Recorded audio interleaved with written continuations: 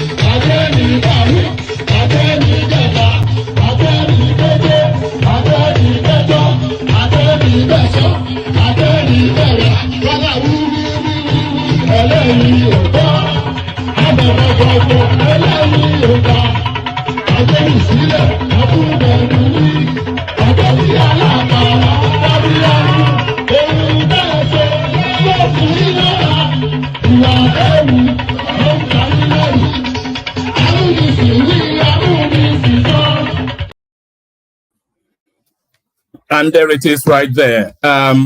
So there it is right there. So good day to you. Good day to you, and how are you? Good day to you. How are you? Good to see you again. So I'm wearing my African apparel today. So that is to tell you that it's a moment in time. So now, there is only really one news going on. I'm sure you know. I'm sure you know what the news is as well. So the Tinubu administration has started. So that's what's happened. The Tinubu administration has started because sometime in the course of today, the fat boy that sits at the top of the Nigerian Senate, he read out a list. Watch this.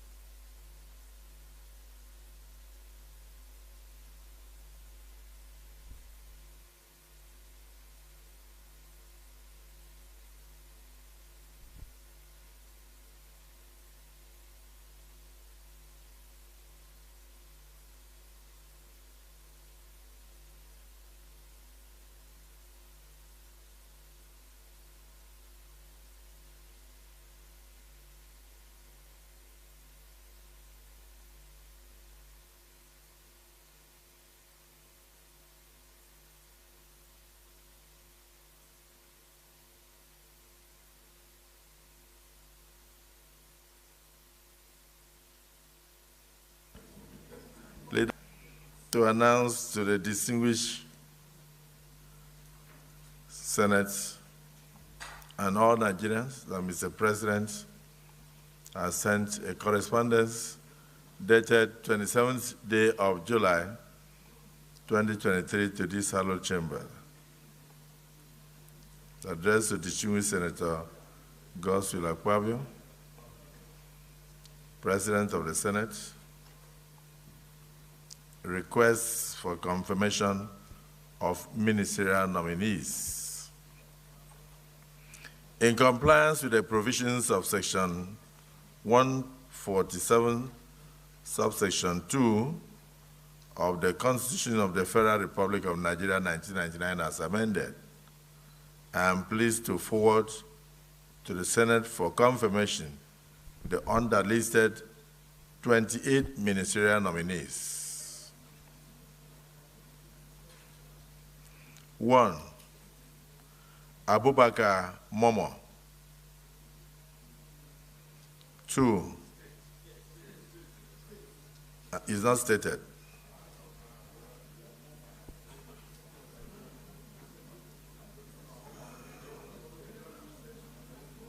Ambassador Yusuf Maitama Chuka, CON.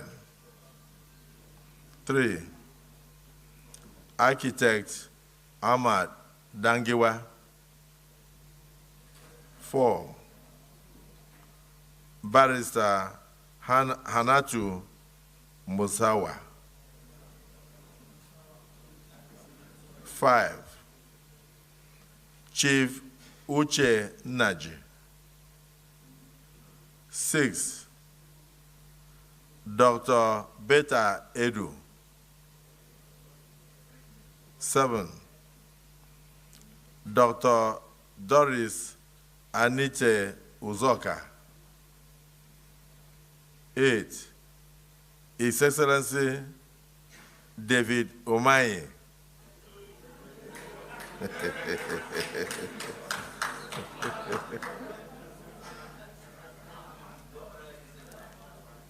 9, His Excellency Ezenwa Nyesom Wike. 10, His Excellency Mohammed Badaru Abubakar, CON. His Excellency Mohammed Badaru Abubakar, CON. 11. His Excellency Nasir Ahmed El Rufai, CON. 12. Right Honorable Ekperikpe Ekpo. 13. Honorable Nkiru Onyechiocha, Onyechiocha.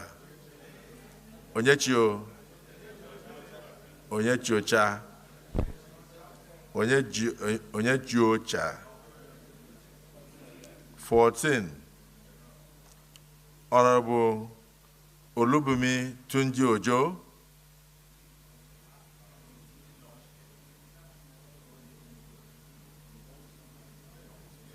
15. Honorable Stella Okotete. 16. Honorable Uju Kennedy Ohaneye.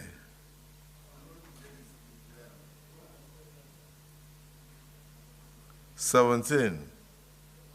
Mr. Bello Muhammad Goronyo.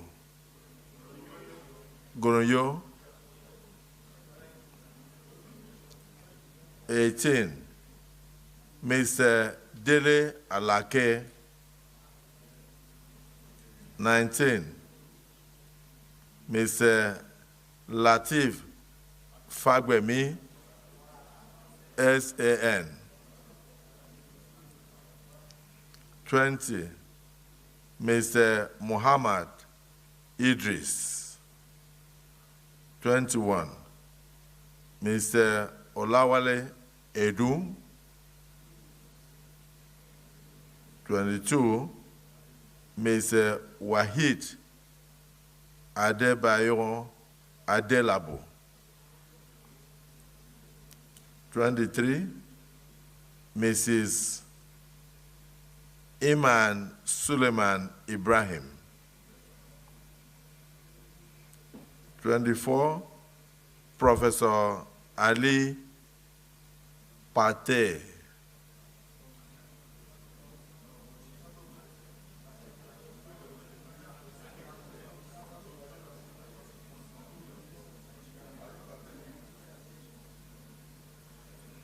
25.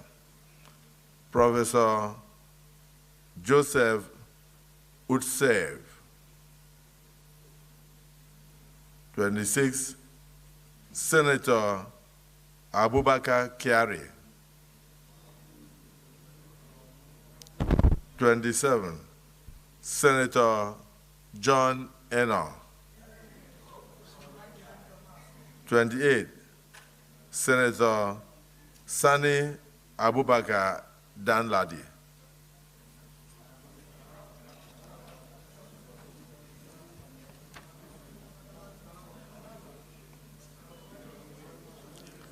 While noting that the above list is not exhaustive and that additional nominations will be sent in due course, I hope that the aforementioned nominees will receive the expeditious consideration and confirmation of the Senate. Please accept, distinguished Senate President and distinguished senators, the assurances of my highest regards. Yours sincerely, signed, Bola Ahmed Tinubu, President, Commander-in-Chief, Federal Republic of Nigeria. Distinguished colleagues, in view of the fact that we have not emplaced all our committees, this correspondence from Mr. President is committed to the Committee of the Whole. Leader of the Senate.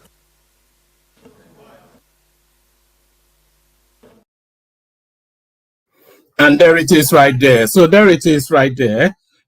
So the Tinubu administration kicks off officially.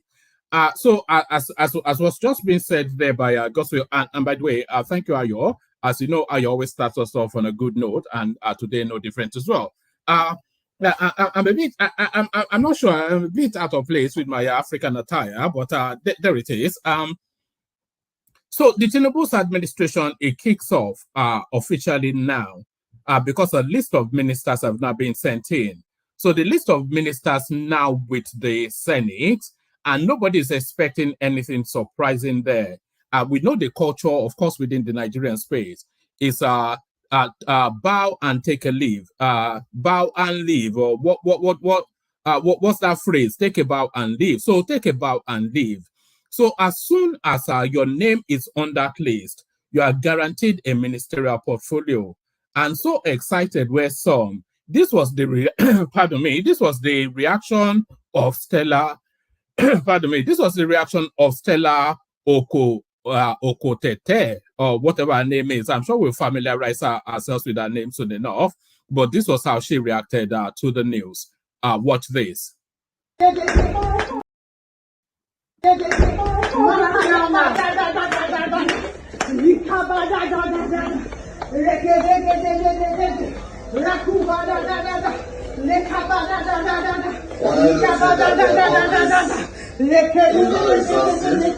Worship you, Jesus. I give you all the praise. I give you all the glory. In the name of Jesus.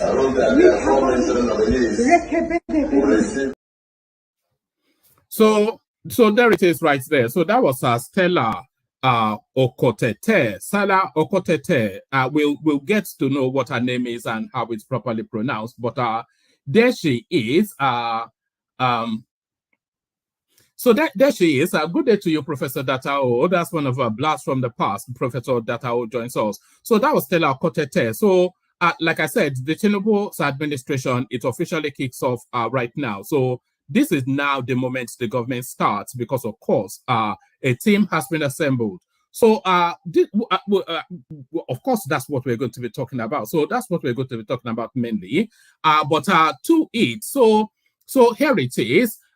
Full list, 28 names in Tinubu's ministerial list. So with 28 names, that tells you then that is not the full complement. So there are still names to come. I think they've just really sent in this name to fulfill the legal requirement of that 60 days that they're compelled to submit a name to submit the names by. Full list, 26 names in Tinubu's ministerial list. So we go through them. A lot of surprising names, but what is the body of it? What is the body of it? That's the thing. I'll give you this quickly. Because you've already heard from Godswill Akpabio, now hear from me. 28 names in Tinubu's ministerial list. So the Senate President Godswill Akpabio read the names on the floor of the Senate during plenary. President Bola Tinubu on Thursday sent the long-awaited ministerial list to the Senate with some expected and surprise names making the cut. The Senate President Godswill Akpabio read the names on the floor of the Senate during plenary on Thursday. Some immediate past governors, including Wike El Rufai of Kaduna State, Yemson Wike of Rivers State, and David Umahi of Ebonyi State, made the cut. So we've all the way through we've been saying that El Rufai will be on that list, so no surprises, and we've even gone as far as to attribute a portfolio to him. So almost likely the Minister of Power. And then Yemson Wike, our anticipation is that he's going to get something Niger Delta related. Dave Umahi, probably Minister of Works and Housing, so all of that. So the full list, Abubakar Momo. So a lot of names you may not be familiar with, and if you're familiar with them, you can talk us through there. And by the way, before we even go any further, congratulations to the Falcons who gave the Australians a thorough beating. So if you don't see Thomas today, then you know that he's somewhere licking his wounds. But back to the ministerial list. Abubakar Mama, Yusuf Maitama Tugar, Ahmed Dangiwa, Anatu Musawa, Uche Nanji, Beta Edu. So that Beta Edu, we've been profiling her in the course of this session because she's a breakout name. So she's a breakout name in this particular list. Doris Uzoka. So a lot of these names are just popping out as new. And the one thing that you can say immediately off the bat is that he has not padded it out with political patronage. Because we don't see a heavy weight of politicians on this list. And we'll be going through the people that did not make the list as well. Doris Uzoka, David Umahi. So now, a lot of people had the anticipation that he will be on the list, but people argued that he's too big for a ministerial portfolio. He's off the major opposition party and all of that. And Zowo Yemson Wike. So Yemson Wike makes the list. Mohammed Badaru Abubakar. So he just immediate past governor. Nasir El Rufai already got a mention. Eparipe Epo. Eperipe Epo. So a lot of these names they don't roll off the tongue just yet, but give it a week, then they'll be like your next door neighbor. Even Akpabio struggled with this one. Nkeruka Onyejocha. So she's there. Olubunmi Tunje Ojo. So that one comes readily. Stella Okotete. We saw her dancing in the light. Uja Kennedy Ohanenye. So a lot of you may be familiar with this name. So if this name doesn't, if it rings a bell with you, then rightly so. Uju Kennedy Ohanenye. I'm sure it will ring a bell with a lot of our panelists here. Because of course, in the cut and thrust of the APC primaries, she was the only female name vying for the APC ticket. So she was a presidential aspirant at the primary level. She was one of the ones that stepped down for Tinubu. She was the only female that stepped out for Tinubu, being the only female, of course, that bothered to buy a form. So there she is. She's gotten her reward. Bello Mohammed Goronyo. Dele Alake. So Dele Alake, he's already, of course, acting as the spokesperson of the government. So it looks as though then he's been upgraded. So now this name now, we are ascribing portfolios to some names instantly, and instantly you ascribe a portfolio to this name. Lateef Fagbemi. So Lateef Fagbemi, he served no other purpose in life other than purposes legal. So man and boy, he's been a lawyer all the way through. That is the one sole area of expertise. So that is your Abubakar Malami right there. So that is the Attorney General of the Federation, almost with some certainty. Mohammed Idris, or Muhammad, not Mohammed, but Muhammad Idris. So I'm not quite sure about him, but I will find out. Olawale Edun, a lot of people speculating Minister of Finance. Wahib Adebayo Adelabu. So there he is right there. We have to familiarize ourselves with him as well. Imam Suleiman Ibrahim, Ali Pate, Joseph Utse, so whoever he is, Abubakar Kyari. I can't recall an administration that did not have a Kyari of some form in there, so he makes the cut. And John Eno, and at the 28th, but not the last, Sani Abubakar Danladi. So Sani Abubakar Danladi. So that's the list of the 28. And as you know, it's usually a minimum of 36 ministers. So quite a complement of ministers still to come. But these are the names that we're conjuring with at the moment. So the one thing that immediately springs out is that a lot of these names you are not familiar with. And that has to be a good thing. But it will be a better thing when we get to know their CV. But essentially, it's not a recycling of traditional names. The traditional names, Umahi, Wike, even Wike is left field because he's of a different political party. El Rufai, a lot of people had the anticipation. So if you take out those two names, I'm not quite sure there's any other name. And yes, if you take out those two names, I'm not quite sure there's any other name. Yes, Abubakar Badaru. So if you take out those three names, I'm not sure there's any other name that comes from traditional politics. But what is their CV? So in the course of time, we'll be finding out what their CV is. But certainly, we'll be spending a lot of time digesting these characters. We'll be spending a lot of time digesting these characters. We make a pit stop with this, though. NNPC uncovers 240 illegal oil refinery pipeline connections in 1 week. So it looks as though the crackdown has begun on that space. I wish them luck anyway, but really it's more a systemic change that that space really requires. NNPC uncovers 240 illegal oil refineries pipeline connections in 1 week. So the siphoning of the Nigerian oil. The Nigerian National Petroleum Company Limited says it recorded 240. And by the way, the composition of the NNPC has not changed. So why all of a sudden are they now being proactive? We never heard any of this report in the last 8 years, and the same complement of team that is in charge of NNPC now was the same complement of team that was in charge of NNPC throughout the Buhari administration. So what's now ignited now this proactive sort of thrust is the question. The Nigerian National Petroleum Company Limited says it recorded 240 incidents. I'm not quite sure if incidents is grammar actually. The Nigerian National Petroleum Company Limited says it recorded 240 incidents pertaining to crude oil theft and pipeline vandalism in the Niger Delta in 1 week. NNPC, in a documentary on its social media handle on Wednesday, said the incidents mostly occurred in Bayelsa State between July the 15th and the 21st, 2023. So there it is. So what were they doing for the last 8 years of the Buhari administration is the thing.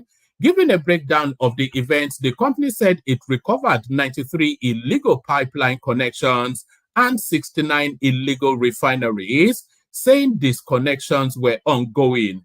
War on crude oil theft, 93 illegal pipeline connections discovered, and 69 illegal refineries destroyed in the Niger Delta in the past week, the company wrote. 27 pipeline vandalisms, 30 arrests / wooden boat / trucks, 13 vessels, 5 oil spills, 1 document validation, and 2 illegal vessels. Some of the illegal refineries and pipeline discovered were located in Ukata and Abua, River State, and Gokoda, Delta State. In the documentary video, the NNPC said the illegalities were in the documentary video. The NNPC said the illegalities were discovered during its maritime using its maritime intelligence system. The oil firm added that repair work was ongoing on the vandalized pipelines. 27 cases of pipeline vandalism were recorded and are being repaired. 13 automatic system identification infraction. Anyway, that's the gist of that. We're not going to bore too heavily into the minutiae, but there is NNPC being proactive. So let's move on from there. So this will constitute our human interest story for the day. UK-based Nigerian doctor loses custody of son after flogging him with a belt. So this is the thing, though. You cannot bring that Nigerian culture into more civilized climes. You pay the price, and she's paid the price. UK-based Nigerian doctor loses custody of son after flogging him with a belt. So flogging him with a belt, she might well lose her license to that as well. But back to the ministerial list. States left out of Tinubu's ministerial list revealed. So we'll find out which states did not get to have a minister on the list.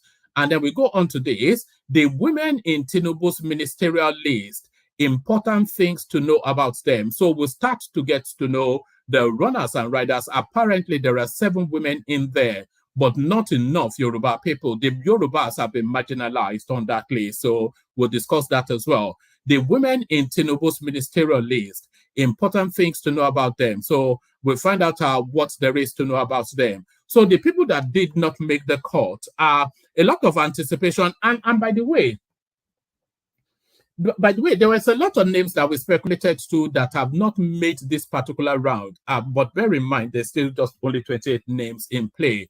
But Ganduje, so Ganduje, I think he was stabbed in the back, of course, by Kwakwanso, who reignited that dollar narrative and is pursuing him with the law.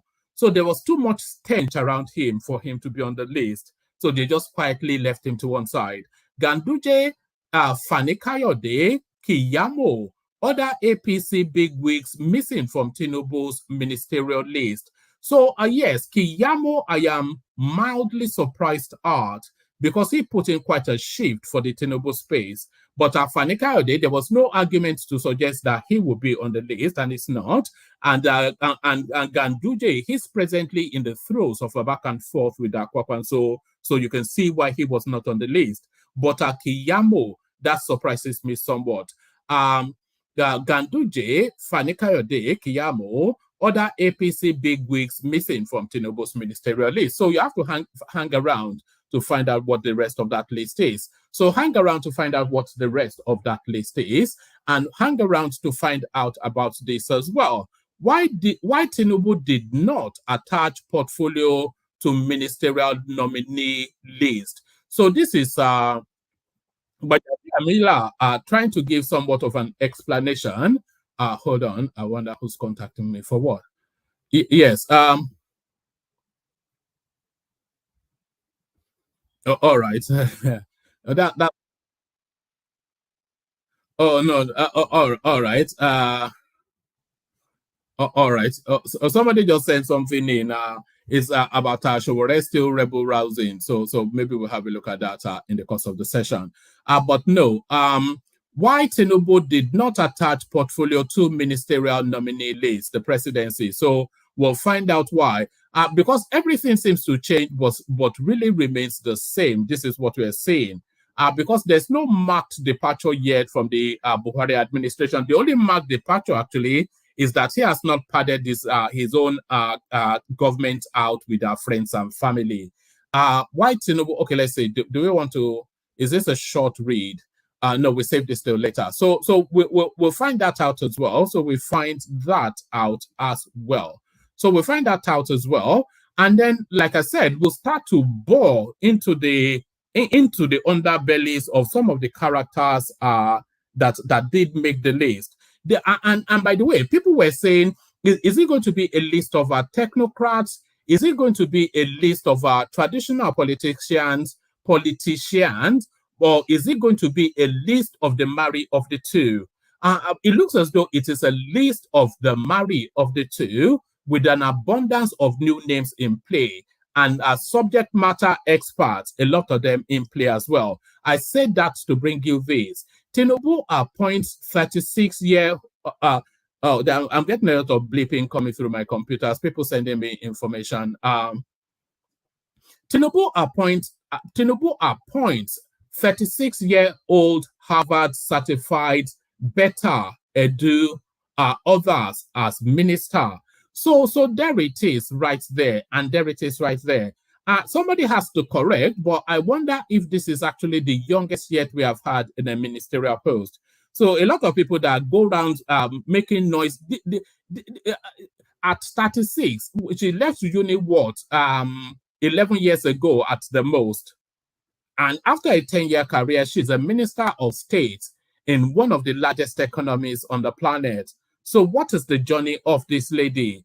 Tinubu appoints 36-year-old Harvard-certified Beta Edu, others as minister. So we get to meet Beta and find out what her story is.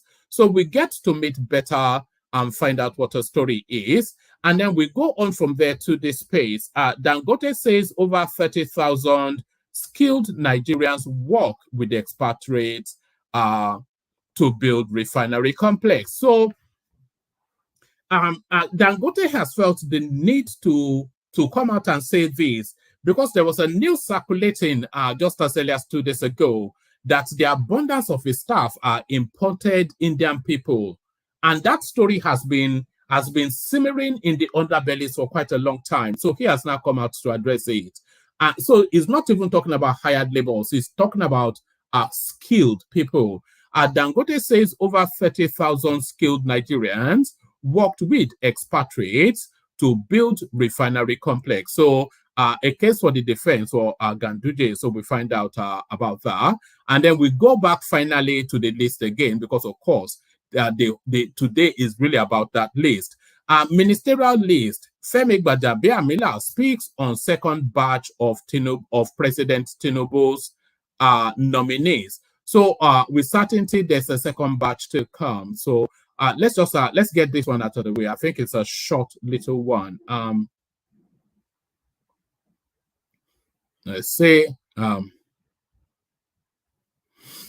right. Tinubu is set to release a second batch of ministerial list, Gbadabiamila said.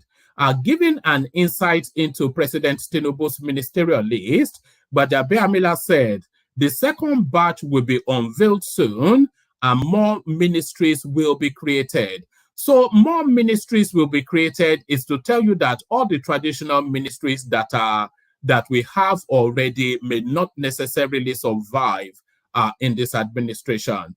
So he said, Mr. President intends to separate portfolios or restructure the ministries in such a way you might be hearing of new ministries that were not standalone ministries before. So the process continues. Nominees are chosen after undergoing strict personal screening by Tinubu, Gbaja said. I'm not quite sure what level of strict scrutiny Abadaru went through. He was the backbone for Abacha. What sort of scrutiny did El Rufai go through after all he has said and done? Gbadabiamila said the nominees were chosen after undergoing strict personal screening by the president. What does that even mean? Tinubu has no capacity to screen anyone. It's the security agencies, isn't it? He said that a second part comprising 13 names would be sent to the assembly, adding that this was part of the process of having a cabinet for the administration.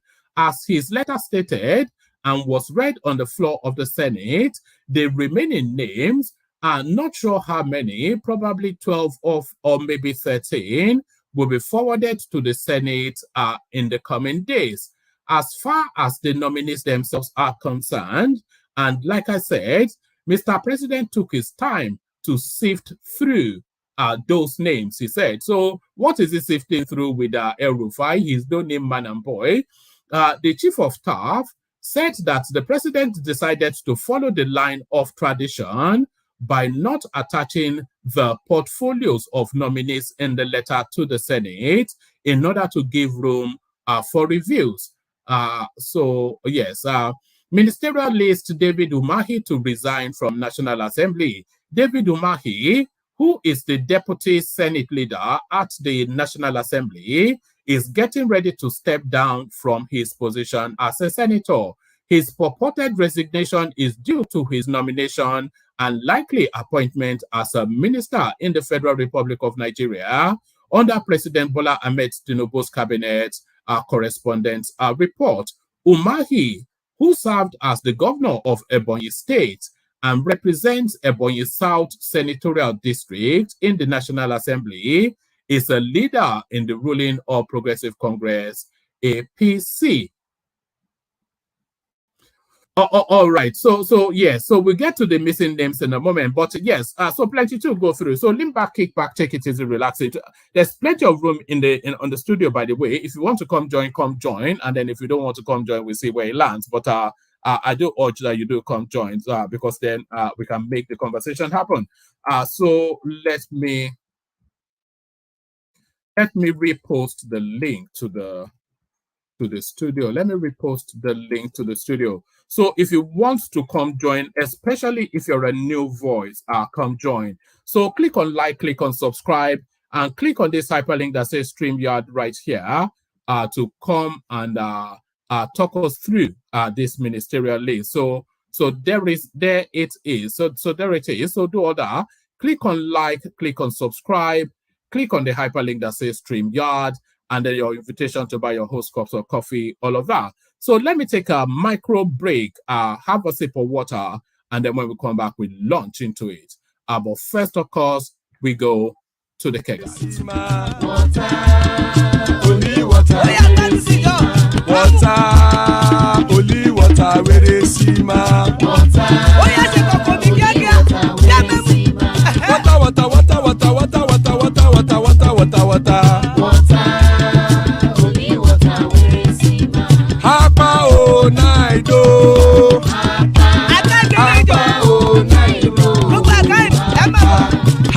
You don't come oh.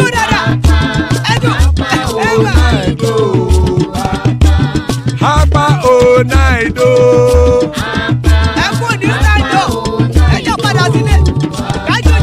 Oro keke elemu ye o.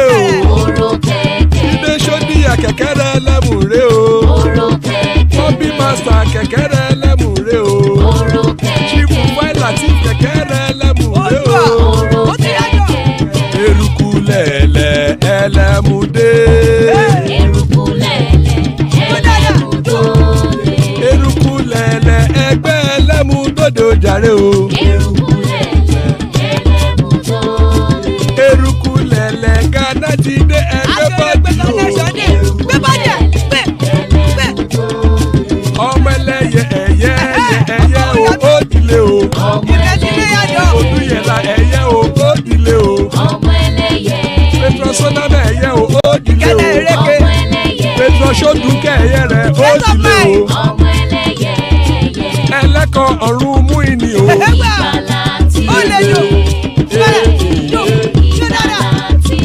Àkùkọ ọ̀run mẹ́kọ̀.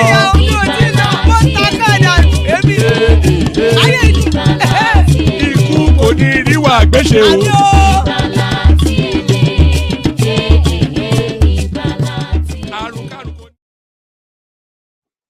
And there it is right there. Àkùkọ ọ̀run mẹ́kọ̀, the cockerels of the heavens don't crow yet.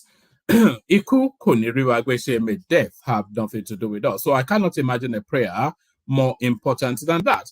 So amen to that on behalf of myself and you, my friends. So there it is, right there. Iku kò ní ríwà gbéṣe. So Iku kò ní ríwà gbéṣe as we launch straight into it. So let's launch straight into it. States left out of Tinubu's ministerial list are revealed. President Bola Tinubu transmitted the much anticipated ministerial list to the Senate on Thursday. The list was presented to the Senate by Tinubu's chief of staff, Femi Gbadabiamila. The names on the ministerial list include some former state governors, technocrats, and serving personal assistants to the president. While Nigerians were waiting for the list, it was expected that Tinubu would appoint his ministers from across the states of the federation. Correspondents, however, observed that some states failed to make the list of the ministerial nominees. So there are still 13 slots left to be filled, by the way. So no panic just yet. But the states that did not make the first cut are Adamawa, Bayelsa, Gombe, Kano, Kebbi, Kogi. So now the name that stands out, of course, Lagos State. There was nobody from Lagos State on that list of 28. Nasarawa, Osun. So there it is. That's the Yoruba marginalization right there. Yobe and Zamfara. So there it is. The states that did not make the list. But the people that did make the list, let's meet some of them. The women in Tinubu's ministerial list, important things to know about them. So what are these important things to know about them? President Bola Tinubu transmitted the much-awaited ministerial nominee list to the nation's Senate on Thursday. According to correspondents, the list contains 28 nominees for the various ministerial positions. Correspondents' findings show that women constituted a quarter of Tinubu's ministerial nominees are unveiled by the Senate on Thursday. And by the way, so that settles one score. So his promise to have a good gender mix, that settles that score. A quarter of that list is a, you cannot say that is sufficient enough, but that is certainly a quantum leap from what traditionally obtained. So a quarter of the list are women. And then we're going to be looking at the ethnic composition as well, because from the readout of that list, even from that 28 list of names, I don't think the Southeast especially can claim any form of marginalization. They were generously represented on that list. So, and there was not even a Yoruba person that I could identify on that list, apart from Dele Alake. President Bola Tinubu transmitted the much-awaited ministerial nominee list to the Nation Senate on Thursday. According to correspondence, the list of 28 named nominees for various ministerial positions. Correspondence findings showed that women constituted a quarter of Tinubu's ministerial nominees unveiled by the Senate on Thursday. The women are Hannatu Musawa, Betta Edu, Doris Aniche Uzoka, Nkiri, I won't attempt her last name, Stella Okotete, Uju Onanye, and Iman Suleiman Ibrahim. So I thought that Imam was a man, but there it is. The proportion of women on the ministerial list fell short of the 35% threshold recommended by affirmative action. Tinubu's promise. During his inaugural speech shortly after his swearing in, the president promised to feature women and youth prominently in his administration. So I think those two promises were actually fulfilled under just the name of that Betta Edu, a 36-year-old woman who is a minister of state within the Nigerian state.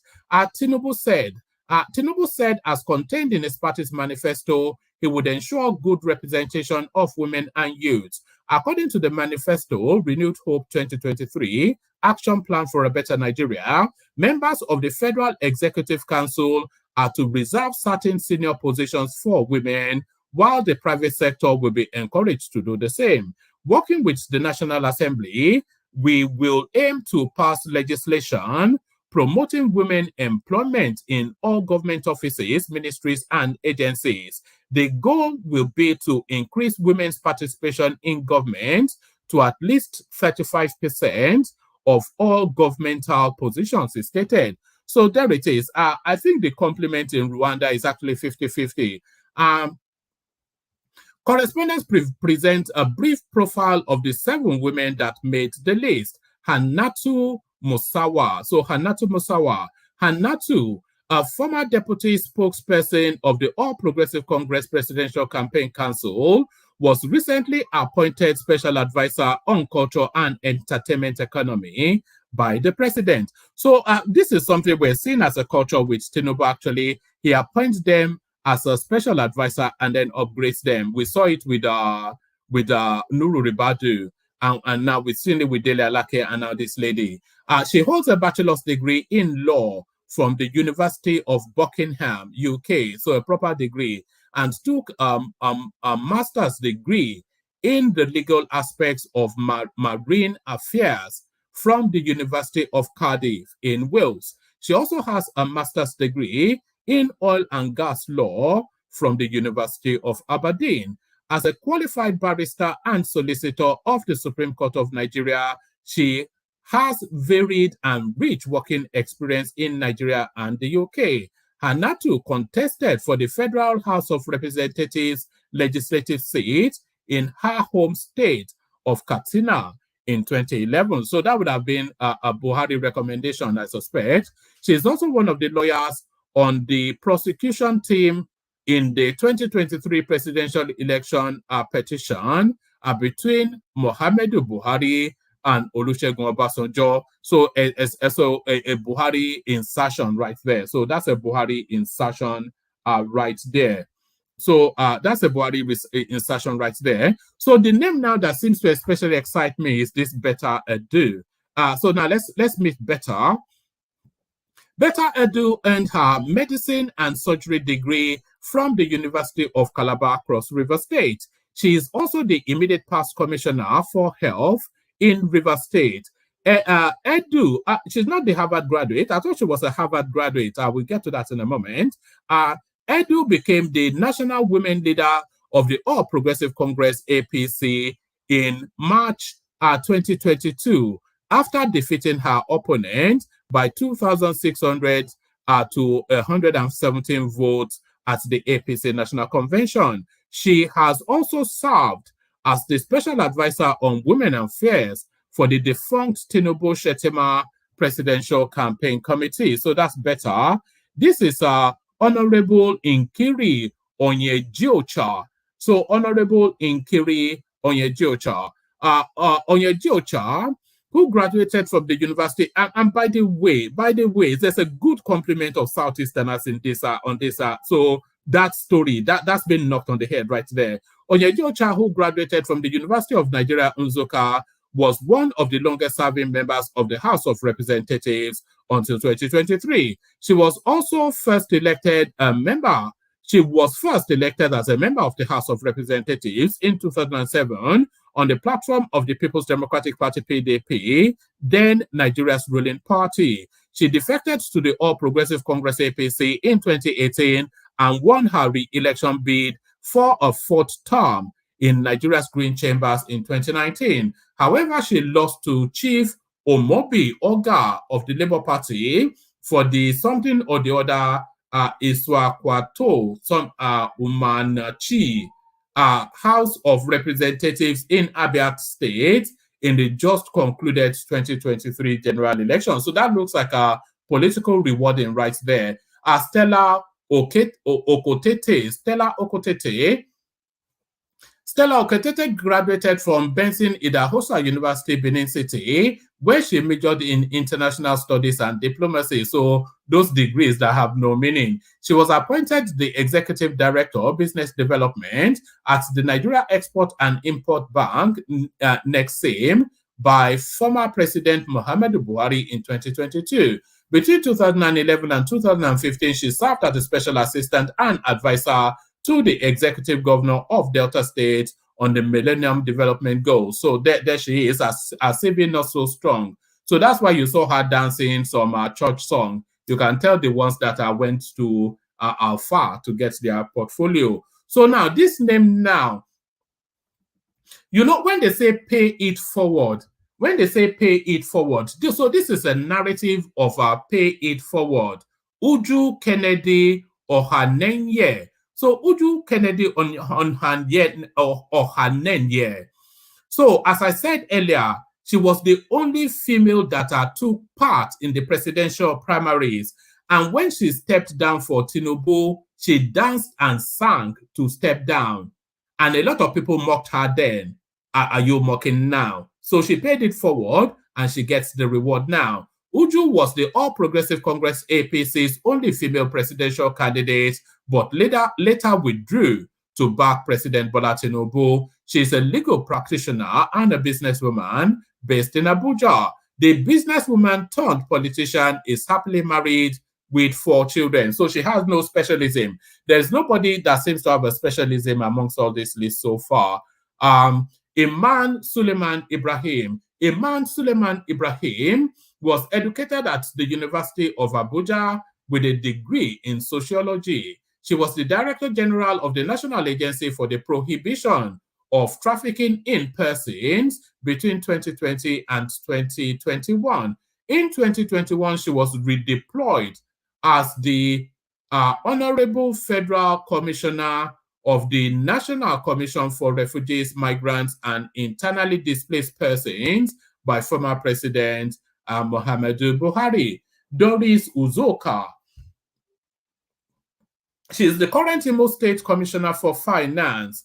So I wonder what portfolio then she gets. She's the current, is this Kemi Adeosun revisited? I wonder, is this Kemi Adeosun revisited?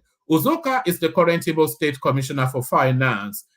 She has also served as the SA Presidential Policy Advisory Council and National Economy. Uzoka is said to have had decades of political and professional affinity with Lagos and was an easy pick for Tinubu because of her background in the finance sector. She has little or no scandal attached to her name. So I think for them to feel the need to highlight that, that is to tell us then that a lot of them do have scandals attached to their names. So those were the people that made the court. These are the people that did not.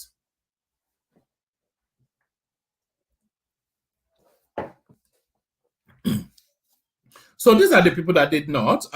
Ganduje, Fani-Kayode, Keyamo, other APC bigwigs missing from Tinubu's ministerial list. So let's go through that.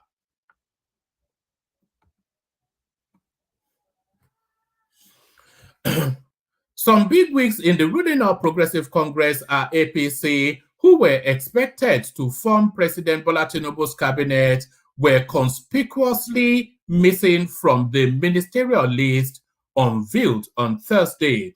Correspondents had earlier reported that the Senate President Godswill Akpabio read the list on Thursday as forwarded to the chambers by the presidency during a plenary. Femi Gbajabiamila, former Speaker of the House of Representatives and presently the Chief of Staff to the President, delivered the list to Akpabio.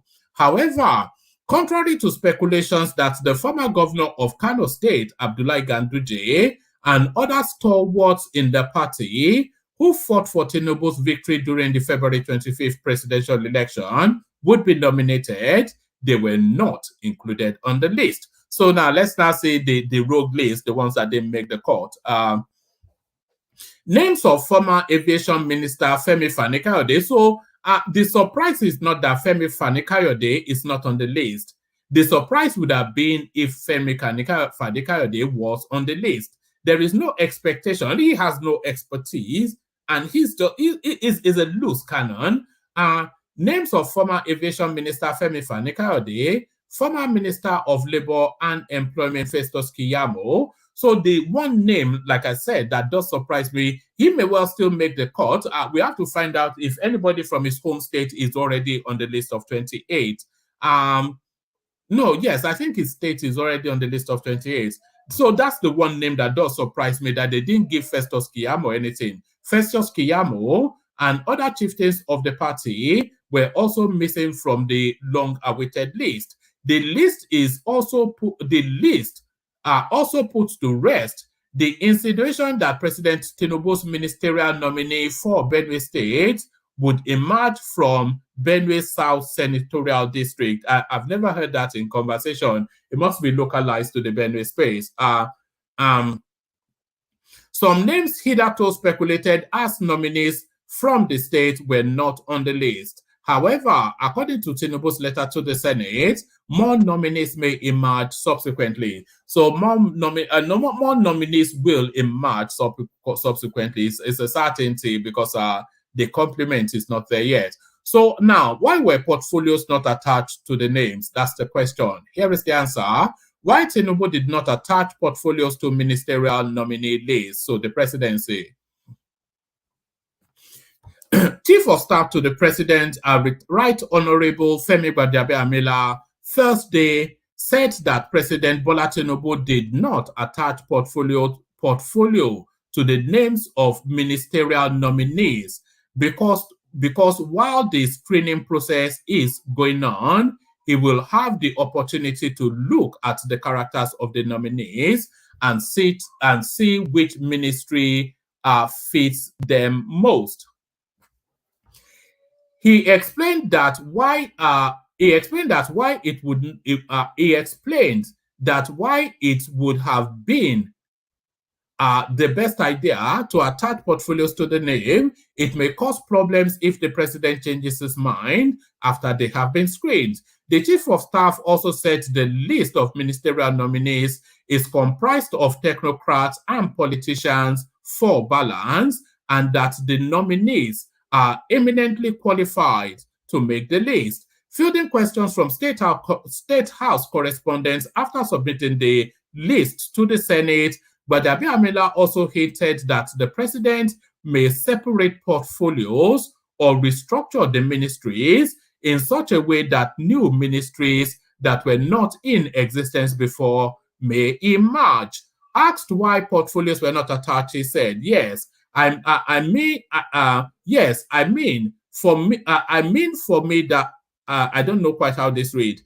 Yes, I mean for me that would have been one way to go about it. It would have been a welcome development. As good as that sounds, it's a straitjacket.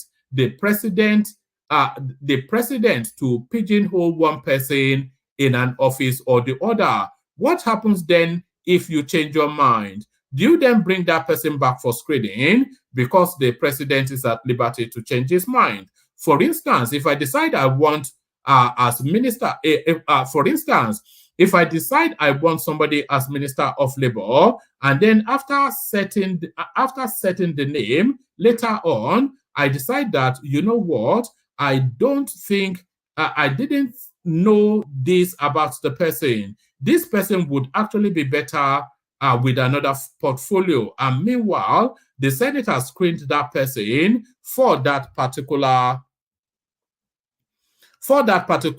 initial portfolio. What happens then? Do you rescreen the person? So a lot of things have their merits and demerits, advantages and disadvantages. I like the idea of attaching portfolios, I actually do, because it makes it necessary for the Senate to know exactly what you're asking and what you're looking for. But for now, it's been thought wise that we stick with it. It is not actually wise, and I find that somewhat of a feeble reasoning. If somebody has an expertise of a particular leaning, then just give them portfolios that fit with that expertise. That's just the thing. But it's just feeble. I find that somewhat feeble, I have to say. Let's see. Did we have, yes, we had the CV of this person.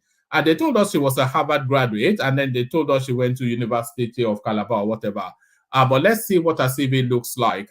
Let's see what her CV looks like.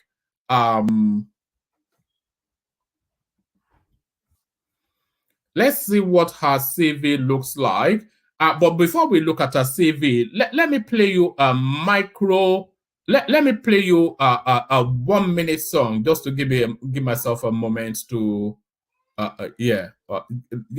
just stay right there. Watch this one. Olé your right.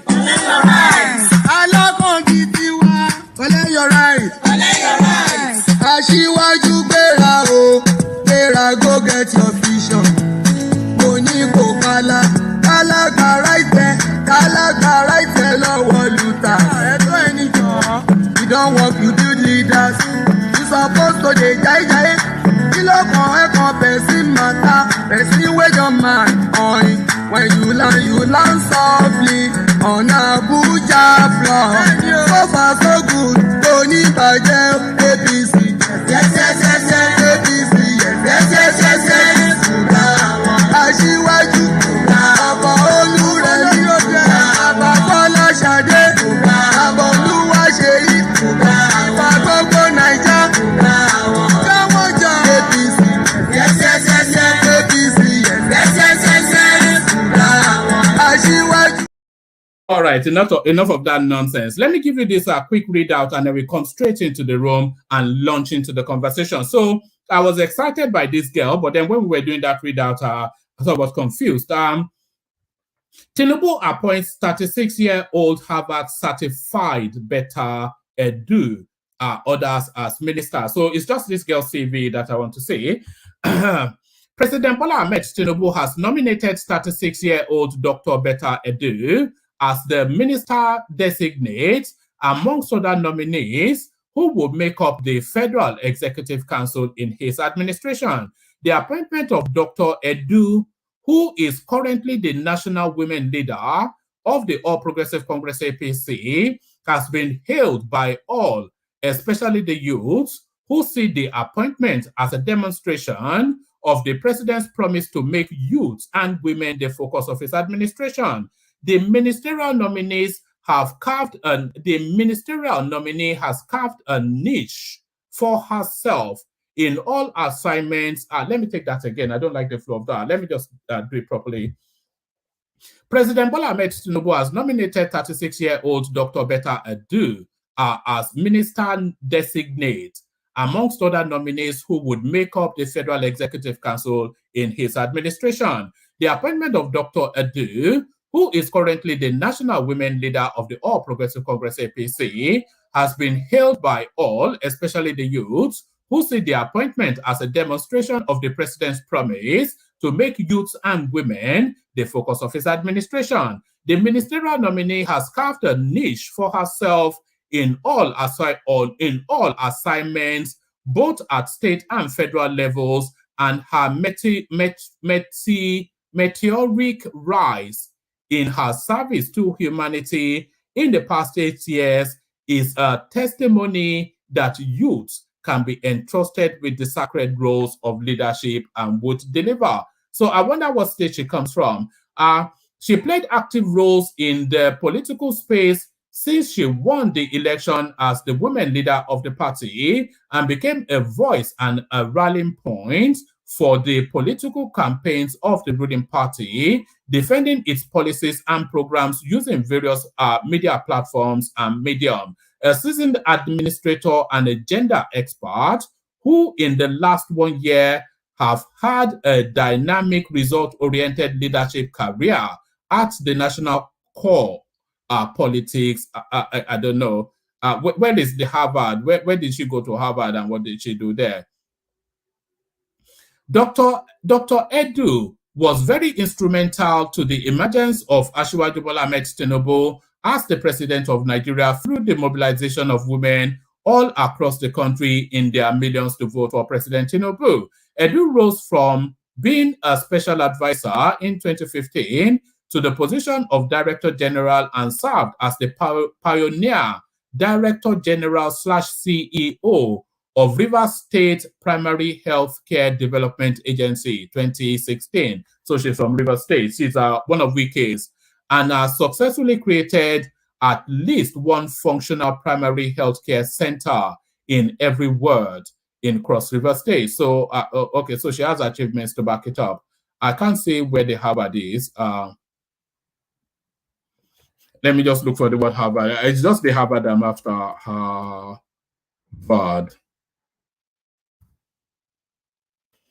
Okay. Sorry, let me just see what. All right. Right. Edu is a Harvard certified medical doctor and public health specialist. Edu, a Harvard certified medical doctor and public health specialist, has shown great passion for humanity. So I don't know quite what Harvard certified means. Completely different from Harvard trained, I wonder. But what do I know? I'm just a dumb head. Let's come to the people who are not dumb heads then. Enigmatic Honde joins us. Good to see you, Enigmatic. Solomon joins us. Good to see you, Solly. Beware of spinners, or otherwise known as rational mind. Folly B joins us from Lagos. And Adanle Koko, the mighty one, in the house. So let's get into the conversation. Let's get straight to it. Good to see you here, especially Enigmatic. So this is your meat and drink. What are you making of Tinubu's list? Enigmatic Honde. Good day, woman. And Otto Dometa. Yeah. So I saw I hope he's listening. Thomas, I saw his messages and missed calls. I tried to call back twice. I couldn't because a bit more we love our national can be so classified stuff. But anyways, thank God that I think finally we are seeing the Asiwaju's team, gradually getting on board, and then I'm not really excited though. So let me just say that there are some But I'm happy I see some few changes a little bit, at least. So far out of the 28 people on the list, at least we have 25% representation for the women. That is okay for now. I will start with the ones I don't really want to see on the list. Badaru and Bagudu. Those two are proper misfits. But of course, I understand their political relevance. You know, you have to say it's a blend of technocrats, political, let me say, artists, and then the community leaders, basically. So that's the way I would see it. And then I see some upgrades for Wale Edun from SA to a minister designate, same as Dele Alake. We have the same with Dave Umahi and the Bumitunji Ojo from Ondo State. Smart, very young and very articulate guy, very, very smart guy. That Bumitunji Ojo. His meteoric rise in politics has been so interesting. Is a male? I thought that was a female, but I carry on. No, it's a male dude. It's a dude. So a very young guy. I think in his, I can bet that he's less than 45 or almost 45. Very young. So and he's very close to Ashwaju. So it's one of those guys that they are trying to rebrand and to rebrand APC in Ondo State, and what the similar scenario is playing out in Oyo State. Adilabu is on the card because they want to rebrand APC in Oyo State, and then Osun State, they've not really. I don't think they have their candidate on the list yet. We still have like 12 states that will still be on the list. 12 states will still be on the list. I mean, 12 states, we are still waiting, outstanding 12 states. And out of those 12 states, do not forget constitutionally too, there will be 6 of them that will be representing each of the region. So the Northeast the Northwest has already been represented by the second person from Katsina State. There are 2 candidates from Katsina State so far. Musawa, that lady from Buckingham, and Anatu, yes. Anatu Musawa, yes. She was supposed to be in Buhari's cabinet, but she was sabotaged all through. So basically, and then the other one from Katsina State is the one that will be representing the Northwest region.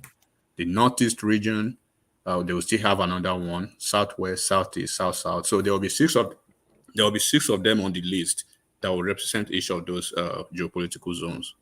So basically, better I do if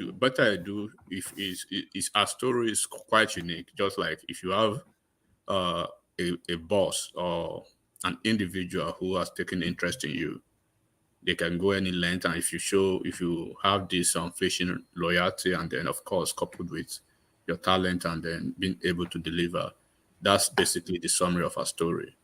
Ayade took her in. First appointment was a essay on maybe health matters or whatever. Then to Director General of their one of the agencies in Cross River State. Then to Commissioner of Health. And then from there, she actually had a national prominence when she became the youngest Commissioner of Health, and then the chairperson of the Commissioner of Health nationally, in the whole of the federation. She was the chairperson of all the commissioners of health in all this federation.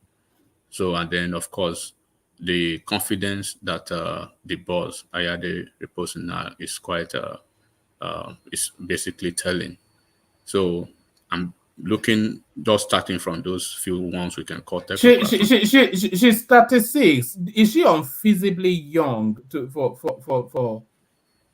I know they say not too young to run, but when did she even leave uni that she's already a minister? Is she making you reflect on your? Is she making you reflect on your life, enigmatic?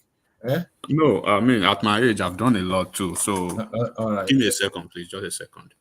No, it's good though. That's what we want to say. But There are certain names on there, names like El Rufai, because in the build up to this list, we've had quite a lot of conversation, and we've always been of the anticipation that El Rufai will be there. So he's there, but a very controversial figure, especially some of his recent pronouncements.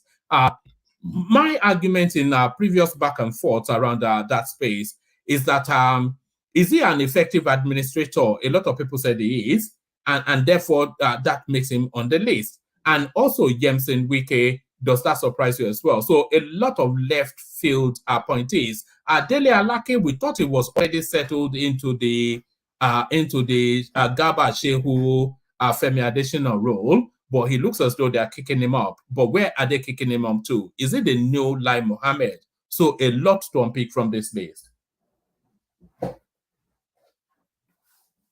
Enigmatic. All right. I think Enigmatic may be caught up in a moment. So can you still hear my voice? By the way, if you can still hear my voice, let me bring Bishop into just to fill in the gap until we get Enigmatic back. Bishop. So now you were never one for all of the speculations that we were having around this list. But now the list is out. What are you making of it? It's a lot of people feel that it's somewhat balanced, but do you? Okay. Good evening, fellow compatriots, or wherever it is joining us from. Please click on the like button as you come. I think well, there is no way you have a list that will be applauded and celebrated by all. People will come up with all manner of criticism. So, but I think the list kind of balances out, crosses the threshold, and meets some expectations here and there, not too much politicized. The mix of I definitely was one of the I'm one of the people that did not raise my hopes too high, because I know we're not going to bring ministers from the mass or from heaven. It's still going to be people that have paid their dues, that we can, verify some of their previous achievements and the rest. At least we can trace their confidence. So I'm not too disappointed because I've portrayed my expectations have an issue. If we go through the list, one after the other, which quite a number of them that are familiar with some of us, and I think based on that and their track record, and they always say that the chain is as strong as its weakest link. So who are the weakest link there? Let's see that maybe the president will have to do a breathing down their neck for them to perform. I don't really think that there are too many of such characters in place, and people will be there will be competition to outshine, or people who want to be reckoned with, they want to register to etch their names in stones, and considering the fact that the expectation of the appointed the president himself, is high, and he, like they say, kind of micromanages, want to know what your input and the rest is, and there's quite a lot to be done. So I don't think there will be dull moments, even if some of them want to dull. I don't think so. So let's start from who are the weakest link. I really have not seen anybody that can say, oh, this one is a weak link at this time. Maybe I've not seen them enough. The woman, the lady is fairly balanced, and I was here expecting at least minimum of 10 or 11 more nominees.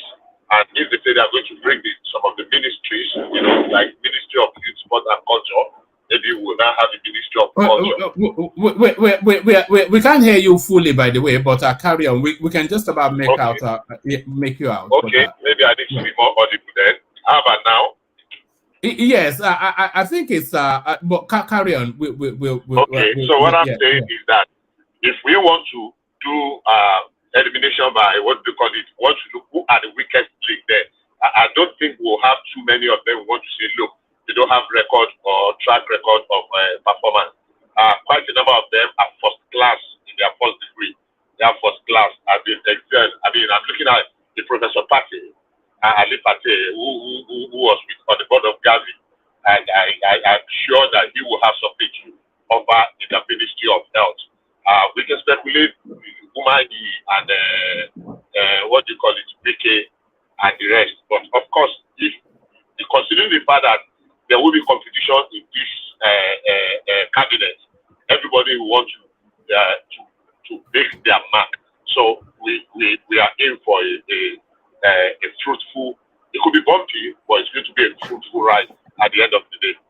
All right, brilliant. So we wait for Enigmatic to signal that it's ready for us again. But as we are waiting, because this is usually his space, he likes to talk to this.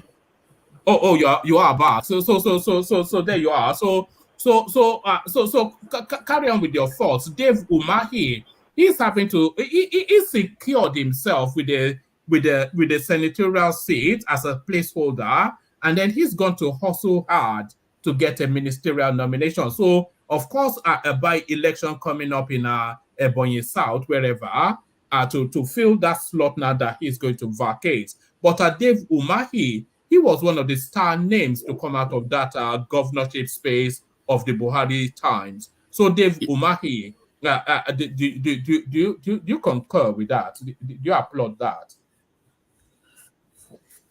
Yeah, by virtue of his antecedents in office, of course, it's one of the. I think if we have to be very, fair to him, and then if we have to be truthful, he should be one of the top five best performing governors of his own, governorship or governors league class. Yes, within that class. Yes, it's. I mean, I know Wike and Umahi, and then Zulum and Fashion and then Lagos State Governor. They are not in their class. So in their class, Wike and Umahi, they are top five. I believe, if not top three, the two of them, and you have those two performers in a single administration now, which is a plus. And then this, I would just say, Tinubu's ministerial list, it showcases a profound, paradigm shift in the executive political administration so far of Nigeria's political history, when you're, emphasizing a multifaceted approach now to governance, and by basically incorporating, technocrats, politicians, and community leaders now into his cabinet, which typically exemplifies, I believe, a commitment to excellence, inclusivity, and then effective decision making. It takes behind the scene a lot of things. He was personally involved, in choosing most of these people. It's not something that some ghost group are pushing some names or people he doesn't know. If you look at people like in certain states, like when you look at those folks coming from the Southeast, you see they are dominated by the females, because typically most of their APC, and this is a big shame to all the with due respect to them, all the APC male group in the Southeast. It's a big shame to them. The ladies are taking the baton from them. In fact, all of them are female. All the Southeasterners are female. Southeast so far, you can see. So they did a lot of anti-party activities. They were involved in a lot of shenanigans during the election. So, like I said, it's a combination. It's a combination of technocrats, subject matter experts in their areas of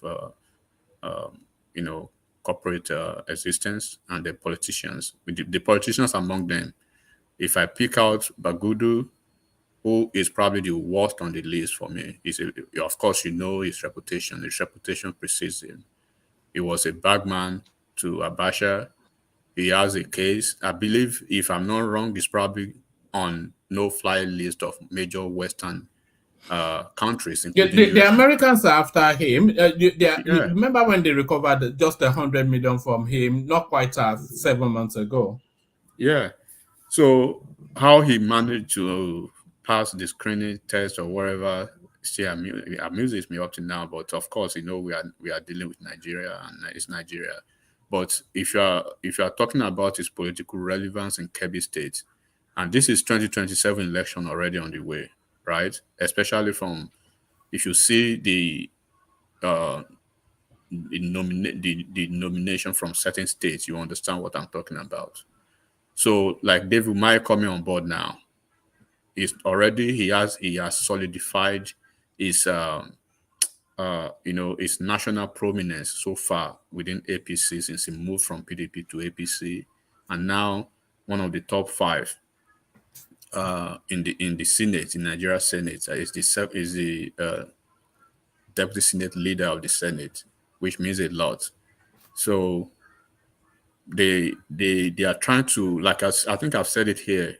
So they are probably trying to groom him to be the political face of APC in Southeast, because they are trying to do away with all these, treasurers, Ken Namani, Oju Zokalu, Izunaso, and all those folks, all do for nothing guys for the party. So they're trying to make him probably be one of the faces of APC in Southeast, with the combination of Hope Uzodinma, and then trying to see if they can turn things around. Of course, not turn things around to win elections, but at least cushion the effect of their chances. Not chances of winning anyway, but at least improve a little bit and bring them to the fold.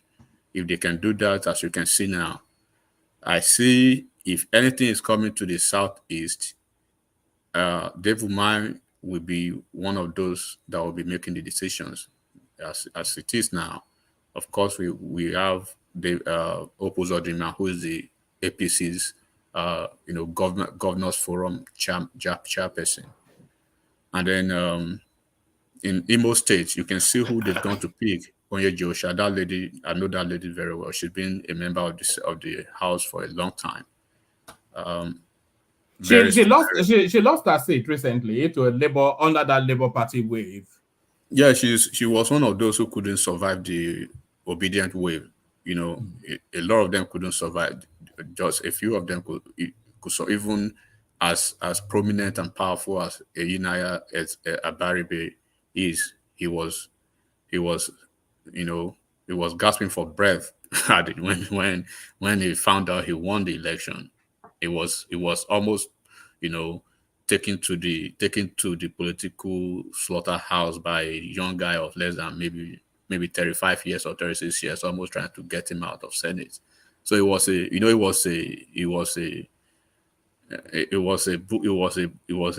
bloodbath, quote unquote, political bloodbath for opposition parties in the Southeast. So if you make it out of that obedient, wave in Southeast, means you have something going good for you. You have to go and do offering in George. Exactly. So, and then APC, they are trying to rebrand from top to bottom now. They are having a new chairman. And let me take you to this space. Some of the names that did not make the cut, they are as surprising as some of the names that did make the cut. Everywhere Tinubu went during that campaigning, right next to him was Abdullahi Ganduje. So his name did not make the cut. It surprises a lot of people, but then what is presently under in Kano State might explain that. But Festus Keyamo, his name is also missing. So there are some names that you thought was and also a lot of speculation that Kwakwanso was going to make that list. He was in and out of Aso Rock so many times we thought he was going to move in. But the names that did not make the cut are especially Ganduje and Keyamo. Does that surprise you? Are you expecting them in the second round? No, I'm not surprised, and I'm not expecting them in the second round. So let me just explain to you. I'm trying to build something. APC they are trying to rebrand. They are having a new chairman, They're having a new party secretary. Better Edu is moving. It's probably going to be the Women Affairs Minister, or it's going to be the Minister of State for Health. The substantive Minister of Health is going to be Prof. Ali Pate, the one from Harvard. He actually had to turn down a job offer from Gavi. So that party is going to be the substantive Minister of Health, not Edu. Edu is probably going to be the junior minister, or probably the substantive Minister of Women Affairs, basically.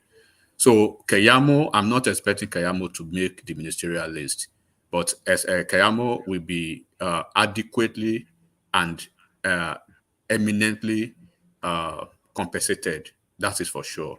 He's going to probably be a board chairman of a very prominent agency in Nigeria, probably NIMASA, Niger Delta, because he has had his run as a minister under Buhari, and there are certain things they are trying to do now. They're trying to reward loyalty. They're trying to reward, the reward system is quite different under Tinubu now. But I can assure you that Keyamo will be compensated. Fanika Ode will be compensated, not as a minister, of course. Osun State is not grounded in Osun politics. The person who is probably going to be the choice of Osun is probably going to be the ex-governor, Oyetola. There's every possibility and every more than 90% that is probably going to be the ministerial, choice of Osun State. So when you look at Femi Fani-Kayode, we have over or almost 6,000 agencies and boards. Even under Ministry of Communication and Digital Economy alone, we have 7 agencies. Under Ministry of Finance, there are 13 or 15 agencies. Under the NSA, under the so there are so many agents under Ministry of Transportation. There are almost 15 of them, or 10. So there are almost 6,000 agencies and parastatals. So there will be, pictorial of appointments for everybody, but not everybody will make the ministerial list. And do not forget, there are some people that are being promoted now, so to say, like Husawa now, that Anatu, Alake, Edun, they have been promoted, right? So they have to fill them up with some folks as the time comes. So I am seeing the possibility of Keyamo being a board chairman, if not Niger Delta, because he was a junior minister at that ministry at the time, because he was seconded before he was seconded to his last portfolio under employment and labor. He was the junior minister under Ministry of Niger Delta then. So there's a possibility he's probably going to be going there as a chairman of that board, or he's going to be one of the board chairmen in time to come. Same as Fani-Kayode. Fani-Kayode will still play a prominent role in the party and in Tinubu's administration, but not, of course, as a minister. And I'm even seeing the possibility of appointing Fani-Kayode into a portfolio that will be behind the scene, but will be very, very good, juicy, because they will try to put him on a leash. But some few months, maybe a year to 2027 election, they will reactivate him back, probably to the media center of the APC to do what he needs to do. But yes, this is what will play out. When you are having this party politics and appointment generally, the inclusion of technocrats, especially in ministerial lineup, it reflects, staunch dedication, to tapping into specialized knowledge and expertise. So what you are seeing now is a blend of all these politicians and the experts. Of course, where Lateef Fagbemi, when I saw that name, I immediately knew who the Attorney General of the country will be, because he has no expertise in anything other than law. So we without missing words, we can say that will be the next Attorney General of the Federation. He's very smart and very articulate. He knows what he's doing, unlike the one we had in the past. Our willful nuisance, Malamin. No, we don't have people like that. And Wale Edun, a technocrat. Dele Alake, a technocrat in his own field, right? So if I have Dele Alake is a journalist, isn't he? A journalist is a technocrat in his field, like I said, right? So no, I'm just trying to imagine the portfolios. Yeah, so it's going a to be journalist and a media person. So Delala Lai is Mohammed going to be the Minister of Information, but his own kind of Minister of Information will be quite different from Lai Mohammed. Those would be more of strategy. Lai Mohammed was quite effective though, but you are saying he's not going to be as frontal as Lai Mohammed was. No, Lai Mohammed was not frontal. Lai Mohammed was just a bare-faced pathological liar. He wasn't doing any job than lying. This one does not need to lie. It's just about strategy, right? And putting certain structure in place where you don't really have to do much. The structure will effectively, do things for you. For instance, when you have NTA, right? NTA doing the job of more or less the national PR of the presidency before what's that obedient guy in Arise TV, Rufai, before Rufai put his own spin on it, right? NTA would have already done the damage for you, so you don't have much to spin. So when you have the institution under Ministry of Information working as effectively as they should and adequately reaching out to their goals, you don't need much to do as a Minister of Information, just effecting the policy and compliance to the standard of the media and the print regulations. Basically, you have Voice of Nigeria. Is it Voice of Nigeria? VON. Nigeria Orientation Agency, NOA, BON, the institution that guides the TVs and media stations, all of them. What's that? I forgot all these people now. So all the parastatals and agency under Ministry of Information working at full capacity optimally to the best of what they're supposed to do. So when they do that, you know that you know how to wield the big stick to all those radio stations who are basically anti-people or basically trying to cause anarchy. So you are not threatening them. You just tell them you have to strictly adhere to. Enigmatic. Let me play you this clip, and then I'm going to ask you what this person is doing on the list, and then after that, I want to bring other voices in as well. But listen to what he says, and then tell me then how he came onto the list. Only one person can be a minister from a state. I will not be a minister. I will not.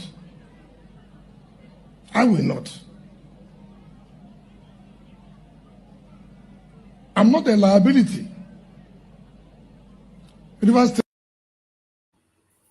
So there he is, but then he's going to hustle hard to find himself on the list. But stay with Wike. Does it surprise you? And if it doesn't surprise you, because of course I suspect you'll be saying he had to be rewarded, how would you deploy him? And is he still a member of the PDP, by the way? So is this now a government of national unity or something? So the Wike space left field.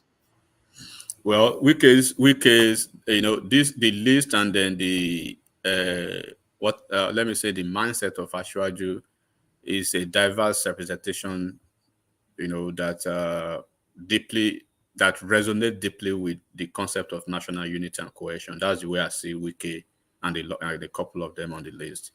So by embracing individuals from diverse backgrounds and regions and even political parties, basically Ashwaju manifests a tangible commitment to inclusivity and equitable representation across board. He said it that he's going to commission inaugurate a cabinet of national competence, right? So it was a very powerful message that fosters profound sense of belonging and loyalty among politicians, and then consolidating the nation's unity as well. Of course, we can't discountenance the fact that Wike earned it, right? So as we've seen, the difference between Tinubu and a couple of politicians, especially somebody like Atiku, is because of his non-treacherous nature to keeping promises. He's not a serial betrayer. it's more or less like a contract. When you fulfill your own part of the end of that contract, then you expect me to reciprocate, in a similar gesture. That is basically what you are seeing here. So, for instance, John Owa Eno, right, the second candidate from Cross River State, you will see Ayade is not on the list. So Ayade tried. It was an agreement because Owa Eno was completely stripped naked politically in Cross River State. He was primed. He was primed to be the gubernatorial candidate. He was going to win the primaries. But of course, Ayade wanted his successor. He wanted the incumbent governor to be the governor. So Ayade took he had all the House of Rep tickets. He had all the senatorial tickets, including himself. And he had the gubernatorial ticket. Onwayeno had nothing. So he was in court and he was going to win the case in court if he had gone to even up to Supreme Court. Asiwaju stepped in and told him on this podium, let this end, I beg you, and publicly told him to withdraw cases from the court. And that was what he did. And he has always done that in the past. If he tells you, wait, just wait and let's work together and let's see the result. If the result pans out fine, you should expect something back. That's what you see. So John Onwa-Eno and Wike is a testament and evidence to the fact that the judicious combination of these community leaders, bodes well for realization of sustainable developments, even among the 6 geopolitical zones of Nigeria, especially now that we are having so much of our fault lines, being basically interwoven almost every day by some selfish individuals or politicians. So Wike on the list, we can debate about Wike's politics. A lot of people do not like him because, of course, I do not expect them to like him, especially from the PDP camp and the obedient, especially the obedient. The PDP, they are more, magnanimous in their own ways of pragmatic, yes, pragmatic and understanding politics. But obedience wouldn't. They were so mad that he wasn't gonna work for Obi. For what? What would have been the result if he had worked for Obi now? No, he's a calculated, serious politician. It's not in the business of politics to assuage your emotion or to placate your cries. No, he's there for serious business.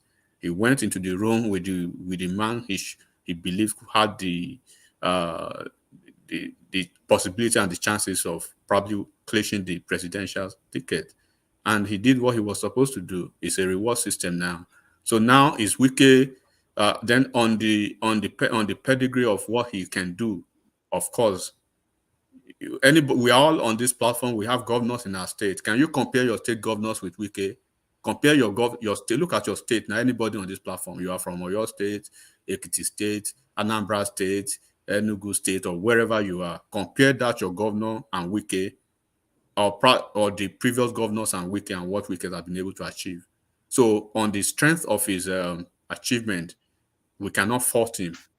Give him any ministry, he will deliver. He will do the job. He has the track record. So are you going to say he does not? He shouldn't be on the list, or he doesn't merit being on the list, or he's not going to perform? So you cannot fault, his performance.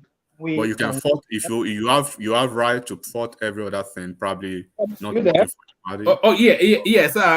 Enigmatic. Rational Mind wants to interject. So have that interjection. Respond to him, Enigmatic, and then I want to go to Kulata, who I'm sure also has thoughts on this at least. Good to see you, Rational Mind. Yeah, I think you might have to come to me because I'll be bailing very soon. All right. But anyway, I still have some more minutes. Anyway, yeah, I overheard when Enigmatic was making some of his analysis here. To me, it's just, but I understand where it's coming from. Where am I coming from? I understand the problem. I know you are pro Tinubu. I know. I need that muscle boy. I'm of Tinubu. So anyway, you said something about Wike. I mean, I don't know. It's like when you compare. We used to say in Nigeria, you're comparing apples and oranges. You know, you're comparing River State to other states. I mean, do you know what River State gets? Do you know the economy, the size of the economy of the River State? You can't compare River State to my own state, say like Ondo State, or say like Ogun State, or say like maybe other states like Nasarawa State. I mean, Wike was able to do what he did because he had the economy for him and he had. So I'm just trying to chip in that so that you understand that if you're talking about, yeah, of course, he did something, he did projects, he did flyover, he's continuing flyover and there. But the point is, you when you compare him to other, I don't think we should be comparing in this time. If he has done it so well, he has done it. But saying that what other states can you call? I mean, governor has ever done like Wike. You cannot compare, say, Abia State with River State because the allocation and whatever the revenue that what's it called? River State gets, it pales that of Abia State.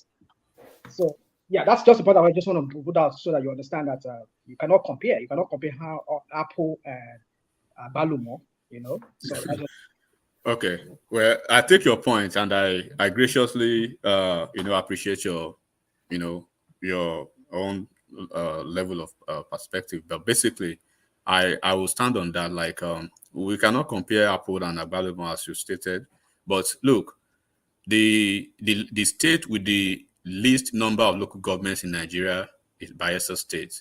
Bayelsa, go and look at the list of one of the richest states, right? By FAC allocation and by mineral resources. They are one of the most useless, let me say, they have one of the most shambolic governors, past and present, leaders. They've had a president. Go and look at their FAC allocation. What about Delta State? What about others? Let's even leave Southwest, Southeast now. South. What about other South states that are, receiving the same humongous, FAC allocation on a monthly basis? Are you aware of the fact that they had a lump sum of more than 10 years or 13 years, of FAC allocation almost paid in full through Buhari? Ask all the governor, what did they do with those funds? Wike utilized his own funds and people can see it. So we can, like I said, I'm not running, a political PR for Wike now. But when we have to be, objective. We have to, separate our politics from objectivity and from being, flamboyantly, let me say, untruthful with what's basically staring us in the eyes. Look, Wike is a performer, whether his enemies or his political. Enigmatic. I see Wike in pretty much through the same lens that I see El Rufai. A lot of controversies wrapped around these two characters. But the one thing that is all irrefutable is their capacity to administer. And if you compare them with their peers, they stand out. One minute, allowed. Yeah, go on, Bishop. Yeah, go on, Bishop. Okay, I just want to ask what Rational Mind said. I agree with him. And one more thing, I wish I admire Wike, but Wike would not be able to have the kind of smooth ride he had in Rivers State at the national level. And let me tell you for a fact, there was nothing like appropriation in Rivers State in all of the 8 years of Wike's administration. The State Assembly, they were just there in his pocket. Wike determines how much he spends on any project that he likes. He doesn't go for any appropriation. The money comes in, he says it is for this project, and that is it. They don't debate about it. The procurement process is zero, as in zero. So, yeah, he got some things done, but it depends on his own, what he prioritized, not what the people want. Flyover everywhere, even when there are no roads. But at least he delivers something, but there were no appropriations on it. if we can have a national, if you can do that at the national level, which I seriously doubt, and that's where I have a issue with him. Availability of the fund, Rivers State gets as much as 5 times some states. I mean, I'm not using Niger Delta area now. I was southeast and southwest and north. So the money was there, but there were no proper appropriation. State assembly were just there at the beck and call of Governor Wike. I don't know how much of that he will be able to do as a minister. All right, respond to that. Can I just chip in quickly? One man. Let Enigmatic respond. Yeah, hold on. Let Enigmatic respond to that, and then I'll take the ministerial list round in a whirlwind sort of so that everybody can speak on it. But Enigmatic, Wike is not going to be able to administer a ministerial portfolio like a dictator, like he did in River State. And if he can't be dictatorial, then it's blunted. That is what Bishop is suggesting. Okay, fair enough. But first of all, let me just in Nigeria, with Nigeria's political, let me say, structure, right? We all understand the fact that all the House of Assemblies in all the states, they are appendages of all the executive. We understand that. Even almost at the federal level, we can see the body language of House of Rep and Senate. They always pander to what the executive wants, especially the president. So that is a given already.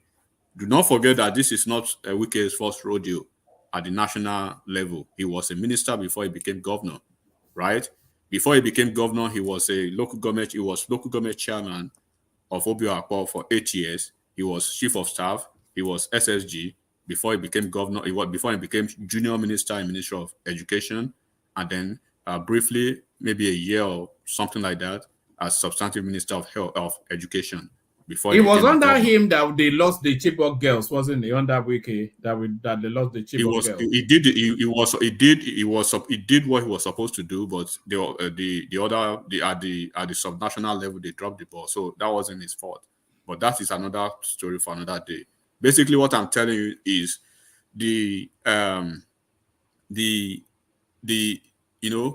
he's a core politician. He knows where he belongs. He knows how to play the game wherever he goes, right? He knows that when he gets to a presidential cabinet, you are at that point, right? You are at the beck and call, and you are at the liberty of a leader who is going to be your boss. He's no more going to be the president, the state governor in his state or wherever. He understands that game. He understands the politics. But I'm basically saying this, right? Did Wike, can we query him on the strength of his performance, or he does not have the capacity to deliver when he's given the opportunity? He has, at least from what we've seen in River State, he has been able to deliver that. And then I was making a similar scenario that let's exclude some state now, right? Even in some regions where they are basically depleted with financial resources, we see what Umahi was able to do.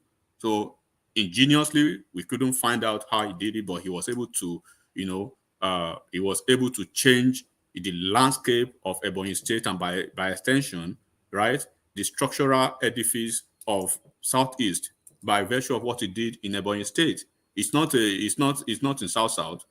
I made examples of Delta State, Bayelsa State. Edo State governor, he's been there for almost 8 years. He's basically just in office, like he's on holidays. So we can query his type of politics, but we can really not, discountenance his performance and capacity to deliver when given the opportunity. Basically.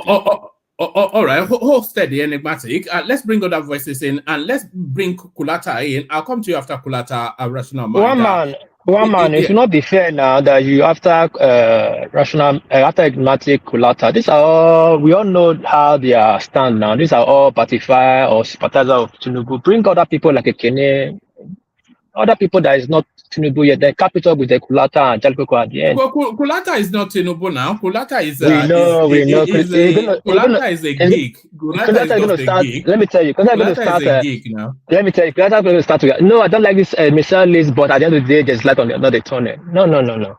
Let's hear other voices. All right. I go use you slap for. Look at that. Kulata is Probably don't see me finish. I wanted to interject. I was shut down. I said, no, don't interject. Let somebody land. It's only I wanted to take it round, because I know if I start to, then nobody will get to speak. So I wanted to take it around quickly. But since you've broken the chain, then let's hear from you first. Then War Peace, and then we go to Kulata. Okay, because I love Verso. I love Verso. I know because if I hear Igmatic hear you, that means I just say everything what they do now they good. At least I want to find somewhere find fault. So two of you just give us a shot. That is the end of the day. I want to interject because when they don't agree, make I interject. Interject. Anyway, one man. There's nothing new about this list, These are just political compensation. He just compensated these people that work for him. According to Egmatic words, there's nothing special about this list. But let me drop El Rufai and Wike aside. We know those purely political. These other people, I've not seen anything special about them. They have done. If you are talking about, I'm challenging Egmatic on this right now. If you are talking about APC people that have performance, that means Honorable Dennis Idahosa should have been the best for them. That representing Edo, of that Southwest in Edo State, APC. That guy built bridges, not like just political bridges. Bridges between Ondo and Edo State, schools, programs, and all that. They're comparing him in Edo State. Ovia. Yeah, what is it, central or north? Is it south or central? No. South. The south now. He's the best in APC in Nigeria. Okay. He's the best. Let me explain that Edo State to you if you give me a second, just briefly. So they are considering the APC gubernatorial candidate from south and central, right? So that's the arrangement. So they ceded the ministerial position to the north. So the central and south will battle out for the gubernatorial ticket of Edo State. So they've left it for them. So in the outside, if you place in politics well, it could probably be one of those. That's it. Okay, yeah. I understand what you're saying. Yeah, we know the people, yeah. But what I'm saying, if Tinubu wanted to do something exceptional, these people is not supposed to be the people we're supposed to see at the beginning. For real, let's be factual. We don't need these people here right now. None of them did anything exceptional in their states. These are the people that was in Buhari regime that were copied. Wike did not do anything exceptional in his state. I said remove Wike and El Rufai from the list. I dropped them, those two of them. I dropped them and followed the rest. Right. And I just dropped those two and talking about the rest. These are the people that are just coming from Buhari regime that we called field regime. And these are the people that is here now too. So what are we talking about? So can you mention any one of them that was in Buhari's regime? And are you trying to say Umahi did not do anything in Ebonyi State? Hold on. Now, we'll not start talking about this. We are talking about the economy. Nigeria have three challenges right now. We have local challenges, we have national challenges, and we have international challenges. So now we need to bring some powerful heads in that space of that international and national. These other people can fill the local, like the Kichi cabinet, like you said, head of service or one thing controlling. But we need sharp brains, sharp head now that can come into this space and turn the economy around. Sorry, how many of the people on the ministerial list do you know? Thank you very much. Probably everybody I'm seeing here, I know. The lady that is there, who is she? What has she done? Cross River. That is not just hold on now. That's why I mentioned Dennis Idahosa. Because obviously you don't even know Dennis Idahosa what he did in Edo State. But so if what he did, I don't know now. I won't tell you what he did. I understand. What she did was just in her own local government. I don't think the next person in Ebonyi State knew what she did. And also she don't do anything. And she's just APC woman youth this thing. And she's being compensated. Go on. I think you should take time sorry for cutting you off, but look, I know when I started my conversation, I took 2 people out of the list. I said Badaru and Bagudu, right? Can you question? Okay, from the list now. Let's start from the top. El Rufai, right? Ohaneye, take that one out. Wike, Umahi, Alake, Edu, take Kyari out. Fagbemi. No, one man, come down, come back. I just want to get by the pictures. I want to go by the pictorial stuff. All right. So, this one right here, the one go up a little bit, one man. Sorry, a little bit. Yes, Pate, right? Look at you. You'll be amazed to have. He's a professor, isn't he? Isn't he a professor? He's a professor in Harvard, and then he turned down an offer from Gavi. Go and look at it, right? Then hold on. Let me just tell you. Go and look at Adelabu, right? Check Adelabu profile out. Check Dangiwa profile out. Dangiwa, right? I think his current position is the ED of Federal Mortgage Bank or whatever. And then, like I said, of course, there are room for improvements. But Tinubu will not come to the US to pick Biden or Obama. He's still going to pick Nigerians from across the world. Yeah. I'm not talking about. I'm not talking about. Walpis, you don't know enough about these people just to sweep. Wait, no. One man. Don't support your protege. Don't do that. I know. We know yesterday. Yesterday, Mohammed was telling you, don't make it. We know when people call it pro. I think among the people that is fighting that this platform is not pro Tinubu. It's just a platform that everybody come and start to view. Can you be more globalist in your mindset in your conversation? Yeah, let me tell you something.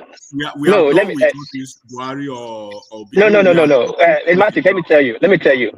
Of course. Nigerians still have brains there.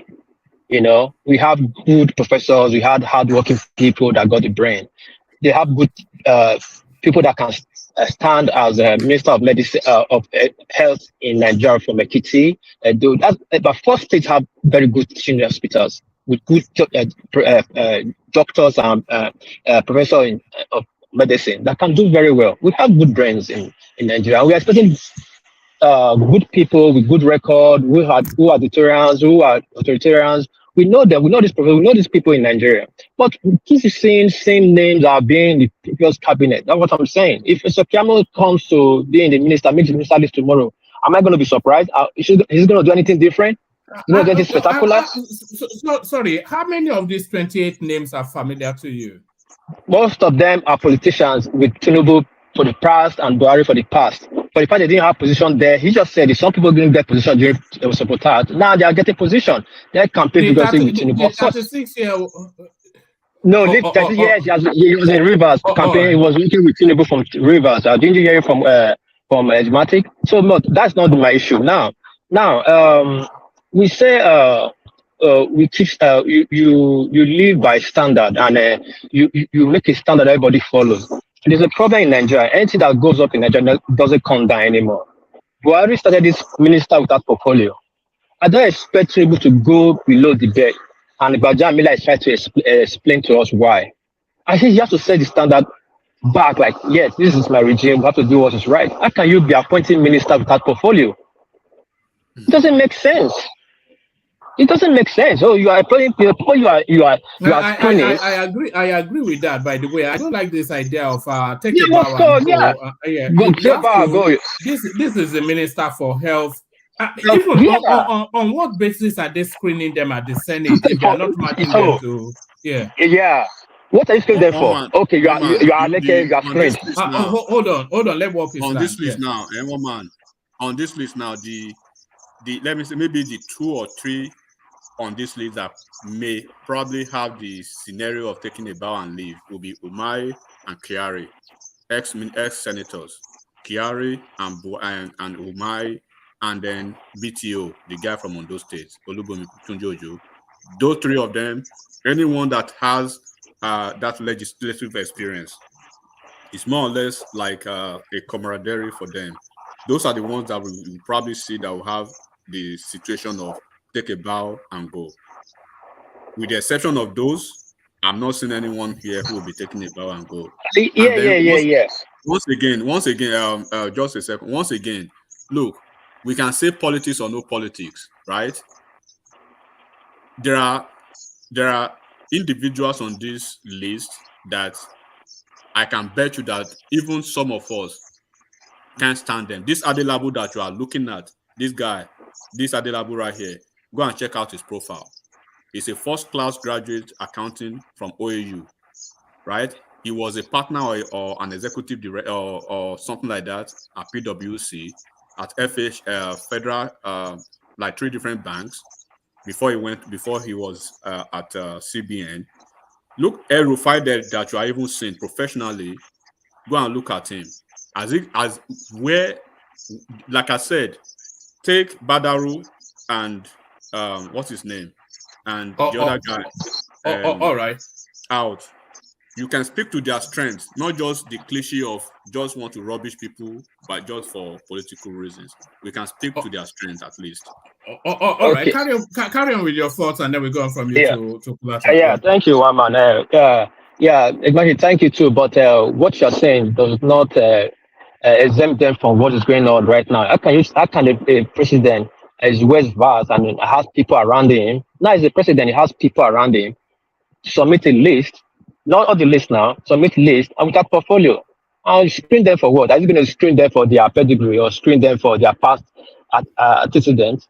I don't understand. What's the need of going to the House, to the Senate to screen them, where there's no portfolio? Because at least you are screening them on their portfolio.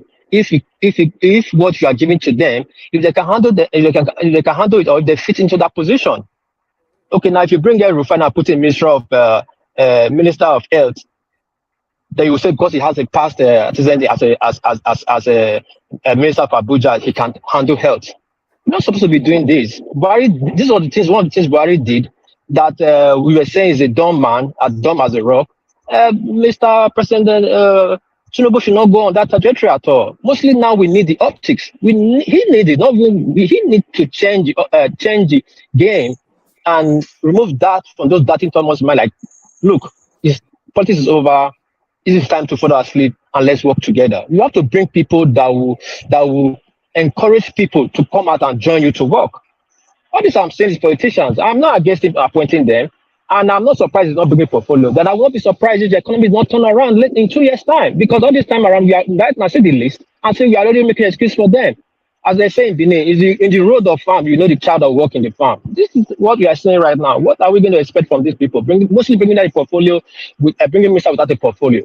It does not make sense. That's what I really want to say here. I'm not against whatever he appointed, who he appointed. It's all politics, and you have to compensate them.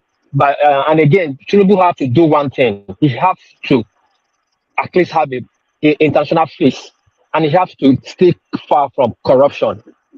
They say if they are roasting bird in the fire, the chicken, the fowl or the cock eye is not good in the head, because they are all bad. You cannot be having scandal on your own. Everybody you are appointed from Bajamila to Bagudu, everybody have scandal. We don't need that. At least make it look a bit decent. Thank you, Wama. Let the other people speak. All right, brilliant. We go on to Kulata, but Kulata, what peace stands you accused? So we have to bring you in properly because you now stand accused by World Peace. So let's don't mind that Edo guy. All right, let's bring you in properly under your new banner.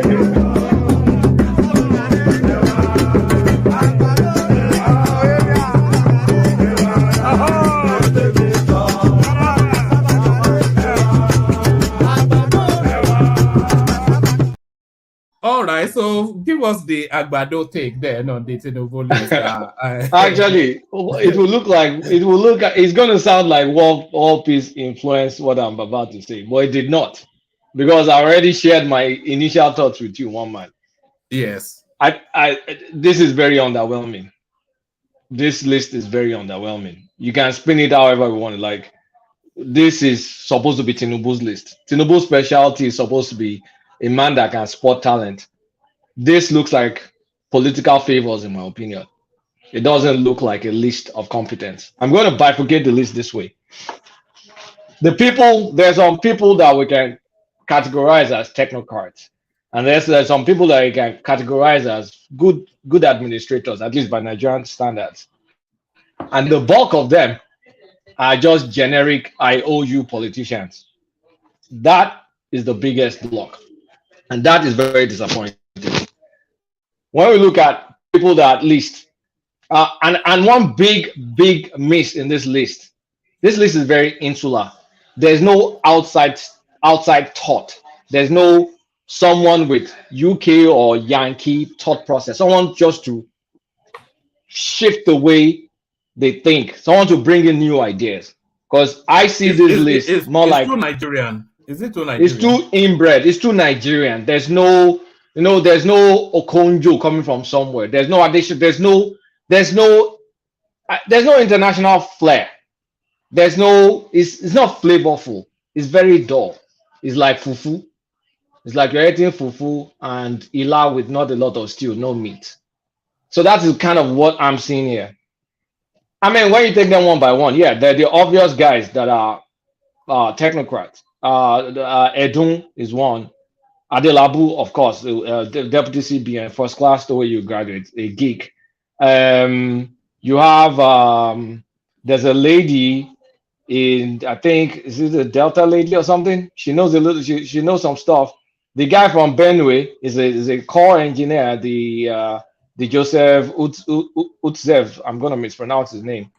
And when I also look at it, like in terms of who can you call technocrats? Maybe one. No, okay, Dele Alake, you can call Dele Alake because the journalist, you can say he's a technocrat. But that's pretty much it. And then the next list is good administrators. And that's where you see, okay, El Rufai, you see, what's his name? Umahi, you see, who else is there? Like an ex-governor, an Wike, kind of. Badaru, yeah. Badaru, I don't know about Badaru, but isn't Bagudu too there or something? Oh, Bagudu, not Badaru. Bagudu. The Badaru is there, but is Bagudu there? Bagudu is the Abacha money guy. Is he there? He is there. Bagudu is there. Can you imagine? Badaru is a Fulefu Promas. Just forget that one. Yeah, so you have all that. Then you now have all these people. When I look at them, especially the woman from Anambra, she sells baby products. Baby, and she's like a market person that went into politics. And you see, Latif Fagbemi is a technocrat. I forgot. Sorry, apologies. Is a technocrat. So you see all these names that you could look at their profile. Ali Pate is a technocrat too. There's Professor, that guy that Bill Gates recommended. That's Bill Gates' candidate. That professor, that Northerner from Harvard. That's a Bill Gates nominee. That he made it. That one too is a technocrat.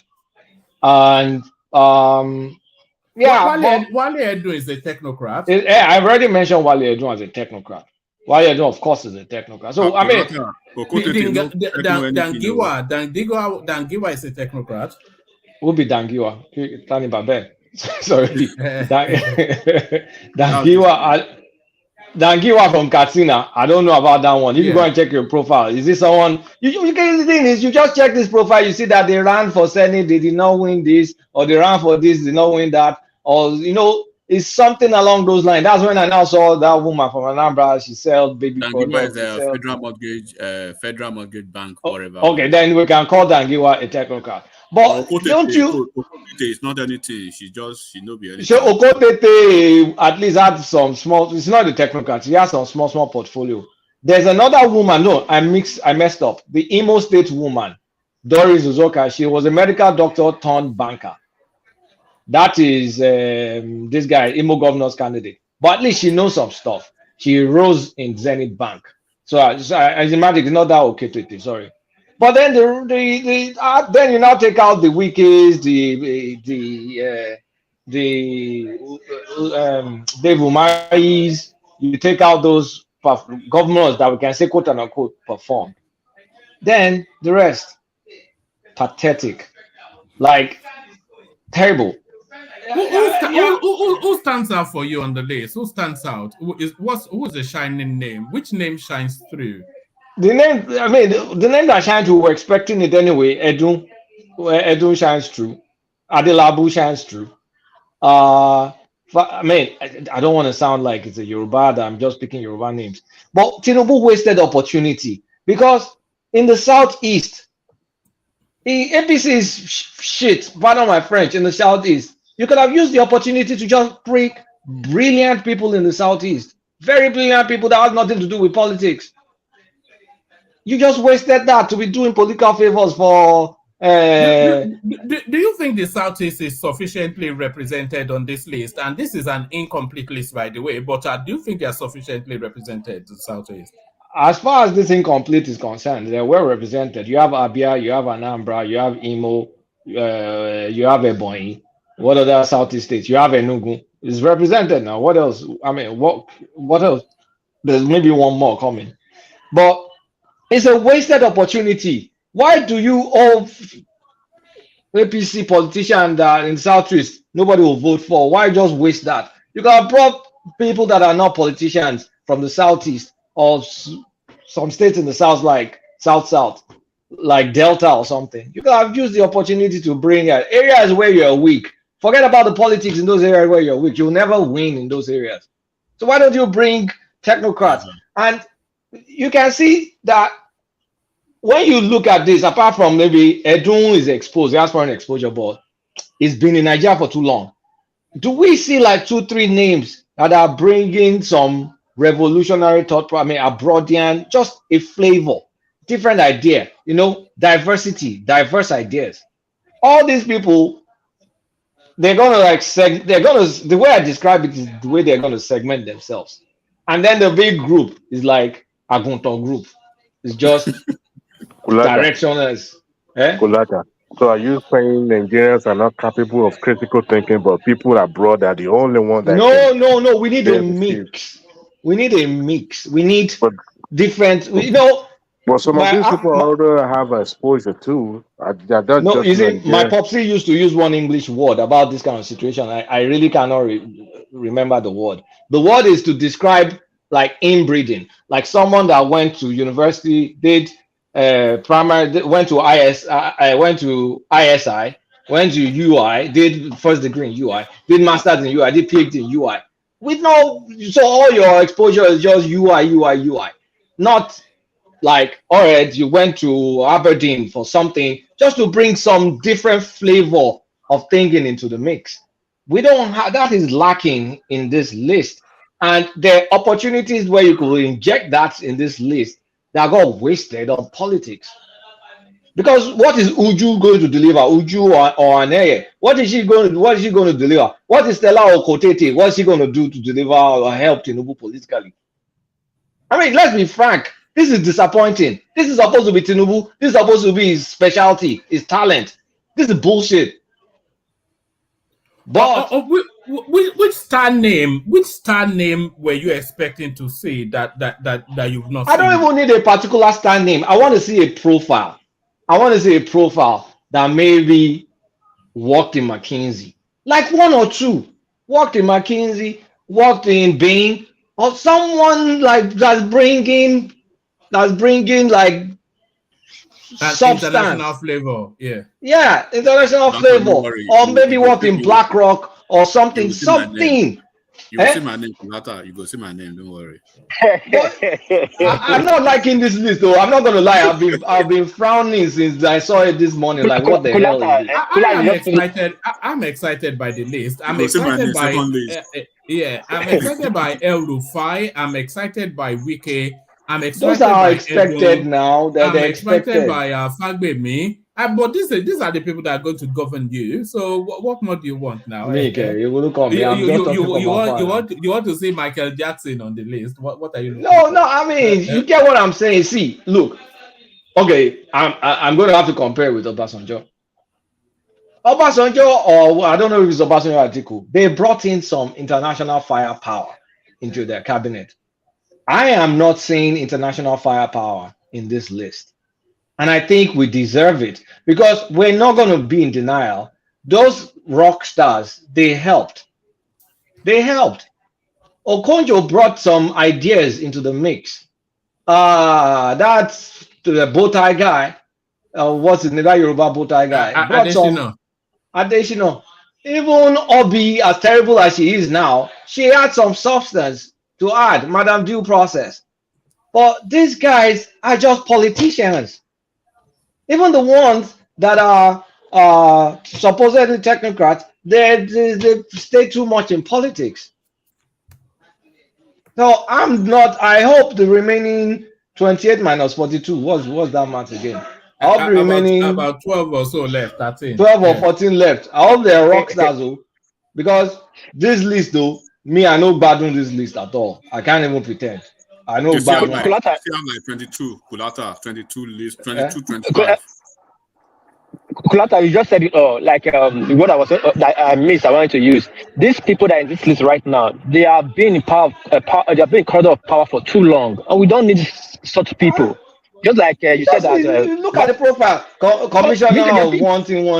Commissioner of bread and butter. This one ran for House of Rep. Kiniko. Yeah. What are they coming to do? Bring some people that is new, that is not attached to politics. Kulata, I want to thank you very much. You are speaking the mind of my mind this night. So I don't know what to all right. And with that, he cannot take the floor. So he cannot take the floor, but it looks as though I concur is what you're about to say. But I was excited, but you guys are dampening my mood. What are you making of Tinubu's 28? Kulata has said everything. In short, I've given kudos. Being an APC member, coming here to say the truth is not easy. So I'm not an APC member. I don't know.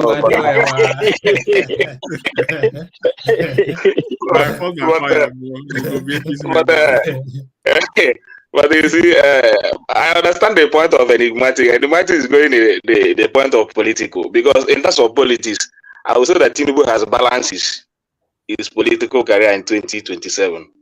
That is what the only thing I see here. 2027 is sure for him to win in the next cycle of election with this list now. But in terms of national performance, this list, I don't know where it's going, but I just pray that they perform. It's not my prayer that they will not perform. My prayer is that they will perform. So what Kulata has said, I'll just summarize everything. We need our country. The situation of our country now doesn't need politics at all.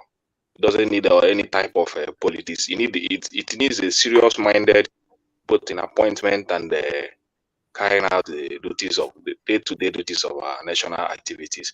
So I'm not seeing it. All these ones, even Umahi, whatever you want to compare him, Umahi is still a politician.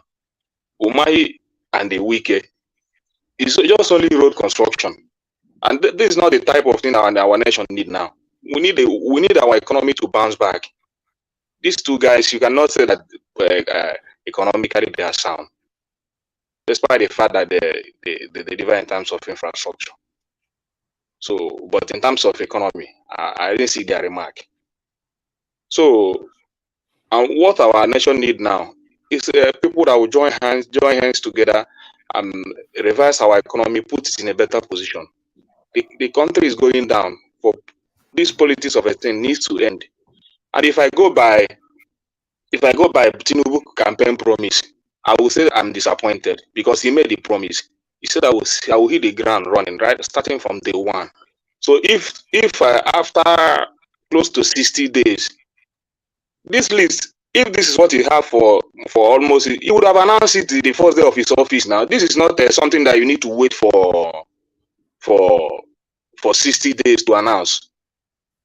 This list, as in this list now, at least many people expect this kind of list as a politician.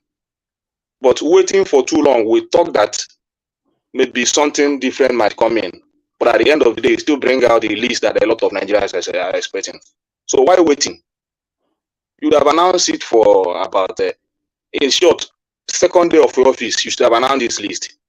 Even Betedu you are praising. Betedu, we know his role in your campaign. So giving him a ministerial position is not something that is very, it's not something that I'm not expecting. He played a very big role in your campaign. I know the woman very well. She's the woman leader of APC. I know the type of role that she played in Tinubu campaign. So giving her ministerial list is not a surprising thing to me. That that the other woman is hired to a waiting. I know her role in Tinubu campaign. So being in the ministerial list is not what I'm expecting it. A lot of them, I know the role they played in the campaign. So it's just like they're paying them back maybe the promise they made to them. They're just trying to compensate them. So it's not a new thing. This thing is what he would have done if this is what he have for a very long time. So staying for a very long time to this time still give us what we're expecting. It's not new to me. So that is what I want to say. Is it an Agbado list? It's an Agbado list. That is it now. It's still are you saying that nobody, even right from the one, I know that Wike will be in this list. I know that Wike will be in this list. Does it deserve to be on the list? It's not just that but does it deserve to be on the list, Wike? Wike, for me, maybe he deserves to be there. Because Wike deserves to be there, not in terms of the role he played and everything that he did in the campaign. He needs to be there. You understand? But I pity the other governors that work with him because I see him as a selfish man. He used other ones to get his position. In short, everything that this man said about him, what is his name? The man in Kogi State. Dino. Everything he just appeared now. Everything he said about him is true. He's pretending that you don't need all these ministerialists, you don't need the vice president, but at the back he's robbing for it. He's going after it. Calling in the night. Can you hear me? Yeah. When I lost respect for that guy, I mean, I've never been a fan of him, really, but then when I really lost respect for him was after that, their primaries, at that very primaries when it was like, anybody that win the election, I will support him. But when Atiku play out, they show out the northern style. Look at how he backtrack, and then he had to become what he is, and then how he worked against party. Initially, if this is the only reason he killed PDP, I'm very disappointed in him. If this is the only reason he killed PDP, what I'm saying is, initially I had no problem with it because I felt bad for the way they played him. But on a second thought, when I start looking at the whole thing too, I look at it like, nah, this guy. Because when you are disloyal, it shows that you are that kind of person. You always be a disloyal person. Now it's with Tinubu, right? Let something just happen, or something just happen, and then we're going to see people like that are very disloyal, that are disloyal to their own party, and you wonder where their allegiance is. So as long as something is their own belly is involved, their stomach is involved, or whatever it is they are seeking is involved, they will switch sides. After a critical looking at that, what he did against the party.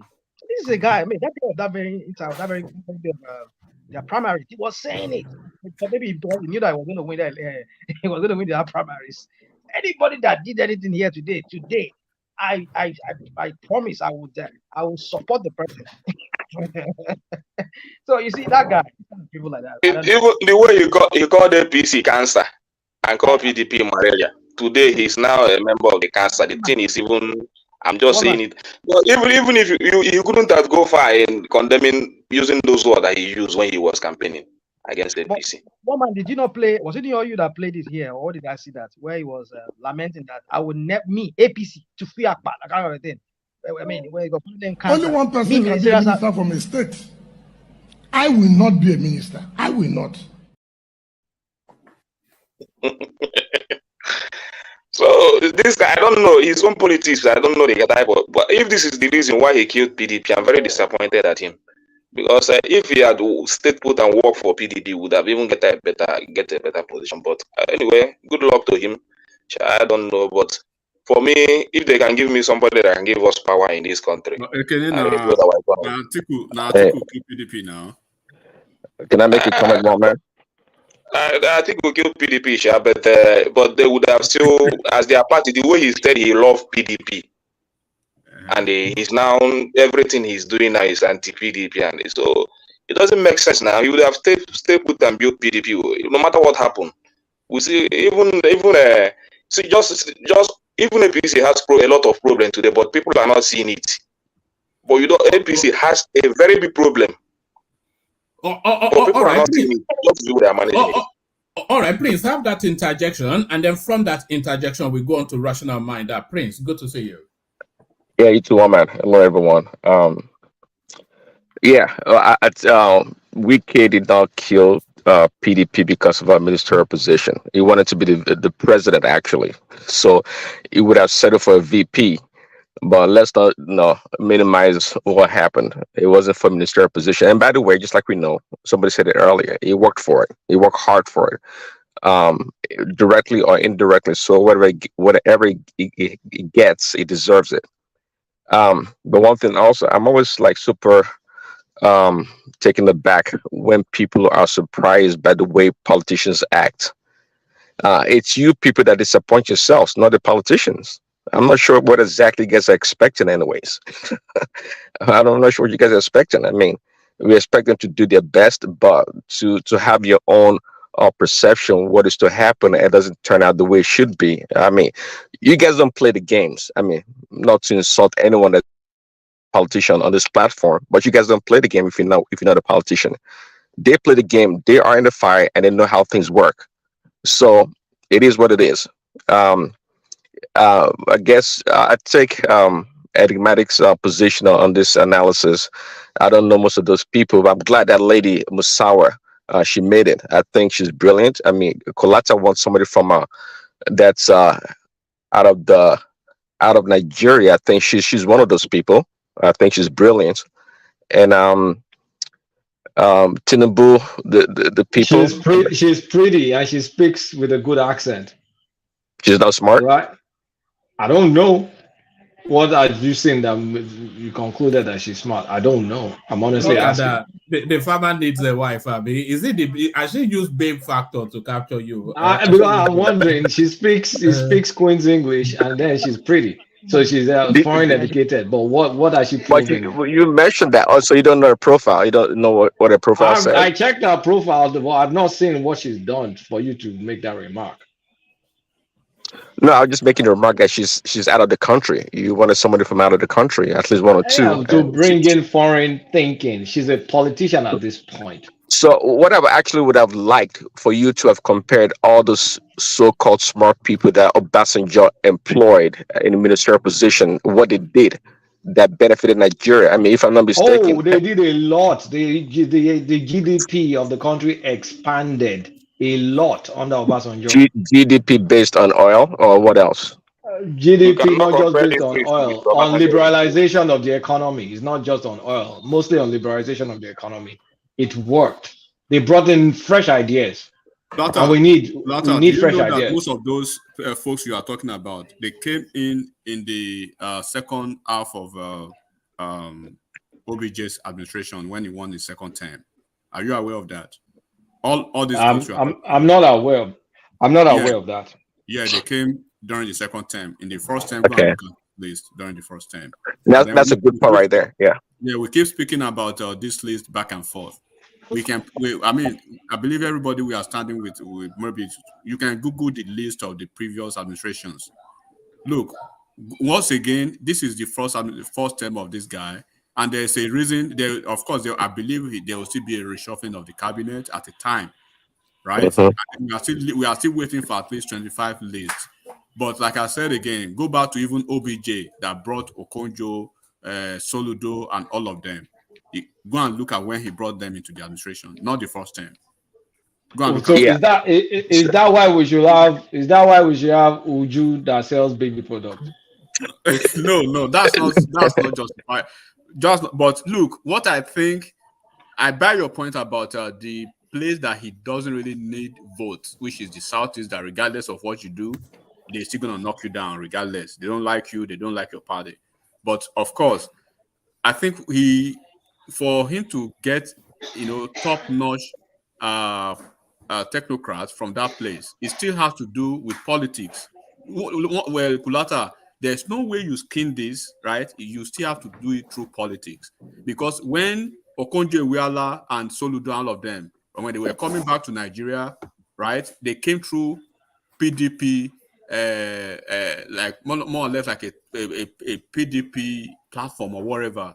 And that's why you see them being Okonjo-Iweala now being pro PDP, Labour Party, because they are part of PDP, so to say.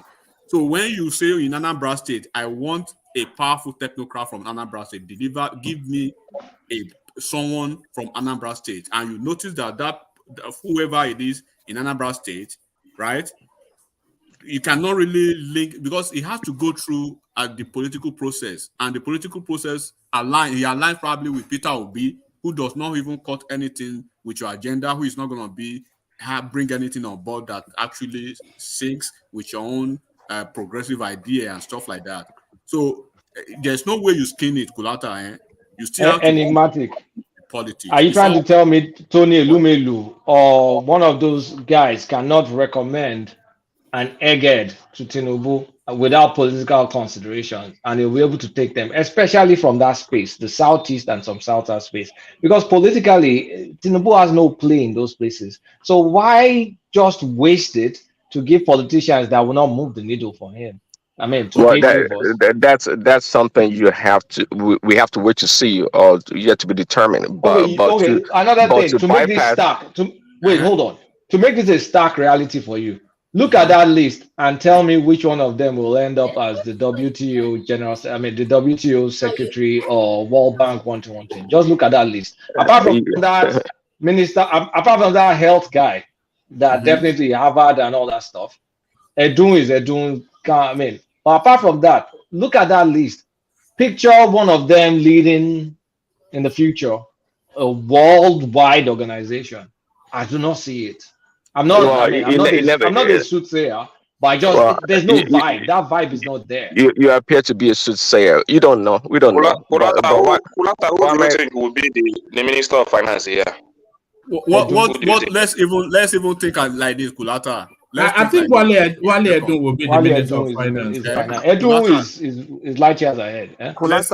Let's think like this for a second, right? Okay. Let's think about Atiku now and Obi. Let's think about Atiku and Obi for a second. What type of Nigerians would you be expecting them to bring on board? Because are we not going to see Ndikato? Are we not going to see Okonkwo? Are we not going to see the Director General from Ekiti State? Even if you are talking about Nigeria from diaspora, hold on. If you are talking about Nigeria from diaspora now, the way you just mentioned, right? The current secretary to the government of Enugu State, I think it came from the UK or wherever. Then let's go back to history again. It's not Enugu. No, it's Enugu State. Sorry to cut you. You said something that I think they didn't see there. During Obasanjo's first tenure, Adamu Siroma was the first finance minister in 1999, if you remember. It wasn't Okonjo-Iweala. What Obasanjo did was to first of all stabilize. And then you will note that during his first tenure, he was always traveling. I'm sure he was trying to build relationship, but he was also trying to get people. And that was who was the major technocrat that came in. It was just Ngozi now. In the first time, it's not just Ngozi. Patrick. I think will be additional as well. There are many other technocrats. Sorry, guys. Like you said, right? But you know, one thing I don't like is Tinubu. Wait. Sorry to say. Can be a WTO. Patrick, listen. One thing I don't like, we should not delude ourselves. What do we know? What do we praise Tinubu for? Talent hunting. Talent hunting. If it was Buhari that came up with this list, who gives a shit? I mean, sorry. Now tell me, 1 second. That woman that you say is a baby, whatever. Marcella. Tonta, baby, tonta dolly. Uju tonta dolly. Uju tonta dolly. Pampers and nappies. Pampers and nappies. Yeah. I will not be able to make strong comment until I see the portfolio assigned to them. Then point to me, apart from that woman, which of We them don't have baby portfolio now. So which what's of them? Well, okay. Which of them do you No, think we're trying to be funny here. talent? Which of them But do you think will not do the work that is assigned to do among them? guys, let's not try and rationalize this. This is disappointing. Somebody from no abroad. rationalize. The fact Well, that let me the wrap person up is abroad quickly. now, So, if Hold on, Patrick. Hold on, Patrick. Let Prince come in. Prince, come sorry, in. Gary. okay, my definition of well, I guess one of my definition of a leader is someone that I can accept their mistakes. So I'm more than happy and comfortable to see Tinubu do things and make mistakes. But beyond that, actually, I think we all know also he's quick to firing people. I think it will reshuffle. That's like just like somebody said, or fire who needs to be fired. He's not going to just stick with some people that. Prince Daddy. No, Yes. let Prince land, rational mind, and then you take the floor after he lands. Yeah. Prince, carry on. Yeah. So yeah, I respect his decision making. It's not God or a God, and but however, if he makes mistakes, I trust him to uh change his course, to rechannel his course to do what is right for the country and by the people. So so far again, I mean, I take all criticism about this the list of people on there right now, but quite frankly, I don't know what to make of it. We've seen some pretty good names on there, and I understand 12 more is to come, and that is fine.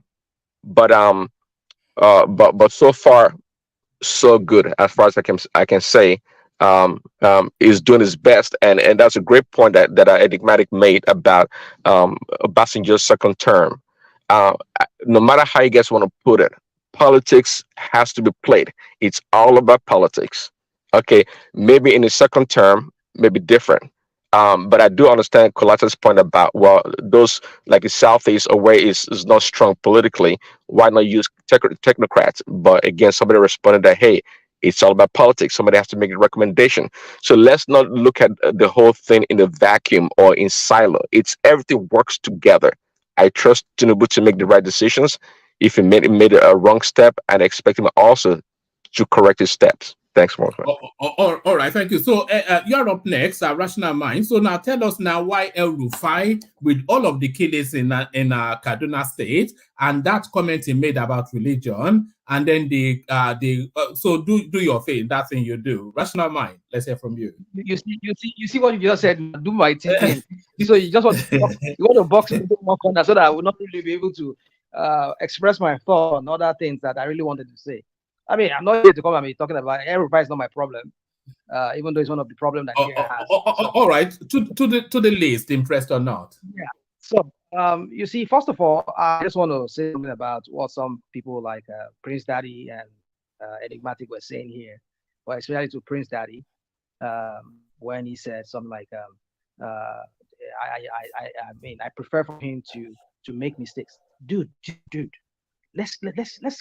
I don't know where we just heard somebody who just came back from Nigeria. Was it the other a few days ago? Yesterday I was hearing him on the platform here. Nigeria is in a very, very precarious situation right now. Nigeria is, I mean, it's at the verge of maybe total collapse now, if I'm not mistaken. People are hard pressed in that country, and you want him to start experimenting at this time? This is the guy who said during his campaign, we'll hit the ground running from the first day.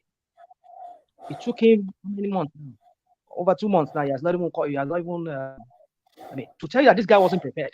He just won, because this is the same people they were selling to us during the election time. Oh, he's prepared. Look at what he did in Lagos. He has all the technocrats. He knows what he's doing. And look at the kind of list that we just saw, that he just released. We know there are still more to come, but look at the first batch of the list that we just saw. Nothing exciting about it. You see, you talk about Abiola won back in 1993. It's because people knew Abiola, the kind of person he was, that he was a businessman, an international businessman, and his stock just rose, just skyrocketed at that time. because people have that confidence. What was the confidence we saw in this guy? Besides all the baggages around him. And now we are here talking about his list that is so bland that it doesn't even make any, it doesn't make sense to some of us. I don't say all of us, some of us. And so some of us are, besides Wale Edun, besides him, I don't really even know Wale Edun himself. What did he do? Apart from bringing the, was it the Commissioner of Finance or whatever during the Tinubu's era? So, these are just still people, the same hands that we've seen. What about Latif Fagbemi? I don't know anything about Latif Fagbemi. You asked me about that. I don't know anything. What about Dele Alake? Oh God, I know Dele Alake, but I just want to talk about this kind of people. So Dele Alake is a politician now, no matter what. They're all politicians. The point we're trying to say is this: Nigeria is in a very sorry state right now. This guy should have got his crap together when he said he's going to hit the ground running from day one. Look how it took him, and then look at what it did. Wow. You have to wait and see how this list really, what impact is going to have. Did he not hit, rational mind, did he not hit the ground hard enough with our subsidy is gone? That wasn't a hard hit. Thank you. He hit the ground. That wasn't a hard hit. What has been the reaction? And then it's been running now. It's been running. Yes, yeah. Look how he's running the country. Do you know how much the dollar changed for today? Over $900, over 900 naira to $1. What are we talking about? This guy came in when dollar was like, in the what's it called? In the black market, it was like 7 something, 6 7 something. 6 something. Look at how he just plunged the whole thing down. So, and I'm thinking about all of this. So for me, you see, we just have to wait and see, because I don't see anything so bland. The Ministerial is so bland that I don't even see anything so exciting about it that will really excite the market. Well, I just hope you are going to allow me to speak on this list as well. What's that? You go talk. I just hope you are going to allow me to speak on this list as well. Yeah, no, everybody will speak on it. Yes, of course. Okay, okay, no problem. Let me just keep quiet. Somebody is provoking me now. So, I don't know how. Rational mind is the antichrist of the platform. He provokes everybody. Carry on. Well, I'm only joking, by the way. I'm joking. I'm joking. Carry on. Yeah. My point is that and this whole thing about having to send a ministerial list to, Nigeria is still a country that I just don't understand how we run. That is why we get what we get. How can you send ministerial? Okay, on what basis are these guys going to be interviewed in the National Assembly before they give them approvals? Okay, yes, you pass, you can go on. If somebody is sent here by Biden or other countries that I know, when they send them, they already know they attach the portfolio to which they were going to be acting. Somebody is sent for to be an Homeland Secretary. They know that is acting in that capacity as a Homeland Secretary, and the committee in that House or in the Senate will grill that person based on his record. Just to tell you the Robert Tam kind of National Assembly. You see, how do you expect to build a country, a nation, a functional country like the way that country is run? When we have just anyhow things going on. Even look at the electoral law that was enacted. So many conflicting subsection and all of that conflicting with the other section. People understand how it is. We know what is meant by what is not meant by the 25. How do we run a country like this? Now we're saying that you're seeing a list. On what basis would these people be interviewed? Just like you and I were going for an interview, and the company say, "We're hiring anybody, just come." And they will not tell you what basis are they going to interview you? What are they going to make reference to? As in, okay, you're applying for a managerial position. You want to be a director of the how do I say, marketing, and then they're asking you, what's your marketing experience like? What have you done and all of that? And then they didn't advertise it. So what basis? So that's to tell you that when these people eventually approve these guys to go, it means they just like take a bow and go. That's what they do, like they do usually in the National Assembly. Take a bow and go on one basis. And then when they get in there, they give a very lackluster kind of performance. And then we start wondering why our country is not running effectively. So you see, for me, I just don't know how we run a country. And this guy, I mean, we heard what his name is, chief of staff, saying that, oh, the most flimsy kind of excuse I've ever had, saying that, oh, you know, it is his prerogative to determine where he's going to put them, or maybe as okay, you Wale, you're going to be Minister of Finance. Yeah, but can you not see the rationale though? That it gives him maneuverability, it gives him the flexibility to have a change of heart, and then to realign his thoughts. Yes. You have to give the president the best opportunity to get it right, and that is what he's saying. Yeah. You don't want a nation. You see, that's the problem. Woman, you see, when I come on platforms like yours and other platforms like this, I just try to like protect my mental ability, my ability to think straight, because sometimes we just allow the most ridiculous kind of excuses for our leaders. I just give you an example. You are going for an interview. You must apply for a position, right?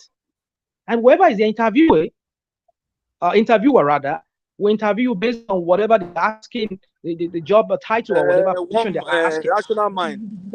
That's not the case here. You understand? The National Assembly Committee is like a screening committee, just like the DSS. Are you following? Okay. Let me just explain. Just like DSS. DSS is not going to determine whether. Wait for me. I mean, politics. I know what government is not going to. Don't land. Okay.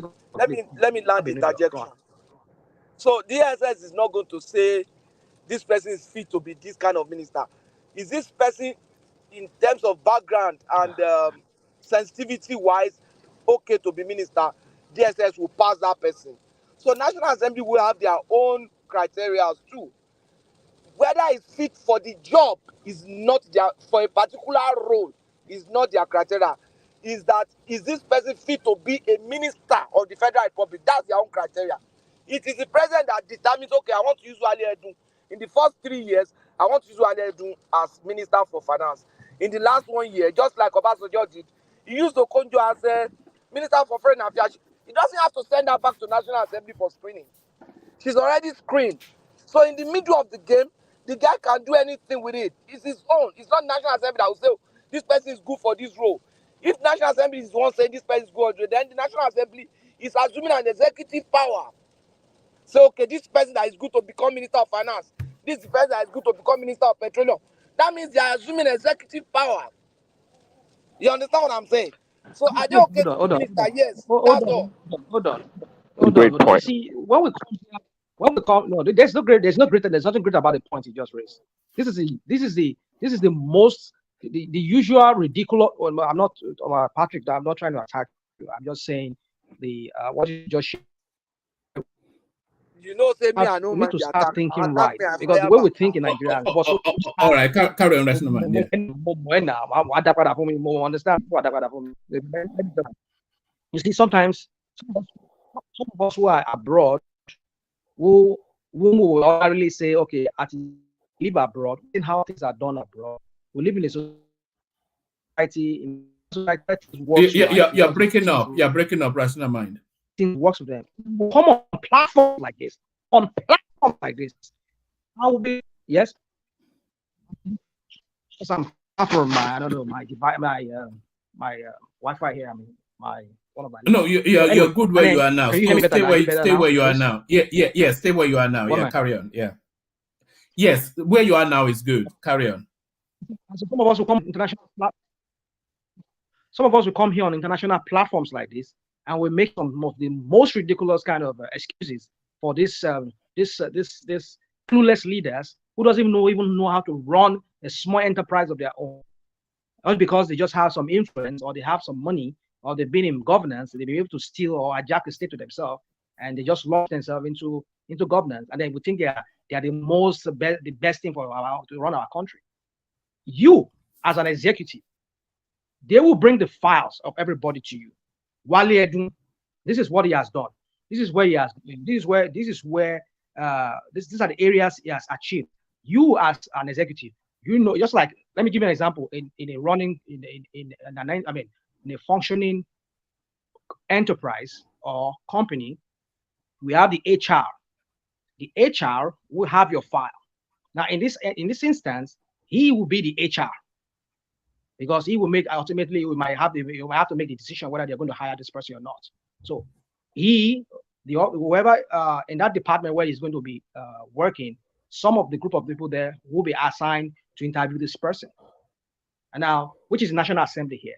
Now, upon what basis he is the HR now, he's the one hiring. He will say, this is this person, this is this position we have open for this position.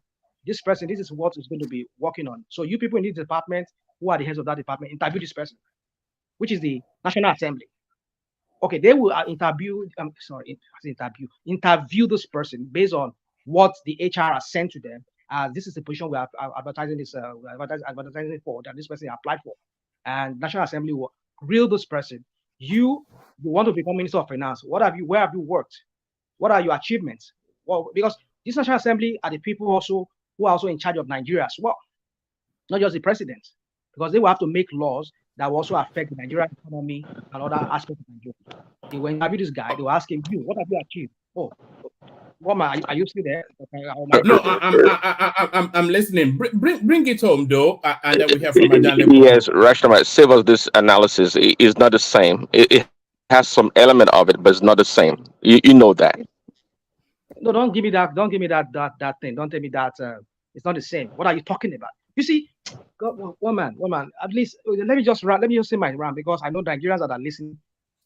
You get what you get in that country. Woman, I am a trained civil servant in this country. I was trained as a civil servant, not in Nigeria, but here. I see how civil service get training. Yeah, you get trained. Even in Nigeria, get trained. Yeah. The reason why we have the crap we have called that country called Nigeria is because we do not follow what is known as due process. We don't follow when we say due process, due process. We just do things anyhow in the country. That's why we get anyhow things in the country. I'm sorry, Rashnaman. Hold on, Prince. Let Rashnaman land, and then we'll go on to Ajan Lekoko. I want to get to people as quickly as I can. Sorry sure. about that. Yeah. Well, I should have talked about each of this person, but I just don't want to be concerned about it, because in the first instance, the whole thing is flawed in the first instance. For the fact that he sent this, I know he's not the one who started it. Even I know Bubu too. He said we were thinking at that time that Keyamo was going to be the Minister of Attorney General. He's the Attorney General of the Federation at that time. So people were thinking he himself. He went to National Assembly, bugaing like as if he's going to be the Attorney General of the Federation. At the end of the day, see where they placed it. So the point I'm trying to make here is this: Tinubu's is his prerogative, right? We know, but he should have done his own due diligence as to who is going to employ for what position, and send it to National Assembly that this person, this is the area is going to function. Interview him, grill him on this, and send it back to me, send a recognition if you approve it. That is how he's supposed to do. But I don't blame him. Maybe that's what he meant on ground. That's what Bubu himself did, and maybe other previous president did again, because we don't have anything, you don't have it spelled out in the whatever guidelines or whatever law that they have in National Assembly, that if you must bring anybody from ministerial position, you must spell out clearly his position so that we can grill, all the subcommittees can grill him based on that. So in the first instance, it's flawed. And what do you expect to get from this? Time will tell. We shall see. We all come back here. We shall see how Tinubu performs with us. All right. Stay with us, Rational Mind, or come back if you can, if you dip out. I would like to hear your thoughts on this next storyline after I've taken the ministerial list round.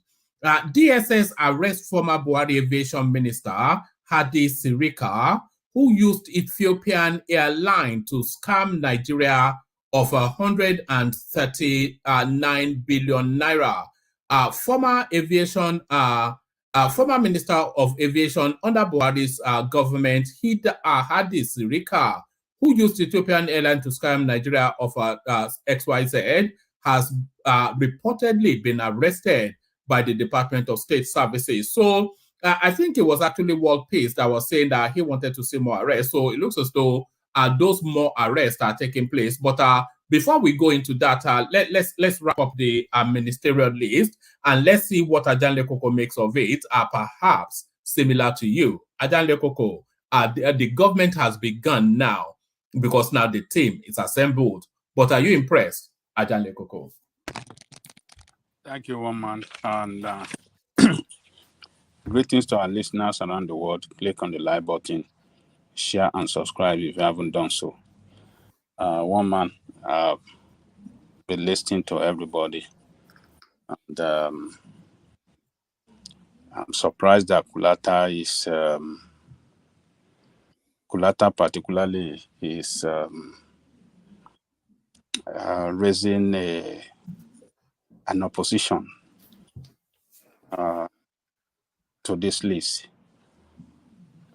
I don't know what they expect. I don't know what people expect from Tinubu. We should understand that Tinubu is a politician to the core.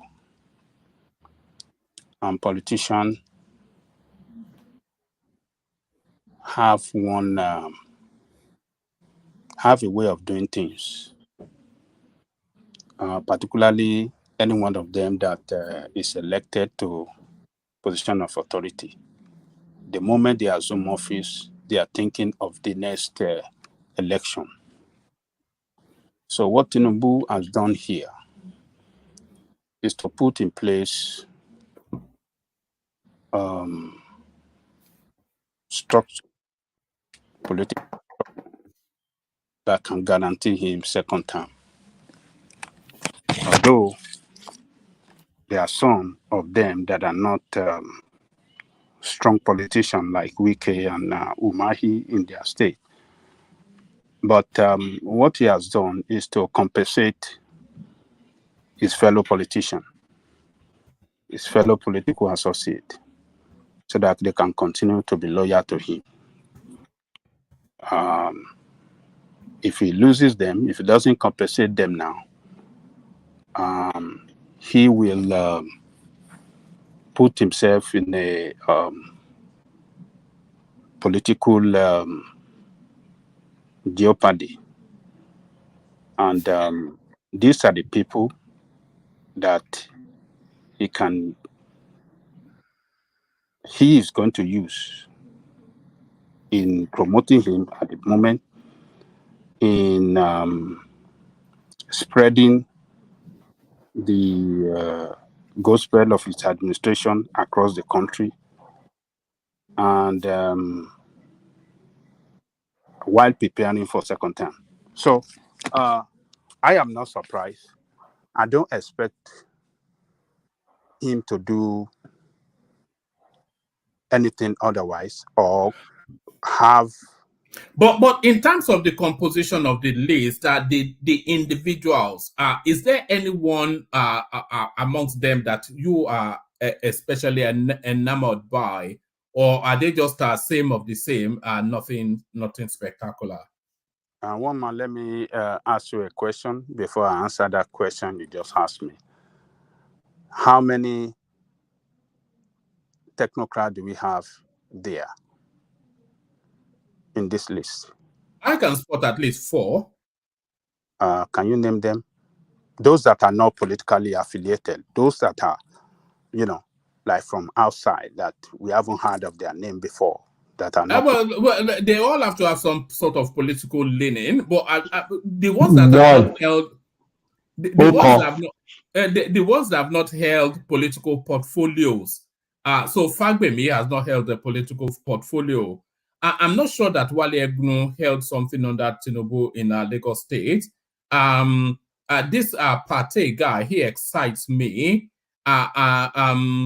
Dele Alake, I'm not sure if it's a carryover from Tinubu's administration, and then this Harvard young girl, she's full of promise, so a promising bunch. I don't know the other young girl you mentioned, but all those other names you mentioned, they are politicians. Alake, Edon, who again? Who did you mention? Fagbemi, and then this is it Partey or something? I don't know, you don't know the APC woman leader. But is there anything wrong in being politicians, for Christ's sake? She's an APC woman leader. No, didn't he? She's the one that contributed in everything about women in this campaign. Okay, so what's wrong with being a politician? I am not saying there's anything wrong in being a politician. I am trying to make a point. And the point I'm making is that Tinubu, as a politician, is a politician to the core. All he has done since 90s, after leaving Mobile, is politics. Nothing but politics. He cannot abandon his political friends that have worked hard for him to be where he is today. He cannot abandon all these politicians that he has been coming with for the past 30 years. It is not possible. So for us to think that it's going to bring technocrats to dominate or have a sizable portion of this constituted ministerialists, I think we are asking for too much. It's not like Obasanjo, who was not a politician and never a politician. So the two men, Obasanjo and there are two different personalities coming from two different backgrounds and two different constituencies. Ajale Koko, sorry to interject, but are you forgetting that Tinubu's claim to fame is the talent hunter? Forget about that talent hunter. That's a campaign that you people... It's also a governance thing. Lagos.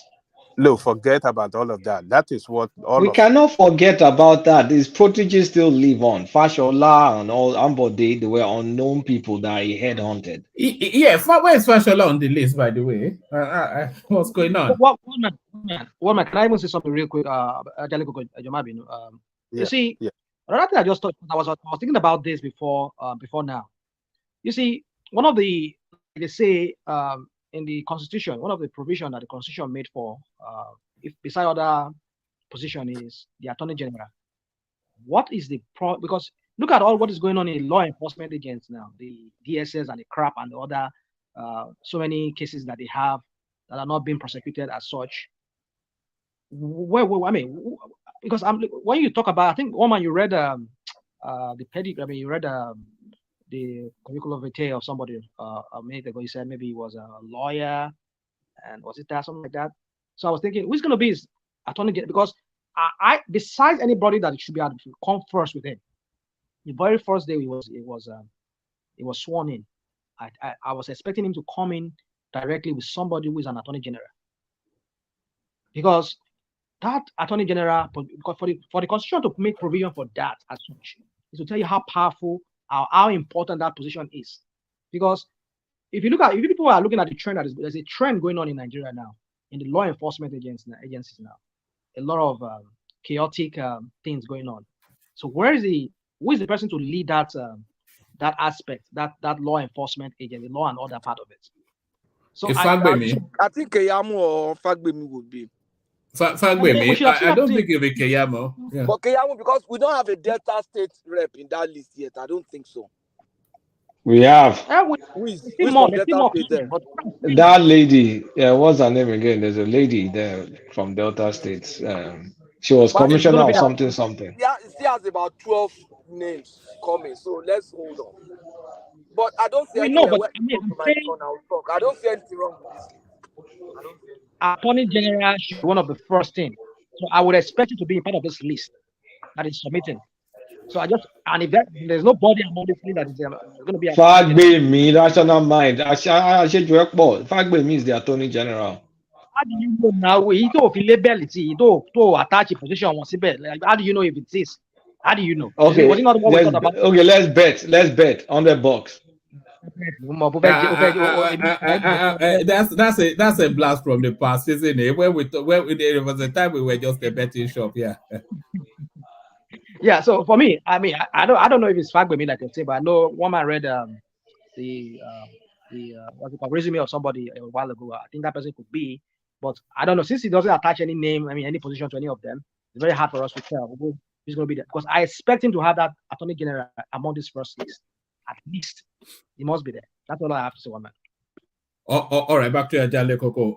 But I'm looking forward to somebody that is at least enthused by this list. Apart from Enigmatic, who we know was pretty Enigmatic and Fatai, we know what they think when it comes to Tinubu. But I want a neutral voice to be enthused, but certainly not Ajale Koko. Back to you, Ajale Koko. Well, so what I was saying is that people should not expect Tinubu to do better or come out with a better list than what he has done. He cannot abandon his political base.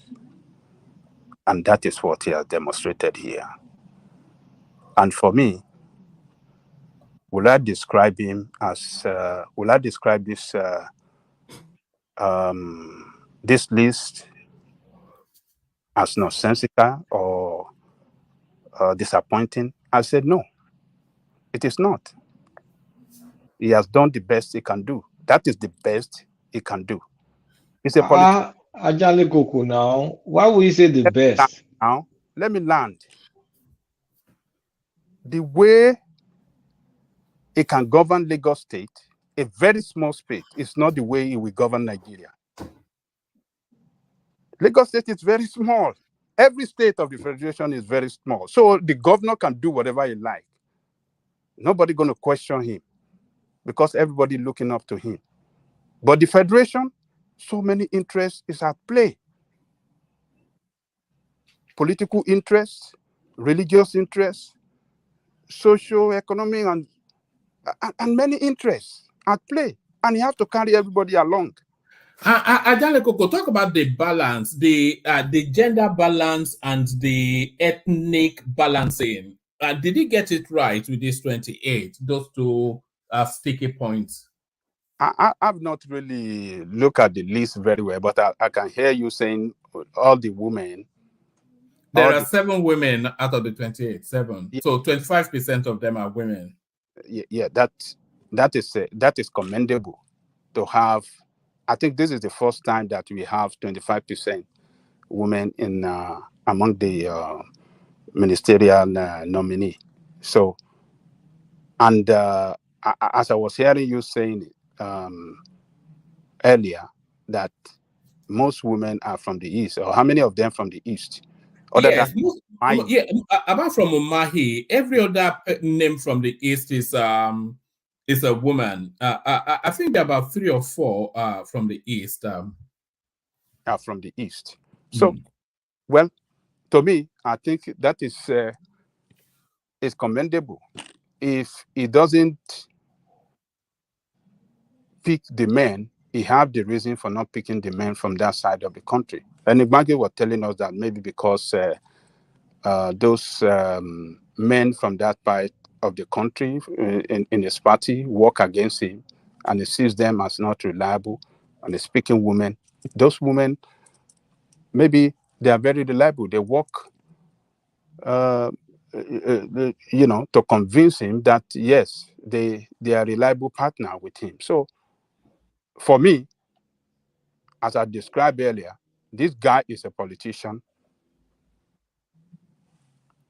Ajari Koko, even the guy from Enugu, the guy worked very well for him. The guy Lily worked very well for him. Okay. The only guy from Enugu. Okay. So his Nigerian state carries a lot of interest. It's not Lagos State. So Kulata that is looking for talent, or all these lies that you people have been lying, oh, it's a talent hunter, it's a this, forget about it. To run Nigerian state, it's complex. Talent hunter. Huh? What? Talent. They said he's a talent hunter. He knows how to spot for the right people. Guys, don't poo-poo the reputation. His special advisors were full of talent. That one doesn't have constitutional mandate. Hello, please. Yes. Baba Ajale Koko, can I drop in something quick? Yeah, fine. Go ahead. You see, it's quite funny when we easily forget the past and we just relate on the future, on the present.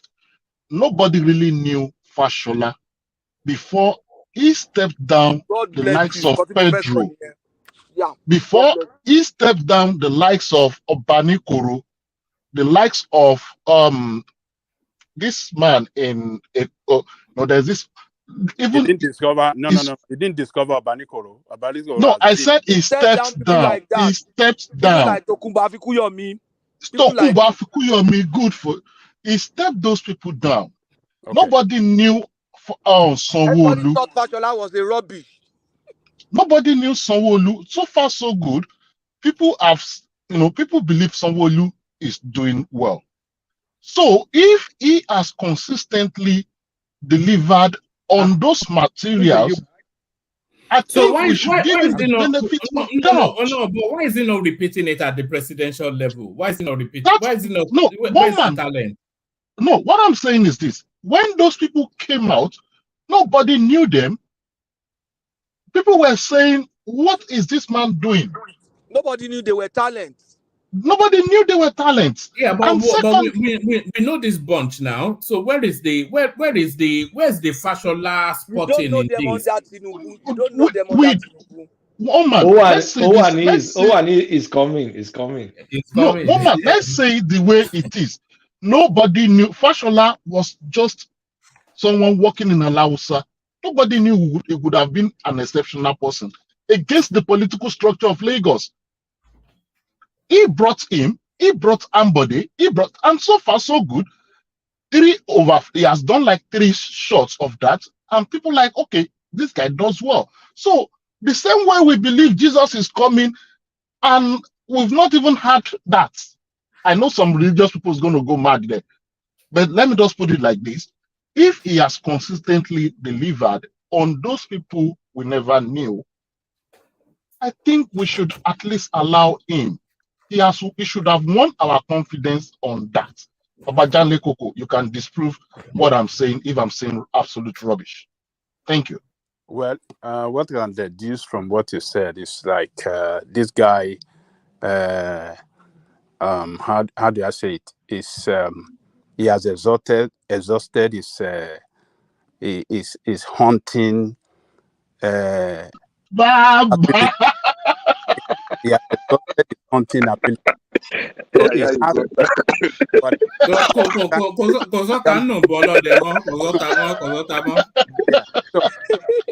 Woman come finish am again. Ọ̀tá ti tán nínú ìbọn bàbá kò sí nǹkan tó lè hunt for anybody. Look, this guy, like I told you earlier, is that all his best, all that he knows are the people, reliable people that he have around him, and the people he has put in this cabinet. Edun is, if not the best among his team, is one of the best. If what do you call that publicity guy? Dele Alake, one of his best, if not the best. So he has put his best around him, and he doesn't have any other best outside this. So people should not expect magic, except that he have some new names to bring in the second list, supplementary list. Names that we never had before, maybe from outside the country, just like Obasanjo did by bringing Agaga. What is the name of that minister? What is Agaga. And that woman in WHO and some other people. Maybe he have some other ones that is going to bring in a supplementary list.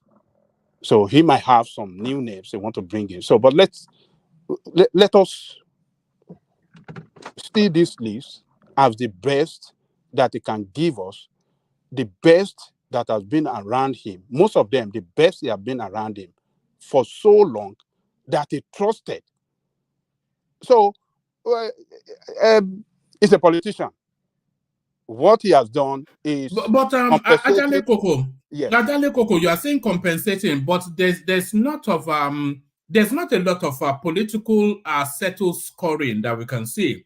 If you remove El Rufai, Wike, and then who else? Those are just the only two that you can really say they are political compensations. All of them, virtually all of them are political compensation. The fact that you are talking about, is it not the legal man of their party? The Alake has been with him for how many years? It's a political compensation. All of them, Edu, is a political compensation. So, who is not political compensation? Sorry, sir. Alake is one of the best in that industry. Forget about the industry. Wait now. Sorry. If you look at that broadcasting information industry platform in Nigeria, when you talk about people like Tony, John Momo, when you talk, that's the class where you put Alake. So if you want to, I'm not saying that Alake is not good, though. No. Yeah, it's one I'm of. not saying it's not good. They all respect him, even them Ruben. They can't read when they speak against anybody. The word the way they talk about him, he's the best in that class. You can't say he's the best. He's one of the best. He's one of the best. Yes. But so you pick 2 or 3, you pick him. Yes. So Edu is one of the best too in his home field. So we cannot say he has not picked good people or talented people that can deliver. We cannot say that. They say he has not picked them from Harvard. That's the problem we have. They say he has not picked them from Harvard. No, that's the problem Kulata is having. I know my Kulata they don't speak English. They don't speak English like this out. They don't speak English like this out. Kulata, offer yourself. Let them know that you're available. It's not Harvard. We need people with we need someone with like a McKinsey, a Deloitte, a Bain, so outside thinker. Not all these inbred people. We need I'm not saying dominate the space. There's opportunity. Your politics is not going to work in the Southeast anyway. That's what's paining me. That's wasted opportunity. You don't need to pull. What is Uju? What vote is Uju going to get them or Inkiru? What is he going to get? You need somebody like enigmatic Kulata. That's what you need. If enigmatic name is Emeka or Chibuzo enigmatic, we can bring him from America. We have our enigmatic now. So what are you talking about? Let me come out enigmatic. Then we all. I can understand politics in the north, right? You know what is supposed to say, Kulata? It wants people that are speaking phone in the cabinet. It's not phone now. You are still not getting the point. The point that I was trying to tell you earlier. If you look at, because like I said, right, everything, the underlying effect of everything is still politics. Even when you look at the US, it's politics. I know. Yeah, but look at the US over here too, right? When you see the technocrats, right, in most of the administrations, you see most of those guys, they are lobbies before they give them appointments here and there. But do you agree with me? There's some wasted politics here.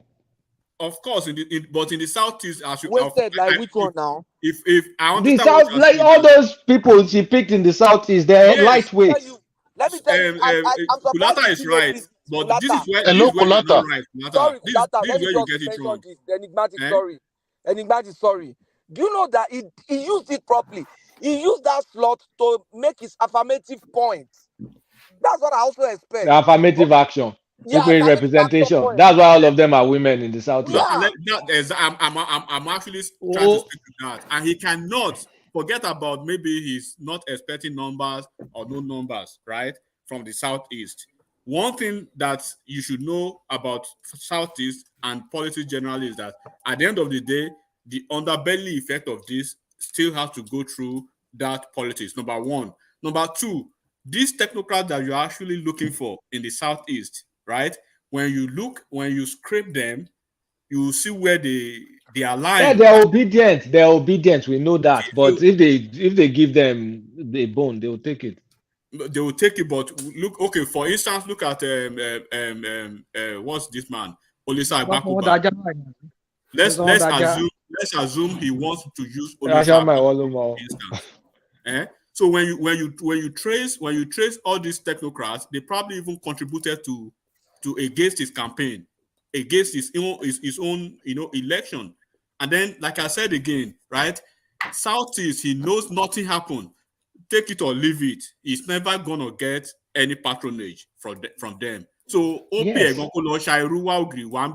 They just fill in their. Hey, but Iruwa Ogiriwa, we can as well just get quality people.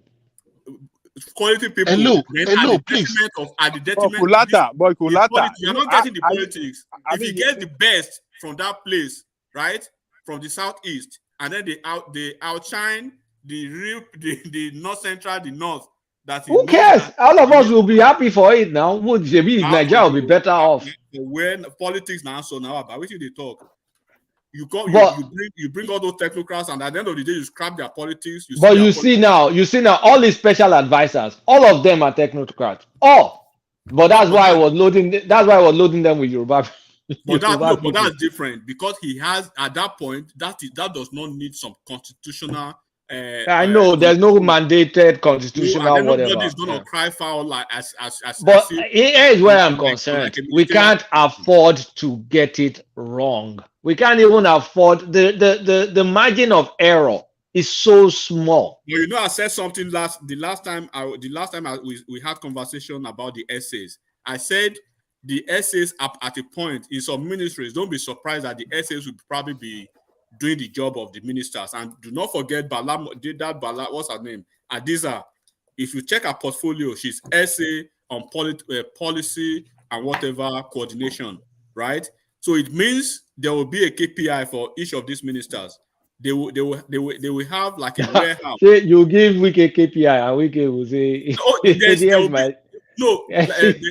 there's a department that has just been created now in the presidency.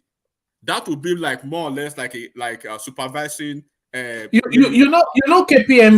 They are oversighting that. God bless you, one man. So that's how they will fire most of these ministers because it's better for him to say, okay, I gave you the job, but you were unable to perform. You got fired. Then at that point, you can go back to that state and get whoever you wanted. But you guys said you guys on one hand said you picked them for politics, so you now dismiss them.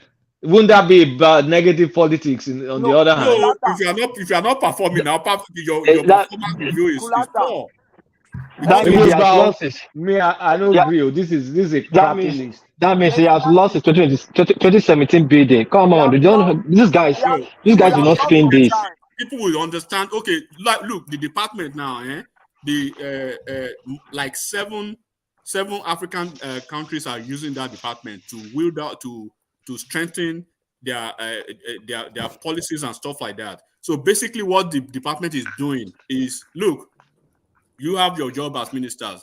These are the expectations. This is what we're expecting from you in maybe 3 months, in 4 months. It's not like as usual where you'll be in office you'll be in office as minister for 8 years, no supervision, nobody is checking what you're doing. No, you are reporting to a certain department in the presidency that will be answerable directly, right, to the president and chief of staff directly, and then it will be audited by KPMG. KPMG has been contracted as the consulting firm to do that. So they will just like a normal, just like a normal corporate body in the US over here, where on the maybe quarterly they review your work, they do your power and everything, and then you get promotion or probably you get some raise, bonus and stuff like that. They are introducing it into the public sphere now. So it's not. It is one thing to say, okay, you are a minister, but you are not doing what you are supposed to do by minister. It's not Tinubu that will be scoring you. There is a department that will be scoring you, and when it gets to auditing and you are scoring low, of course, at that point, it's just like you get fired on a normal job. Enigmatic. All that one is Oyibo. Yeah, are you going to give Wike KPI? Let me see if they don't sing. If his band doesn't sing KPI away. Kulata, I told you these people will bust into a corner after you start saying there's light at the end of the tunnel. That's what they are busting into right now. No, Kulata, you are right. Yeah, what you people are right. You know why? You can't say let's give them and let's try them and then we will fire them. That means you have lost 200. You have lost like 400 million years. 200 million Nigeria times 2 years. 400 million years. My own issue is this: these people are going to perform. That's the point. What are they going to give them that they will not be able to do? They have done well in their states as governors, a large number of them. We are not going to give them a ministry. They will do well. El Rufai will do well. Umahi will do well. Who are the politicians there? Adebayo Adelabu will do well. Patrick, let me answer this question. You keep saying they will do well in their position. Did they submit their name with their portfolio to the House of Senate? No, even without No. Answer. No. Answer as a gentleman. Hold on, Patrick. You see this this idea that they did not submit with the portfolio is a misnomer. Because these people have been you know what a minister is? It's essentially an administrator. And what an administrator does is like an orchestra master. So he doesn't have to necessarily be a special. If you take away specialist portfolios like law or medicine, they don't have to especially be specialists in that particular portfolio, but to have a broad spectrum of administrative capacity. If you look at El Rufai or Dave Umahi or Wike, these people have administered health services at the highest level. They've administered judicial services, educational services. So what experience do they not have in all of those specialisms that cannot be brought to bear? So those are transferable skills. It's about transferable skills, isn't it? One man, even Wike was formerly a minister. El Rufai was formerly a minister. So what are we talking about? We're talking about a lot. We are talking about a lot. You cannot just carry El Rufai now and make it. Wait now. You cannot carry. Hold on. We know they will do well, but as capable as Tinubu and people around him, I will blame Tinubu alone now. You cannot go in the direction of Buhari that will say that he's dumber than rock. He started the direction of submitting name without portfolio. You cannot submit these capable people to. How many of the state governors? Hold on. It's not about the state governor. Not about many of the state governors. We are already know it's a Nigerian thing. All of a sudden, no, it's not a Nigerian thing. It's not a Nigerian thing. It's not a Nigerian thing. Hold on now. Hold on. Abia Kyari started this thing during Buhari regime. So use people, some people name with pedigree to screen other people. Then and then they throw that people at the back of the bus or under the bus. You cannot do that. We need to have hold on now, please. We need a direction. Hold on, Agmati, please. We need a direction. And that direction we must get so that we can know where we are heading to. Greta is raising some points here. This is not, like I said, this is not time for politics. We are looking for a solution to move the country forward. By doing this, what are you talking about? Hold on. What I'm talking about, one man. He cannot submit list to the Senate like the cycles we've been watching. Hold on. Name one portfolio that outside of law or medicine. Name one portfolio that they. No. Hold on. Can you hold on? Let me put you the question. Name one portfolio that Dave Umahi cannot administer outside even law and medicine. But name one portfolio that Dave Umahi cannot administer. Okay, I will name it. I will name like 10 portfolio that he cannot administer. But in fact, he was a governor. Everything was already made for him to use at his disposal, and he appoint commissioners for those positions. So you cannot just go. Hold on now. Let me answer. Let me get it. Let me answer you so you get it. Answer. Then we get back to Ajanle. Yeah, we have. If you guys don't mind. Okay. Hold on, please. Don't let him escape that question. Let him answer. I'm not escaping. I'm not a politician like you. That hold on. 10. Okay. Hold on. David Mahi cannot hold Minister of International External. What is called External Affairs? The one Oyema is holding. It's not capable of it. It's not capable of Minister of Health. Hold on now. It's not. Hold on. Why are you interjecting now? If you know it's all, no, you're not asking any question. You're just talking as a politician. You should be coming down, Patrick. We're not doing politics okay. here now. Okay. What piece? Land the point and then let's get back on. Just attacking me. No, it's not attacking you. It's pushing at your narrative. A second. Let me tell you myself. On this, in this list, I can handle more than 10 of the ministries successfully. Yes. Okay, I agree with you, but these people are not you, they're not us. These are some people medicine or stuff like that.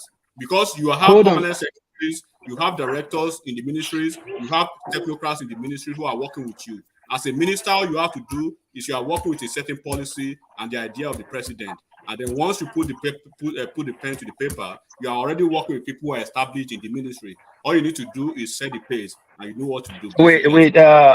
Sorry, Matic. When you even went to university, you choose your course and you went for it. You didn't go to the university and went there and randomly without no course. You have to have your department. Hold on, Patrick. Hold on. Patrick, hold on. Hold on now. Can you hold on yourself? Hold on yourself as well. Round it off in a couple more sentences. I don't think you quite get it, but yeah, we're not going to get it because we are trying to push anything they push down our throat, you know. But most of these people that is there is obvious to us cannot handle most of the position they're going to put them. Though we don't know the position they're going to put them, which is another funny thing, which is the cycle to us. They're bringing people who don't know where they're going to be, but it's okay. We should not be campaigning for them that will do right. Do right by what? Or do right that Alhaji El Rufai are going to do right in power. We say Fafa Salah in power. We gave him power. What did he do? He messed up. Woefully. Now we are coming back that trajectory again. Now we should put how you call it a round square in a round hole. How you call it? And let's have a little peace. Not start doing politics back and front. Let me just say this. You know, subject matter experts, they're not necessarily often instances administrators. You know, when you go to a hospital in this country, the administrator of that hospital is usually like an accountant, a lawyer, somebody like that, some HR specialist, often instances not really a medical doctor. Because administration is different from subject matter. I agree with you, one man. I agree with you. When it comes to administration, you put that's why they had other positions, head of service. There are so many a cabinet people can handle. But I just said, and I make reference, I put me wrong. Fashola was holding power. What did he do? Let's not open that okay. Because okay. Well, please. Your question and your fear is valid, but let's look at it this way. Every single person being mentioned on that ministerial list is going to serve at the pleasure of the Mr. President. The president has a mandate, and that mandate is what those people listed on that list are going to carry out. So they are not working independently, and they are not going to work outside the scope of the mandate of the president that appointed them. So whether they perform from where they're coming from, or they have no pedigree, they have no choice than to carry out that mandate. So the fear of, well, they may not perform is not going to be the question anymore. It's about, you give account to me. Did you perform? Did you carry out the assignment I give to you? Unlike Buhari that sat back and watched his minister not performing around this. All right. I think we lost Dewale. Did we lose Dewale? Or he's standing on his mandate. On our mandate, Bola, your mandate. And for Kulata that said he wanted a new face, an international face, let me tell you something.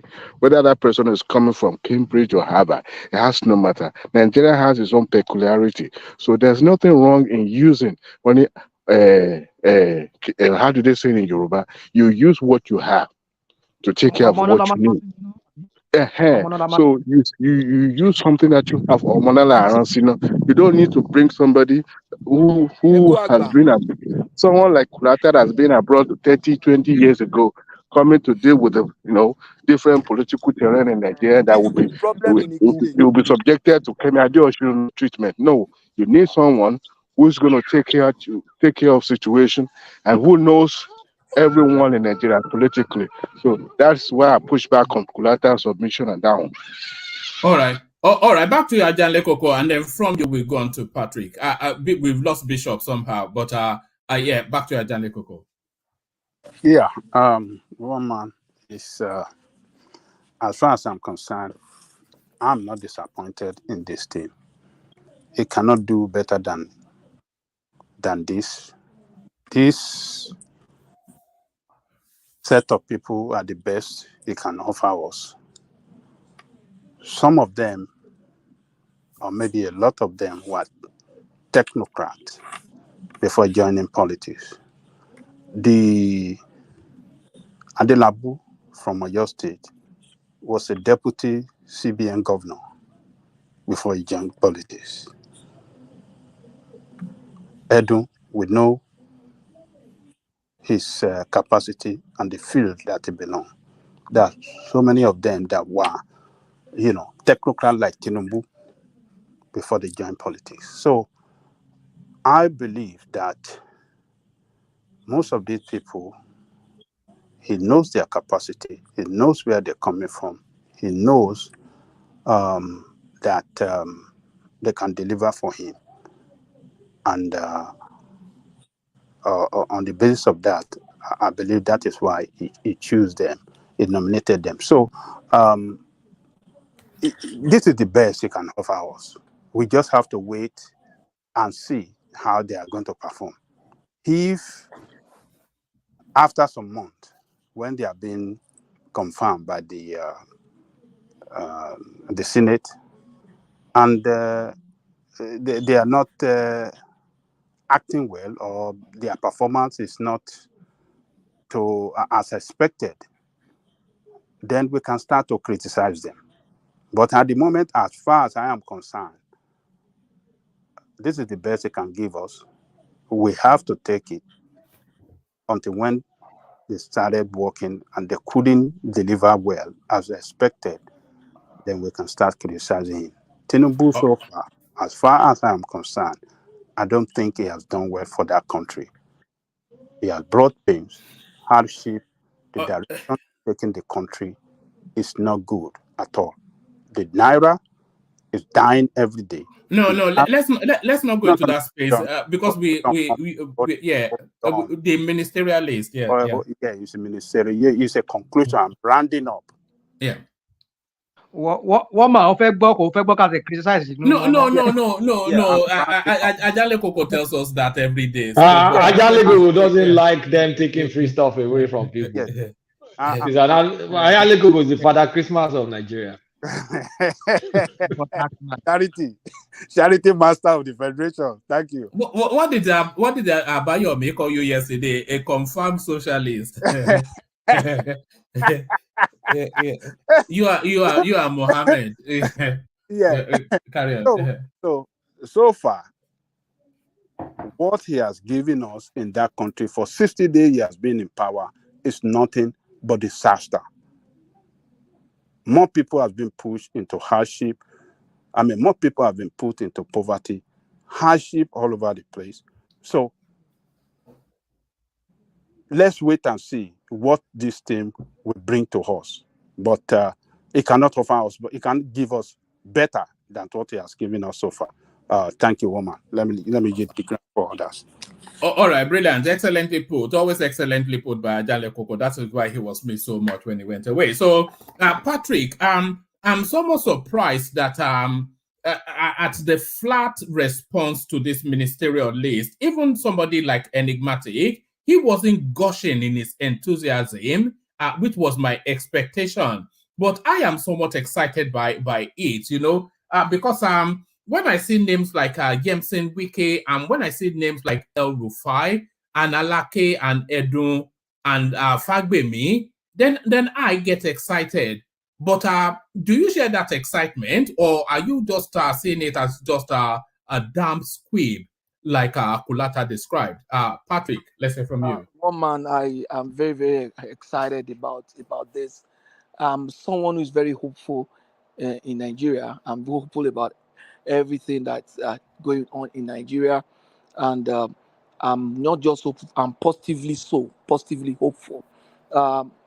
this man has done the best that he's expected to do to me in his own situation, in the condition situation that he has found himself. He has to try to maintain the balance of being a leader and trying to maintain the political balance as well.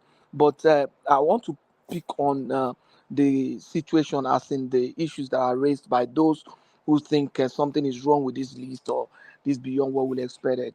I will start with my brother Kulata.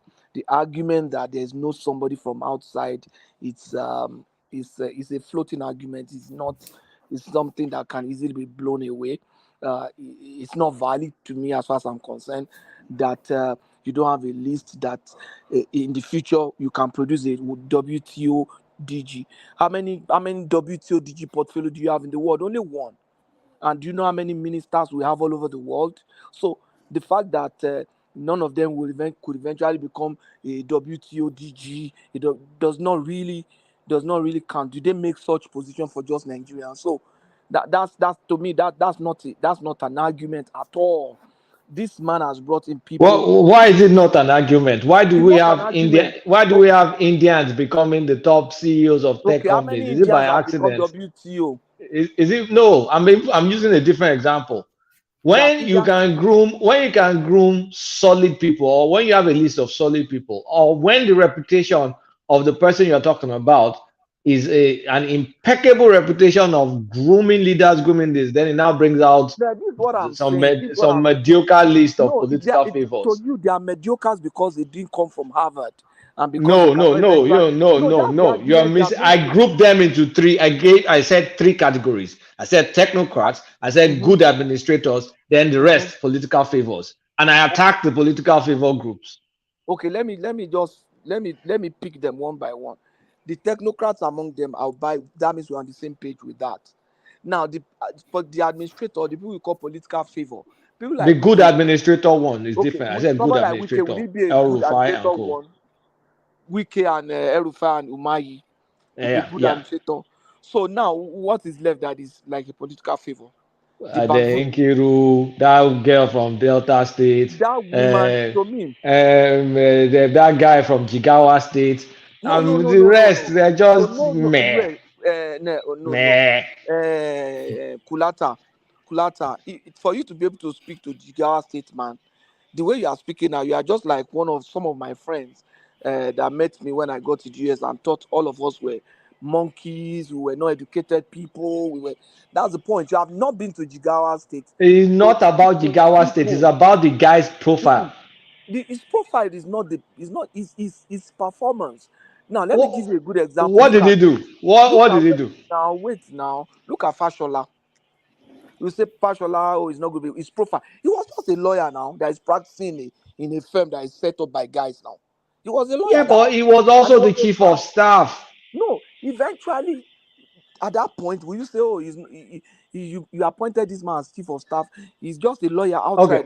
Okay, Patrick, let's not kid ourselves. When we were analyzing the special advisors, all of us were gushing. When we were talking about that girl with the Dutch name, that Igbo guy that comes from KPMG, that tax guy that comes from KPMG. You see that these guys are knowledgeable. You look at that girl on her rise, deep expertise, all that. I was gushing. Okay, let me speak for myself. I was gushing about them. I was as well. I was excited by that. But for these guys, I saw the list. I was like, "What the hell is this?" You remember? You're not gushing about Wale Edun. No, woman. But Wale Edun is kind of like expected. So there's nothing to gush about. It's expected. Woman. You know my argument. If you remember, argument about that was that the guys from KPMG or these guys from he was the deputy governor, and I told you that they don't teach them how to be good administrators in the banking. Even in KPMG, they are not teaching you. If you are in KPMG or you are in Deloitte, I've worked in Big Four.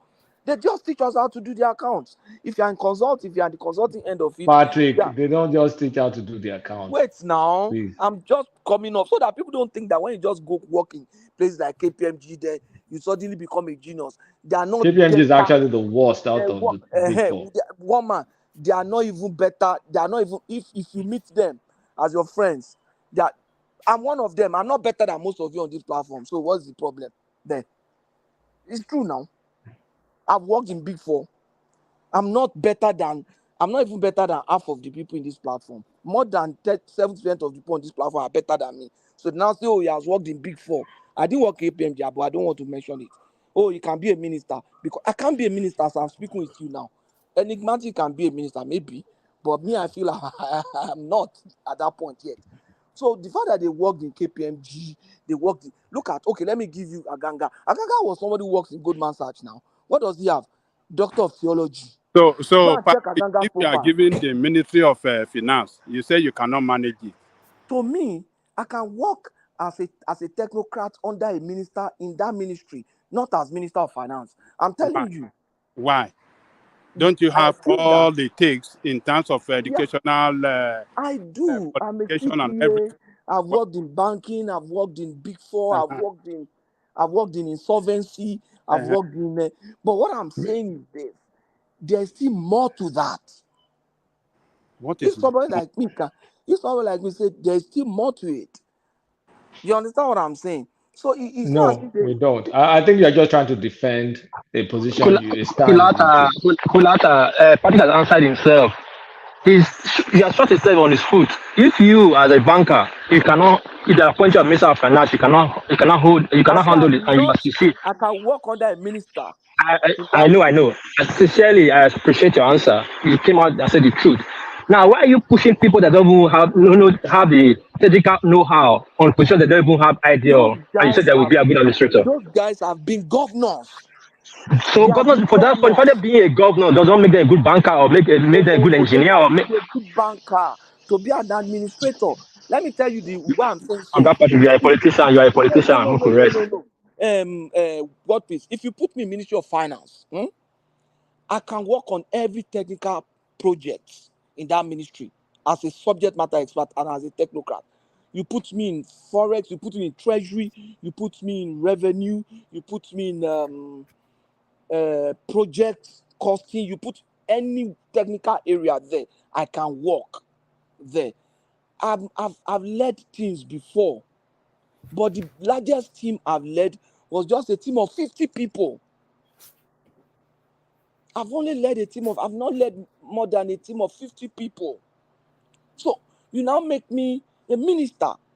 That's huge for me. In terms of, but in technical sense, I can be effective. So if eventually I get an appointment to become maybe chief of staff to a governor, and then I become a governor, then I've increased my span of management, of leadership, from 50 to thousands, which is big for me. You understand? I've never led up to 1,000. I don't know how many people have led up to 1,000 people here. No, I've led more than 50. I've led about 100. But I've not led up 1,000 people. And I'm sure Kulata has managed more than 1,000 people. Okay. He used to be the CEO of XYZ. Oh, okay. Have the XYZ. No, have the XYZ. The CEO of XYZ. One man. God will save you. Governors, these people have been governors, and they've led diversified teams. Patrick, can I say something? I just want to answer your question, maybe your rhetorical question. Yeah, I'm not as a teacher. I've led more than. Okay, but I just want to address this. As a teacher, I've led more than 1,000 people.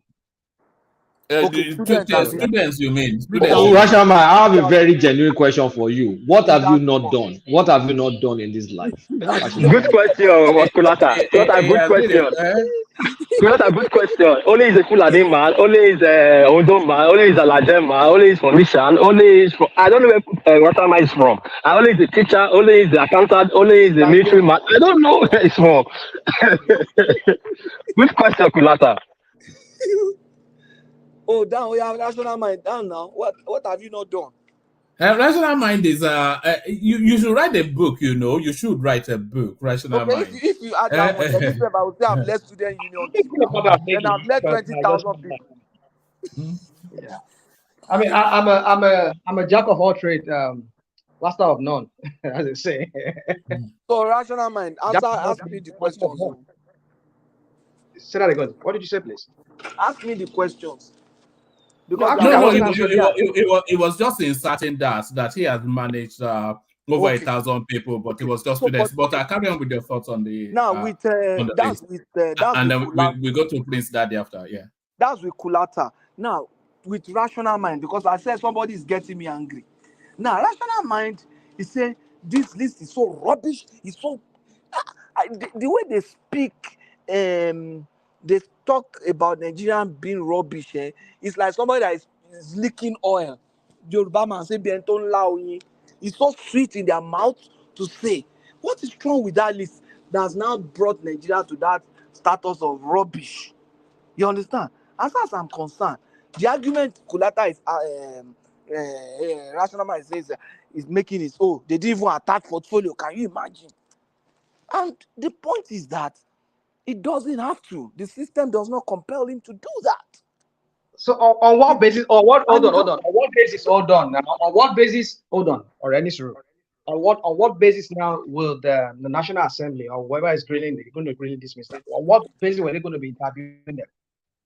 Now, the national my argument is this: the National Assembly is take a bow and go, right?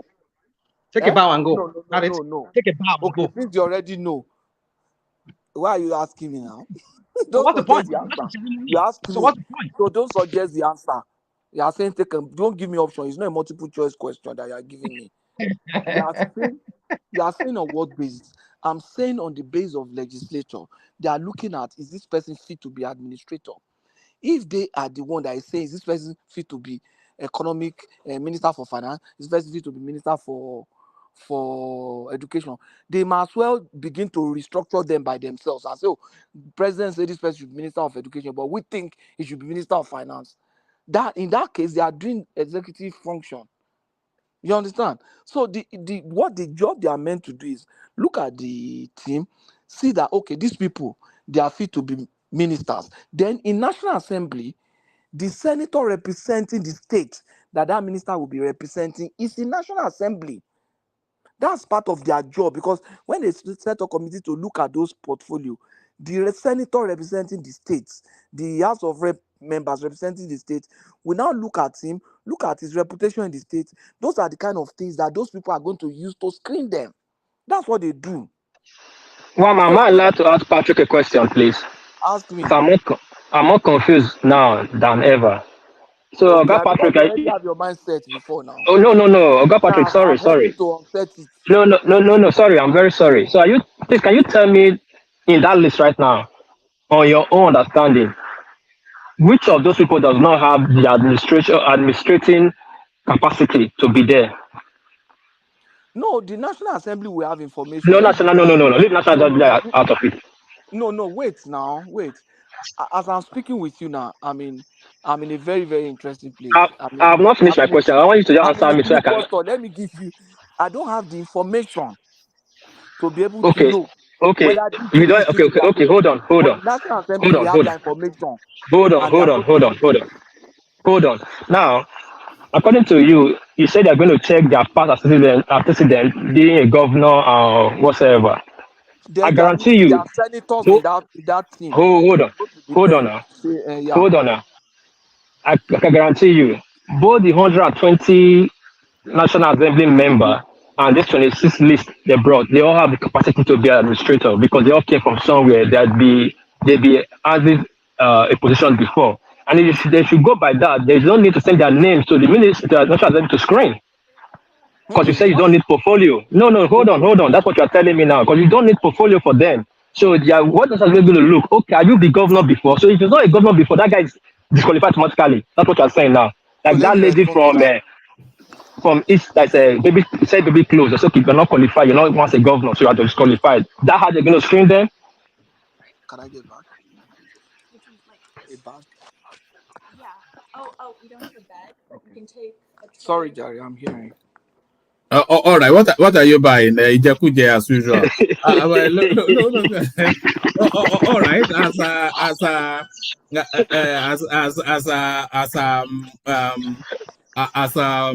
Patrick I'm back with you. All right. What were you buying? Let me guess. I'm trying to buy. I'm actually in a liquor store. I don't want to take it out in the open like that. I'm trying to buy some drinks for myself. I'm trying to celebrate. What's your poison? Are you a brandy man? Is it? Are you what's your poison? What? No, I'm just taking beer. Just half. Beer? Oh no. I don't drink You beer get fat. anymore. You I get don't. fat too much. Yeah, you Too get much sugar fat. and beer. Not very often. I've not drank beer in the last 6 months, so I'm just taking. I've not drank beer in the last 3 years. Yeah, so maybe in another 6 months I'll take. So that's it. But what I'm trying to say is that This is how what is I've never drank for a long time, and then yesterday you just had a beer, and you say you've not drank for many years. You know that I've still not opened World Peace's whiskey from Christmas. So that's just yeah. Why haven't you opened it? Somebody sent you somewhere. Because I want an occasion to justify it, because it went to such a great expense to send it. okay, So I want something to maybe when I come to London I'll see you. I'll open it. I might be meeting with in media over the weekend. Then maybe I'll open it then. Uh-huh. If it comes to the UK. When one of the guys comes, I'll open it. When I come to Manchester, I don't know. So what I'm saying is that, for example, your senator is going to be there, and your senator knows your accident in your area. He knows everything, so you can be able to now say, no, this is not going to be a good representation for us. So those are the kind of things that they are going to use. Not that they will be the one say, oh, this one can be Minister of Health, this one can be this. No, that's the job of the president to do. And is that your answer? That your answer? Is that your answer to me? Let me tell you another thing. The fact that they didn't submit their portfolio does not reduce their capacity or increase their capacity. If, for example, a Fashola is there, or maybe an Okonjo is there, the fact that they didn't attach a portfolio to Okonjo does not mean that it will reduce his capacity to be a minister or to perform now. So what are we talking about? Well, let me add this before you move on. Sorry. Right now, there are two scenarios or two situations. If a ministry is lacking administration services, and they have good head of service and all that can carry out the job, but they are lacking direction, then you need an administrator who is authoritarian to push that agenda through. But when a ministry is lacking, let's say, brain 8 years, brain drain. You're lacking engineers, you're lacking a lot of efficiency in that department. You don't need an authoritarian. You need somebody that have the technical know-how to go fix that position. And that's why you have to give them portfolio. So people will see if that person can perform that position. Example, let me use power. If you are bringing an engineer, an electrical engineer that knows the situation Nigerian power is passing through, he knows the engineers to employ, technicians and the rest to employ to make sure this unit works. But you go and bring an authoritarian administrator, he does not know the technical know-how. You can be or you can be, and it will not function. Right. Can I respond to that? Respond to it, and then from there we go on to Prince. You've changed your hair. I thought you were rocking blonde once upon a time, Patrick. No. My son said I should just color it, take it black. Okay, carry on. Yeah. So what I'm saying is this: if you put a technical person in that role, it does not necessarily mean that he's going to hire the best of his people. He's going to hire his classmates. He's going to hire people that hire people that went to UI with him, or his friends that eventually went to IFE, or the people he work with along the line. So it does not mean that he's going to just create the talent from somewhere. You understand? So what you need is someone who has jobs, who knows the job to be done. I'll give you a good example. The president already has what he wants to do in agriculture, for example. He wants to set up like industrial zones in different regions. Then he wants to clear the land and make sure that we farm maybe 2/3 of our arable lands are being employed. So a minister of agriculture, who could be any person, we know this what I want to achieve. Who are the people that I need to achieve it? I need somebody in agronomy. I need somebody in animal production. I need then he can start going around. Go to universities like University of Agric Abeokuta, University of Agric Makurdi. Go to UI. Start talking to people. Start talking to the PS in the Ministry of Agriculture. These are projects. together a project team to drive that. That's the essence now.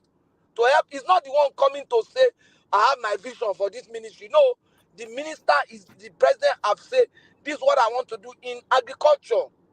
This is what I want to do in security. So the guy is just going to be able to say, okay, let's set up 3 projects to be able to achieve this. And then we need to start this project team. Where do we go to? Then we have our universities now. We have our ministries. We have people around. That's how they make it happen. It's not that they will bring somebody from outside and the person will now be looking. He doesn't even know the road to Ilaro. And they say they want to farm Ilaro. They now bring the guy from Harvard. He's speaking English. He's looking at the map, looking for Ilaro. That's nonsense now. I'm happy that we are saying bye-bye to that. If you want to rule Nigeria, leave your diaspora, go and stay in Nigeria and experience the same thing that people are experiencing, and then provide your leadership. You love Nigeria enough to stay there. You want to now rule Nigeria. So those people that are there working, they are mumu, they don't know how to govern. It's you that is abroad that can govern better than them. I beg, that one is gone. Let's not. All right.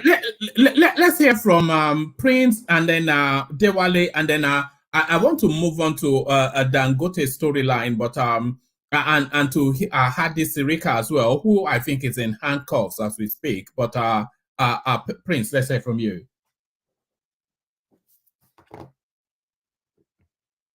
Prince Daddy. All right, let's hear from Dewale. I don't think Prince is quite with us. Prince. Dewale. Am I here? Can anyone hear me? Yes, we can hear you. All right, let's hear from Simba then. We hear from Simba and then we move on. I think people might be raiding fridges and doing whatnot. Yeah, Simba. Yeah, good morning, woman. Good morning, everybody. Good morning, Simba. The ministerial list. Yes, I've been listening to our arguments, maybe in the last 1 hour, because I was sleeping before I could join. And well, with the summary, I cannot say whatever questions or argument that we have been having is not new. We've been having this thing for years. And what I want to say is this. Being a technocrat or being a politician or whatever, to me, doesn't really matter. I can give you examples.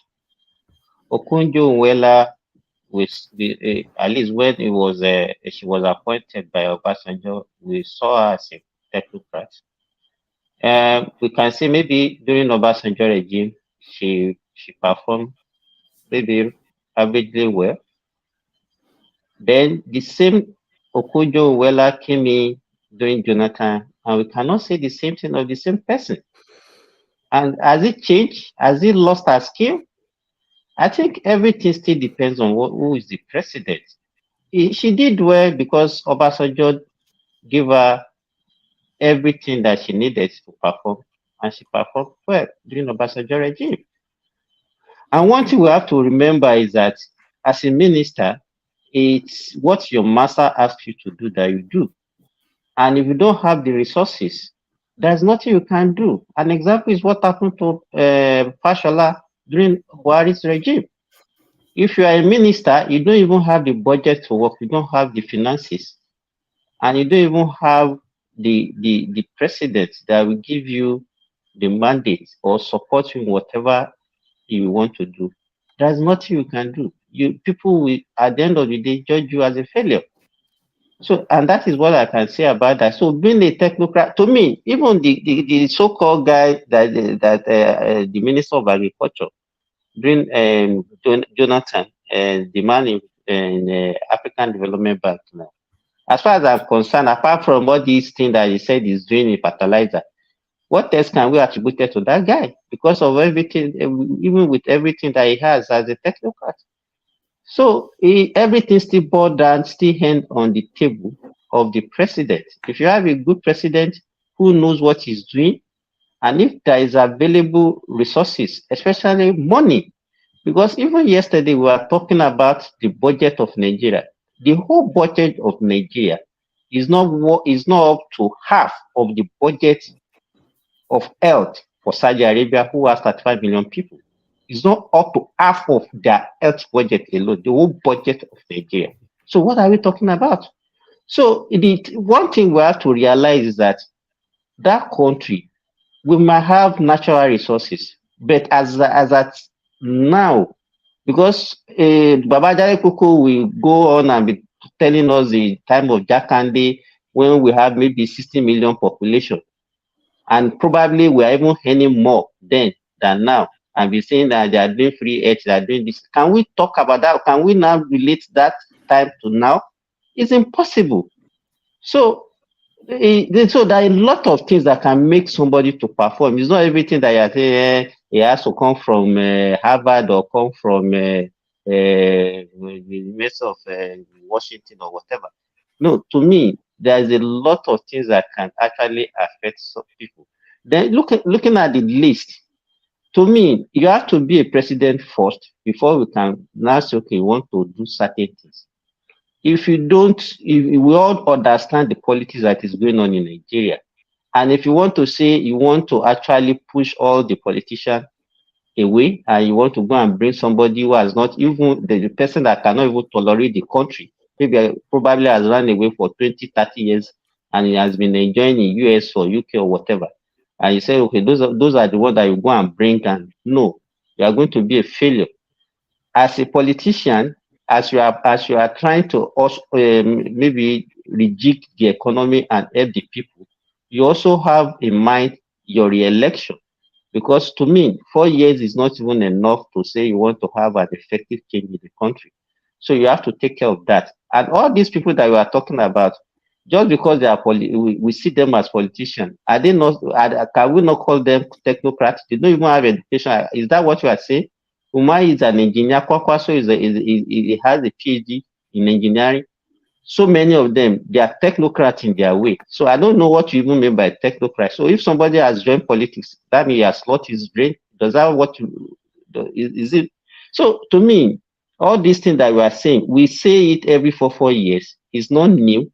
Even the next 4 years, we are going to repeat the same thing. Because let me tell you one man, we always like to criticize whatever decision any of our politicians takes in Nigeria.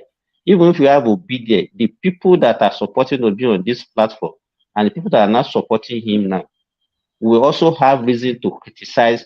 And one thing I have to tell all of us is that if you want to criticize, let us criticize constructively, not just for saying that whatever everybody does, you just have to see it negatively, and we just have to continue like that. It's not, we are not helping our nation. So that is what I want to say now. Sima, can I interject? Yes, you can go ahead. Yeah, like you said if you want to criticize, we should criticize constructively. So, and I'm trying to be very civil here. So, what is there anything wrong if Tinubu submit the list to the National Assembly and add the portfolio to it, as you just described Kwankwaso just now? Is there anything wrong giving Kwankwaso Minister of might and power? Is there anything wrong about that? You add the portfolio to it. You know, when I started, I said this is not the first time I've been hearing people address that briefly, but we've done that portfolio round. But address that briefly and then we'll move on. Yeah. You know, that's what I'm saying. That's the way I want to answer him, that this question has been asked so many times, not even only on this platform. It has been every time we have list of ministers. Those are the questions that people used to ask. What can they attach with portfolio? What can they attach portfolio? Let me give you an example.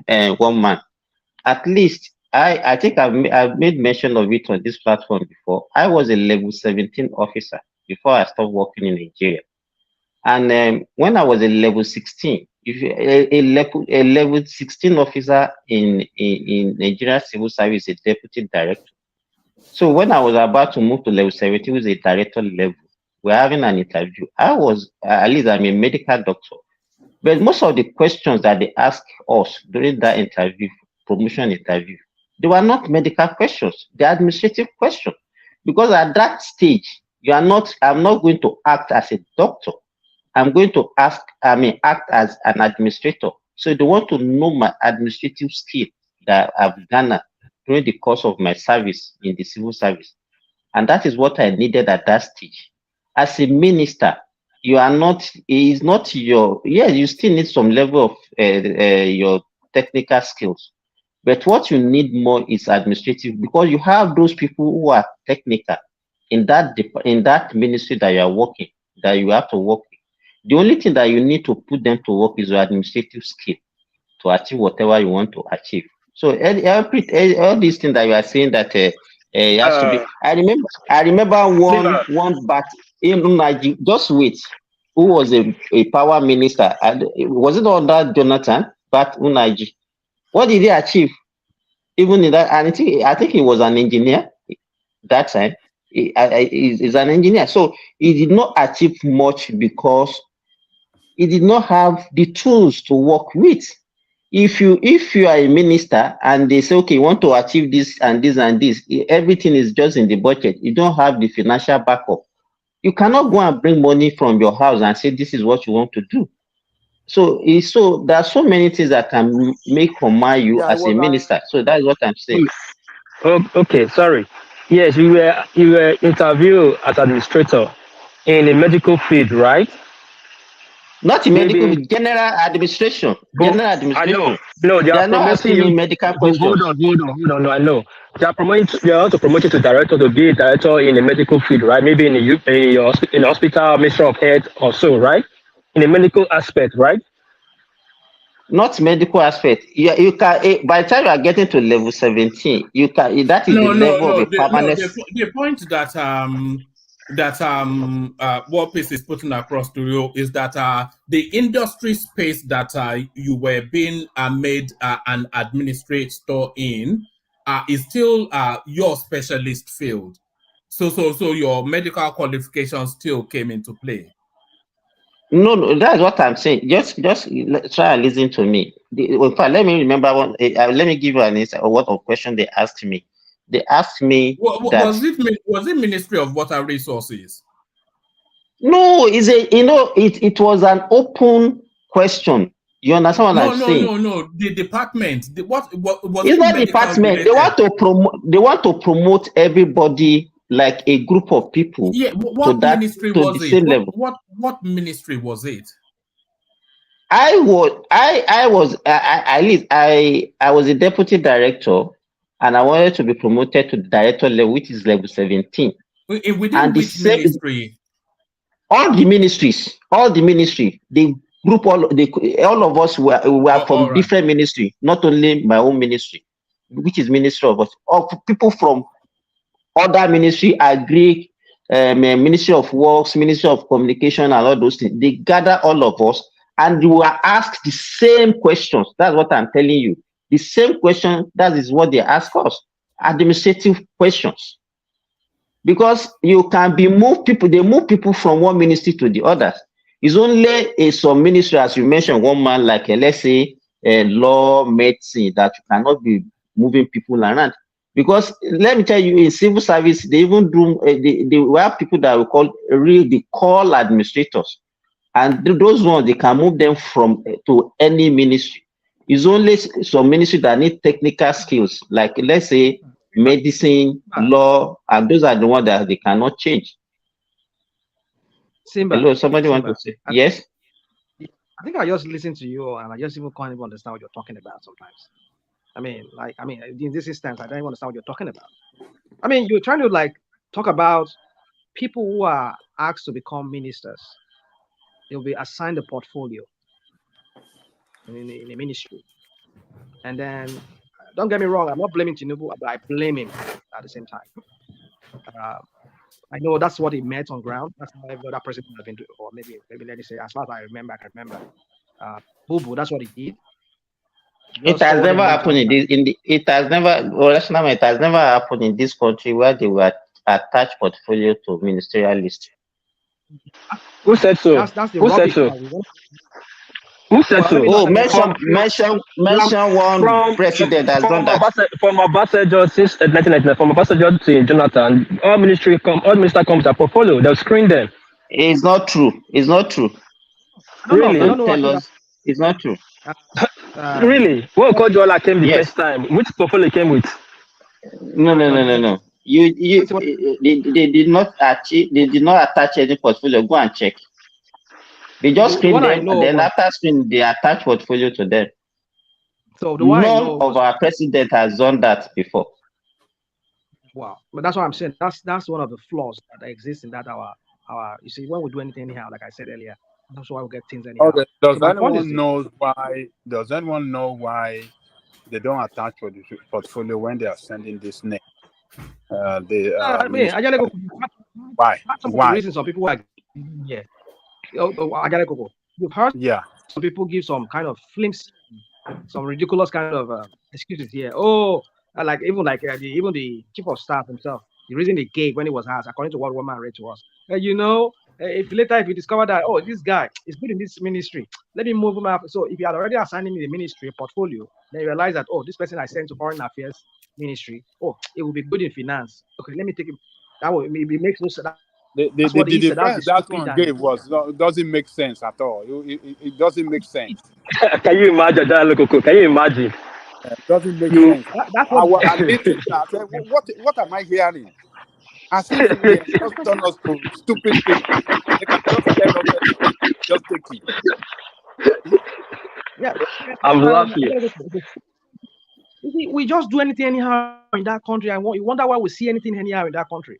I was expecting him to make a change of his own. Like, okay, I'm not going to go that route, whatever. Even though there's no provision for that in the National Assembly Act or whatever act that governs appointment. I would do it. I will attach portfolio. That's to say, I know I'm a talent. Like the Ecuadorians always himself also portray himself. I'm a talent hunter. I know Ecuadorians, you've not you need to go Ecuadorians. All right, carry on. So he's a talent spotter, a hunter, where the increase. Okay, send them to the people that will interview them, grill them on this thing. Let us find out if they even know what they are going to do in that position. Not this usual take a bow and go. We know you, don't worry. You are the in-law to this. Take a bow. Former governor Umahi, just take a bow. You're a member of the Senate. Just take a bow and go. I mean, how do you run a nation? You see, woman. You see, sometimes I'm just so tired. I mean, here, let me give you an example of myself. Today, I went through some kind of, I did some kind of examination online today. So you went through an out-of-body experience. Did you go through an out-of-body experience? My kind of training, it requires constant kind of training. And this is something that you would like in Nigerian context, like what they are begging. Once you're in that position, just do it. And they have to grill me. They have to interview me kind of in the exam. Like, what am I mean? Like, I've gone through this before. Why do you have to? In fact, I have one that is even more superior to it. So because they have to follow due process. It's a necessary thing they have to do. That's how the society works here for them. They want to know if you're still competent. I've had this certification. They still want to find out if this certification you still know what you're doing. So the point is, if we don't do something right in that country, we'll continue seeing this kind of mediocrity that we see in the society there. I mean, how do you send people to National Assembly and you ask them to take a bow? What basis are you? Rational mind. 1 minute. Okay, now they don't attach portfolio to those lists. When they are screened, on what basis would they ask them questions? Each one of them. Take a bow. That's what I'm saying. Take a bow and go. Good question. On what basis are they screening them on? On what they screen them on? What are they going to screen them on? Okay, on their name? Or because they are past governor, they're going to screen them on? Or what? I don't understand it. It's a fraud. Just forget the fraud system, man. The fraudulent system. Leave them alone. All right. Round of your thoughts, Simba. And then I want to hear from Q, who joins us for the first time. And then we'll go on to a different topic. Back to you, Simba. Round of your thoughts. And then we hear from Q. Okay, well, in summary, I think what I can say is that as a minister, I don't think you can come with your own idea. I stand to be corrected. They can't come with your own idea and say, okay, this is your plan that you have for the ministry. I think everything still depends on what the president.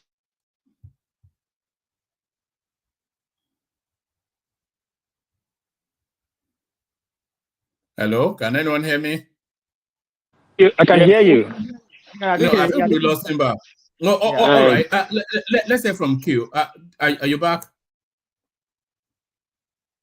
Oh, all right, let's hear from Q. Q joins us for the first time. So Q, unmute and bring yourself into the conversation. Is this your first time here? And what are you making of the conversation so far? Q, good to meet you. One man, it's more than a year. How are you? Oh God, yeah. So it's you. Wow, it has been more than a year. What happened? Come on. Okay, one man. I rest my case. Okay, no. Simba can end up with he can just sum up. Then I'll come back. What do you think? No, you can start now. I think I've rounded up my own. Yeah, thank you, Simba. So how have you been? It's been a while. Have you been traveling? Yeah, from one state to another, and also out of the country and back and all that. How have you been? I've been good. We've not even heard from you even before the primaries. No. You heard from me before the primaries. Come on, remember. But we heard from you before before the primaries. But a lot has happened since you last came on board. But now we've landed on this ministerial list. Are you inspired or are you disappointed? Wow, that's a good question. But it's totally in his hands as the president to decide those who are going to be part of the Federal Executive Council. Some people during the campaigns, as Ajan Lekoko said earlier, some people attributed the ability to spot talent as one of his main strengths, right? So it's not easy actually. He has stepped into a bigger and larger pool, and each selection comes with huge consequences. So he has to do two things at the same time. He has to decide who he's going to work with, and at the same time with another eye on 2027. So it's political, and at the same time it's something that he has to weigh the consequences of his choice. It's not an easy one, but I think politically, if you look at it, I don't think you blame him, politically speaking. And going by what people have been saying earlier about how things are going to pan out, in other words, the performance of those he has selected, I can't say, apart from maybe Wike and El Rufai, and also I like it to a large extent. I can't say much about the rest. Yeah, also Partey actually. Well, but Partey served a while ago in the country, and there's so much about him. People are talking about how knowledgeable he is, how good he is, and all that. But what was his performance when he served in the country a while ago? He once served in the country actually, but I can't remember actually how sterling his performance was. Actually, I can't. Well, he has a good resume, but I can't say much actually. But those that I think they'll be able to live up to expectations to an extent. El Rufai, I think he's going to be outstanding once again, and Wike is going to be good as well, I think. So also I like him. I think I like him will be good as well. What about Dave Umahi, who was one of the standout governors under the Buhari space? A lot of people rate him highly. Yeah, he performed, but his performance. If you compare his performance to other governors, not necessarily to other governors in the Southeast, but if you take that as a whole, from his appointment and how he was able to administer the state in terms of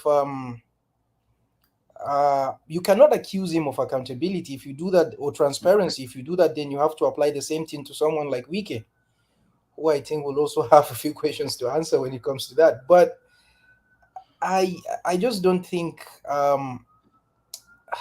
I don't know, but honestly, I just don't think he's going to be. It largely depends. Well, he was able to construct a large airport. He was able to construct a university of medicine and also a huge shopping mall. But how will that translate into people's lives in Ebonyi State? That's the question. The thing about Wike, why Wike is exceptional is because there's virtually no sector that this guy did not touch. virtually there's no sector that he didn't touch in Port Harcourt. So I don't think well, we shall see actually, but it's he was able to do a couple of things, as I said. Going back to El Rufai, Yeah. a lot of people are saying that. In fact, I will be surprised if he doesn't get it. A lot of people have already assigned the Ministry of Power to him because they feel, and I agree, that ministry needs a real bruiser, a real bulldog to go in there and just and kick a few heads in.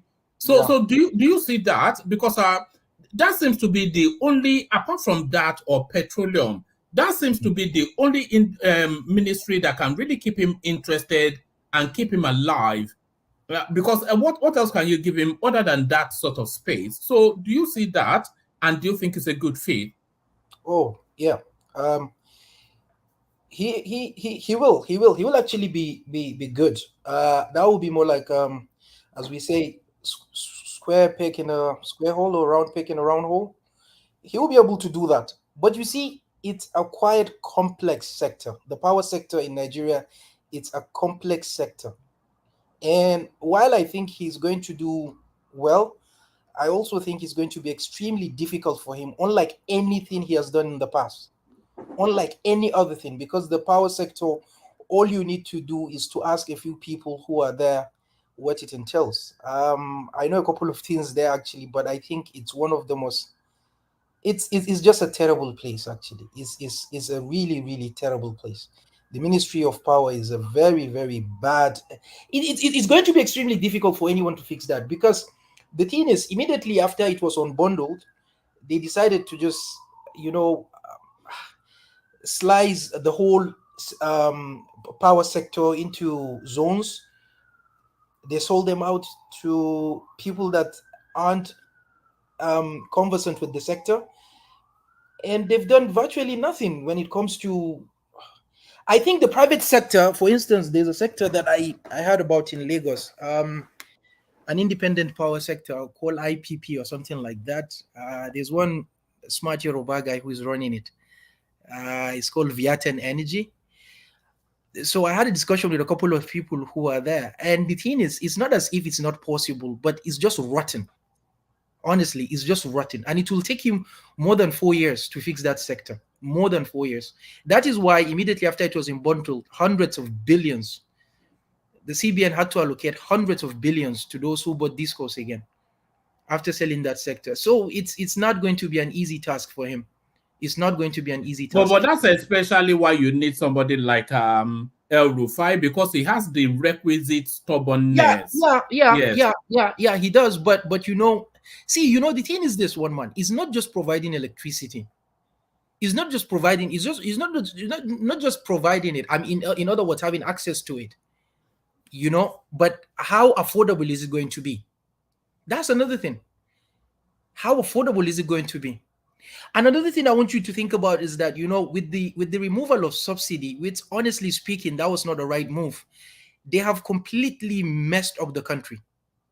That was a single move that and people are trying to defend what, in all honesty, is just you can't defend that. It's just not possible. People say things like, well, we can. The reasons are even laughable. The reasons they dish out most of the time, it's just something that you ask yourself, do these people really know what they're talking about? You see people calling themselves economic analysts, or people, what do you call that funny word, technocrat, appearing on national platforms from one television station to another, justifying things that just don't make sense. How would you do that? How? Why would you? The reasons are just, it just does not make sense. Honestly, it doesn't, in any way you look at it. And then, most of the businesses in Nigeria, they run on petrol. Initially was diesel generators, but now we have small, little generators that people use in salons. I bet that passed my neighbor. In salons, in bakeries, some people use them in their one apartment houses and all that. After selling NEPA for like more than 9-10 years now, people are still finding it very difficult to access. In other places, sorry, did you say subsidy removal of subsidy doesn't make sense? Absolutely, Kulacha. What's the alternative? I think it's not what's the reason for removing it? That's the first thing I'm asking. Like, what is the reason? What are the reasons? Because we can no longer afford it. That's the reason for removing it. Yeah, that's what they've been talking about. They can no longer afford it. Okay, if you know you can no longer afford it, as a political party that took over from a succeeding party, it's because it's APC to APC. Why all these years? No. Hold on, please. Hold on. Just allow me to answer it, because you said it is no longer something that the country can afford. Okay, fine. You collected billions of dollars in loans. Why didn't you fix the refinery? If indeed you're interested in removing subsidy, why didn't you fix the refinery before doing that? So do you want Nigeria to keep borrowing till magically they fix the why refinery? did you borrow? Excuse me. Why did you borrow? Wait, even if they fix the refinery, do you think the refinery will be sold at a discount? The only thing we're saving is shipping costs. No. See, let me tell you this. Before the elections, the last time I appeared on this platform, one man asked me a question about the primaries, how the primaries are going to turn out. And I told him something. I said the winner is already there. It's going to be an interesting one, and the winner is already there. And he asked me who in particular, and I told him Tinubu is going to win the elections. I didn't even say the primaries. I said the elections. Now, the reason why I said this is because of a lot of things that he has done in the past. When you put all together, no one did 50% of what he has done in the past. Politically speaking, no one has done that. And so you just have to give it to him. It was just clear. But immediately after winning the election, something happened. People from the World Bank and these international institutions, before the elections, a lot of them made them say that in one or two of their campaigns. We are going to remove the subsidy. Someone said, well, I will sell the refineries immediately. Another one said the first day and all that. But then just look at what happened. He again went during his campaigns in Abeokuta. In Yoruba, he said it clearly. I'm going to bring down the price of fuel. The reason why this is... Of course, he cannot bring down the price of fuel. How can he do that? No, I'm coming. He did say that, though. He said that, but of course, tongue in cheek. How can he do it? He doesn't have such power. No, yes, he doesn't have the power. Let's assume he doesn't. As the president, if he doesn't have the power to reduce, he has the power. How then? But he had the power to remove it, and immediately the price increased. People. Because removal is we're paying something. Hold on a second. We're paying for something. We have to borrow to pay for something we can't afford, and we're enriching like 200 Nigerians that are just stealing the thing. Okay. Thank you for that. But another thing I want you to look at here is very simple and straightforward. They borrowed billions and billions of dollars to do what with in the past 8 years? That's my question. Why didn't? And if you say okay, but they're also, it's also codified. Hold on, it's also codified in the law. Okay. Because they signed the PIB bill. That is another. No, excuse me, Mr. It's not an excuse. No, it's a law. Is the law? Wait, is the law an excuse to you? Oh, no, hold on. Is that how you explain what the law is? This question. You see, earlier I said people appear on national platforms giving very laughable excuses to remove. What is laughable about you can't afford something? Hold on, Kulata. Allow me. I'm going to respond to you, Mr. Kulata. Yeah, carry on. Don't call him Mister, though. No, I'm not a Mister. I just call him Kulata. I'm just judging you. Don't worry about it. Kulata, listen to me. No, listen to me. This is something very simple and straightforward. No one will listen to you and will say you are not knowledgeable. No one will listen to you and will say you don't know what it means when it comes to policy. You know that. Fine. But when you are applying or when you're coming up with a policy, without thinking about those you're going to apply the policy on, it makes no sense. Put that aside. How many people are using, like the billions and billions of dollars they took? What did they do with it? They said, well, we had to use that in order to construct railways. We had to do that. We had to do that in order to fix our roads. Okay, fine. We had to do that, in fact, for COVID. Another excuse that they gave. And now you're talking to me about the law. Who is the law meant for? The law is meant for humans, and humans are meant. They can amend that if they want to. The problem people are having is that they get themselves detached completely from the society. They bring together a group of people calling themselves economic analysts, and apart from that, then they think that when they come up with this with these policies, it's just going to be more like a turnkey project. Okay. Can I ask you a question then? And then it's going to work. How will you If you were in that shoes, how would you solve for that problem? Believe That me, you know that their listen to me. vested interest. Let me just explain the premise. The vested interest that are eating, of course, they're chopping out of it, Nigerian parlance, they're chopping out of that subsidy money. The longer you wait to plan something, the more they gang up against you to make sure you'll not be successful. Okay, can I answer Is that that same vested interest that is making sure there will can I answer never them? be a You see- working refinery in the country? You see, here's the thing. You spoke about the law, and I said the law, the people in the Senate who made it, they can amend it if they have the interest of the people at heart. So you see, that is not even an excuse. That can be amended. It's not even a problem. Now you're talking to me about a group of people. Are we saying that we don't even have a country that can stand on its own and say, no, we don't agree with this? Unfortunately, we don't. Arrested? We don't. Okay, then. So that means the people who are poor, the people who are powerless, they should go ahead and suffer because of few people that the country cannot arrest and prosecute. Look, these things just don't. Look, let me tell you this. You know the largest employer of labor in the country? Do you know the largest employer of labor? The government has to be. No, it's not the government. It's not the government. The largest employer of labor in Nigeria is the transport sector. I'm putting it to you today. There's no local government that you will go to that you don't have, at least, apart from the major cities like Lagos, Abuja, Kano, Port Harcourt, and Enugu. There's no local government out of 774 that you go to that you don't find people who are riding, maybe driving a car, 5-10 cars as taxis or transport, and then you have tricycles, what we call keke na pep.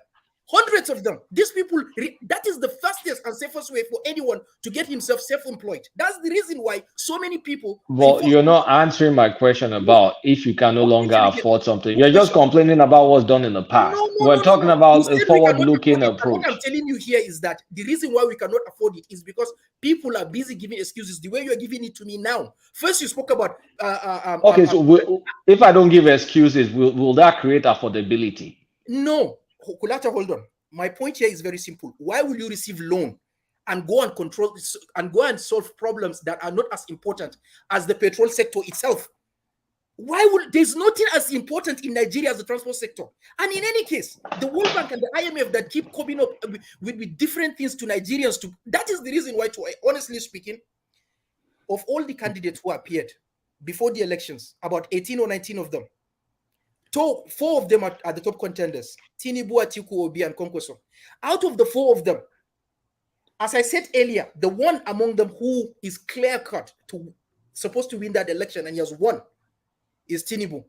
And if you look at the things, because I had to ask a couple of questions. You know, look at his upbringing. Look at the way he did when he was there as a governor, a couple of things here and there. You can't. There is no way you tell me. But I knew it. I knew he was going to remove the subsidy days before that. I knew it. In fact, let me be honest with you. I wrote an article 2 weeks before he was sworn in respect to removal of subsidy. The title is Tread with Caution. And you know what? They knew it. In fact, almost all the newspaper organizations in Nigeria had information about that. And they withheld that information. I knew he was going to remove that because the people of World Bank and the IMF, that is the reason why honestly speaking, I hope at the end of the day, Tinubu will disappoint me and he will come out as one of the best presidents ever because we need that. But I just cannot see how.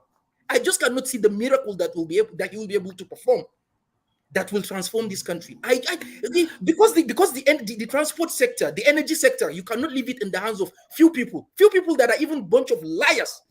Someone telling you he's fixing a refinery that will start functioning in July. That's where I was going to, because you said they borrowed. Let me land. You said they've been borrowing money to do other things. You know they've been borrowing. You know how much? I read how much they've spent on turnaround maintenance for our refineries. I think it was something mind-boggling, something over $10 billion in the past decade or 8 years or something. Crazy amount of money. You know, people are still employed in those refineries doing nothing. Kulata, wait, do you know that if there's one person, honestly speaking, apart from Buhari, who can do that, is Tinubu himself. Tinubu. To fix the refinery. Look at anybody in his eyes and tell them, I won this election. He can look at anybody in his eyes and tell him, yes, you helped me, but I did more for myself.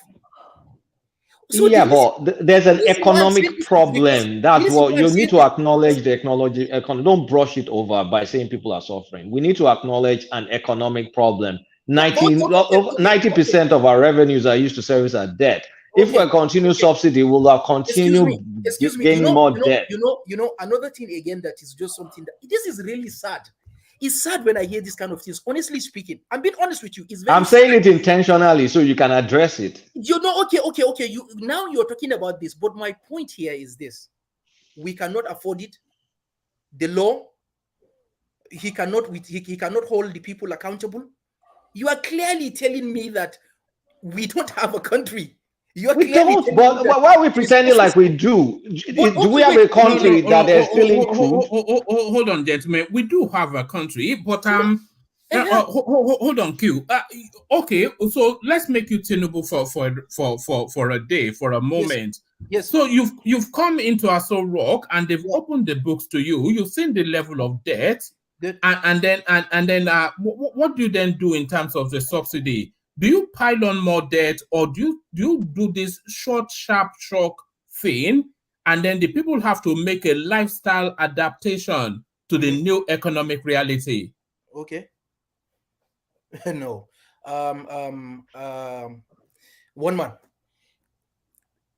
The most important thing, and in my opinion, I have to make that clear. In my opinion, I think the most important thing for him to do is to ensure that he fix that sector first, not by removing subsidy, but by taking on anyone on his way as an obstacle without any fear whatsoever.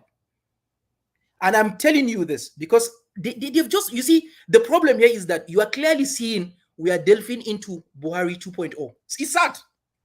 It is very sad. Because here's the thing. They will lie to him.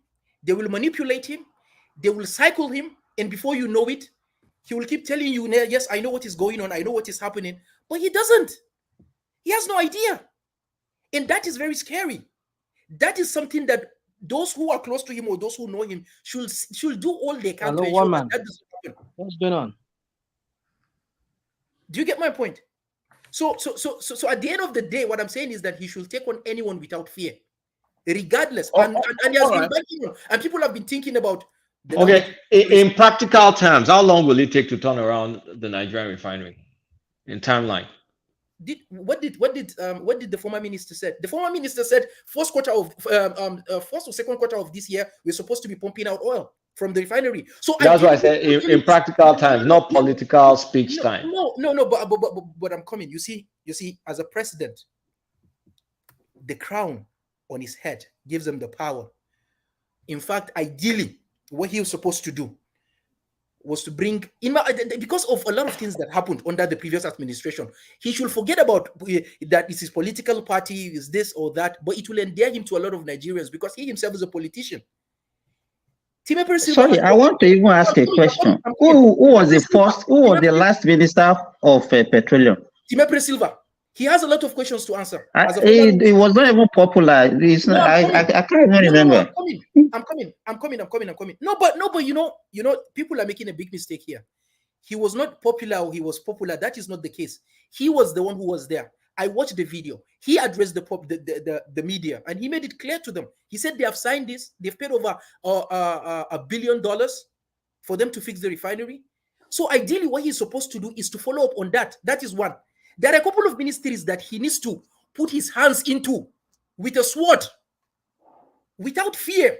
The Ministry of Humanitarian Affairs is another one. I mean, there are a lot of things that he must do, but more importantly, the energy sector. I'm telling you this: if he should allow the energy, already that is what is sad. The energy sector clearly and gradually, it's almost done. It's going to fall into the hands of the private sector, and that will be the wow. Calm down before you go too far. If they fix the refinery, let's assume they fix the refinery. It shouldn't be in the hands of any private sector, Kulata.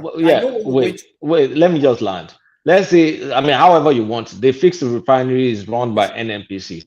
Yeah. How much will they be selling the petrol? Is it that same subsidized price or unsubsidized price? That is not a problem. The best thing that they can do. We have to address it because it's something that I had a discussion with a couple of people. I had a discussion. Wait. Let me land. Because I want to get to the point that if we fix refinery now, how much should the government of NNPC be selling the petrol? Because if it's still subsidized, it's still stolen to other borders. Okay, please allow me to give you an answer. That's a very good question, and here's my answer. I had a conversation with a few people, and in fact, one of them works with the World Bank, and this is what I told them. And believe me, no, you know what? Honestly speaking, right? One of them. Anyway, let me tell you what happened. We had a conversation, and this is what I told them. I made it. The conversation was about, you know, at the end of the day, you still have to sell off the refineries. You still have to allow private sector to manage the refineries. And wait. I mean, what is all this? What is the obsession with the private sector? As if the private sector is our lifeline. What is all this? In order to fix the price, what he's supposed to do is, after fixing the refinery, create a committee that will involve members of NLC and TUC, with members of. But sorry, because you have been talking and I've not been able to pick any points from what you have been saying since. Okay, please tell me. If you say that we are fixated on private sector, yeah, can you mention one business that government has done very well? Any business that you can think of in Nigeria was done excellent by the government, not until people decide to enthrone, I repeat it, enthrone the private sector. At what point? Just tell me, because all this refinery that you are talking about. Listen to me. I know the last one was the Kaduna. Let me finish. Because one voice, yeah. Let me finish, because I know your passion. I know what you are saying, but you are just talking. You don't complete your sentences. You don't master your point before you jump into another one. Because people are listening to you, but we cannot actually see reason with you. I'm very sorry. Hold on, Simba. What Q is saying is quite clear. What Q is saying is that rather than remove that fuel subsidy, because what he's saying is that the fuel subsidy is actually the engine that drives the economy, especially at the lower middle to lower classes, where they're dependent on that single product to drive their lives. So rather than remove the subsidy, it should have taken a sword to that corruption space and made an example of these people that feel that they are bigger than the country, bring them to their knees, and then let the people be able to subsist in an economy that is just barely able to sustain them. So it was quite clear in what he was saying. Q, let me take you to this space. Still within the same parameters, it was one stone, two birds that Tinubu threw, and the stone hit the fuel subsidy, but it also hit the arbitrage in the foreign exchange space. So was it wrong to float the naira by your reckoning, Q?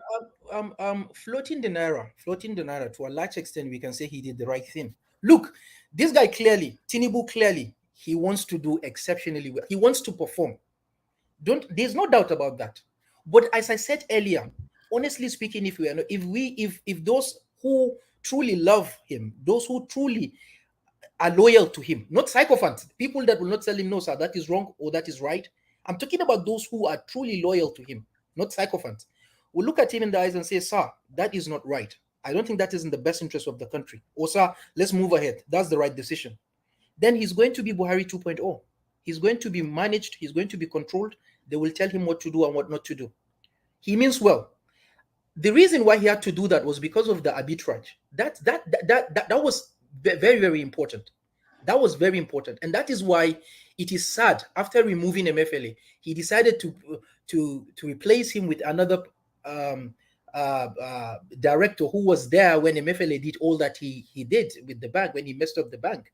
Ideally, they should be thorough. And as he said, when he was hold on, but he cannot replace Emefiele. What he's doing right now, that's about the only thing he can do. No. Excuse me. It's not about replacing him. Hold on. Let me land my point.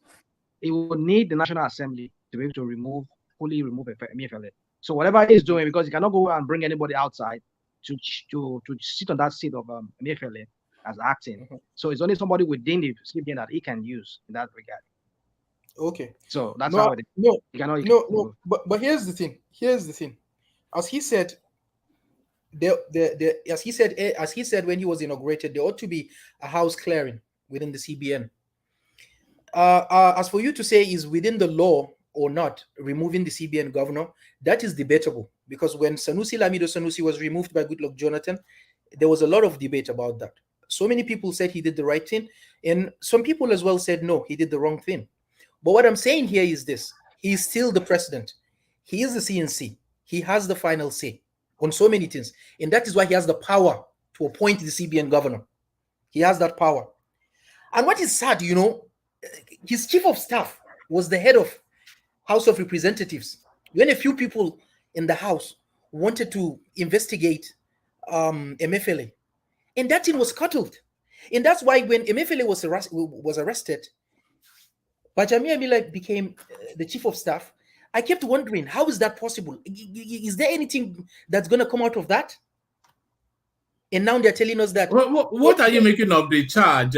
One day gone and 23 cartridges. That's what I'm saying. That's what I wanted to say. And they came up with something that is so, that's a disgrace.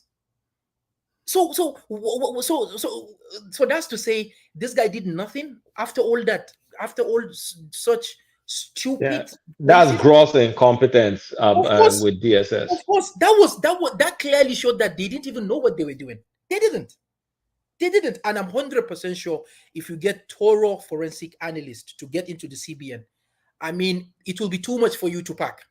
There will be too much for you to pack. What Emefiele did, because it was so glaring. People who used to work at other places, they got a job at CBN, and before you know it, they transformed. I mean, their lives get transformed within minutes. How is that possible? So, I mean, so much, a lot of things happened at the CBN. So, honestly speaking, I think he did the right thing with the dollar thing, but then they need to see what they can do in order to ensure that it just does not get out of hand. All right.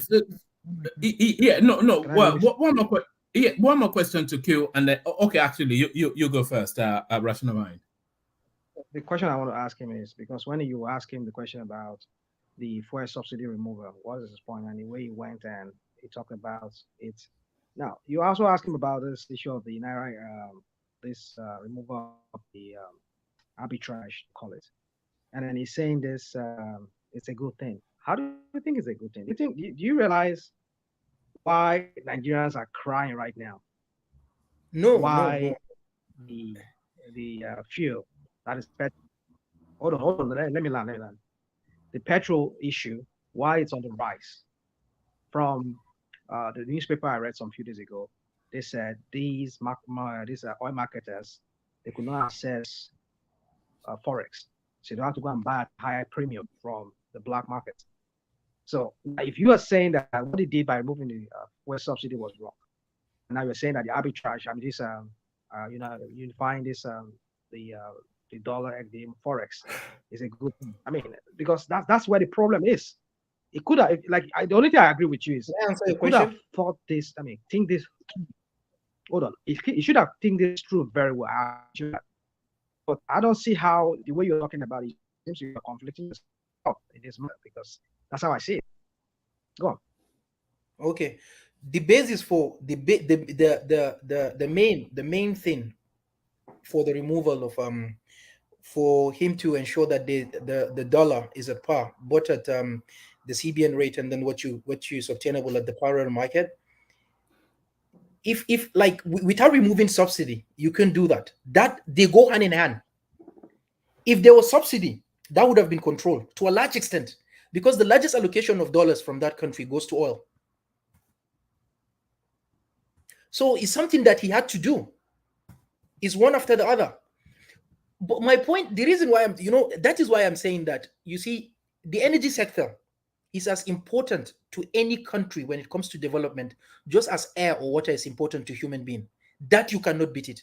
Without that is why it is well. I mean, when you look at it, you see, on a graph, the country that uses electricity, there's a relationship between electricity use and development. There is. You cannot allow the energy sector, particularly in a third world nation like Nigeria, in the hands of a private sector. That will be disastrous. And then they say, oh, free market forces. I mean, these things are just things that, look, when you go back and you dig deep into economic history, you realize that at the turn of the last century, there is no Western country that did not apply subsidy. Not what people are telling you on what people are saying on national platforms that they apply subsidy only to the productive sector. These are all fat lies. There's no Western country in the world that did not provide subsidy to all its sectors, regardless. In fact, one of the bases for Ford becoming so common and then for everyone to buy and all that was because of that. It was so cheap for everyone. I am not saying this. It is in the records. At the turn of the century, there's no Western country that did. In fact, if you go to the history of what happened after the Second World War, you see all these things. It got hijacked by people who believe in such policies that allow a few people to control. And that is why those who truly have the interest of their people at heart, when you present them with this kind of things like, okay, well, let's allow market forces to do this, or let's allow capitalism to do that or do this. Look, capitalism is not if it's not good. It has the power to unleash. All right. So I just flatly disagree with your concept of government running businesses. Government has zero business in running business. That's why we're where we are. I agree with that. Zero business in running business. I'll be surprised if you didn't, Kulata. I'll be surprised if you didn't. Q, can I say something? You know, I agree with Kulata that government has no, especially in a country like that, government has no business in running business. Do you know why? Because the incentive to make a profit is not paramount. Whatever happens, everybody gets paid and then they go home. But in a private enterprise, you have to turn that profit in order to get paid. Okay, So yes. Allow me, please. Thank you. Here's the thing, one man. As a third world nation that has its eyes and wants to develop rapidly, wants to take its people who more than 50%, close to 80%, in fact, more than that, are poor. When I say poor, I mean very poor. Honestly, you need to walk on the streets of Nigeria to see what people are going through.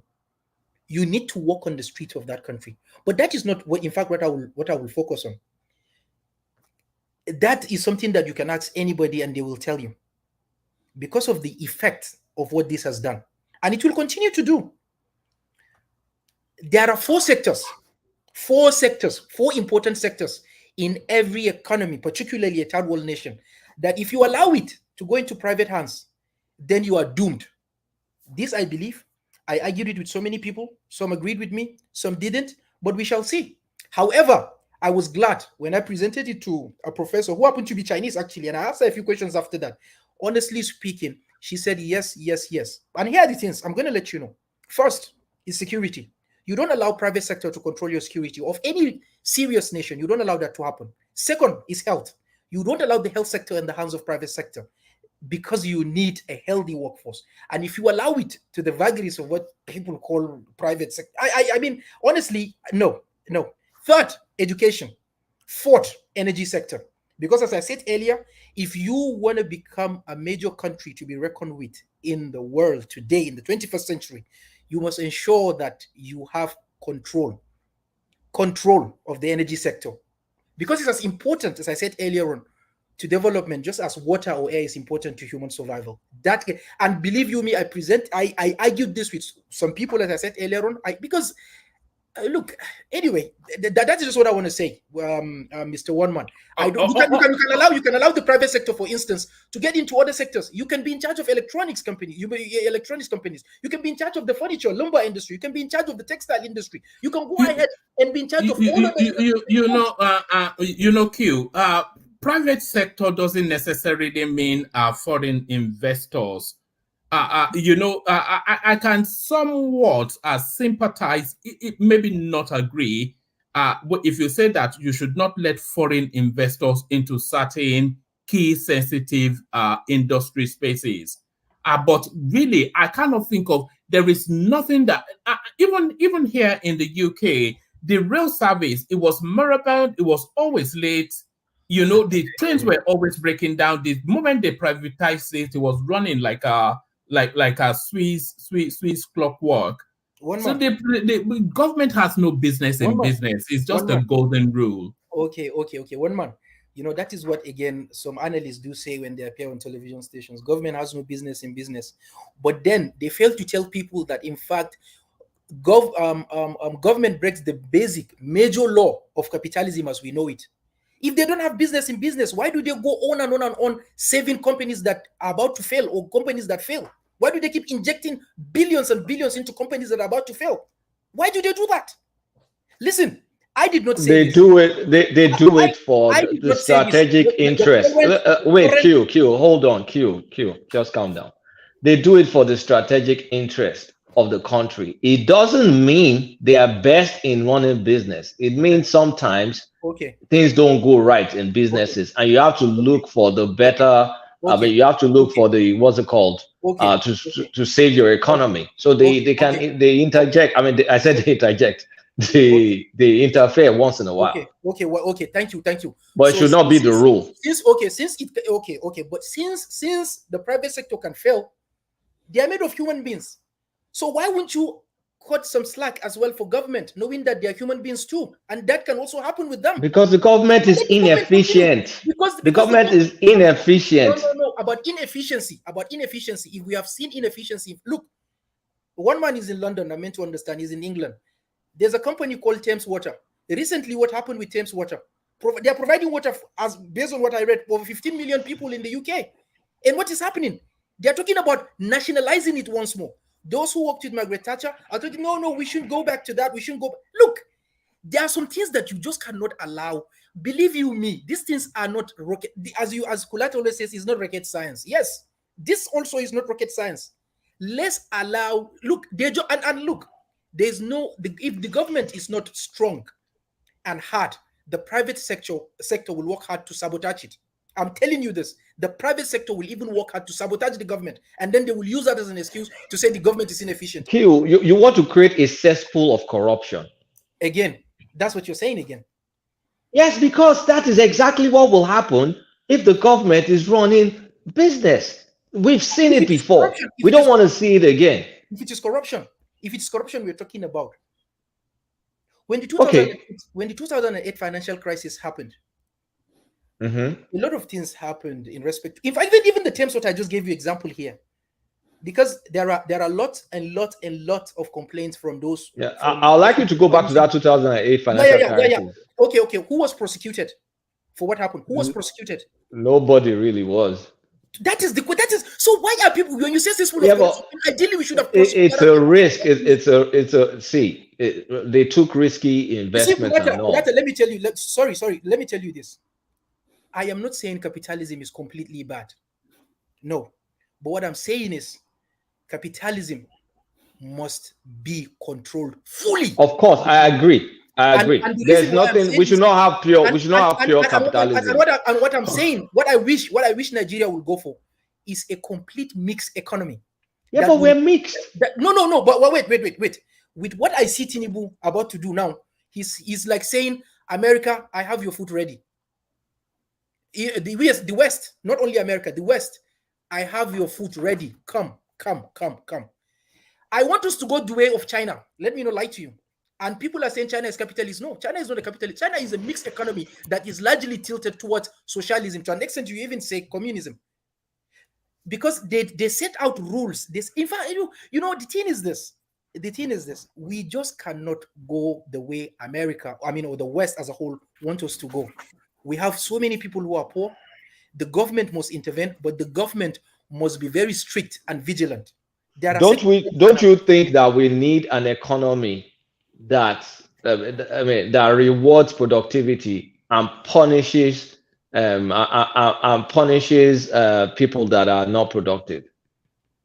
Wait, what do you mean by that? Sorry, if I may ask. What I mean by that is an economy that encourages people, to work and frowns at laziness. Laziness? Yes. Laziness? Yes. Kulata. Majority of poor people in Nigeria are not poor because they are lazy. They are not poor because they are lazy. I'm telling you this. Majority of people in Nigeria are rich not because they are hardworking, because they are corrupt. They're corrupt, yeah, I know, but because they are thieves. But also, I mean, we can bifurcate. Wait, we can wait. Do you think Dangote is who he is today because he's the Wait, we can bifurcate. What's the land mass of Netherlands? My goodness, another one. Wait, now wait. What's the land mass of Netherlands? The agricultural output from that country. I'm not sure the land mass of Netherlands. I don't know how big it's bigger than Oyo State, for example, or bigger than Borno State, or even Ukraine now that because of war, the whole Africa now cannot eat wheat. So we can't say we are hardworking when our throughput and our productivity is low. And the way to encourage it is to put the fire in the belly of people. You change your behavior. You know that you will not eat. See, when you come to the West, nobody's going to tell you to go and start working because you will suffer when you go to the if you West, don't work, because there's bills to pay, there's real life to live, there's no coasting. Okay. Can you hear me? I can hear you. Okay. You see, Kulata, here's the thing. People work in Nigeria. It's not that they don't work. The people who make money in Nigeria, it's not as if they work harder than those who don't even have a job. Some of them are cheap, some of them are smart. It depends. No, it has nothing to do with you. I mean, I don't understand what you mean. Some of them are cheap, some of them are smart. Yeah, some are smart business people that do the right thing. Some are just rent seekers that just steal government money. It's not that I disagree with you completely, because I saw so many opportunities with my eyes. I saw a guy who came from the east, Enugu State, and he was introduced to a man in the northeast. And I'm telling you this, he's making so much money moving livestock.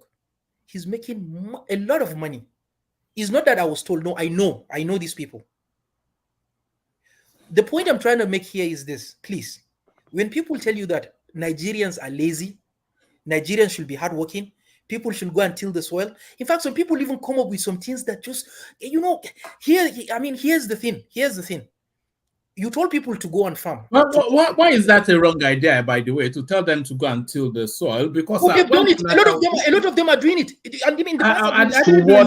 That's why we're comparing. Are they doing it cleverly? No, but let us be honest and let's be fair. As much as we condemn the administration, let's also be fair. To an extent, the last administration was able to do a bit in agriculture. There was an increase in the cultivation of rice, for instance. Nigeria, based on statistics, consumes close to 8 million tons of rice in a year. That's what is estimated. And how much do we produce? Kebbi, no, I'm coming. I'm giving you an example. Kebbi State alone produced close to 5 million tons. Are you telling me they're lazy? So what I'm saying is... So wait. Don't just stop there. That's why we are giving you some comparison. We said the agricultural output of a country as small as Netherlands is massive. No. We can pull, we can pull a lot. And just if you agree, say yes. You can pull a lot of Netherlands from Nigeria. Our land is fertile. The output coming out of Nigeria is piece poor compared to Netherlands. Okay. So when we say you can say no, Nigerians are not lazy because we practice subsistence farming and maybe people are tilling the land, but the output is small. Tell us what is responsible for that poor output. If we have an economic model that doesn't get us out of that subsistence farming, then how are we supposed to move forward? Then you want to blame the people? You are blaming the people. I'm not blaming Ajali Gugu. Don't come again. No, you're trying to blame. I can deal with one socialist at a time, not two. Okay. I'm a communist. I'm not a socialist. I'm a communist. I'm a communist, though. All right, Q. Let me ask you one final question, and then we move the conversation to another topic. So, like you said, it's been a while since you joined us, and a lot has happened. Yes. You were cautiously optimistic about Tinubu the last time we spoke. So, is that optimism still there? And are you still hopeful for the future under his administration? honestly speaking, with the kind of people around him, I am not. I have to be honest with you, and I'll be disappointed. I hope he will disappoint me. I hope he will disappoint me, because we badly need a complete. We badly need transformation. We need that.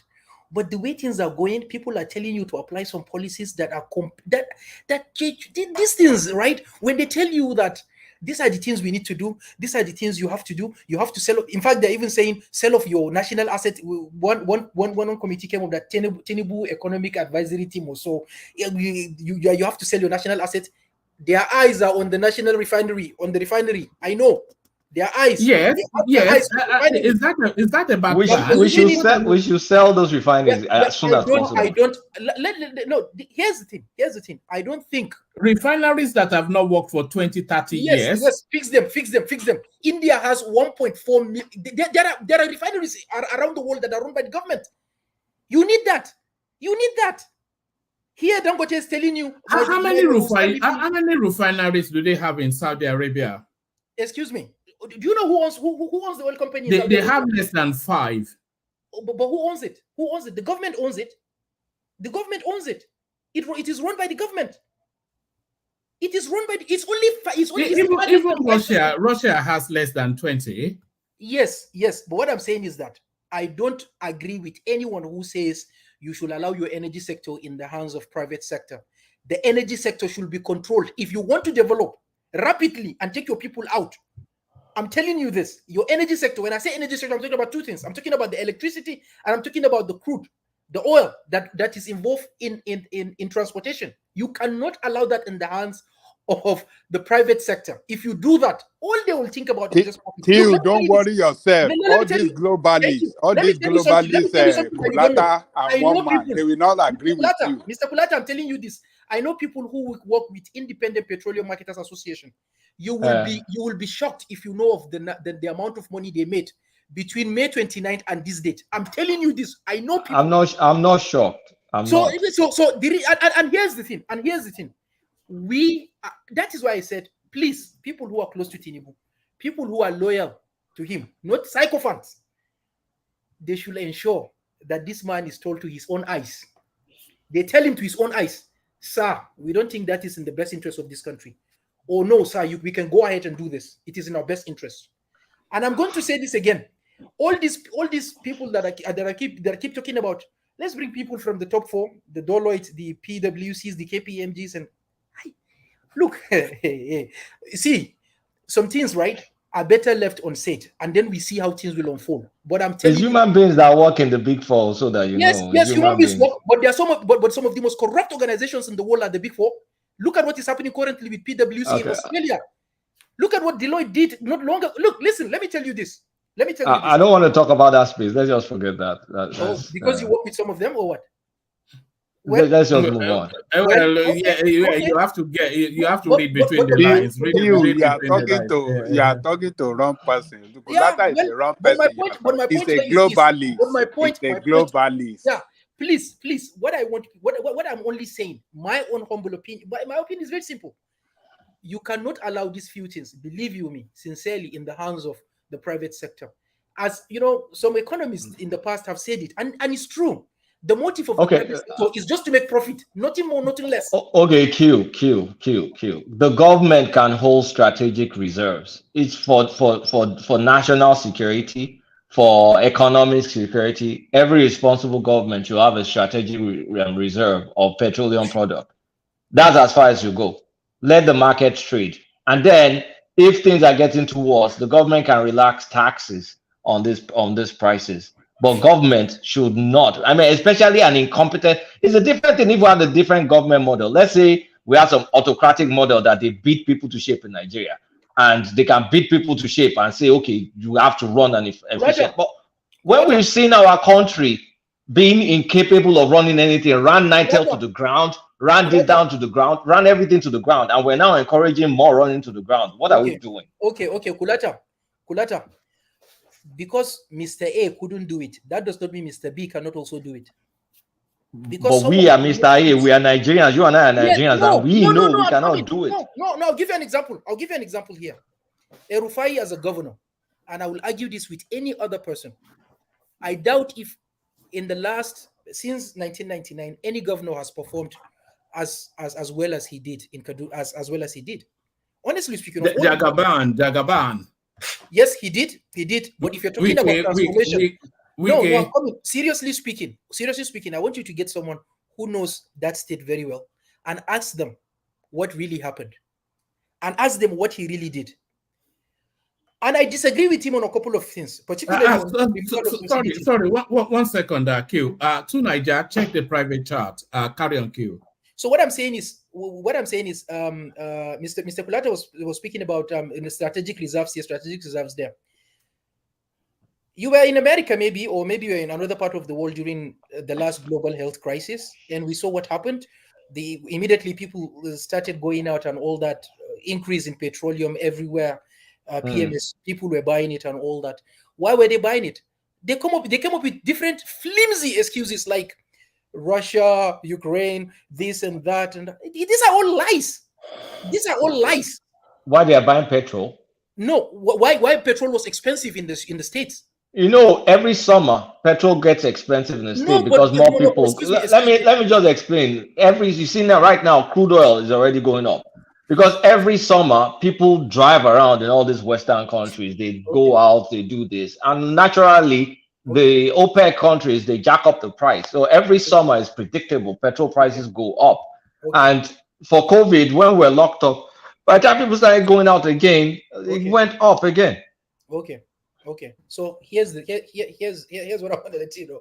You said in the summer people traveled, in the summer people did this. Yes, now it's a pattern. Excuse me. Sorry. It rose way more than 2-3 previous summers before that. Of course, yeah. Market manipulation will happen. Those are. You admitted that. Of course, that's normal. Thank you. You admitted that. So you see how corrupt the private sector is. You see how corrupt. Yeah, it's to make money. It's not corrupt. They have to make money within the parameters of the law. They have to make money. It went to the extent. Sorry, Kulata. Biden had to come in to tell people to tell one man. Is one man there? Yes, I'm here. Is there a party that you are doing for Q? Because you allow Q to just change the topic and it's going on and on. Is it because you know why? It's because we've not heard from him for so long, and the last time he came, the audience, they enjoyed him so much. So I just wanted them to have let's allow Alliance an antagonist because he's a socialist. I'm not. Yes, this is one of Ajahn Lekoko's stable. Let me tell you this, Kulata. Both of them should go to Cuba. Kulata, I believe people. Even Cuba gave up eventually. See, listen to what you're saying. It gave up because of all that happened between America and Cuba itself. But the point I'm trying to make here is that Simba, please don't worry. I'll be leaving very soon. The point I'm trying to make here, Kulata, is that the corruption in the private sector, they don't even give a hoot about what is going on with the public. But the government will not do that. The government will look into the interests of the public. I said Biden had to come out and tell the oil companies to bring down their prices. Where do you do that? You allow, since you said you allow free market, no demand, supply, then allow them to do what? Allow them to cash on. And guess what? America is a net exporter of oil. Yet they were buying it at a price that was way more 2-3 previous summer. As you said, every summer it goes up. You know, Kulata, the thing is this. I'm telling you, and that's even America, a developed country, not to talk about our country, where we know that the structure needs someone that is very strong and like someone who has honestly, you need to have the interest of your people at heart. And you know, but this interest of the people can be misguided when the opportunity cost. You can only spend money on petrol, then every other thing goes to the toilet. Economics. We speak about opportunity cost. We speak about scarcity and a couple of other things. But when scarcity, behavioral changes, and so on and so forth. Yes, you put all these things together. I am still telling you, Mr. Kulata, there's no how if you truly want your country to develop. There's no how you will allow those sectors I listed earlier in the hands of the private sector. Allow the private sector to go into other sectors that, regardless. And in fact, if you're talking about allowing them, is it easy to set up a refinery?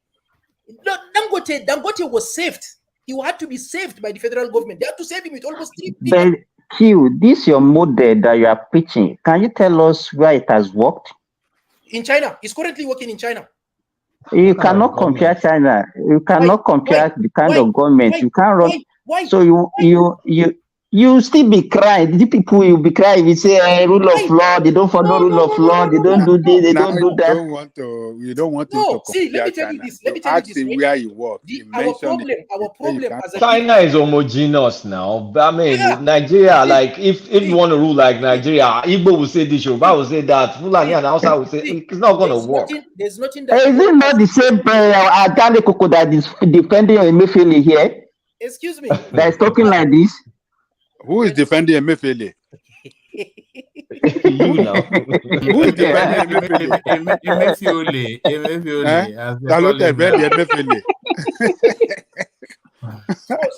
So honestly, I think Tinubu, what he needs to do is to ensure that he does not. Those who love him, those who are very close to him, they should try and ensure that there's not any kind of aid or any kind of any person that will just walk up to him and tell him to do things that they don't take into consideration the consequences of that policy in people's lives. Because honestly, the removal of subsidy, I mean, and some people will even tell you, those who are supporting Tinubu will tell you, but Jesus said the poor will always be among us. But Jesus, indeed, Jesus said that. Yeah, Kulasa has said that here before. Really? But Jesus never said that your leaders will come up with policies that will make you poor, to an extent enslave you. Jesus never said that.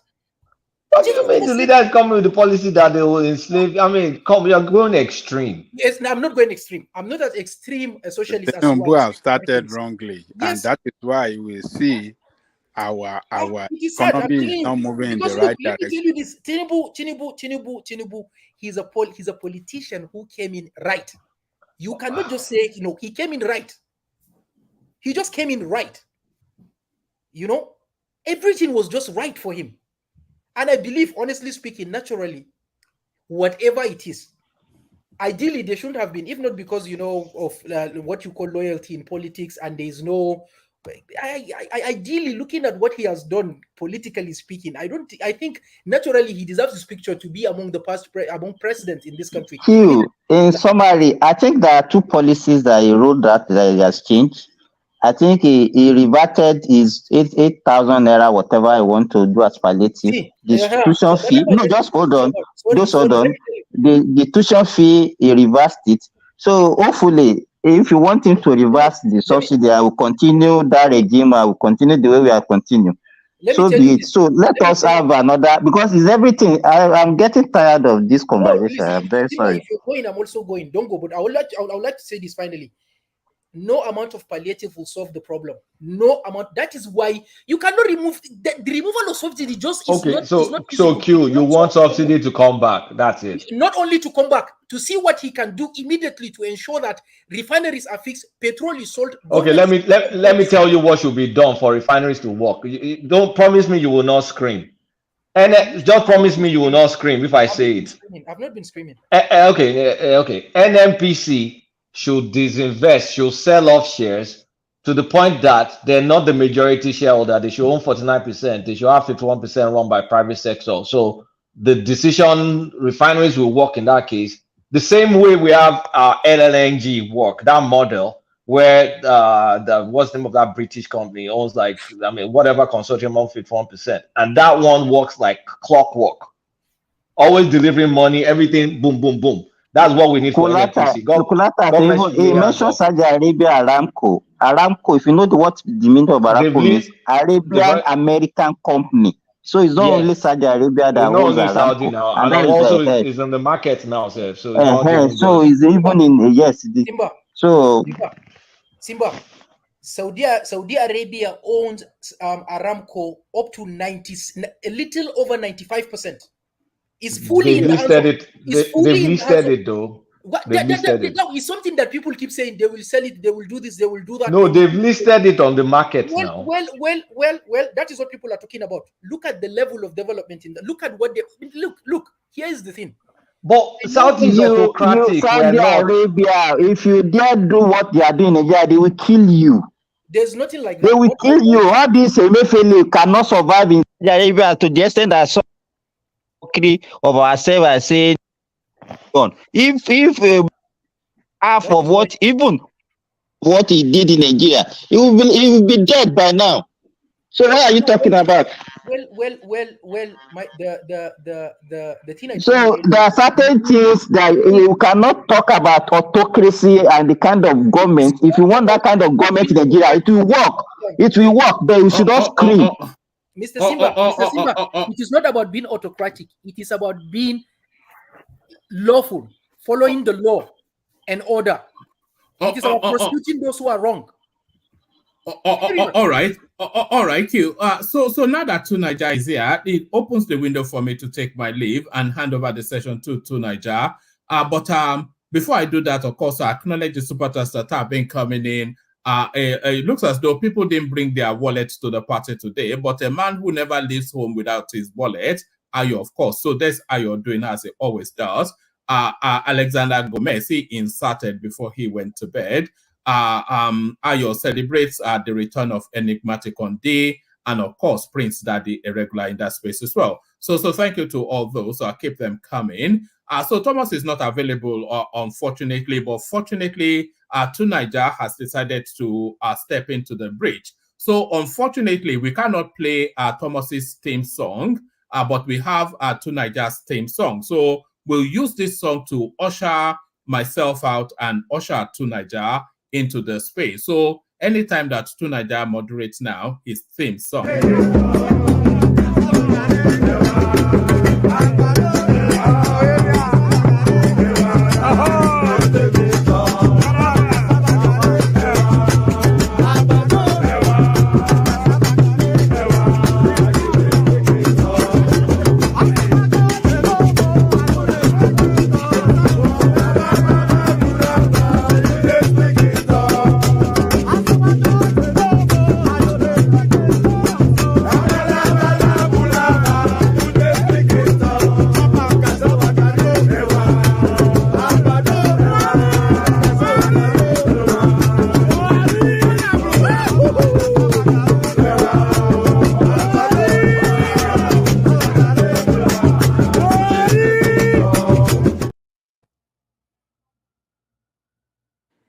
One man, let us listen to that Atari Dokubo song. That one that he said, na turn by turn.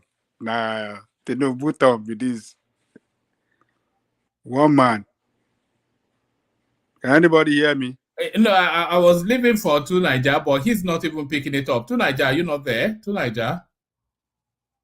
He's not there. He is there, Tunaja, but No, I'm here, and my mic was a bit turned off. Sorry look about at that. You've only One man, play that. All right. By special request from the mighty Ajan Lekoko, but it's long ago. Oh God.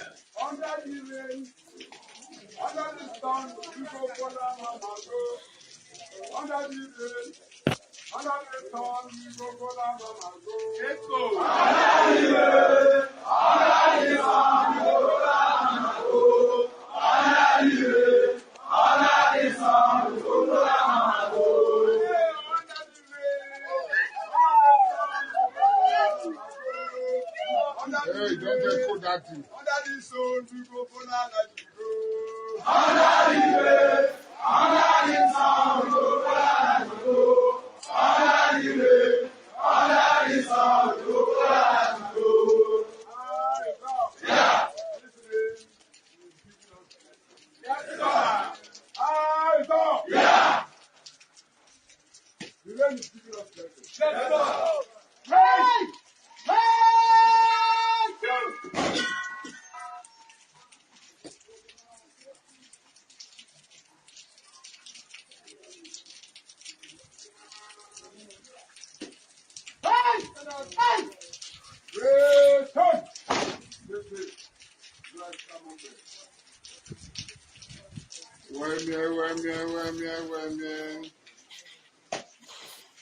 I'm on my way, man.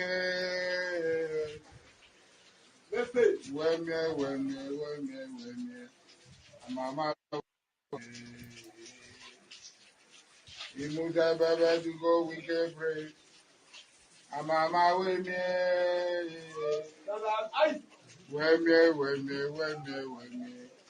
I'm on my way, me. Imuta baba to go with my boy pray. When I'm on my way,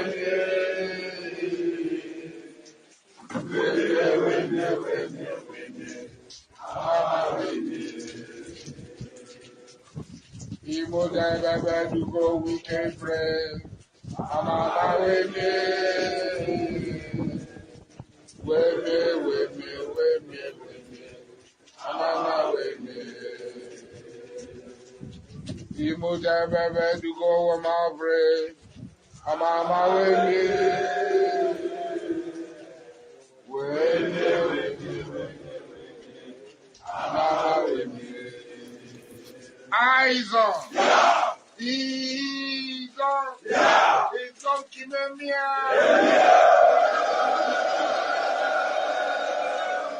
Just pay. Yende.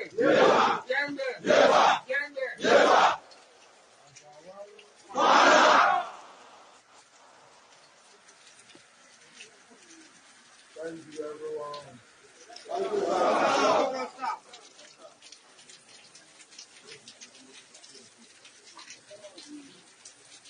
We thank God for keeping us alive. Whatever the enemies are planning, they will. Whatever the enemies are planning, what will happen?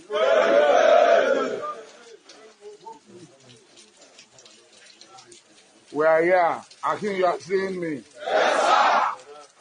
I am not a ghost. I just come from Saudi Arabia.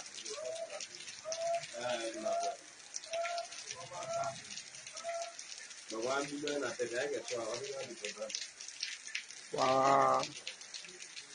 We are here. We thank God. We work for President Ahmed Bola Tinubu, and he will succeed. Anybody who is planning for him to fail, the person had already.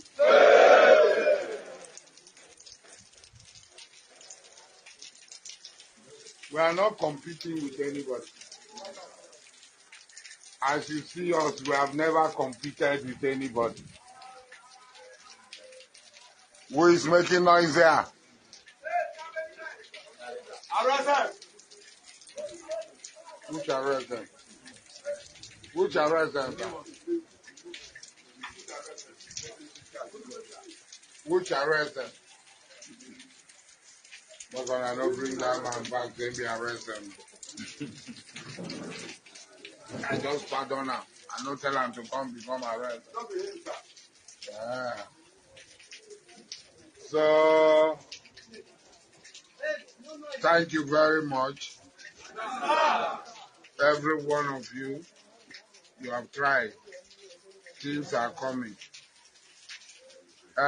We are.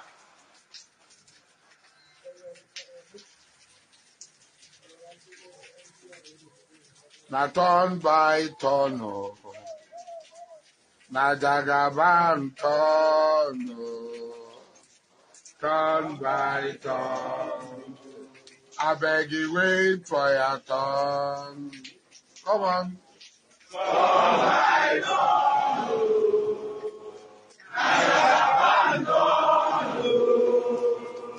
Turn by turn, oh.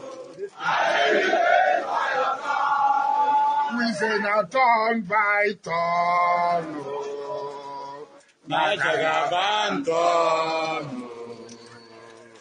Turn by turn, oh. I beg you wait for your turn. I beg you wait for your turn, oh. Turn by turn, oh. Na jagaban turn, oh. Turn by turn, oh. I beg you wait for your turn. If you do anyhow, anyhow. You say anyhow. You do anyhow. You say anyhow. You do anyhow. You say anyhow. You go collect woto. Turn by turn. Agagabanto.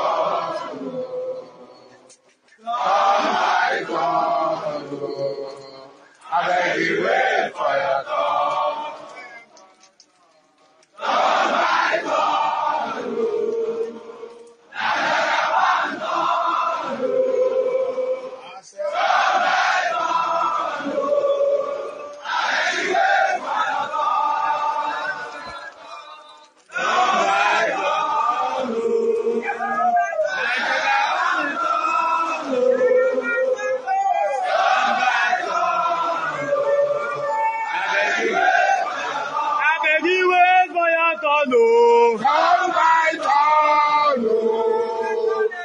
Agagabanto.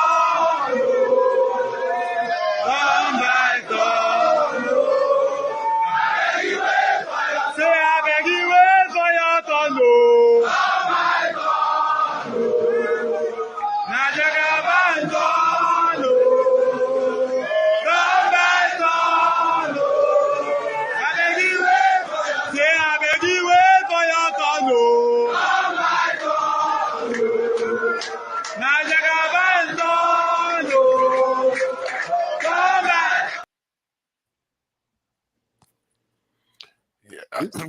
Yeah.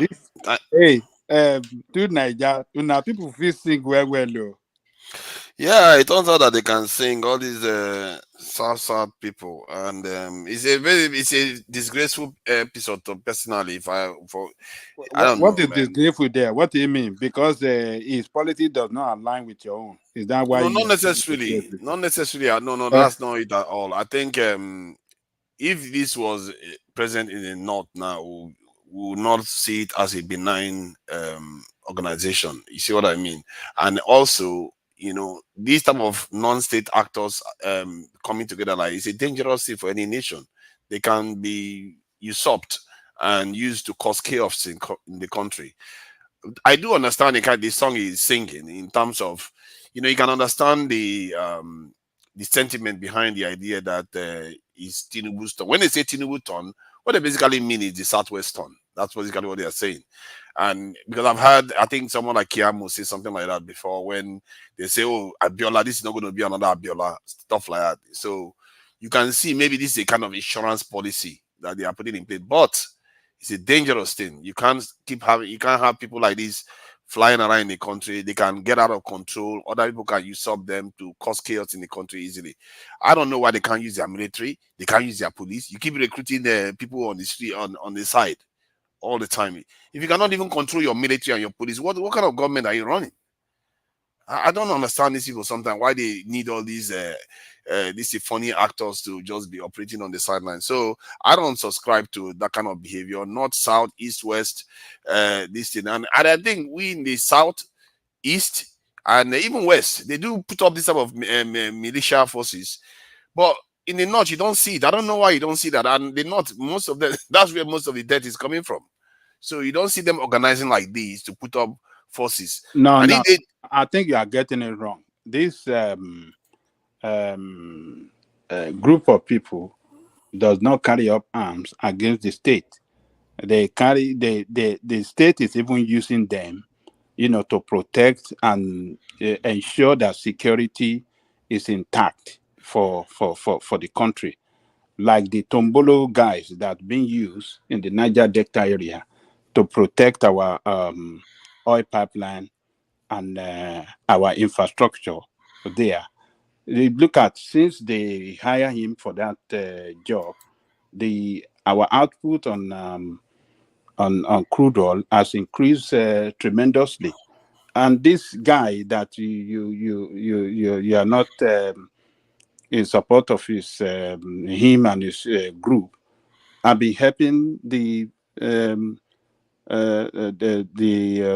military, fighting alongside the military against the what do you call it? Insurgents and bandits and all of them. So It's unfortunate that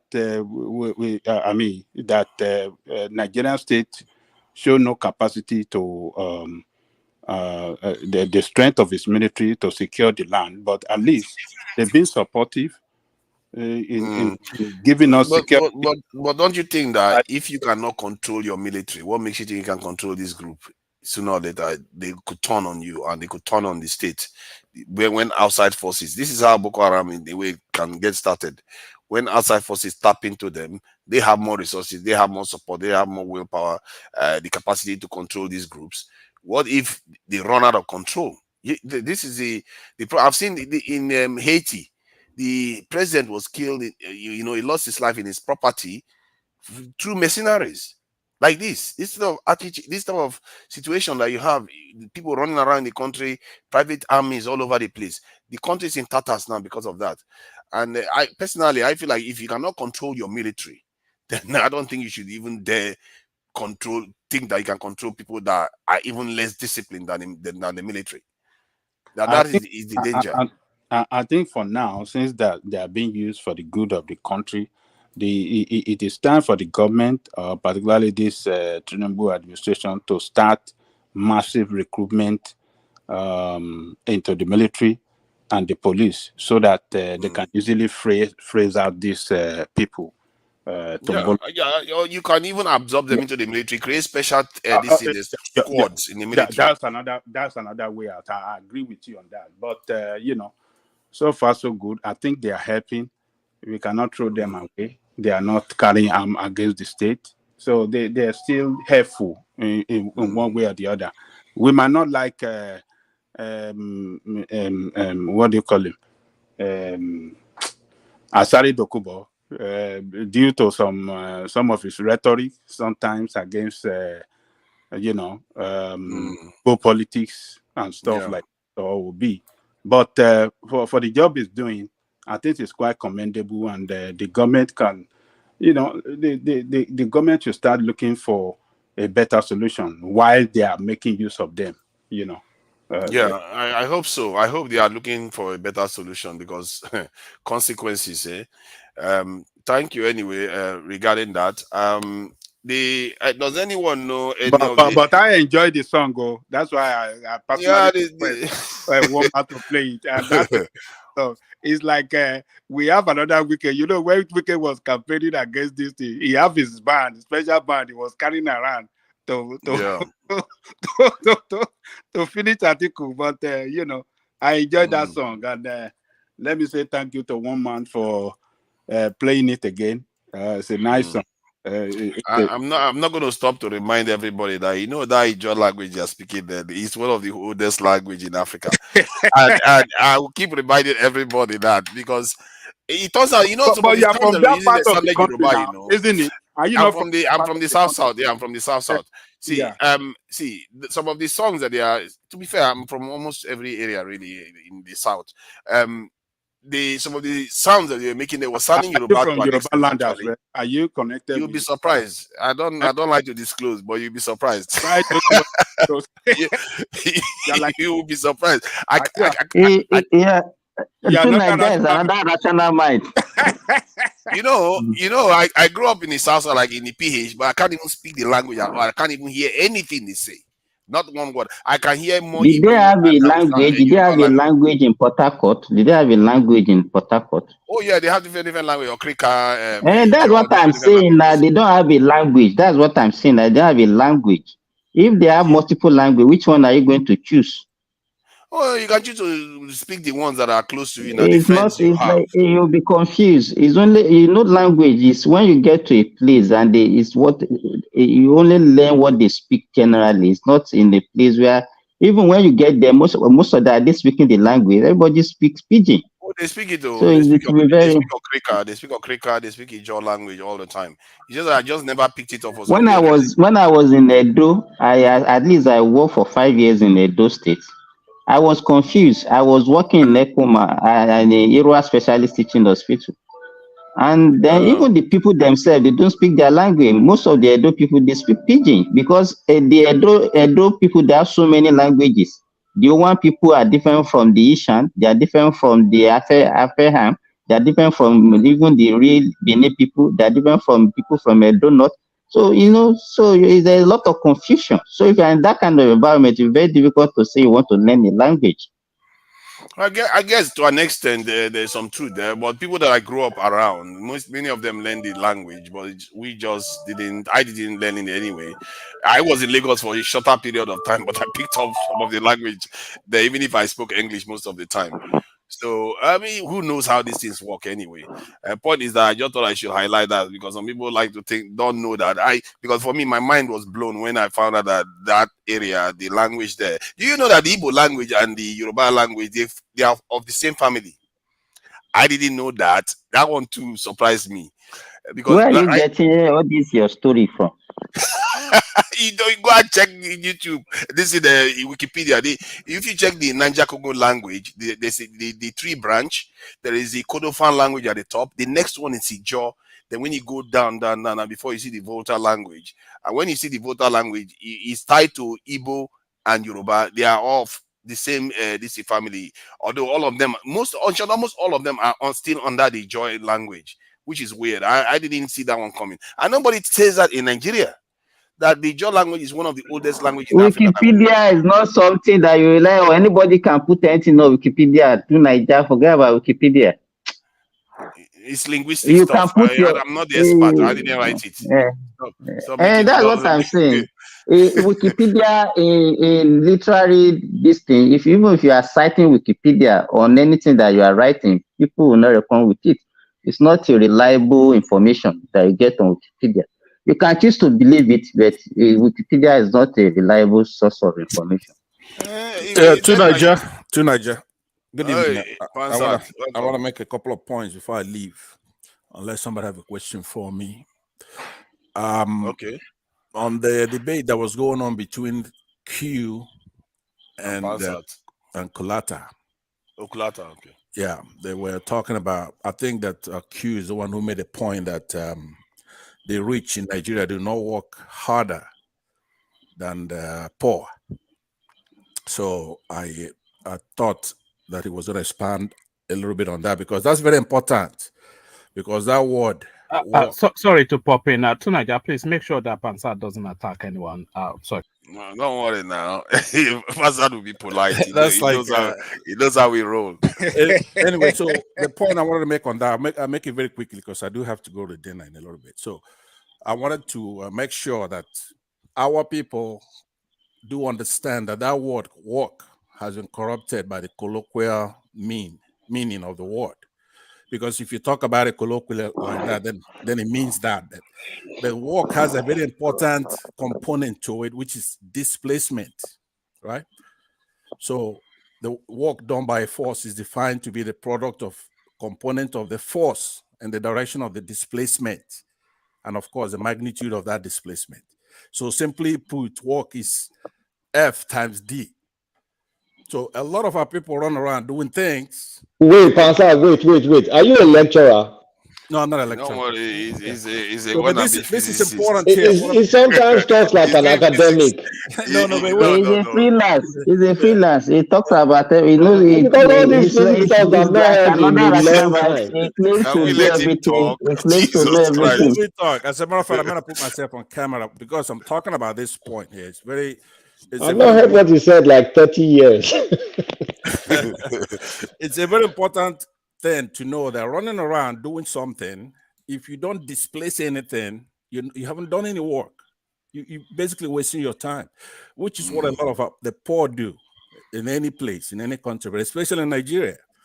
So you can be jealous of the rich. Being wealthy, being greedy even to a degree is good. It's a good thing. But you want to make sure you're displacing something in the direction that you want to go. That's what the rich do. So a lot of people, unless they're corrupt, they deserve their wealth, right? So that's one key point I wanted to make. And then the other one I want to make is the one surrounding Asare Dokubo, right? It's interesting what the Northerners are letting go now. We see that mistake is finally broken. Their aura has always been in having these Major exclusivity to use of violence, basically. So if you're gonna shift it over to where that charisma, that glamour, that romance, fascination with their dagger in those days, but now they're carrying it for AK-47s. So if they let that go and shift it to the south to somebody like this hooligan, this Asare Dokubo, right? Now remember, they're not a monolith there, even in the River State. You have Tompolo, he has adversaries. So the game that Tinubu is playing there is a very dangerous game. But I'm watching it and it's fascinating because that's actually how easy it is to break these northerners with their violence that they've been using to dominate the South. Tinubu unwittingly has removed that veneer. So we can now see that they actually have nothing, because that's the only thing they had, is to populate the military, the police, and their ability to do violence. So those are the 2 points I want to make that I thought interesting. But of course, the debate between Q and Kulata was very interesting. Q dominated it. I would say, I think I made a comment in the comment section that if we had law and order, if the branches of government are adversarial but equal branches following the rule of law, where if somebody, the executive, does something, you could bring them into a committee, question them, and if somebody broke the law, they're punished. The judiciary will be there to make sure that punishment is exerted and is assured. Now, any of these competing models, which is communism, socialism, whatever, and of course the American model of hybrid capitalism, any of them could rescue our country. So it's not just academic thing. The problem is that there's no rule of law. No matter what model you choose, there's no rule of law. You know, corruption. I mean, there's nothing. So those are 2 points. So unless somebody have a question, let me ask something. Regarding systems, I take your point that we don't have the luxury of just picking and choosing other systems. We should just mold our system to suit our needs. However, don't you think that like a socialist system and a communist system that doesn't have a kind of class system based on wealth might actually be a kind of leveler that enables people to, feel more affinity, a kind of connection to their leaders than the current ones where the leaders are just living on a stratospheric difference in their classes. So don't you think the capitalist and the socialist and communist systems often levels the playing field from the point of view of classes? No, because what is the competition all about is the mode of production, the means of production, who's controlling that? That's really what it boils down to. So all the fight that we're having, of course, we have foreign and domestic enemies there. A lot of the people you really think, from the president all the way down, they're puppets to the real people controlling the mode, means of production, setting the price. When you say means of production, what do you mean? Just in case for the viewers to fully understand it, what do you mean by means of production? That is a big lecture that you have to Google it. The information is very there. It's a very important thing to know. It's not something a soundbite could do. The mode, means of production, for anybody, no matter what your discipline is, when you go to school, that's usually taught in the 101 level. So anybody who doesn't know much about it should actually look into it, because that's what the whole fight is all about, including the difference between capitalism and communism or socialism.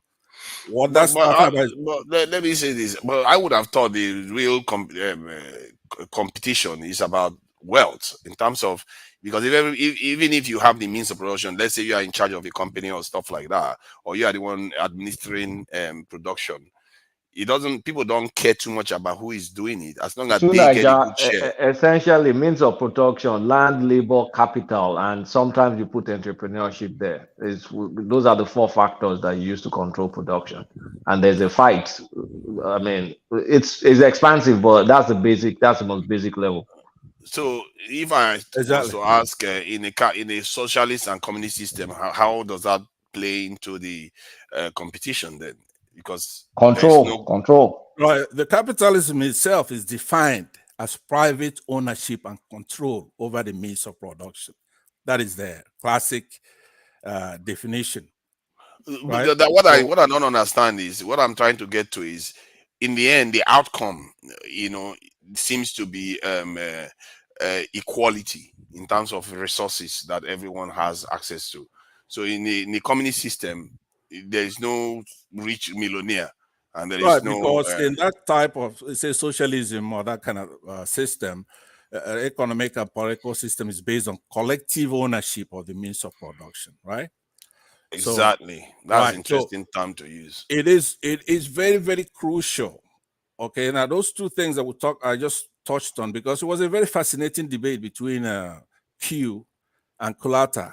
It's very, very interesting debate. They both held their ground, but our people need to know this, because once you know that the whole fight is about the control of that mode and means of production, then where your interests lie, and that is going to be you're going to be educated on it. But anyway, I would let you guys continue. I will listen as I'm getting ready to go to dinner.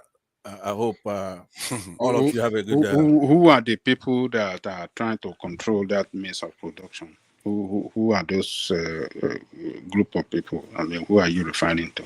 Well, in big terms, like we're talking in general terms, you have to know that you have private ownership of that means of production. That's what capitalists want to wrestle from the people and the government. It wants to be a private ownership. Now, the communist system wants a collective ownership of that means of production. That's been the whole battle the whole time. So yeah.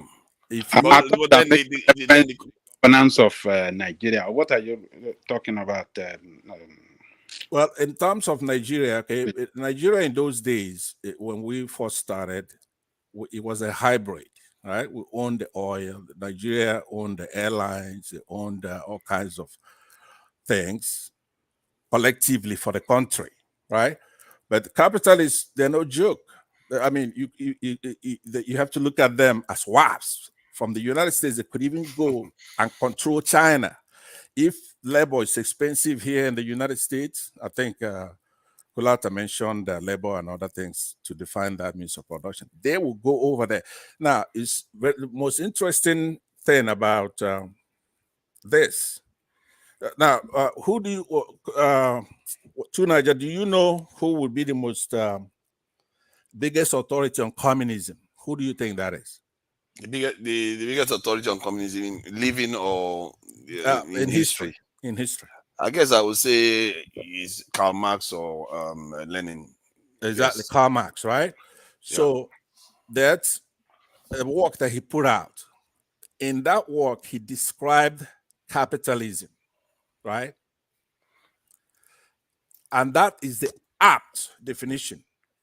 It's something that we should do a show on, because he, in highfalutin terms, broke it down. I don't think anybody could touch it. So if we are going to deal with this topic, we should do a comprehensive topic where Ajan Lekoko and those who try to push socialism on the country and candidates who would do things in that manner will come and we'll talk about it. Because Nigeria is not sitting on any particular ideology. Yeah. So that's what, it's a big topic. It's a very interesting topic, and every country went through this process. So you know who are your friends here, because it's not tribal, it's not religious. It's basically who controls that. I think you are right. Nigeria is a country with no political ideology, no economic philosophy. We don't even know what we are doing. We are just doing what we don't even know, and that's why we are not getting a positive result for that country. That's why everything is going in the wrong direction.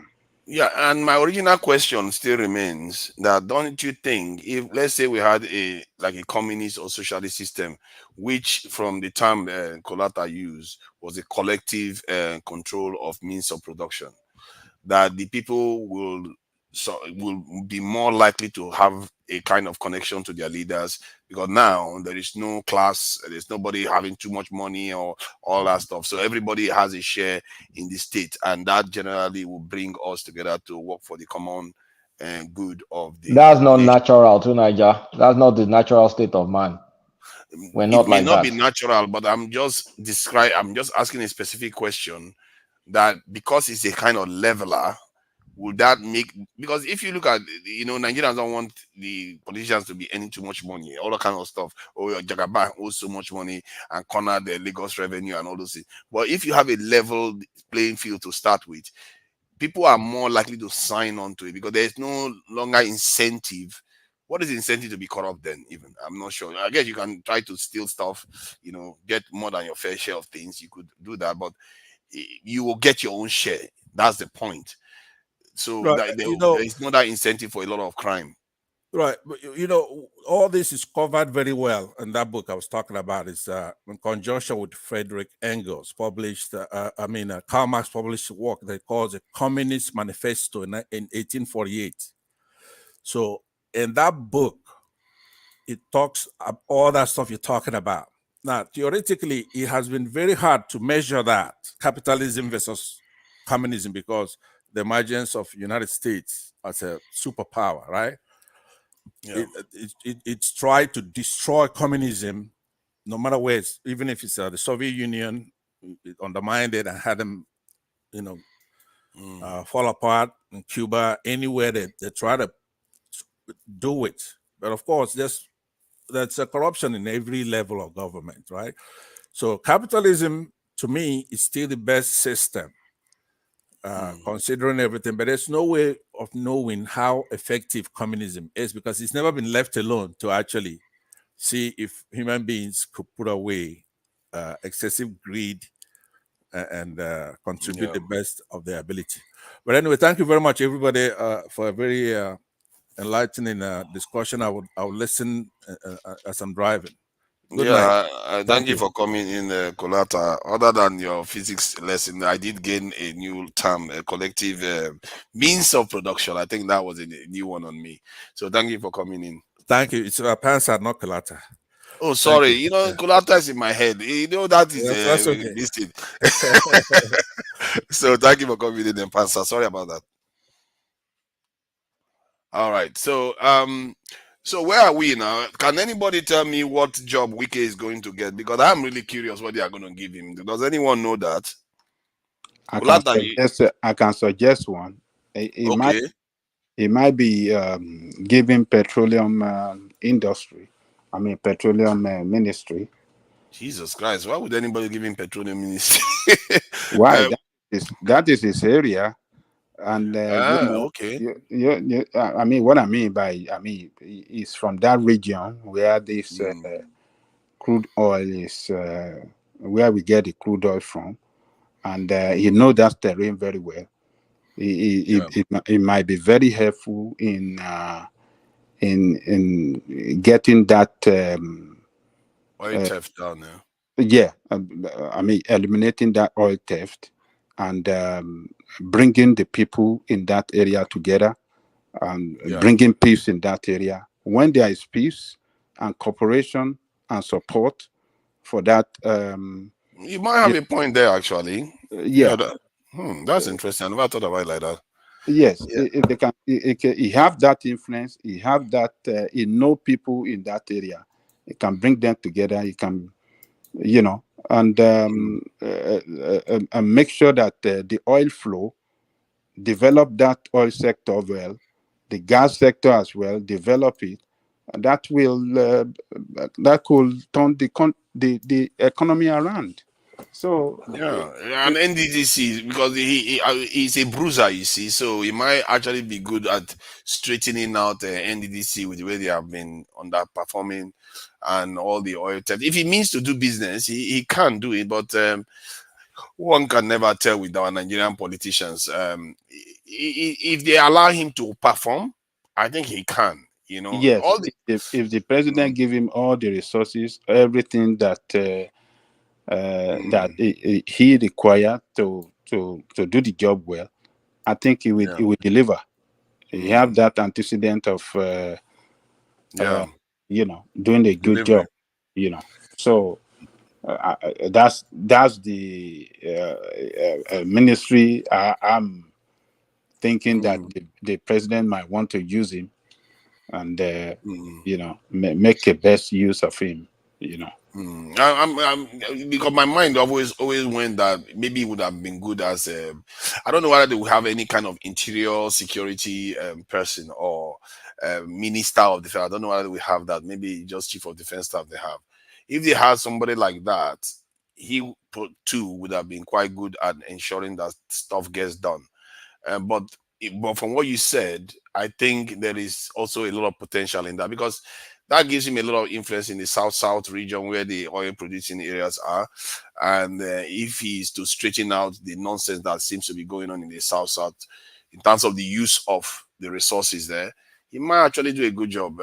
You know, anyone has any other suggestion? Yeah, he knows that terrain very well. If you you may wish to remember that he came out some times ago to accuse the military of being behind the looting of the oil in that area.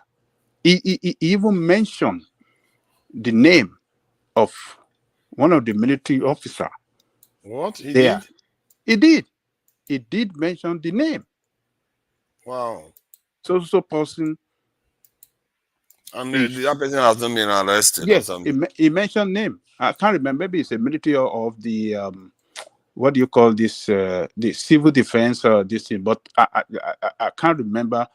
You know, I cannot The clearly organization. remember. But he mentioned the name of those people that are there and what they are doing and what he have seen for himself in that area. So he can do some cleanup in that area, and I believe he can bring together the leaders in that area to support the government and ensure that you know, the oil flow well and peace come back to that area, and you know, I believe he can do a good job. President Tinubu should be very smart to make use of them because it's their terrain.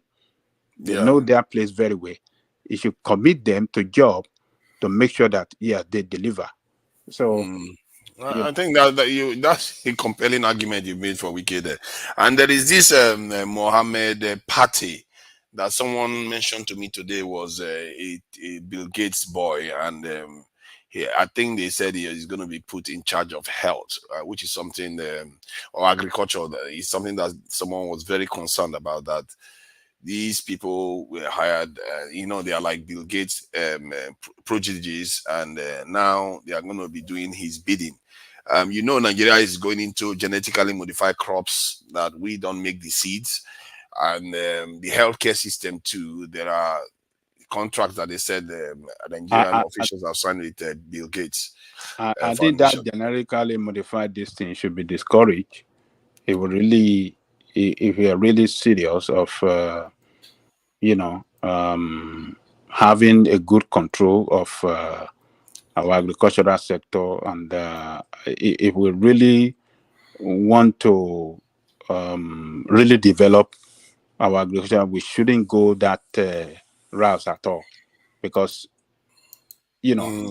But they just do it. They don't ask us. They just get it done. They don't even ask anybody. I just had it on TV during that time when Bill Gates was in Nigeria. That's when they announced it on TV that they are going to be planting in that, and they were just showing the farmers saying, "Oh, it's going to be giving higher yields. We should be doing it." And no debate. No, we should not accept it. We should concentrate on our organic way of our agricultural produce. That is where the money is. we should try as much as possible to develop that organic agricultural production. I mean, food production. That is where we can make a lot of money. We must be eating healthy food and try as much as possible to produce a mass and for export as well. That is where that is the future, not the genetically modified. They are not good at all. They are not good at all. You can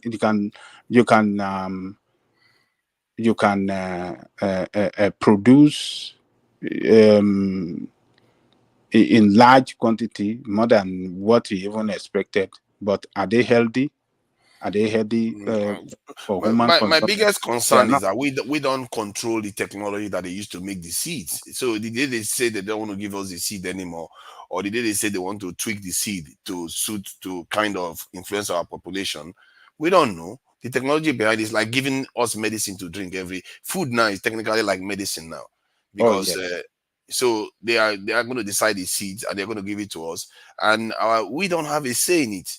So, and I don't know how they can hold our government accountable. You guys know how you can hold someone like Tinubu accountable. After all, you know, people in the Southwest, I think there's a way that you people can talk to each other to tell them that, you know what, there are certain things you don't do. You know, I don't know how they can talk to him, because these people, they listen to all these multinational billionaires and capitalists. They are the ones that determine their policy. And so I guess he's the Minister for Agriculture or Health. People are worried about that. But is there any particular reason why, when they are releasing ministerial lists like this list now, they didn't put their portfolio at all, like what they are going to be doing?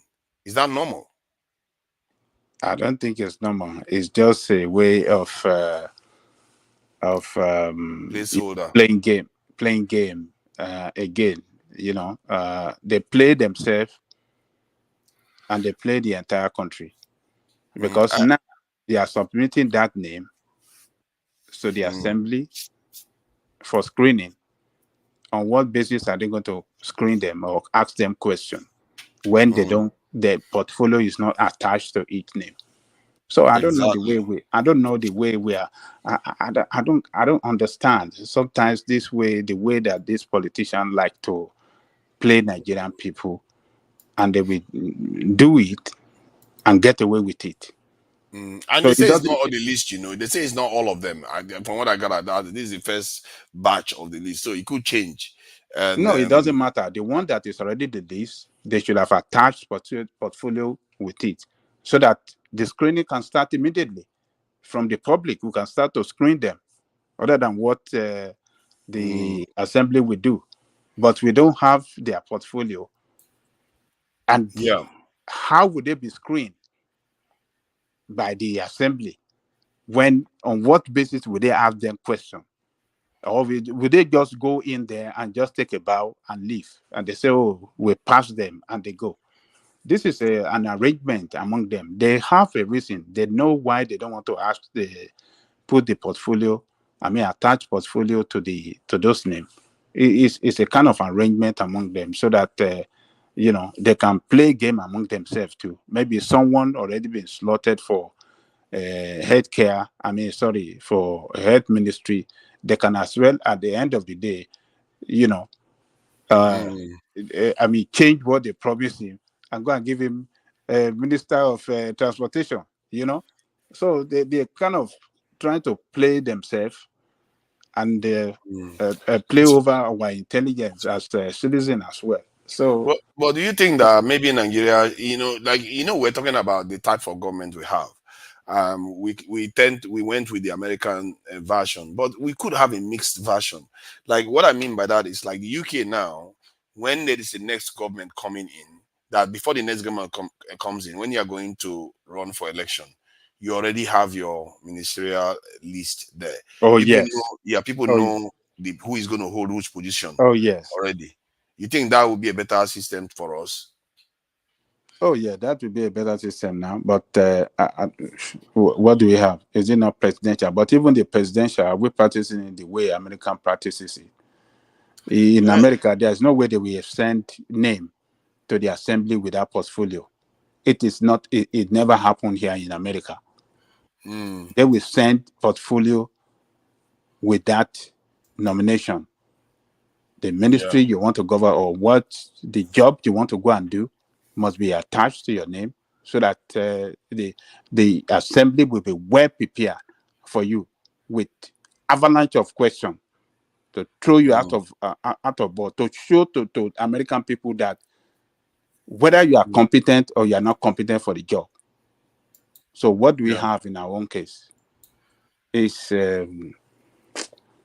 I don't know. For me, I feel like if they did what the UK does, they call them shadow cabinet, like people that are in opposition, parties that are in opposition, they will know who is their defense minister, who is their economic whoever is going to handle the economy or education. You will know them before they even get elected into office. So you have you have an idea of what you are electing into office. This thing that we just elect vice president and president and the party, and then all bets are off.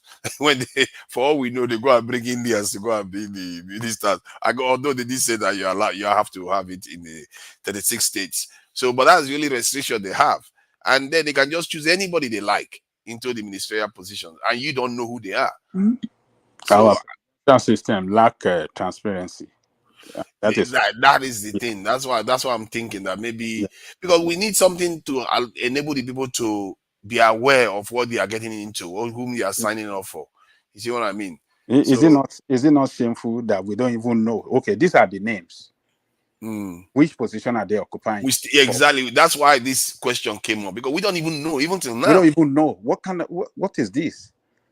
You know, almost 2 months in office, you still can't figure it out. He's been preparing for office for such a long time, and you still can't decide who you're going to put in. I thought he already knows by now. It's not that he doesn't know. He knows the job we want to give to each of them, but they are hiding it. They're still hiding it for the people.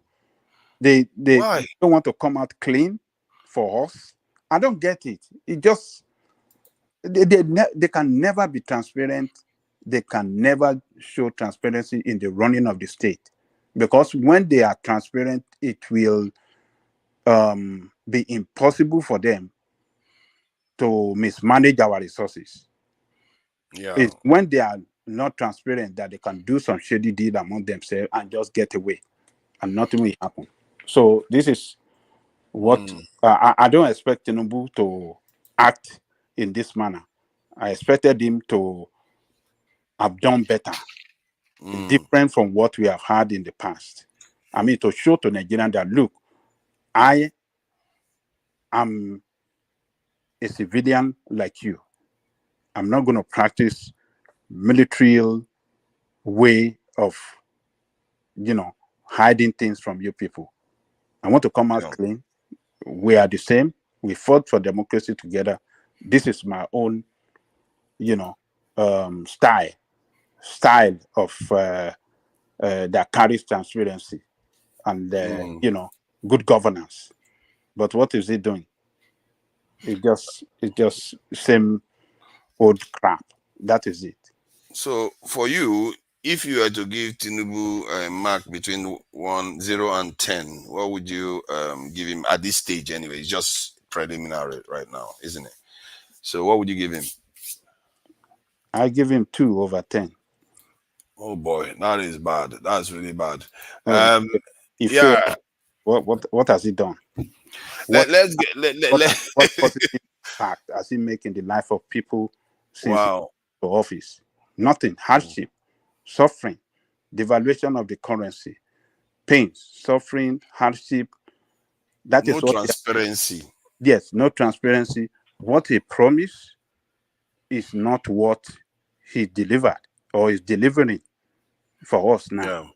We must not accept any reason why Nigerians people have to suffer because you want to. I mean, there's no measure that government must not roll out any measure that we inflict hardship on the people. Needlessly. It is highly Needlessly. irresponsible. It is highly irresponsible and incompetence of the government to unleash hardship on the people. It's never done. I never seen it in this country since I came to this country. I have never seen it. It's when they, about solving. but don't they have austerity measures in the country you are in, like cutbacks in budgets in different departments, and yes, if they want to do a cutback, some kind of way, let's say, okay, government is giving everybody free meal. Let's say all students free meal, and then government is not making enough revenue, and they said, okay, we have to have a cutback on certain things. Then they can come out with conditions that, okay, they will not say totally, oh, we are not giving free meal again. They will say, okay, we're going to attach some conditionalities for you to, before you can qualify. Okay, if you are earning so amount or above so amount, then you are they will categorize you as upper class in the society, that you are not qualified. But people below this so income, then they can enjoy this free meal. You understand what I'm saying? Yeah. So they will do it in such a way that people will see reason that, okay, and with transparency, people can see clearly that revenue has dropped due to social reason. People will see why the revenue have dropped. Maybe some companies or some organization, big companies from where government generate big revenue, have moved out of the state. But it'll be clear to everybody that yes, this is the why we cannot suffering. meet. They are suffering. This is not even suffering. This is why government cannot give everybody this thing anymore. That is why. I mean, you will see the reason.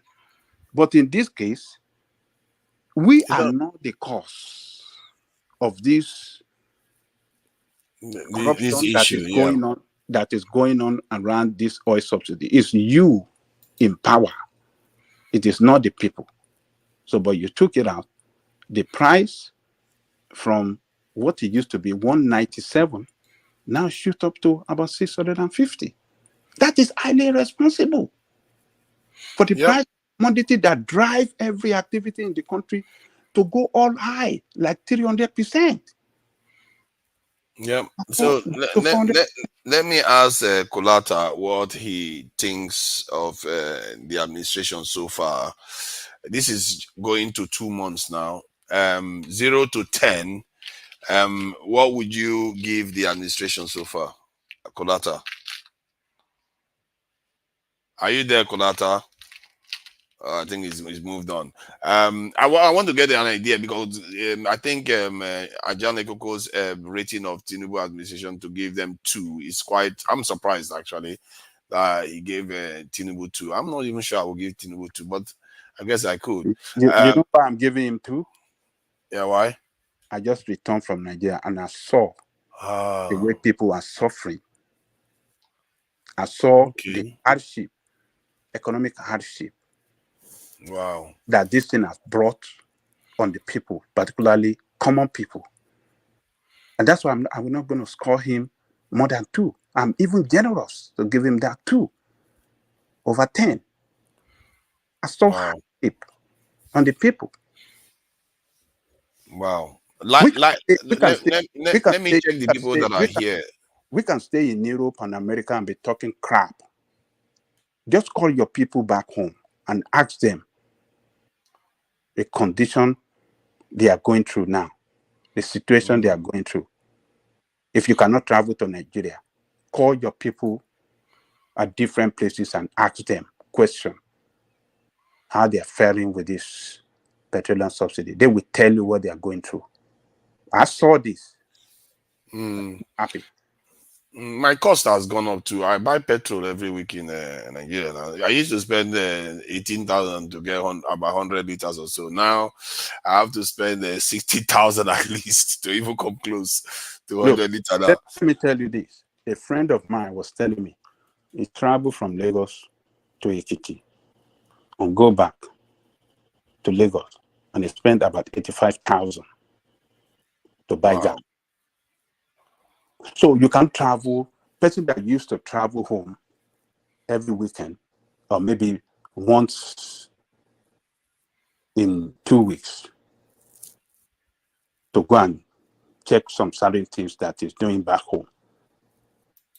It cannot, because he'll be spending tons of money just to move within your country. That is quite sad to hear that. Transport. There is no the palliatives is taking too long to come. There's nothing that is happening to help people. They say they are doing it, but it's not happening. That is high. It's a gross irresponsibility. Why are they so slow to act? Where's the palliative? They're telling us palliative never come, and people are suffering. And some people want to give him excuse. They want to give excuses. We have to go through pain. Why must people go through pains? For what? For problem that they did not create in the first place? For the problem that is created by people in government? Government that... Come on. I'm telling you, this country, people are going to lose it. If after all this increase in cost, the money that they get from removal of fuel subsidy doesn't amount to anything. That if it just gets swallowed by increase in cost of everything else, that is going to drive people mad, because that 10 billion or so that they are getting from removal of the subsidy, they better use it judiciously, because if they don't, man, people are going to lose it. Because this stuff ahead, 600 and something naira per liter is no mean feat. It hurts people big time. So I just wanted to get an idea of what everybody thinks about, the ones that have not been there. I saw that Remi Koka, you are in. Life's good. And okay, Remi Koka, I know you are there. Life's good. Are you there? Life is good. Are you there? Simba,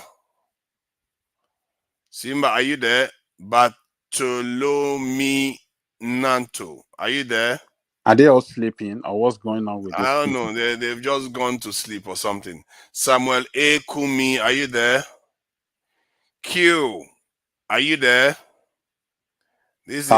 Where has everybody gone? Remi Koka, you just came in. I take it that you are there. Remi? I can't hear anyone. Scandinavian. There's no one. Hello, I'm here. Yeah, thank you for joining us. I just wanted to find out, I asked Ajane Koko how the score he will give the government, that's the government of Tinubu at the moment.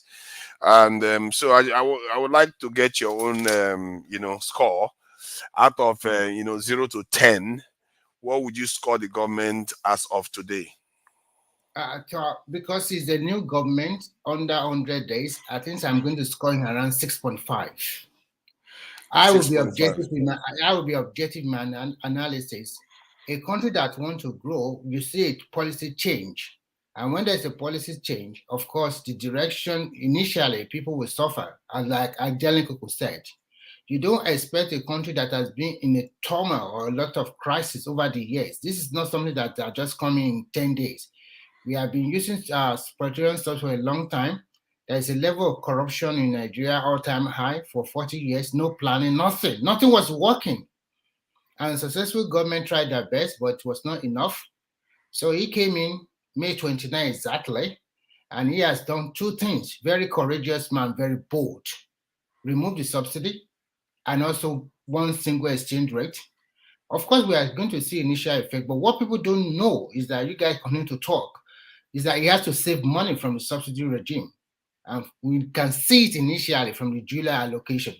And there, he has already, they get a loan from the World Bank, which is totally different from the palliative they are also working on.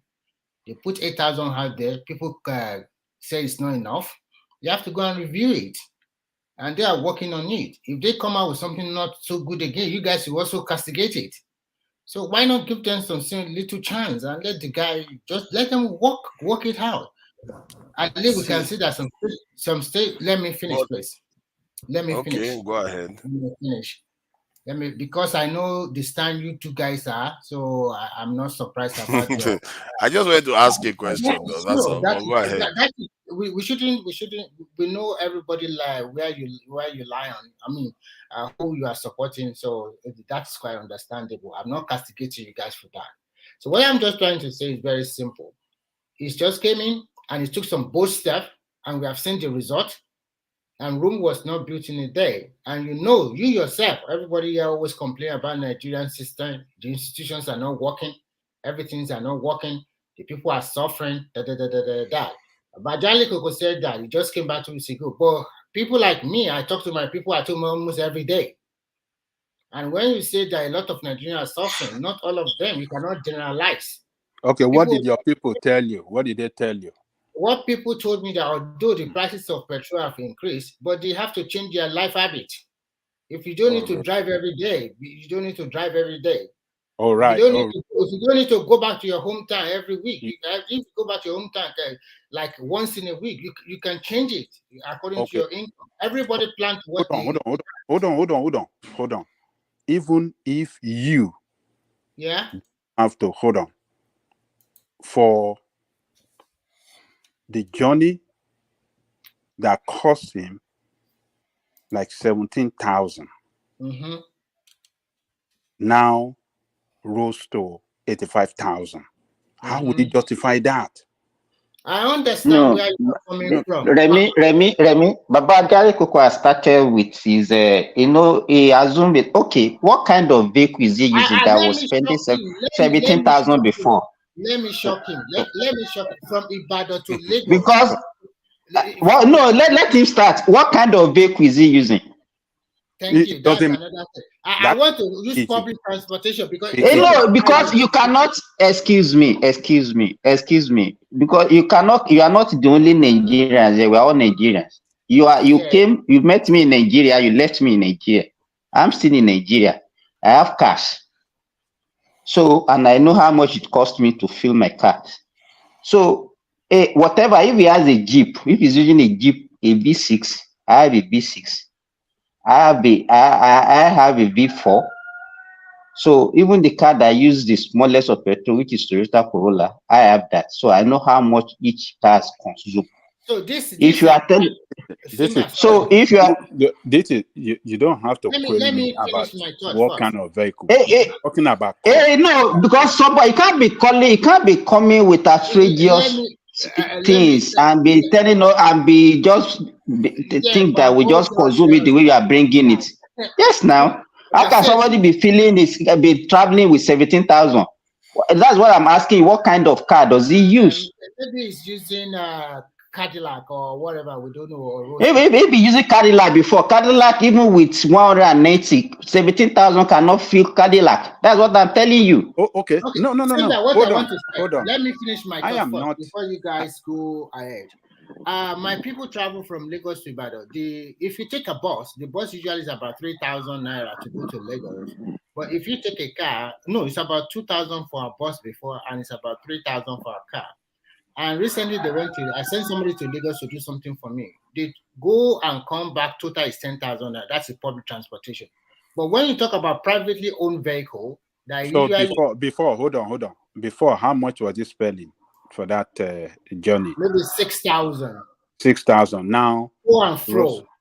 Now go to 10,000 naira to and fro. To Lagos to Ibadan.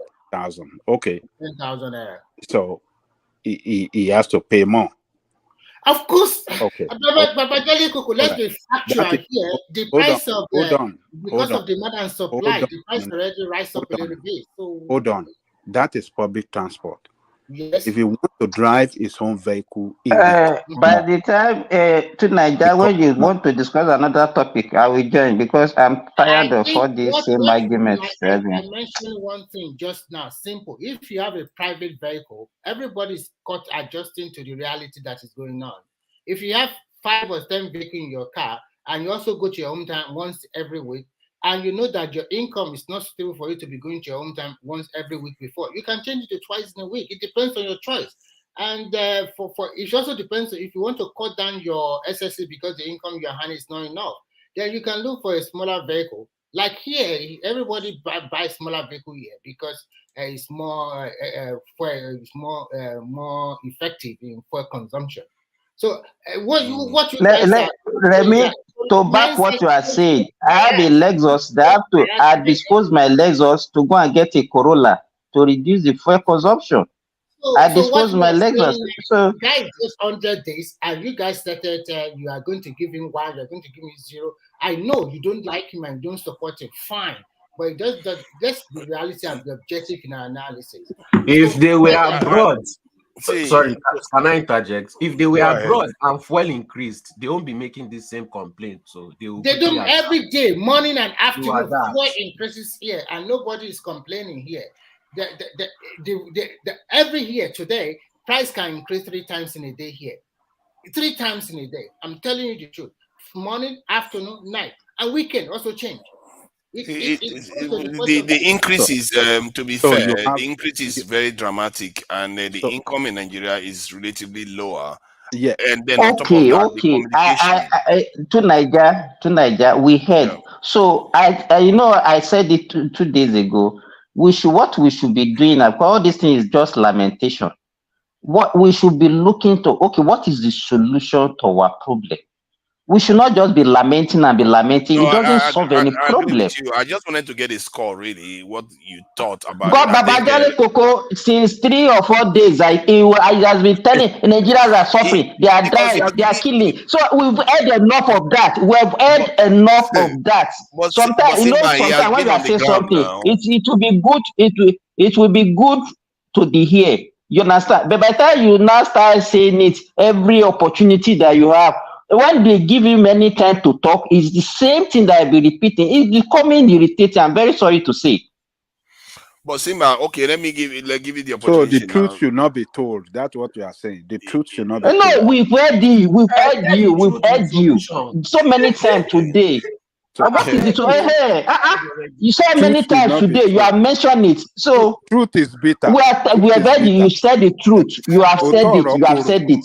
So. Atigbo, Kini solution. Simba, let me get your rating for the administration now. Simba, 0 to 10. What do you rate the administration? I cannot be rating somebody under 60 days. So I can't be rating somebody under 60 days. You can decide now. I'm just asking you, as it is today, if you had to give them any score. It's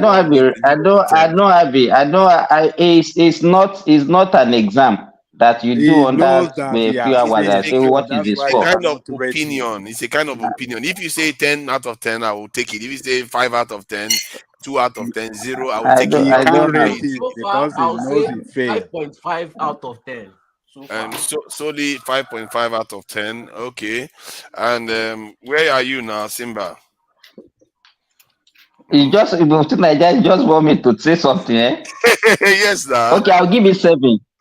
I'll give it 7. If you want to hear something. You know why it's good to take all these calls? Because if anything goes wrong tomorrow, you'll be the one that people should come after.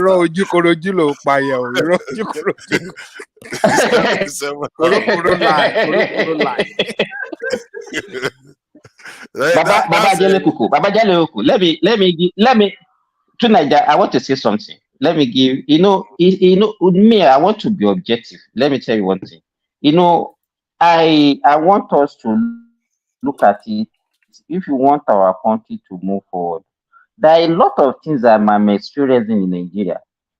And sometimes you look at the people themselves, you say, what kind of people are we really dealing with? You understand? Yes, we know that our government also has a lot of fault. But, the only grudge I have with Ababa Jale Kuku and some people like him is that they only focus on the government.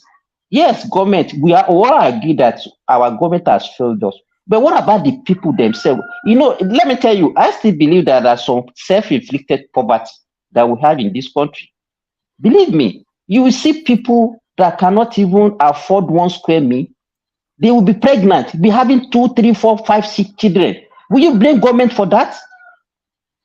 You understand? You okay? Let me give you, for example, we are talking about when Parsat, when Parsat came the other time. Read the comment section. They will be attacking me now. They will be attacking me now. Let's see. Read him how much he spent. Maybe from Akure to Mina or something. And how much he spent now. Look at it. Abuja to Akure. Okay, so let me. In America too, everything. Oh my Let me God, 150,000 now. 150. You take more from the Wait. rich and spread it to the poor. Whatever you are delivering to Akure, increase your own price too. Complain here. You are driving an expensive vehicle and you don't want to pay for it. You want. So what do you mean? What do you mean by expensive vehicle? So somebody should not enjoy his life. I don't know what kind of Lexus is driving. So Lexus is not. It's not in the range of Corolla, or it's not in the range of. Must everybody use? Can you be driving Lexus and be complaining? Must everybody use Corolla? He's a rich man, so why are you complaining? We want to get more money. Not rich. So the government should subsidize with man driving Lexus, Abi. The government is making him poorer. All over the world, it's also complaining. You are driving a Maybach. You see, Tunaja, can I say something real quick? See, one reality. You see, one reality is this. I had to start changing my mentality because I used to think like this too. Because to repeat the same thing, my uncle, my father, all of them, the elders were saying. I grew up saying the same thing. Nigeria, bye, government. I realized even when 1 naira was $1 back in those days, go and look at the conversation Nigerian people were having. People like my Babala Jalikoko back then. It's the same thing. Government, bad Nigeria, bad government. Go and listen. Even Fela sang. He was singing. Go and listen to the Fela song. Old dude. He said, government increased farm price to 75 naira. Even when naira was the same with dollar, you forget it, man. Nigeria people just need to understand that. Listen, you have to. If you want to change you have to be productive, figure out to make it in life, do things that those things, just like Simba said, most of the poverty is self-inflicting. When you don't have money, you are getting pregnant. When your pikin never make money, you are telling when you go marry. He never make, he's not in a position to get married. I mean, making money yet. I mean, to be having children. He doesn't have a job. Culture, all these things is the problem. You know? I got a cousin. This guy's like 26. They're already telling him when you go marry, when you go born again. The guy doesn't have a job. So you so think many that if they things don't we have do. a job, then that is going to make them have money. If they don't have children, it's going to enable them to have money. It doesn't necessarily correlate just because you don't have children. If you can't, if you can't afford to feed a child yet, there's no point giving birth yet, especially for a guy. At least women, I understand their biological clock, that kind of excuse is there. But for some guys, I mean, come on. When your mama start telling you are 27, you need to get married and start, I need Pekin. And sometimes when this guy don't born maybe 1 or 2, they will start to fight in wife, saying, at least we go born. You know, so many things we do. It's just terrible, man. Biological response to this type of situation is to actually have more. Because if you have less, more children, chances are that the people will die off. Yes, because if you have if there is scarcity, you tend to have more children just in case. And you can't cater for them, and then we blame government. Cannot do nothing. No, but the government is I think what you are not seeing is that those children are the greatest asset a nation can have. We are flipping it on its head. They are providing a greatest wealth for a nation. What type of children are you talking about? Children are an asset. Explain how children are asset. Wait, Simba, let's hear him explain. It's very, very simple. Because Einstein was once a child. All the greats were once a child. All the people. He was an asset as an adult. Was a child. It was a liability. Exactly. But when they grow up, they become an asset. No, we are not talking about we are not talking about their life when they grow. We are talking about their life. So how do you produce? So you are talking about quality children. You are talking about quality children. That's where the so if you have a bunch of miscreants, then are they? So government should be raising children for people. Not raising children, giving them. Is that what you are saying? No, giving them opportunities, not raising them, not necessarily raising them. Okay, giving who? What kind of opportunity are you talking about? Giving the opportunity to work, prosper. So no, but people should not take responsibility again. Government should. How? Are you saying government should give children opportunity to work? Children. Yes, opportunity to work and succeed. Yes, of course. That's children. How can children work? How can 5-year-olds, when they 4 grow up, when they grow up. No, we are not talking about when they grow up. They are no longer children. We are talking of the problem of taking care of children. That's what we are talking about right now. We are not talking about when they grow up. We are talking about when children are born. Someone has to care for them. They can't care for themselves. And what we are saying is the parents, adults that's not ready, is not in financial state position to take care of a child. Wait till you at least. So what you are saying is that poor people should not have children. We don't. That's not what I said. I said wait till you are in a position to have what you children. are saying. That's the implication of what you are saying. Two Naija, how many children? How many children do you have? Yourself. How many children? How many children? No, wait. You are just whipping up sentiment. That's not an argument. Well, how many children did you have? Be sincere with yourself. Answer my question. Answer my question. No man, I'm for London. I'm born away. Go Bob begin. You don't go pay child support. You're not being sincere now. You're not being sincere now. You won't do it. What are you talking about? You know when you're in UK, America, you control yourself. Nigerian boys, wait, Nigerian boys in America. When women say that you don't pregnant, it starts with the shake, it starts with baby, you want me to go come out. Because you know, in these countries, they'll make you pay child support. You know that one for a fact. So you control yourself. Affecting them already. Listen, for example, my cousins, like I have most of my family are living, my cousins are living in America, and family members live in America, males, and the one in Nigeria. The one in Nigeria have more children than those of us here in America. The one in Nigeria, average of them have at least 5, some 6, 7, 8, 9, 7. But those of us in America, we don't do more than 3, at most 3. Okay, because it's too expensive to raise children. Even some of us we do 2. We are enough. We say, oh, money is too much. Yeah, because you people are lazy. You don't want to have children. That's why you don't want. No. America will make you take care of the children. They will always have family. Are you scared of fatherhood? Is that it? No, it's not. And the Nigerians, they are strong. They are strong. They can have 15 that they will not cater for. They will not cater. Those people will be in object poverty. They will not be calling me in America to send money to them. Mike and who is the other person talking? Mike and Simba, they are recommending that poor people don't have children. This is official. This guy, in fact, it'll be good for them not to have children. So what about China? Didn't China force them to only have one?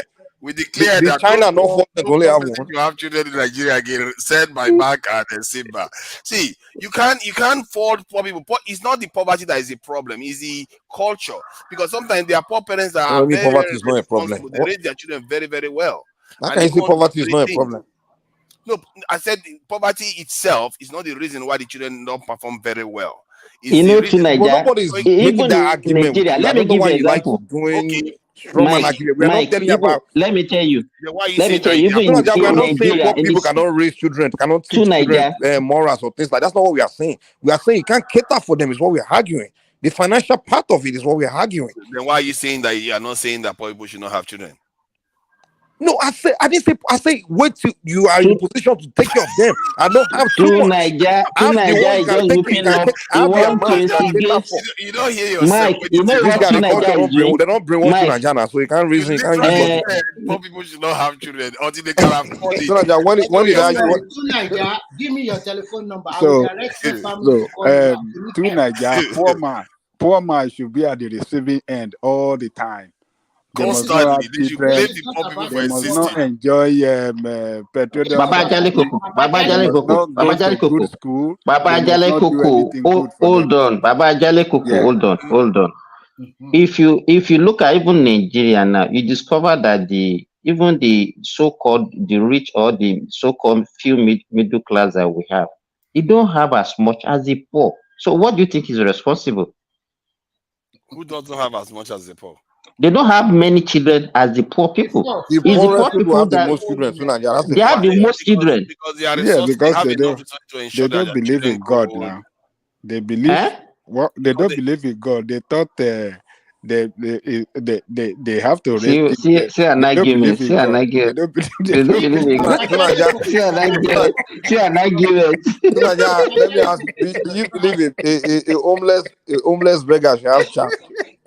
No, homeless beggar, while they are homeless, should not be having a child. But you're making my point then. People can be rich and get so now you're saying poor people should not have children now. That's what you're saying. People can be rich and get hold on. I just asked you a question. They don't believe You that say God homeless give beggars should not have a child. So you are telling me poor persons Okay, should they not have don't a believe child. that it's God that take care of children. Homeless God beggar give that is it. on They the don't street believe should that not be God going give to it. have a child at that They say time. God I will take wouldn't care of them. recommend it. I wouldn't recommend it, but they have a right. It's their civil right to be able to do whatever they want with Bàbá Jẹ́rìí Kòkò, táwọn àwọn fámìlì yín bá pè yín, ẹ máa dá wọn lò àbí pé kẹ́ mú owó wá. As a matter Ọlọ́run ló of bá wa fact, tọ́mọ. Ọlọ́run ló bọ́ lọ́mọ Ọlọ́run ló tọ́mọ. dọ̀bọ̀. as a matter of fact, people like Mike, they are recommending that poor people should not marry too, because the essence Abeg, of marrying, to the essence of Naija, marrying keep is to have a quiet, child, keep and you are quiet. saying they should not have To the woman Naija, should He not be just able said to the have a same child. thing, though. To Naija, keep quiet. We know what you You are can't be doing. saying that. You know what you are saying is controversial. You can't be saying that kind of stuff.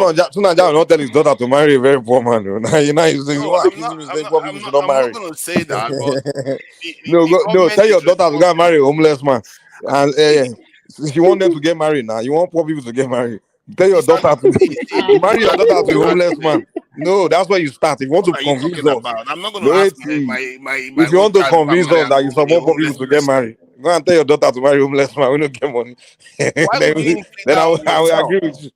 Yeah? See, my point is that you can't just say that people that are free to do whatever they like cannot have children, because they can choose when to. Because sometimes you can be rich and become poor later. Does that mean that you should kill all your children because you're now poor? That's not how it works. So life is not often very, very level. So we have to. Some people We are are poor when they discussing start, economic and here. they Like, we're become not discussing moral then and all stop this thing. picking on the poor. We are Because what you are discussing doing here is that economic you are here. trying to cover Tinubu's infliction of suffering on people and start blaming people Okay, for having to Naija. Or just listen to me. You know, when Pastor came the other time, he also alluded that you learned something. When he came and he was explaining what work mean, he said it's force times distance. And you can do that and you still have a negative output. Do you believe that? That's because that was what he said. You know, let me tell you, I'll give you an example. I have a plot of land that people consider as maybe the land is not good for farming again. So, and what I did was that I went and carried these poultry sheets and put on the soil, and I planted the maize on it. You know, all of them, they were amazed and say, hey, so this thing can still be like this. Some of my workers that are working for me on my farm, and I gave them that same land. I said they should do the farming there. They cannot do it the way I do it because I'm very sorry if I use this language, you come at me. Because they just planted, they were instead of them to go and carry those shit free, and it's just the same on the same land. They will not do that. They just planted the thing, and the thing did not come out good. And you say so what kind of output do you expect them to get from that? To me, it's laziness. You know what? I get what you mean. I see that all the time. I told you I work with Nigerians all the time. So you see that. I'm not sure it's because of laziness. It's because they are not as motivated to do the job. These same people, when they come to the West, what will motivate you as an adult?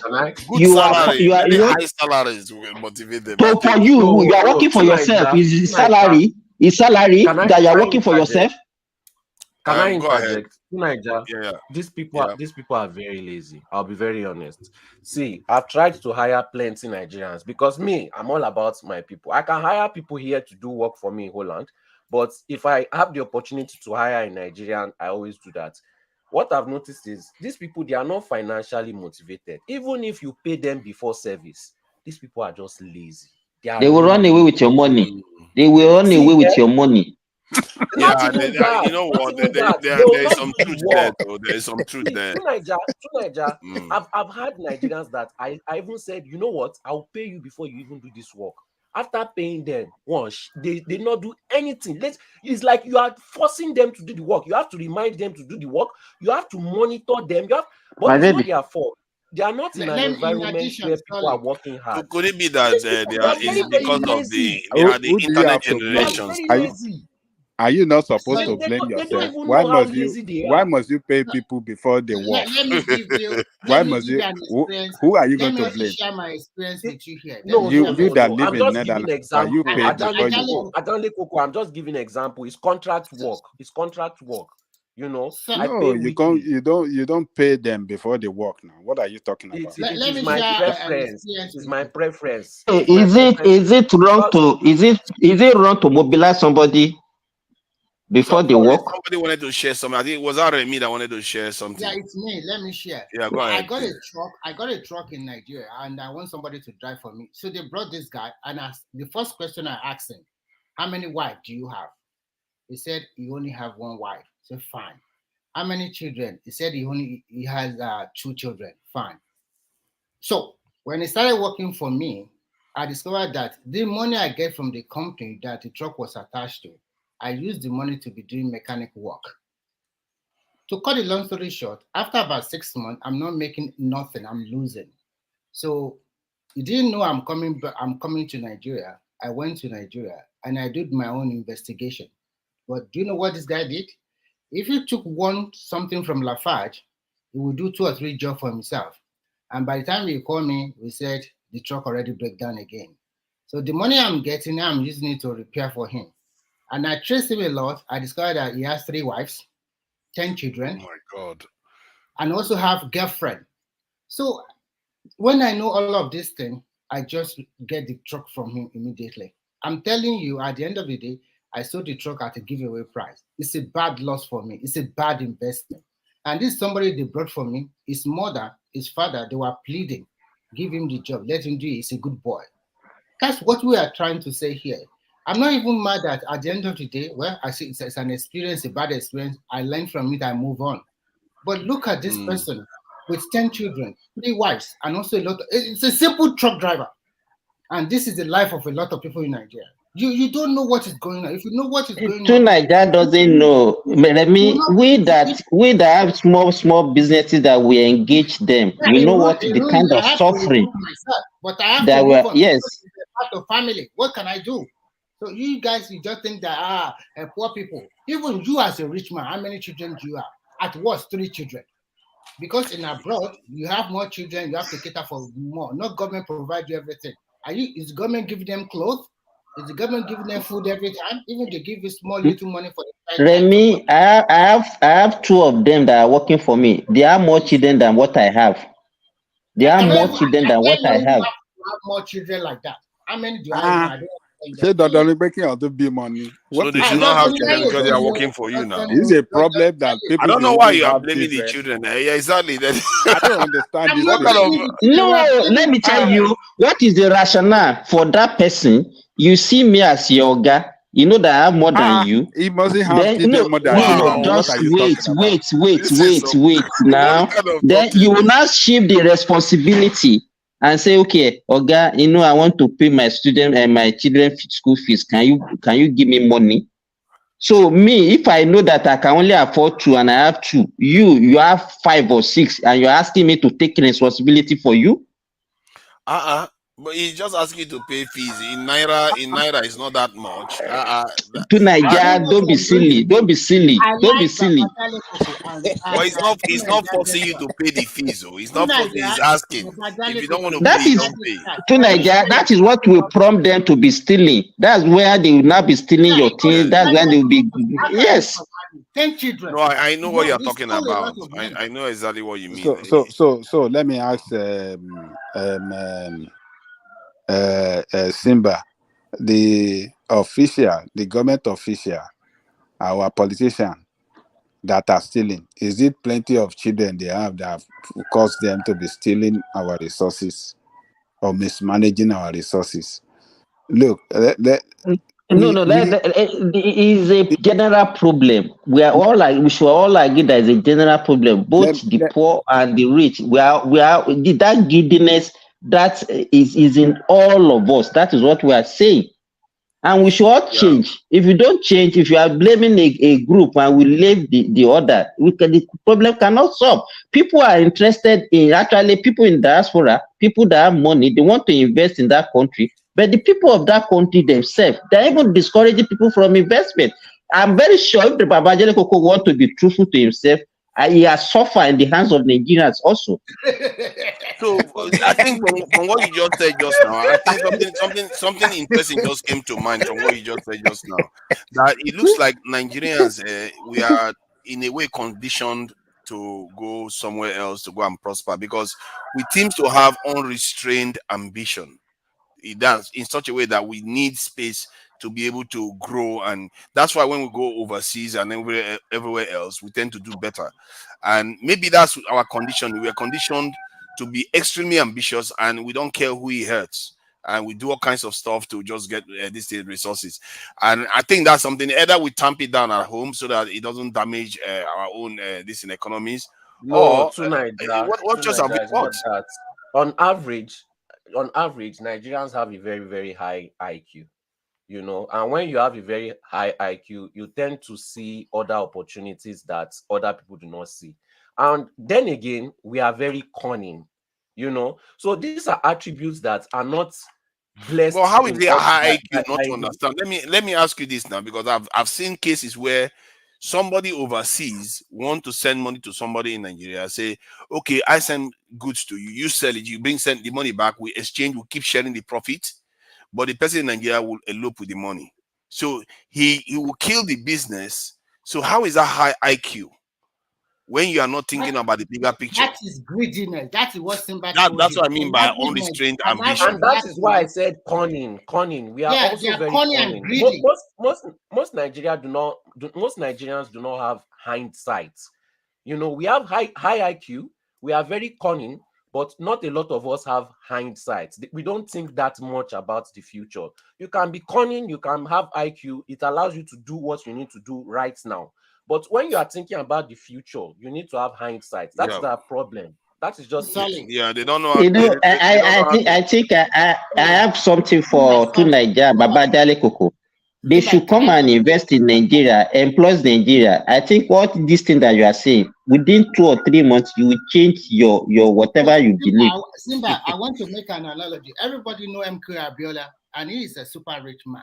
He married many wives with a lot of children. Now, let's assume that you only marry one wife and have 2 or 3 children. Do you think all his business empire will just ruin like that? It may still fall apart too. No. It's a food for thought. Look at all these companies all over Europe and America. They are family business. And the family continue from one generation to another generation. How many generations of rich people in Nigeria can you talk about? If Dangote go, I don't know how many wives Dangote have. I hope his children can sustain it. So you can see, if you have a lot of children from different wives, there will be competition among the wife and among the children, which is not good for the development of the Not necessarily. I think the more family you have, the more expansive it could be. Actually, it just depends on the structure that's left behind. With plenty wives and children, and they don't fight.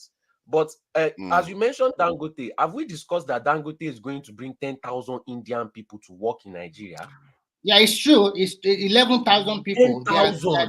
He said that they used, not it is going to bring, that they actually they worked on the project so far, that they use about 11,000 something, while 30,000 Nigerians. Half of them will be retained. Half of them will be retained for continuity, and mix them with the other Nigerian. The other Nigerian will be below them because they know your people. Your people are extremely greedy and they are very lazy. They don't want to work. And I know that everybody that have stayed abroad for so many years. Wow, you know, you are making Buhari sound like a genius. No. Buhari said our people are lazy and all the rest. Nigeria, you are in UK, and I know they pay per hour. It's the hour you put in, you get your pay. And what if when you go say tell you 1 hour, they will make you sweat for that 1 hour. You will really do that 1 hour. It depends on the low-end job you are doing. If you are doing high-level job, not necessarily the case. You could go into an office, you don't do a lot of work, but you take input, even if it's high-end job, your input should be noticed, should be quite quantified. If it's not well quantified, you'll be booted out. They will sack you. They don't have chance for all this in Nigeria. Oh, go and beg him. Go and send somebody to him to beg on your behalf. Nobody is begging for anybody on his behalf. Let's be realistic here. If you want it's not as pervasive, but it's there. The favoritism is there in the UK. I'm not talking about favoritism. I'm talking about you have to put in the work before you get the money. If you don't work hard, you won't be successful. They need you to work hard, and they can check your lifestyle. They can check how much you are spending, how much you put in the hours, you get the money. It depends on the area you are working. It's not everywhere. Some areas they use privilege. It's the same thing that we are talking here. Even if you work in high-end company or something like that, they want you to put in all the hour, put in the effort that it will show. See, you know that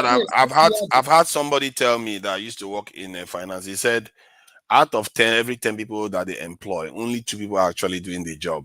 that at one point he even hire somebody, says, I'm going to pay you this amount, but don't show up to work again. These are just isolated cases in many. No, but no, the point I'm trying to make is that even in Western countries, you always have people that are just lounge. They don't really do a lot of good work. They tend to be moving around. Compare it to Nigeria. You have had business in Nigeria, you know very well. And if you start to talk about that, you not tell me you have a success story. Just now you mentioned you spend so many much of money on fuel or whatever you're talking about. I don't think you have a success story all over.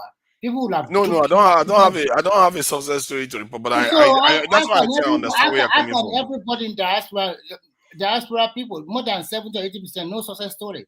And if you look at the sweat you put in to get all this money, and then they just filter it away in Nigeria. I guess it depends on what you call success story. The people that have gained the skill sets, and I've had 3 people leave Nigeria, which was not my point. They left Nigeria after they gained the skill sets, and they went. You are turning it around. We are talking about the Nigerian setting now. Of course, if you go abroad, you can be an engineer, but when you go abroad, you learn some skill. You acquire a new skill, and you can change your professional, or you can change your pattern of work. So we are talking about Nigerian people. A lot of Nigerian people, sometimes, like Simba said, some people are extremely lazy and so greedy. And every black man is very greedy. He does not think about the future. He only want to think about to show off for now. So they do. I think you are mistaken. They do. It's just that it's tied to income. And like if you are like now, if I want to interview anybody in Nigeria, I have to ask them about their Jackpa this thing, their portfolio. I have to ask because you have to ask what they are going to be planning to do in the next 2-3 months. Before you go and deploy them, they go and take off. You are just shying away from the truth. You are not saying that they are lazy. I've worked with various. You have lazy people. You have people that are not that lazy. But on balance, they tend to be relatively, how do I put it, shifty. They tend to be relatively shifty. It's very, out of how many people I've worked with, maybe 20 people, I can say maybe only one person that I've seen that has remained relatively consistent. I've worked with people that if you want to buy something from them, or they want to buy something all from Nigerians. When we're in Nigeria, we are a little bit. Let me give you one of my own story now. Let me give you one of my story. Hold on, Nick. Let me give you my own. You've shared your own. This guy, every time he wants to buy something for his boss, even if his boss pays him good salary, he always tops it up every single time. So it's like, personally, when I see it happen, I'm like, how can you be doing this? You know, it's just, why do you always have to, everything you have to make extra from it? It just seems smacks of some serious greed that people don't want to grow in cleanly in Nigeria. It's almost like becoming a part of the culture that they don't even see it as being wrong now. Young girls growing up, young men growing up, you just see it as the way to do things. They always want to, if something costs 10,000 naira, they want to put 15,000, sometimes double it. I'm like, why? Because when I see it happening, I feel like I wish I knew the boss. if I knew the boss, maybe I would have told the boss, but I don't know his boss. So, like, this is awful because he's going to kill that business. That's how I look at it. Because as somebody that runs a business too, I would feel like, why are you doing that to somebody's business? You're killing that person, that man's business. Every single thing he buys is 50% more expensive, or maybe 100% more expensive. So, and that is not nice. That can kill it in the West. That will kill a business for sure. Because most of the profit they make in the West is 10%, 2%, 5%. To Nigeria, there are so many industries that Nigerians are killed like that. If I don't know when you left Nigeria, that was, if you remember this toothpaste, Daily Need. I don't know if you remember Daily Need. It's just like a close up and all these those are one of the fake ones they brought in there. It's not fake ones. It's actually Nigerian made this thing. Okay. I know the company. I know the company that used to manufacture that product that time. You know what they are doing? Nigerians, after the production, they will be throwing the thing off the fence, outside the fence. There are people there that will be picking it, and that's how they ruin the company. We don't talk about long-term things. That's okay. This thing, if we maintain these companies for our own benefit, they only look at the man that owns the something and say he's rich now. Let us take our own from him. They don't know that if that company runs down, they are the one that will suffer for it. At the end of the day, that company employs thousands of people. At the end of the day, they run that that company, and at the end of the day, everybody will be shouting, "There's no job, there's no job, there's no job." So that is our problem. We don't think of collective gain. We don't talk about, we don't look at collective gain. We always think we are too selfish. We only think about, let me make it, let me hammer.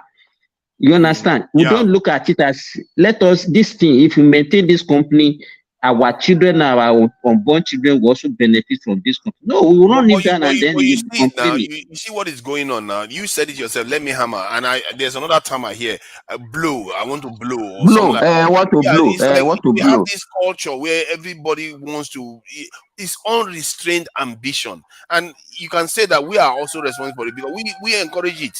We keep saying, oh, you need to blow, you need to get this. Everybody wants quick money. So they can't even contribute their skill set properly because they are often distracted by the idea that, you know what, I'm going to blow. I'm going to work with this guy until I get the opportunity, then I'll blow. And to Nigeria, if you now have leaders emerging from this kind of people that we are talking about now, what kind of leadership are you expecting from them? That's true. That's true. I said that it's going to take 2 generations to close this out. Because it took about just about 2 generations to get us to this mess we are in. Because from 1980 to now, I think that's about 40 years, isn't it? That's 2 straight generations. Because during the time of Idi Agbon, there was a time when people were really, people were not as corrupt as now. Now, almost top to bottom, Babangida was the first generation that corrupted the first generation in Nigeria. It's only people that doesn't have the access to corruption in Nigeria that complains. People that have access to it, they don't complain. That's the problem. Not at all. They don't. They join. They happily join. They join, exactly. That is why you see somebody that today will be fighting corruption. Then the moment he gets into office, he becomes corrupt too. It's like, what is that all about? And until we figure out how to mitigate that, so that when people get into office, they don't actually become corrupt. Everything, our culture, our religion, everything encourages it. No, the religion don't encourage it. I think it's the people. Okay, how can you heard about a pastor asking a member of congregation that who can donate 1 billion? Did you hear about that? Yes, in a church. I've heard of. Where do you expect? Where can you see an entrepreneur that would go and donate 1 billion to a church? No, if you are not stealing money from somewhere, where will you get 1 billion? Even as useless as we claim that Naira is now, 1 billion is still a lot of money. That's interesting to say that. So is it the people that put it into the church that, because the pastor came from the people? It's a cultural thing amongst the people, or is it the church that is inject? I don't think that the church is the one injecting it into the psyche of the people. It might be that it's the people that are bringing into the church and saying, let's do this. And in every profession, you see that too. Everybody wants to get rich quick. They are looking for a way to either blow here or jackpot there. No, it's not only church. It cut across, especially the 2 main religions in Nigeria. It's not only about church. Even in Islam, if you are the one that gives money to their affairs, and they'll be singing your name everywhere. Do you understand what I'm saying? Yes, now. Tunaja, when they tell you that if you steal, if you corrupt, if you commit sin, just come to church and ask for forgiveness and your sins are forgiven. It's not encouraging corruption. Yes, the point I was making was that is it us that put it into the church or the church put it in us? So I'm not sure which one came first, because we have been like this. Babangida was there. He wasn't from the church. He got it. He was already corrupting the system. No, we're not saying that's the only thing. We are telling you it's also part of the things that encourage corruption. Is what we are telling you. We are not telling you. We are not saying. Part of it. Yeah, exactly. Everything we do seems to be encouraging it. And tell me, in the last 6 months, is there anybody that has been upstanding in Nigeria that people really held up and say this person did some good job and is bereft of corruption in Nigeria? It's almost impossible to find now. It's crazy. We can't have people. We can't see people that you can say they are beyond reproach in Nigeria anymore. Even Falana, people will be like, Falana has taken money from somebody. Or this one, I've done this. He's done this here. There's nobody that is clean anymore in Nigeria. It's some crazy. See, the fact of the matter is this: we have to understand that it's not individual you blame for being corrupt. It's the system that allows you to do it. Because by nature, every human being is living every day to trying to make money, to earn money. Money is like the most important thing in everyone's life. So everyone is trying to make money, trying to get money however they can. When they get the opportunity to take it, they want to take it. You understand? That's true. People want to make money this thing quickly. However, just because you want to make money, it doesn't mean. I think it's smart to. What I'm trying to say is this. What I'm trying to say is this. Human nature, people want to make money. But what we're saying is that if you design a system where you know that the system does not allow, that's so strong, that doesn't allow it. Like in China, and for example, in America, all these places, they have a system where you have to think twice before you take it. Because pretty much you know that the system will catch you, or but when you have a system that's so weak that people know they can get away with it, you can't blame them, they will do it. 9 out of 10 human beings will take it. But Mike, do you think there's something deeper there? Because this one man talked about our he was referring to our group IQ. I think he was saying our IQ, but I think he's tied to group IQ, and he also is tied to either the way we tend to interact with each other. I wanted to add something else. Is it that we also have a kind of racial low self-esteem? The reason why I say that is because, like in the West, even in the West, like here, if people want to do business or entrepreneurs want to work together, you tend to see that they band together. You have 2 or 3 entrepreneurs come together to found a business, and they will go. But here in the UK or in America, you hardly see black people come together to do that kind of stuff. They don't want to. I've been here in the UK. I've tried to work with a lot of black people. No, they don't want to. They would not want to band together to work together because everybody wants to do their own thing. It's like, but is it not part of intelligence to understand that it's good to work with with people to succeed? I have tried to. They are just lazy. See, when you are sitting down and talking to them about the whole plan, the whole thing that they are just hearing in their head is hard work, and sacrifice. They don't want to work hard. They don't want to sacrifice. That's why most of them will be blaming the white man. Even in 2023, they are still blaming the white man. So they don't want to work hard. They don't want to sacrifice. That's just it. Then another thing that I noticed is that we actually don't pray for the progress of one another. Let me give you, for example, where I work, I have a lot of Indians and Filipinos that work as nurses. And then we have few Nigerians. I think we have only, maybe in my own department, we have only like 4 Nigerians. You know, these 4 Nigerians, they are not, they were not together. They always fight. If you see the Indians, when the time comes for them to go and get their food, during their working hour, one or two of them will sacrifice to go and get food for like 15 of them. But the Nigerians, all of them, they do their things on their own. They don't even see eye to eye. You can see, and that is what we do. Even in Nigeria, we still carry it abroad, and that is it. The Indians, they help themselves. They will never see them fighting. But Nigeria, see, every time they will be fighting themselves. Even the best friends that I have, they are not Nigerians. They are just other countries. So I don't know what we see in our something called crab in the barrel mentality. Everybody want to feel above the next person. You exactly. So everybody want to who's better than who. We have that. I don't know why we are like that. That mentality is very strong with the Black Americans. I don't know how Nigeria. It's almost everywhere, even in the UK. The Black American is very strong, man. I was like, it's very strong. Sometimes I almost want to say they taught it to Nigerians because other Africans don't do it, and they do it too. I've experienced it with other Africans, Caribbean. All of them have experienced this same. Maybe the Caribbean. They are doing it to you. They are doing it to you because they see you as a threat, as in Nigeria. But we are talking about among Nigerians. Do you even enjoy that kind of among your people? We want to be above. That's why Nigerian, once he start making more money, than he wants to shine it, show it to you. Once he buys you something better than you, he wants to show it to you. And that kind of character is just we wouldn't do it. Indians they don't start trying to rub their success to each other's high, or trying to prove to each other that they are better or they are above each other, all those kind of things.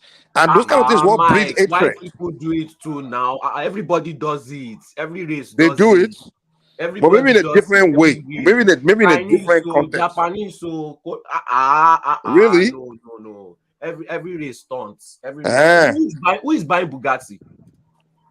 If nobody is stunting, No, who to is be buying fair, they Bugatti? don't necessarily. To be fair, there's a little bit of a difference in theirs. Theirs is not very crass. They don't do it. Yeah, it's not. Yeah, maybe I it's not as I crass don't as think our as we you do. know the youth of today. See, let me tell you something. There are white people in this whole land that wear Gucci cap, Gucci shoe, Gucci trouser, Gucci You shirt. see few of them. You see few of them. They are not as many as the No, blacks. they may do it, but they don't use it to rub on each other. They don't use it to kind of They do it, rub each other They do and it, try. Mike, you are talking In about fact, the old generation. This new solely. generation, all of them are stunting. You know what I used to give? The example I used to give to people.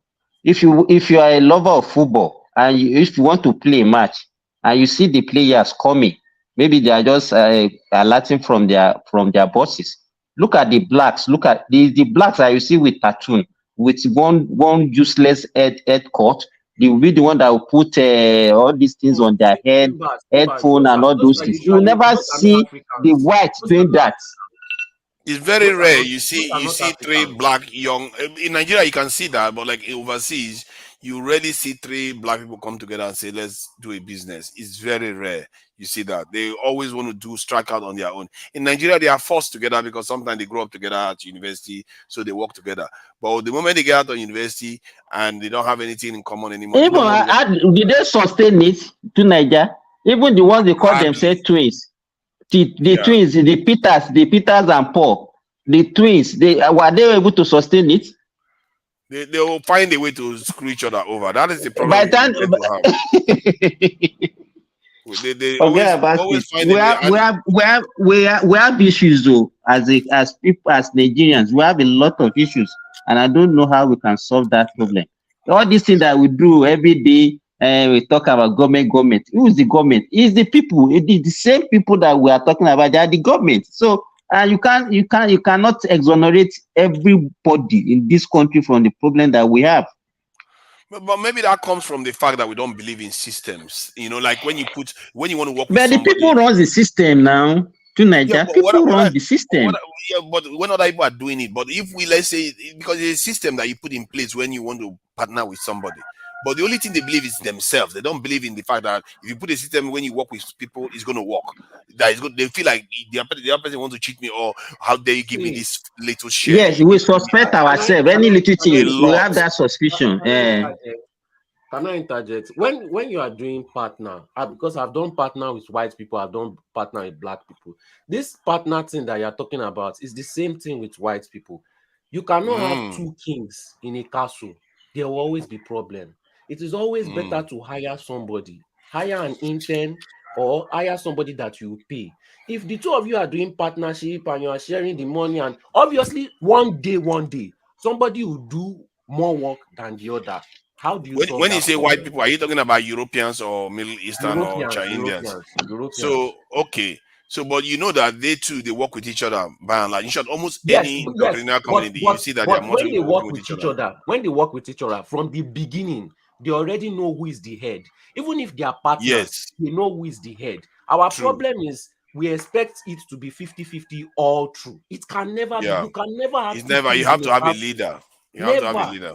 Never have two kings in a castle. They know how to. They know how to stoop to conquer. So, like one of them will be COO, the other one will be CTO, the other one will be CEO. So they allow things to flow. Their objective is the goal, not their individual egos. And you see, and that is something that our people don't tend to know how to do. Then, when it comes to money, the shares, oh my God, they start arguing over shares and they don't want to agree, even when this whole thing is lopsided. You are offering them a future. I've seen a situation whereby I've told somebody, I said, if we don't go ahead with it, you find that 10 years time you've not still done anything, because you don't seem to understand that this economy right now, it favors people that can come together and put their skill sets together and build something.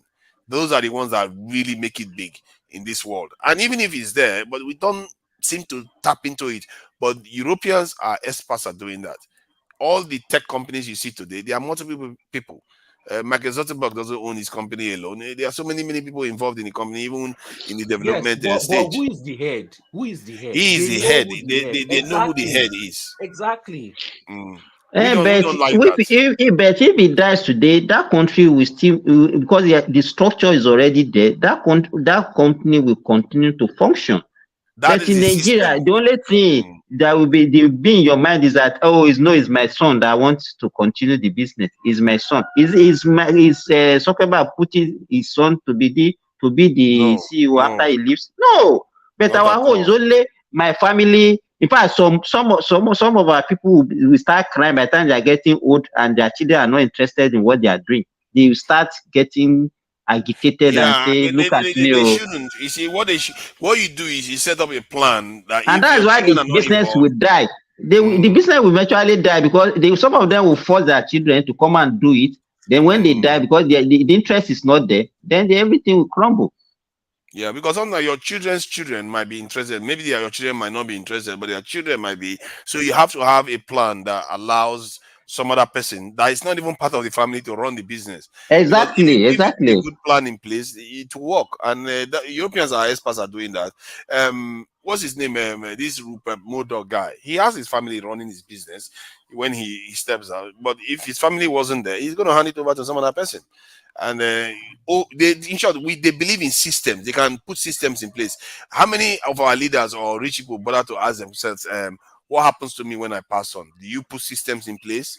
Have you planned what is going to happen to your assets and estate when you are gone? We don't tend to do these things. We don't think long term at all. So that is something that we probably need to start. And you see, another thing is that let me give you an example. The secondary school that one of my daughter just finished from, is a very flourishing secondary school. And this woman was telling us during the graduation ceremony that she has to go and force one of her daughters that is working at the federal level as a deputy director to come and work with her just because she wanted that daughter to take over from her. What about people that have been working with her for 20, 25 years, the principal of the school, the HODs of the department? What is she supposed to do is to actually encourage those people. Let them even be, maybe hold some shares in that school, maybe 5%, 10%. Those things will motivate them. So those ones also will be committed to make sure that school succeeds. But by the time she leaves now, the daughter that she just brought, maybe just to come and be the head, at the end of the day, those people might not go actually support that, and the whole thing will crumble after a demise. Yeah, that's what will happen if she doesn't put the system in place. But I think that has plagued African countries in the past. This even like 400 years ago, one of the issues we tend to have is that whenever a king dies, a war ensues. They call it a war of succession. The Africans, because they are so disorganized with the way they do things, they don't necessarily do it so that it hands over to their children. Like the Mali Empire, I don't think it necessarily goes to the child or the Songhai one. So it leads to a lot of conflict that ensues, and the country loses a lot of resources and men and power while they are busy fighting themselves. By that time, Europeans had already figured it out. They've already figured out, okay, if we have a king, if he dies, the son takes over or the daughter takes over. Even in the UK, they had a queen, for crying out loud, just to make sure. But Nigeria never figured that. Africa didn't figure that out on time.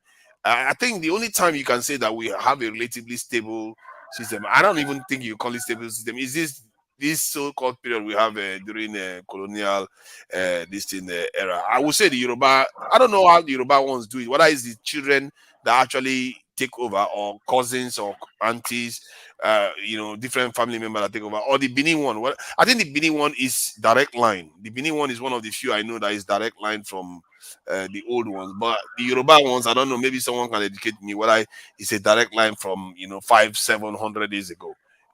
No, is a direct line, but now as the society grows, we now have brothers. Do you understand? You have brothers too. So now they will now have different families.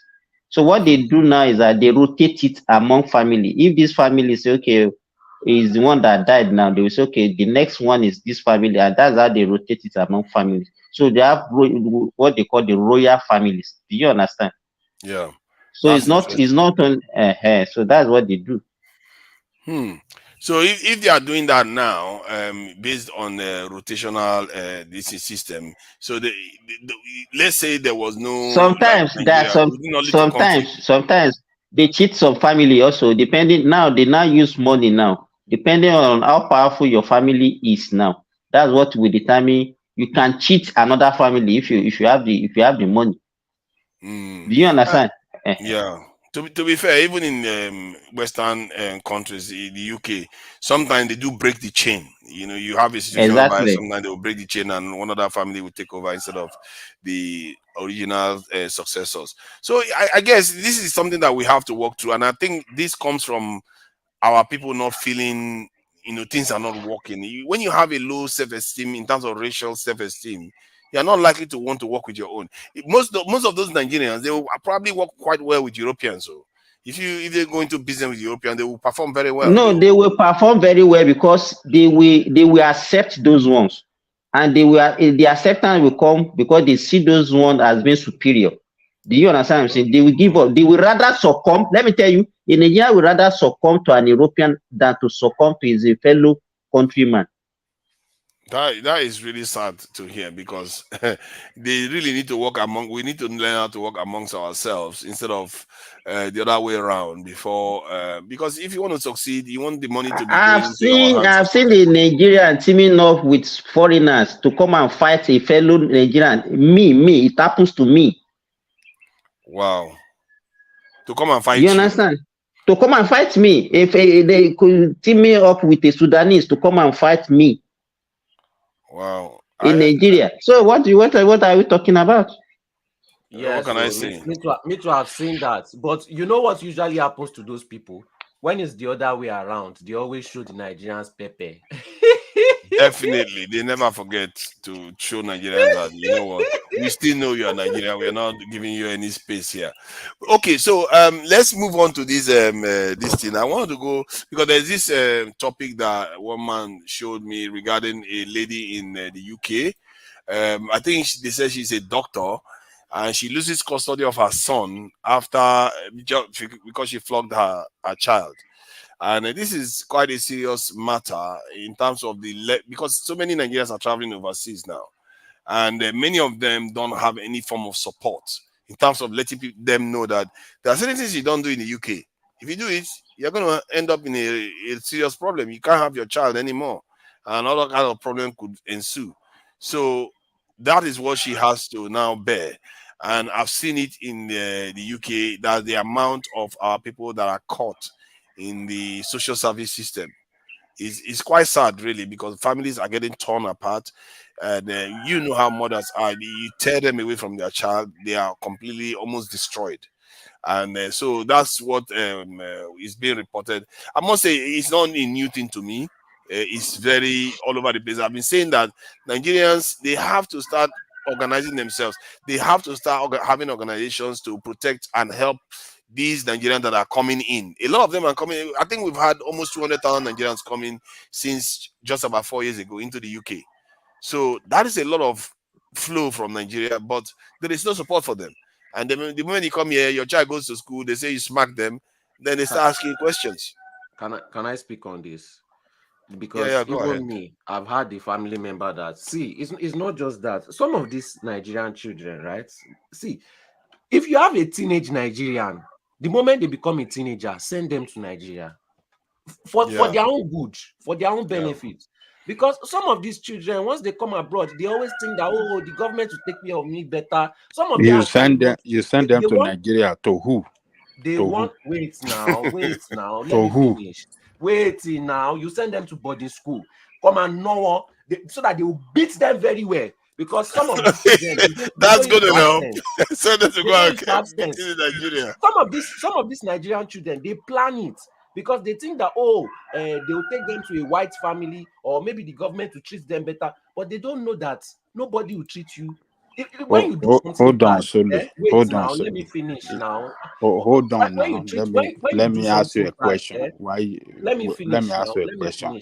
So, if you as a man want to send that child to Nigeria, and your wife said no, what would you do? Oh, see, Ajani Koko, when I was in Nigeria, Answer that question. I'm answering it now. I'm answering it. There are plenty Nigerian children that came from abroad. Do you know how they brought them? They came on holiday and they left them there. Plain and simple. You are I'm not saying if your wife doesn't want that child to go, what would you do? I'm talking from my own experience. When I was in secondary school in Nigeria, my secondary school had plenty children from US and UK that were bad. Sorry, they are more than what you experienced that time now. They are even more now. Even they have a school behind my building here. They have a lot of people from UK, US that their children are there because of the problem they are having with them. They send them to Nigeria. A lot of children from abroad now schooling. That's interesting. Let me finish. Is Nigerian? Can I finish now? Let me finish. So, in my experience, when these children came, 99% of them, this is how their parents brought them. They came to Nigeria on holiday, thinking it was holiday, and their parents left them in Nigeria. They did not give them tickets to come back. They took their passports, they gave it to the school and everything. When those children came, they were terrible children. Terrible. But when they left, they became Nigerians. They had respect, and they were nice. And all the rubbish they used to do before, all the bullying, all the street nonsense, they left it behind. Do you know why? Because they came to an environment with culture and respect. You have to trick these children to come to Nigeria. That is just because when they are abroad, they adapt abroad mentality. They start behaving like the white children. They start thinking that they are white, so they can behave anyhow. You can't just put the full blame on the parents. If you cannot tell your child that your child is wrong, if you cannot beat your let me not say beat, if you cannot discipline your child, what do you expect your child to turn out to be? When government is backing them to be indisciplined children, when government has created the way, all this abroad government, they've created an open space for your child to be as terrible as possible with government backing, and you expect a child not to take advantage of that. You have to trick your child. It is the best thing for the child, whether they like it or not. These children don't know that the people that love them the most, even though your parents are they are the ones that will love you the most on this planet. When you do something bad, other people will not forgive you, but your family will forgive you. But these children don't know, because how would they know in the first place? So I think all these children, they are always planning these things. They will go and tell the teacher because they want to get away from the parents. Because in their mind, they think that they are smart. The thinking of a child, they think that they are smart. So it's not just these parents. But sometimes the children are just telling the teacher.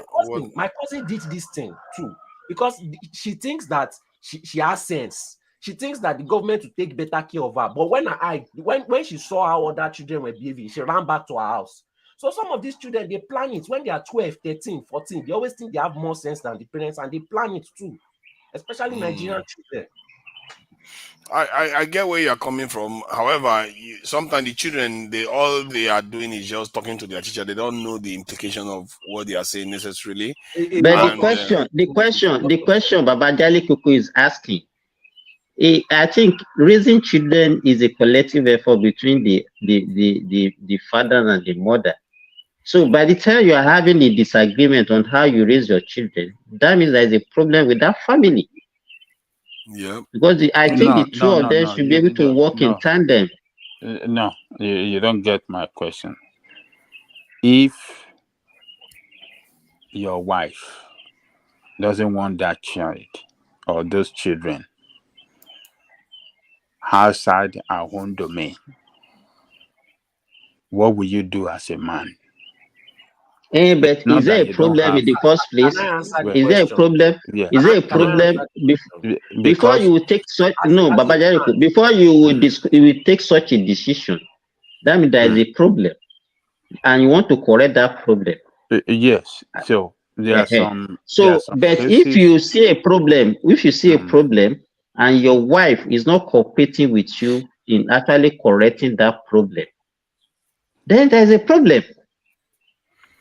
Well, what I'm telling you, yes, I agree with you. I agree with you, Simba. Yeah, let me finish. You will answer. So the problem is this. You see, women can be funny sometimes. They know the problem, but for the fact that the love they have their children for their children, and some of them believe that for their child to stay in Nigeria is unsafe for their child or their children. They must say, "Oh, don't worry, let it remain here." They will not doesn't want to cooperate. Some of them, but maybe majority of them will cooperate with you. That okay, let's go and get school for this child in Nigeria, and let's go and leave him in Nigeria to school in Nigeria so that can change his take away those bad behavior from him. But some of them might not want it, and in that situation, there's nothing you can do as a man, because if you want to force that child to Nigeria, then you are going to see more trouble at home. So you have to be, a collective decision between husband and wife to do that. So that's just what I'm just trying to say. If the woman doesn't want it, there's nothing you can do as a man. There's some truth there. You can't do too much in terms of taking them to Nigeria. But I take the argument of sending children to Africa during their teenage this age, because here they are very susceptible to all kinds of stuff. Go ahead. And to Nigeria, we have seen some cases where people send their children to Nigeria that those children even got worse in Nigeria. Yes, so there's a potential for that too. Yes, that we is have rare. seen that too. That is rare. That is not the majority. Well, I'm saying there are some. I'm not saying majority. We have seen some that send their children to Nigeria, and those children is it Nigeria that made them worse, or it's just a continuation of the problem that they have? Well, no. The fact is that they because got let me tell you, there was one. A principal of a secondary school called me to come and attend to, and I have to go and involve a psychiatrist. This guy was sent from UK to come and attend secondary school in Nigeria because of the problem he was having in UK. And we have to involve psychiatrists and psychologists before we could solve the problem of this young boy. So that, I don't know. There is a lot of, and what I want to say, Babajale Koko, is that it's even women. I don't know the example that you gave. I don't know where the woman is coming from, because if you don't marry in Nigeria, then it will be very difficult for you to convince. It's not possible. The woman will not let her child go. But most of this decision, actually, most of the time, it even comes from the women, because they want better future for their children. And if I've seen several examples. In fact, it's the mother that actually even champion this cause of sending them back to Nigeria. And then the example that Tunaja is giving, I think, is a single mother. I don't the one that they said they I think she's a single mother. So it's also which is something that happens quite often. Either they don't come with their spouse, and when they do, they separate when they come here because the lifestyle. No, they separate. Majority of them, by the time they leave Nigeria, 2 years, 3 years down the lane, they get separated. Yeah, that's something that happens. Yes, often. And part of this, I keep saying it, that we as a community have not decided that, okay, maybe we should be doing it, because it's costing us. When families keep breaking up and they keep falling into this trap, the time that lady should be using to be working, she's using it to be chasing social service around and losing her child and getting traumatized. So all the work we come here to do, we might lose it because we are falling trapped into the system. The problem that we have is that, everybody believes that Nigeria is the worst country, and once they hear abroad, you have to go to UK, you have to go to Canada, we have to go to America.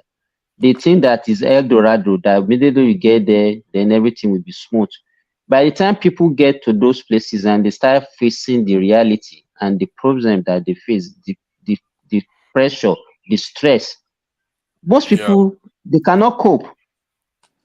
So, and that is one of the things that are responsible for the separation. You understand? So to me, well, and there are some people who are living large in Nigeria. I don't know why they want to, because they think that okay, Nigeria is unsafe. Is this? Most of them will sell. Some people are rich. Oh, they are very rich in Nigeria. They will sell all their property, sell their house, sell everything, and they will relocate.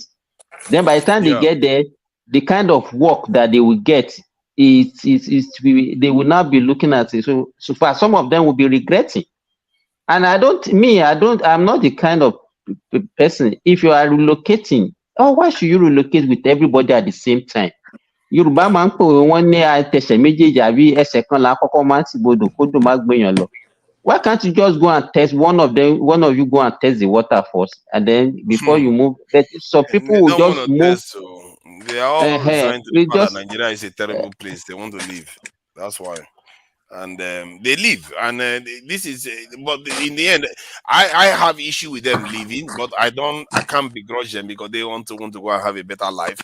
But when they get there needs to be support. I don't know why we haven't figured this one out, because they are suffering. A lot of Nigerians, they are not going to tell the people at home. A lot of Nigerians are going through difficulties when they are in the West. They are not. It's not as smooth. To Nigeria, I have in Nigeria. I have in Nigeria. Let me give you. Sorry, let me just say this. Okay. I have a lady, a nurse that relocated. You know how much this lady came with? It came with $300. $300. You understand? And when she told me, I said, "What? How will you, before you even start? Yes, you have a job, but before you start getting the payment, how will you survive?"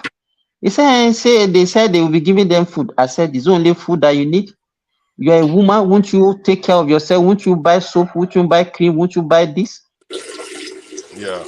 You understand? And it's not as if I'm blowing my trumpet. I cannot count the number of Nigerians that have to be borrowing money for them to get settled before most of them will now return my money for me. But how many of our people are ready to do that, to help our people to settle them? That is another question. They are not. Many of them are not ready to do that. And in fact, by the time they come, even the people there, the Arabs, they will be telling them, "Go and meet Dr. Moshood. I've even heard of horrible cases where some Nigerians, they are helped, but they become hostile to the person that helped them. Later on, who is that? Exactly. It happens. Yeah, It happens a lot. Yes. Most of them will not even appreciate it. They will say, "After all, have I not given you money? Or after all, are you the only one?" You understand? The reason why it happens is because of too much familiarity. This kind of thing should be a business opportunity. When you come, you should have a place where you should go and get orientation, where you should pay for it. But the problem now is, even if you make it $20 per orientation, some Nigerians will not want to pay that $20. They will rather hustle it out. Yeah, and even when they have the money, they won't give it to you. When you are doing things for free and you include familiarity in it, what comes next is disrespect. If you charge money for it and make it a financial thing, you will not have all those kind of issues. I'm not sure they will figure out the way, because you are the Nigerian, so they will say, "Why are you not doing this for them? Why are you not doing that for them?" And you explain it to them. Familiarity breeds disrespect. So let's keep it, business wise. Simple. That is true if you're able to do it. If they are not ready to pay $20 or $50 for simple orientation on a place that you just came to, then whatever happens to you after then is your fault. You can't ask anybody for help. You can't blame anybody.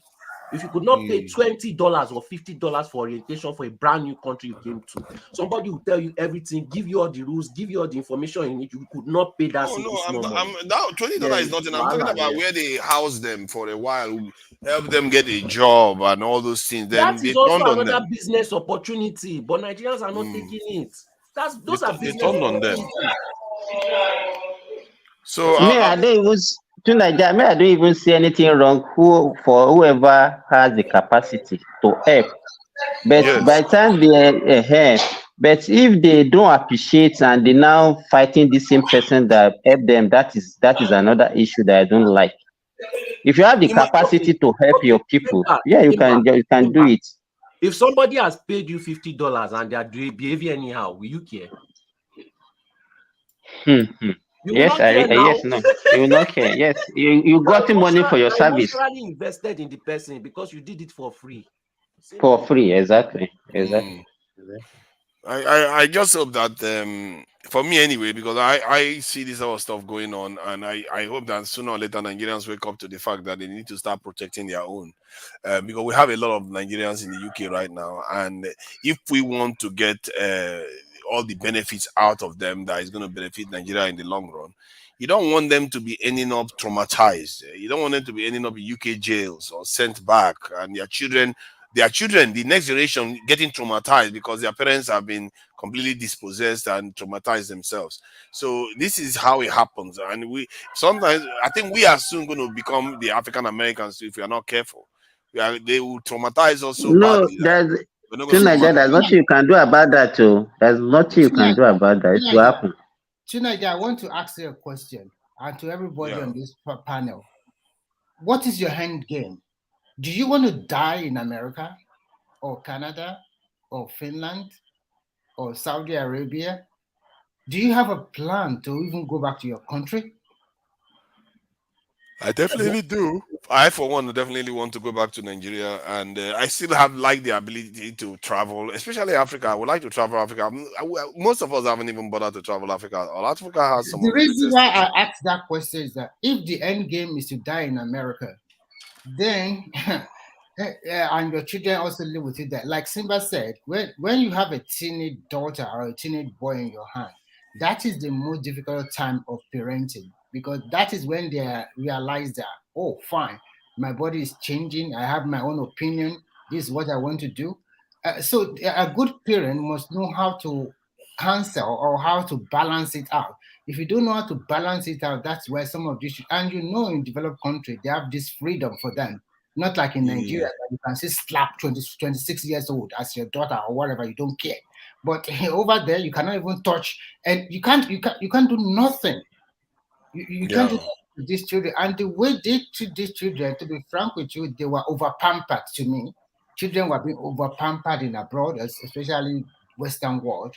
They over pamper them, and they don't. And you can see they will be telling them that we don't care about first class or second class. We just want you to work hard. We just want you to be a share responsibility. That's what they always preach.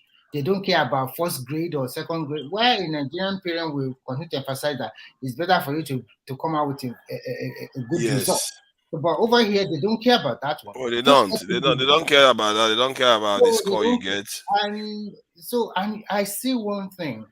These people have perfected a plan, and it's going to affect Africa in the next 20 years. First, it's about poaching all our professionals away. Now, it's about poaching our artisans away. I mean, people like carpenter, mechanic, and dress. So what will be there for us in Nigeria to survive again? When and the Nigerians, they are not learning those things again, though. If you go to a mechanic workshop now, your car can stay for 2-3 days because it's only the man. He doesn't have people that are helping him. They are not because all of them are running away now. They are not even exactly technical results. Just like you have that skill, and once you come in, they will test you have that skill. It's done. Even if you learn it at a roadside mechanic, don't care anymore. So they are poaching all these people away from Africa, especially that's Nigeria. Yeah, and that's then, true. That may be in the nearest future. We are going to be in a serious mess if we don't realize all of these things. You guys are still talking about. Remy, all this work that you are talking about is the Togolese and the Beninois that are doing it in Nigeria now. The Nigerian youth are not ready to learn. Nigerians are finding themselves in Canada, in America, in Europe, everywhere. Even the ones that are in Nigeria, they are not ready to learn. The only thing that they are learning is Yahoo.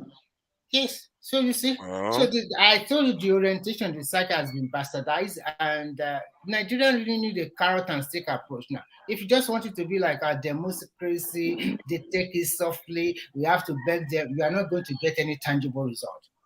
And that is why you can see that some of Nigerian parents are sending their kids to Nigeria for secondary school education in Nigeria because they know that in abroad, they won't do nothing. To be frank with you, even the so-called UK and the rest, if you go to their public school sometimes, it's also nothing to write them about. I'm here in Finland also. Their schools are okay, but I see a lot of immigrant children roaming abroad. The clothes they put on, they were not being fed very well. Even if they give them child support every month, it's not even enough. So it's like, okay, there's a glass ceiling. Truly, there's a glass ceiling. Okay, there's a glass ceiling for immigrants here. I know maybe America a little bit free, but most of Europe there's a big glass ceiling. There are some positions you cannot go get into here. So I just don't understand it. So if you have in mind that the little amount of money you make, you can establish something in Nigeria, you are also helping Nigerian people by creating one job, but your eyes must be there. Because if your eyes is not there, they will also kill you. They will make They will look for you to kill it. It's not easy now. So you see, I'm one of those people that is running a business from it's a afar. kind of a dilemma that you don't know what to do. You have your money, you are even afraid to invest it in your country that they might kill you or they kill the business, and you are also in abroad. The money you have is not enough for you to even establish something. For example, how much is 20,000 euro here? You cannot even use to establish a business, but 20,000 euro can establish a business in Nigeria comfortably.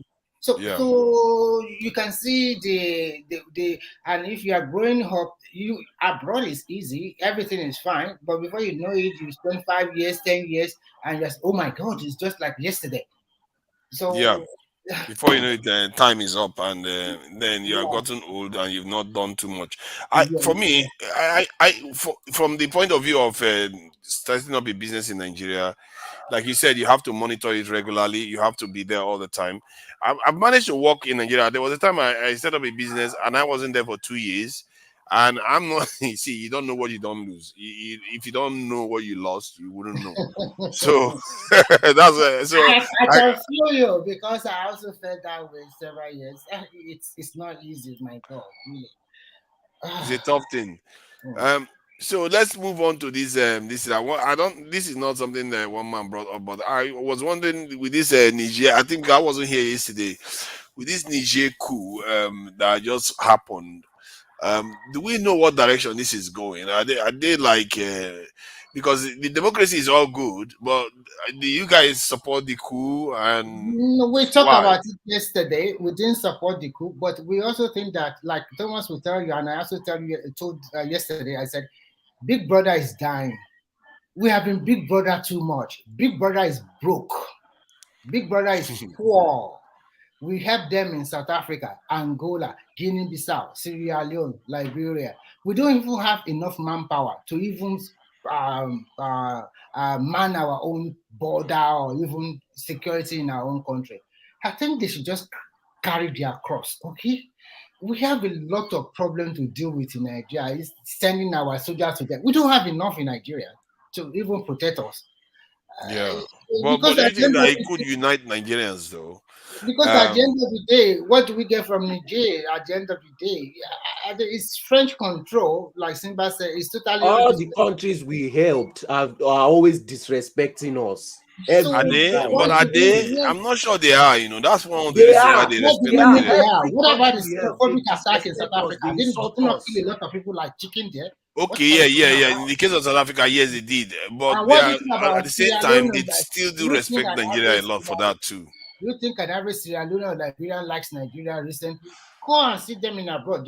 They don't dislike Nigeria because they think Nigeria are too proud, too arrogant, and these people are too docile. They never talk. They just do like they are definitely very docile. So it's Nigerians that always like fight for your rights. And they will say they will think that you're after their women now because they also fight us over women. They say you are taking their women. Because Nigerian men like to take care of their woman. No matter what happened, I gave that one to Nigeria. An average Nigerian man will take care of his wife. That is true. But any woman wants a man that can take care of home, that can take care of her and her children. Even if you come from the moon, if a man treats you that way, won't you go to that kind of man? I get that. I just think that maybe if we were, how do I put it? If we approach it from the point of view that, okay, what are they trying to do for their country? Are they trying to push out? Because there's a U.S. military base there, and the French soldiers that were kicked out of Mali went there too. So maybe it's not a good thing that they kick those people out fighting for the uranium quantity in that place, and French is controlling it, okay? And they control them like that, and they will just put a dummy head there. You see now, what can Nigeria do? Go and overthrow the government, they can kick him out. Who is going to do that? Except that man came there without the support of the French. Well, I see. Just today, I was watching. Help any country now. We must take over that country. Enough of freebies. We take over that country. We take the resources and then we leave. Plain and simple. No more. No more. Like what other people do. Cameroon, all this Togo, we should take over those countries and take their resources for helping them. Enough of that's what America did now. It's not for free of charge. So if we are taking over Niger, let's take over that. They're running. I don't think most of them will mind. I don't think most of them will mind, because as long as we do a good job of keeping their countries more stable than that, what the Americans is your own country stable that I want to go and keep another country stable? Exactly, that's a good point, because we have not even done our basic job. Our country is more stable than their country. Don't be too sure. We have not done. See, no, Nigeria is more stable than there, because you don't know nothing. If you go to all this Niger and Chad and the rest, come and see how Boko Haram and the rest are dealing with them. It's all war every day. And if they're not dealing with terrorists, they're even dealing with the militia among themselves over there. War is, you go there now, see, it's a war. Nigeria's stability is a recent phenomenon, which is fine. I don't have any problem with the stability. But apart from the Southeast that have dealt with Nigeria and the Northeast for some decade ago, and we have IDP camps in Nigeria. Even I don't know why we are calling this thing. You can see that in the Southeast now that there are people are coming together to fight the common cause. But look at what the government is doing in Enugu State. Look at what the people are doing. The people are fighting back. He closed their shop. They are protesting. No, and who is the governor? It's Samuel Ekpa, because he said don't open shop, and they closed their shop. The governor said if you don't open shop, they will close your shop down. And what do you see? They are protesting. When they told them don't open shop on Monday, everybody will be. Now the governor said open your shop. If you don't open your shop, they will seal it up, and they say those ones that does not open. What do you see on the street? They start protesting. The same set of people that the government is stupid. So the government is stupid to go and close shops because people don't. People decide to go and protest. See, to Niger, the government. So what you normally do is that. Let's be honest. A lot of people support that sit at home. A lot of them. Yes, but they don't. Exactly, but not all of them. A lot of them do. A lot of but all of them, not all of them do. They should be allowed to go. See, the problem I have with it is that it's not the sit at home I have a problem with. Is the fact that the ones that want to go out, they are not given freedom to go out without intimidation. That is the issue, and the government too should not go and intimidate them to come out. Because there are, you saw the video now, people flogging the students and teachers. You are not getting the scenario. The scenario here is that the governor now said, if you don't open your shop on Monday, I will seal it up. And then yes, you shouldn't. They don't have the right to do that. Hold on. They don't have the right to do that, and they are also complaining that they are closing their shop on Monday. They are losing billions of naira because it affects their business. Everybody in Nigeria do know that if you don't go anywhere on Monday, everybody go to work on Monday. So, and when they are losing a lot of money, and the governor now say, okay, fine. Who is the authority there? I am the governor of the state. If you don't open your shop on Monday, I will seal it up. Some of them open, some of them did not open. And before you close your eyes, the same set of people that are sitting at home for Monday complaining over the months, they troop to the street, they start protesting. So that tells you that they accept authority of Simon Ekpa ahead of the governor. I think what they don't like is the government shutting shops down because some of them choose. So which one do they prefer? They say open your shop. No, it's not about which one. It's both of them should be allowed. Like when people were fighting for Abiola both of them should be allowed. So who is the governor? Who is the authority? Who is the authority? None of them should have authority. The people should be able to do what they want. Through Nigeria, you are making a two-face here. The constitutional authority in the state is the state governor. And if they cannot obey a simple instruction from a governor and they can obey an instruction from somebody far away, that means the person far away is the authority. It's not black and white. You're making it sound as if it's black and white. Some choose not to do certain things, others choose not to do it. The point is that you should allow both sides to choose. No, you can't tell people to come out and you can't tell people to sit at home. Both sides to continue to fester, that means there will not be ever solution in that place. That is the constitutional right of every Nigerian to force Nigerians to come out or to sit at home. Both are wrong. So yeah, they are all violating the constitution. If the narrative you are trying to say here is what you want to fester, that means that place, as you are saying it, in the next few months will be in total terrible in a terrible shape. Because that means if they are cherry picking which authority they should pick, that means majority of them supported the sit at home. And No, actually, no.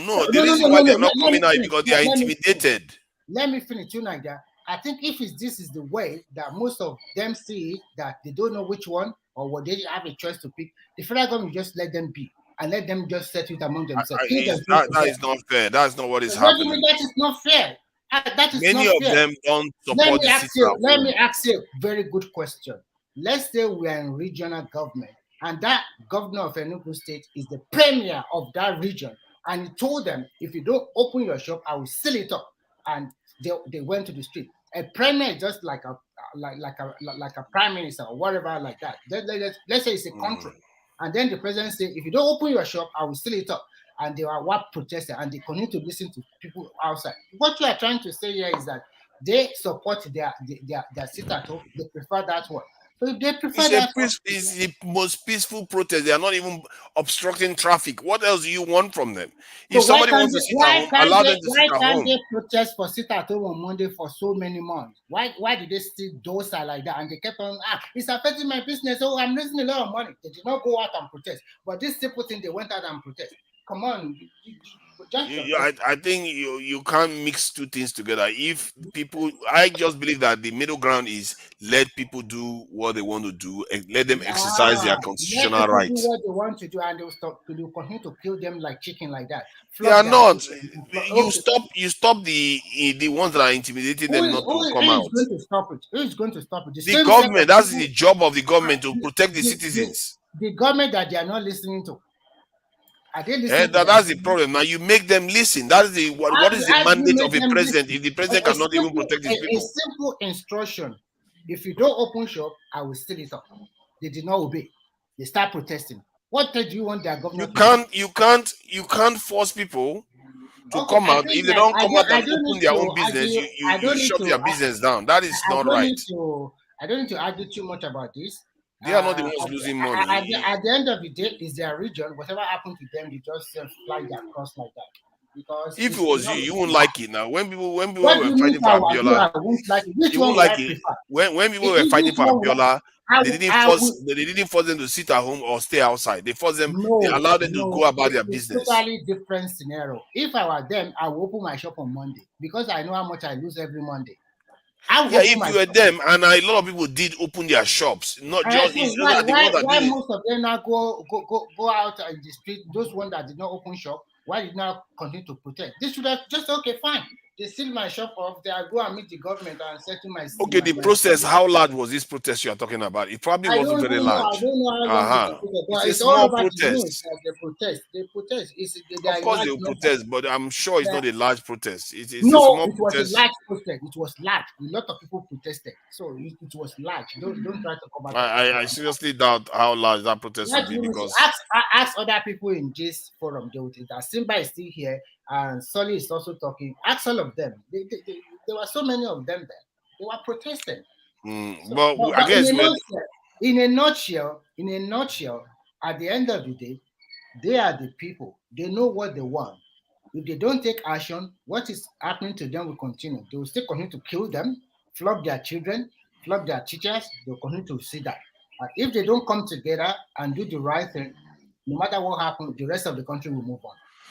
I think that most of them have already responded. Most of them, they probably listened to the governor and came out, started violating the sit at home. So, which is fine. They have a right to. All of them should have a right to do what they are. Like the Oshun priestess that was being intimidated not to come out to come and practice our festival. What are we? Are we in some kind of a dystopian country where people are not allowed to exercise their the constitutional right? People should be allowed to express. Anybody that violates the constitution, those are the ones that people should clamp down on heavily. All this nonsense where some people just start intimidating each other from exercising their rights. I don't like it. It's just decays the culture to a point where people are scared of each other, like they don't want to express their opinions freely. It's not nice. I'm hearing somebody. I'm hearing a sound. Are you hearing any sound? Hello? I'm hearing some sound. We can't hear you. Hello? We Hello? can't hear you. We can't hear you. Okay, good. So yeah, but my main this thing before we round up anyway, I think we should be rounding up very soon. It's regarding this coup that just happened in north of Nigeria, and you know that stuff could drift into Nigeria, that kind of mentality. And this is one of the things when people are talking about disobedience, what they are doing, they are talking, they cannot cause trouble. They can cause trouble. Look at what happened in Nigeria now. The government is removed by the military. If obedience were on the street, if Obi was not gracious enough to say, stay at home, everybody do stay calm, don't even come out on the street.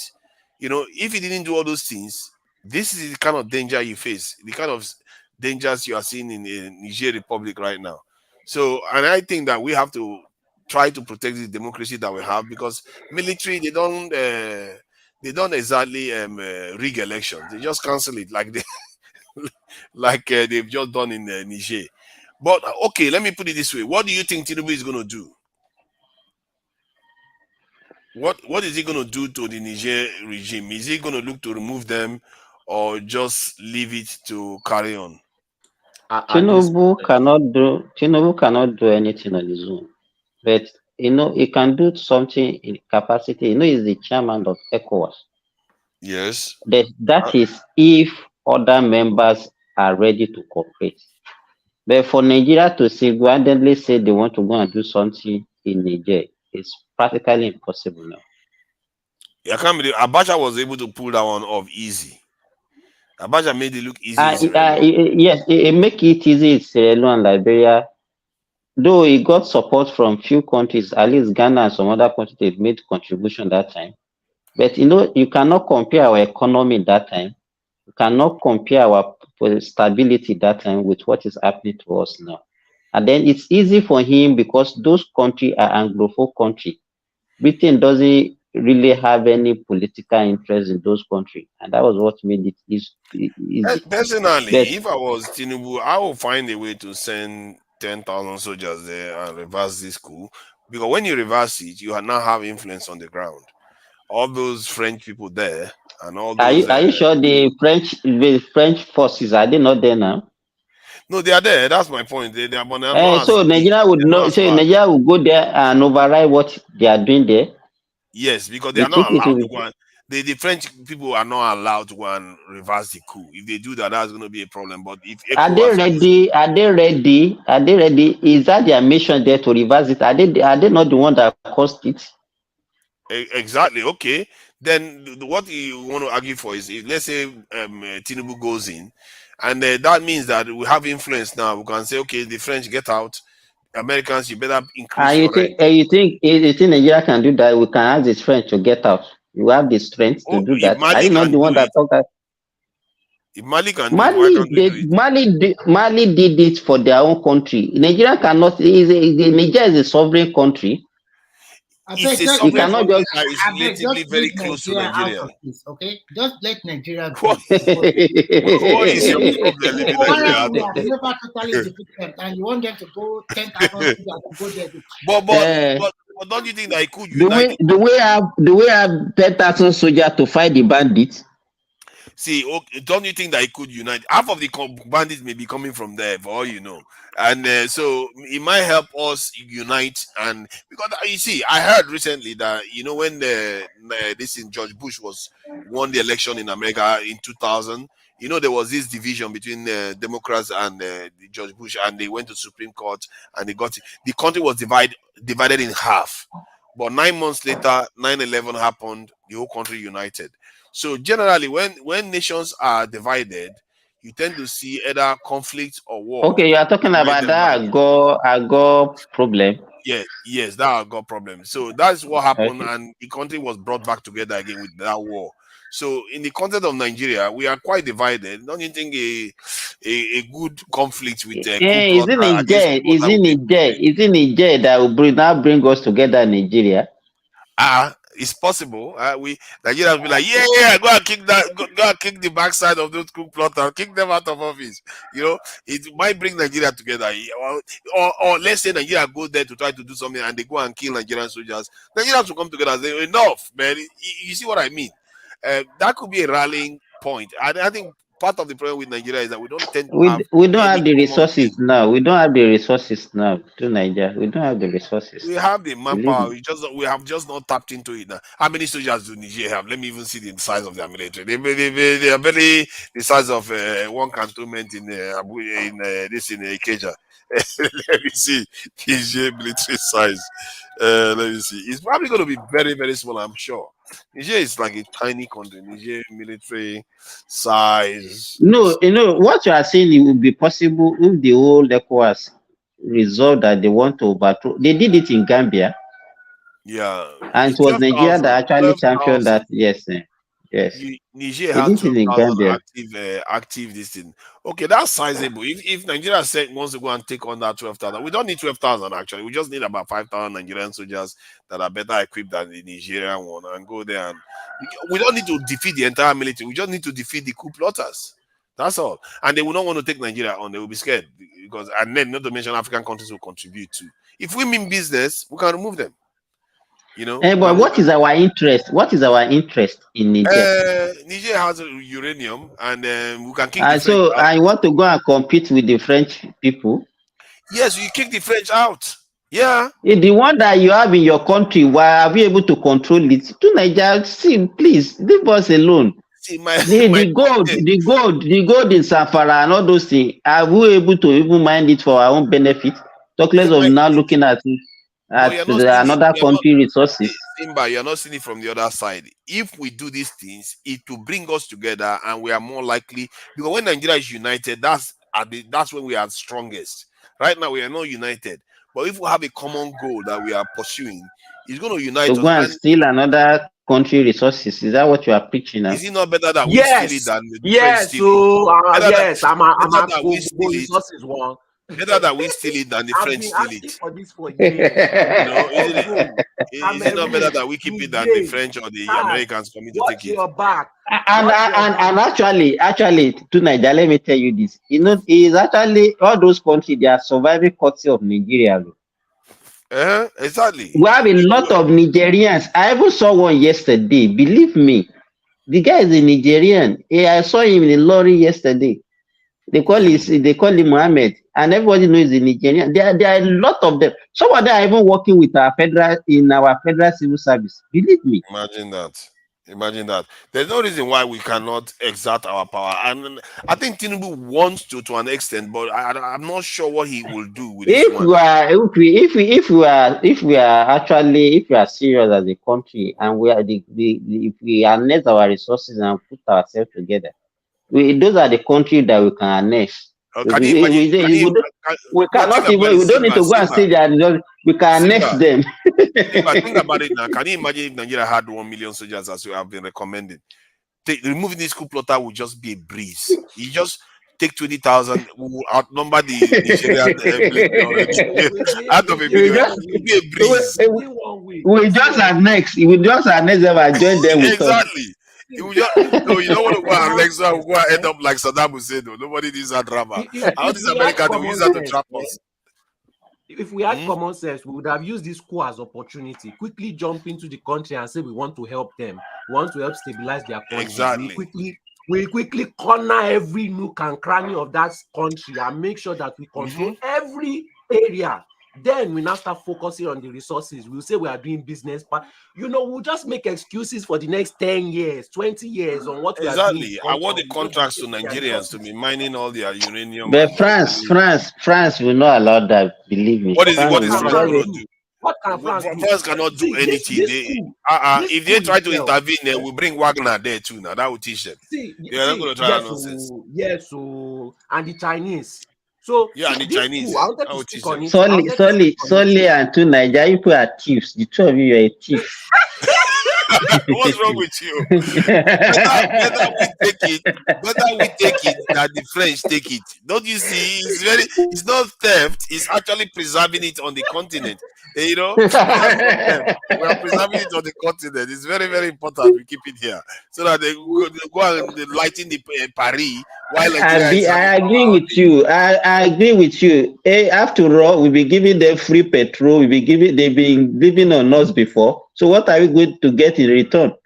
Can you imagine that? I'm telling you, if Nigeria had that 1 million soldiers, even the Malians will be quaking in their boots right now. That if Nigeria wants to move, because their military is so tiny compared to that 1 million size Nigerian military. Let me tell you, to Niger, because as you normally say, we have never had any reason for us to actually, Egypt, they have a lot of military people because of the location they find themselves. It's because of necessity. Do you understand what I'm saying? How about Algeria that has almost 700,000 with 30-something million population? How about that one? So it's us. We just didn't do our due diligence. If we did it, we would have been richer. Look at what we are talking about now. We would have been a lot richer. We'll be tapping into all West African countries. We'll be making a lot of money from them. They will be paying us for protection, basically. That's what's going to be happening. Why do you think America is so rich? Most nations are paying America for protection. NATO, the NATO countries pay into NATO for protection that America provides them. So all this stuff, we are not really tapping into our potential. And we have even our history and the one of Egypt. They look because most of the military are the one ruling the ruling Egypt. Say so. Mubarak was a former military person. Even the one that is here now, Assisi, what they call him, is a former military guy. Yeah, he just converted to civilian and ran for election and won 90% of the vote. Talk about whenever there is crisis, there is opportunity. See, all these countries, we are supposed to forcefully implement our naira into these countries so that we use it as a means to gain value. Exactly. Imagine they are making transaction in franc or whatever nonsense that is limiting them. Safer. They call it safer. And the funny thing, that safer is even more powerful than naira now. It doesn't matter. Many African countries have kicked out the French already. So many West African countries, at least two of them, Mali and Burkina Faso, have kicked out the French. I think the Guineans too have kicked out the French. That is a massive change. Need to implement naira in their country. In fact, they said they are not going to be speaking French again. They want to change their official language. That's a big change. Can you imagine changing it to their own language? That is a big change. If African countries start doing this type of stuff, you will see the I hope we'll be able to. I hope they will not actually go back and dance their religion or whatever they are doing now. I hope they'll be able to sustain. They said there's another coup. They said there's another coup to overthrow them. But in the France have the resources, they have the wherewithal to do that. But Wagner is there now. Wagner is there, and they also have a larger military now. Can I speak on this cool thing? See, this whole middle belt in Africa, this West Africa to East Africa, the reason why they'll be able to do coup and remove this French government is because they have Chinese and Russian backing. With this Wagner group. So even this Niger thing, I don't think it's French sponsored. I think it's Russian sponsored. You think because so? Why would French do coup on what they already own? That's true though. Yeah. So it is Russian back. It's the same thing that happened in Sudan. So Russia has a hand in what is happening in Sudan also.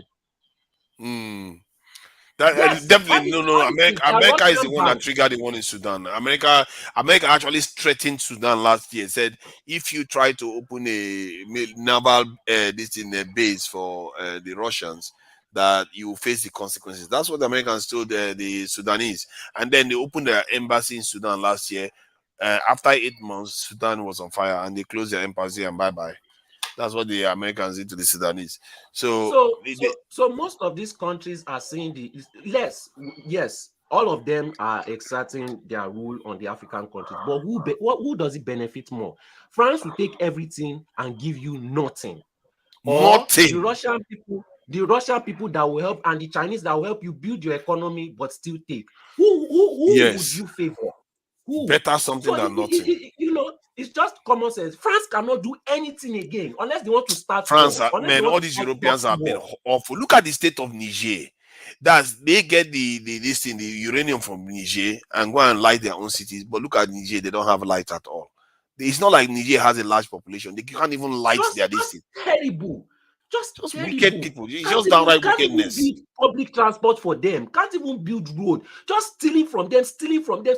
And they even pay you in tax. Their money is in your bank. Like, how ruthless can you be? How long do you think? That, you people see, are that going is to where take it? sometimes I put blame. Normally I don't see it as blame. I see it as a problem for us to solve, that we are the ones to be blamed. This is where sometimes I go over that and say, okay, I blame this in the French, because sometimes you don't necessarily have to be so cruel and greedy. You don't really have to be. You can take wealth from people and just leave something for them. But look at the state of Niger. Niger is just completely like robots, really. They don't have much to show for themselves. And Russia, the white France is living lavish on their resources. It's just, for me, that's why I find it a little bit weird that some people don't have any sense of live and let live.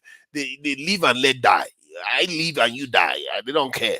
That is the approach. I don't subscribe to that type of approach to any The only policy. the only thing they give them is to have them have access to France, to come to and live in France. Some of them.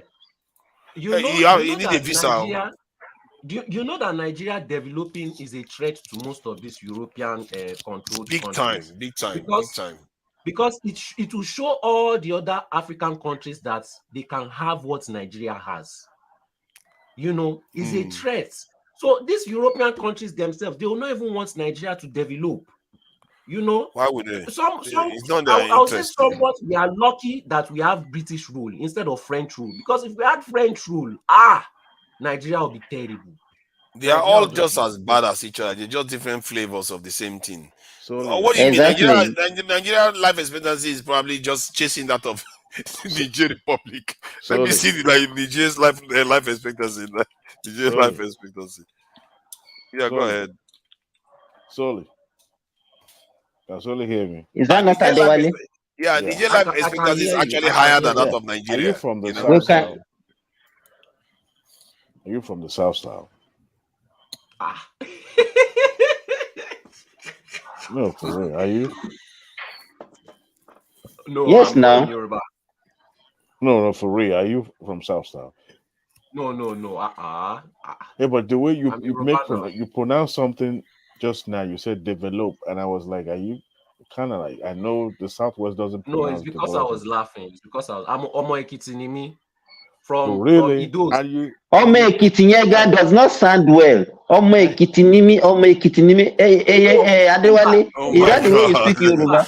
Oh my God! The Language police. You guys will chill out. I learned Yoruba when I left Nigeria, so I don't really have the accent. Oh, so that's whenever people start talking about your language, I will always keep reminding you. It turns out that the Ijaw is one of the oldest languages in Africa. I beg you, this your Wikipedia, this thing. I'll keep reminding you Stop of that. To Naija. Stop that your Wikipedia. Stop this your Wikipedia. Whatever. Your language was derived from the Ijaw language, and it turns out that the Igbo language and Yoruba language, they are of the same family. You can't even make that up, man. But you are Igbo also now. You are Igbo now. How do you know I'm Igbo? You don't know that. You don't know that at all. I know. I know you are Igbo. No, it's not an Edo. It's a Delta Igbo. No, you don't. You don't know that. To Nigeria is a Delta Igbo. I thought to Nigeria is a Shomoless cousin. No. Leave him now. Let him say. The beauty and the I'm beast. from different areas. I know more about Yoruba language and Igbo language than I even know of some of the areas. There's a way people pronounce some word that you can tell where they actually grow up or come from. So when Soli said develop, I know to Nigeria I've pronounced it that way before. So it's only the southwestern people that doesn't pronounce that as develop. I grew up in PH now. So it could be that accent. I grew up in Lagos. I grew up in Lagos. And you must have been around people from that region most, because when you said develop, I was yes, like, wait a minute. Yes, I was. Yeah, that probably might be the reason why. Yoruba people don't pronounce develop as develop. It's people from south. So how do Yoruba people pronounce it? Southwest, development, develop. Develop. Develop. That's how you could pronounce Instead it. of develop, is a develop. Develop me. And Okay. once you hear M-N, that is a M, and you know that's my people from Southeast. When you hear, Yoruba usually drag and emphasize on those syllables, so that's how you know this is Yoruba. They will drag it. They will they will drag it. No, let me help unite the Igbos and the Yorubas today so that you guys know you're all brothers. You just don't know it, from long distance relatives that have just forgotten each other. Hey boy, people don't see us as their brother now. You are. It's crazy. To Nigeria, don't start that here again. Don't start that again. Don't start that again. You're all the same family. I'm gonna show you proof that you're all practically the same family. And I was rewatching Nigeria match against Australia, the co-host. And while I was watching the game, I think the first half, like 10-15 minutes shortly after the match, this girl from Britain, Pania, what did they call it? Forgotten. It's some trial, some tire, something like that. This half-cast. Yeah. So, and here is someone that doesn't look like a typical Niger girl, but because she has her lineage is from Lagos, her father, her great grandfather actually from Lagos, so she decided to play for a paternal side, which is a great thing. And I found out that team has a lot of Nigerians, second generation Nigerian born in America that lives in America and play their leagues in America and in the other European country. So, and I was beginning to look at it. If you look at the names, majority that dominate that match, team actually from South and Southeast. You found some few drop of Yoruba. Were they representing the US? Nigeria. So, Okay. but the one Nigeria. that got me fascinated the most is that that British lady, and I realized that this time around nobody is claiming about whether she's Yoruba or Igbo or she look half-caste or she look whitish or everybody just there. She was absorbed and everybody sharing them up, and so I was kind of like in my mind I was like, what? How come it's when it is political or money issue? Let me shock you, Adewale. After the match, they went to the street in Australia yesterday, beating drums, and everybody was dancing. Wow! Believe me, you need to ask maybe, but I think it's in Brisbane they played the match. I don't know how far that place is to where Thomas lives. Female it was football. all Are you joy. talking about female football? Yeah. Yes. You guys have time. You didn't see the video that people are not sharing the way Tinubu wife was watching the match and she was jumping all over the place. Yeah. I'm telling you, man. Show me when Nigeria is winning World Cup before I start worrying about female football. See, to Nigeria, that's how we used to win under 17. The head coach is actually an American. So, and seeing the influence of foreign. I see foreign influence in the team, unlike before where we have locally dominated team. Majority of them hardly play outside the country. So, but this time around, the pattern of play, even the way they stop ball, the way they control ball on the pitch, kind of different. So, and if you really want to enjoy female football, you have to have some cognac or some red wine next to you because it can be a little bit boring. But palm wine. Yeah, whichever is going to give you that kick. But the thing is that okay. Now let's start uniting Nigeria. Clearly, the football has done some bits to help unite Nigeria. Now let's finish the job. I don't even think Nigerians are watching. But Adewale, were you surprised you see second generation Nigerians playing for Nigeria? No, basketball. If you look at our basketball team, they're actually Nigerians, Americans that have been playing basketball for Nigeria. Okay, so see, basket. I mean, how many people watch female? Are they winning? We have not What are even they watched. winning? Is what you are talking? See, You are no, just playing no. See, basketball we've and never gone beyond. What are you talking about in Nigeria for Australia to host World Cup and Nigeria to beat them in their backyard? Even their Prime so did Minister they was win the right World there. Cup? Nobody remembers whether he beat somebody. They remember To who wins Nigeria, World Cups to Nigeria. Hold on, whether they win or they or don't even win, come that is second. not. Wait now, whether they win or not, that is not the issue. The issue is that they are representing, and whoever is interested in watching them, nobody is raising any eyebrow or saying this person doesn't look like me. However, I'm not going to, watch or support them. So even international bodies are rooting for them. So in my mind, it's like I could identify. Actually, we're actually breaking a record. You know why? We have siblings, two sisters of the same father, being born in America, playing for Super Falcon currently in the same team in Australia. Yes, I went to check the lady IG, and they are two Nigerian, actually Yoruba, but the name on the jerseys says Payne, but their name is Oluwabukola. Then the other one is Nicole. They use English name Tony Payne. Those are the one Pain. Yes, the Pain. Yeah, It's not even Sotamaya. The Pain, the one I'm talking about. Yes. Yeah, and we also have like Aloze. Aloze was, it lives in Houston, Texas. There are quite a lot of them that are actually not Nigerian born. Adiwale, a quick intercession. That Aloze is a medical practitioner, not totally a medical practitioner. She was working in a big hospital in Houston and also play professional football alongside with it. For the female team here in Houston, yes. I was surprised because I'm talking about she's also working at a specialist hospital over there. I forgot, maybe microbiology, blah blah. She's a researcher, okay? You see, that's an academician, and she's a young lady. So yes. I mean, even that Pain, that younger Pain, is just 20 years old, barely 20 years old. So, and I'm looking at it like, wow, I'm quite impressed. Not just even about the game itself, the pattern and the way I could see the influence of foreign tactics, being injected into the team.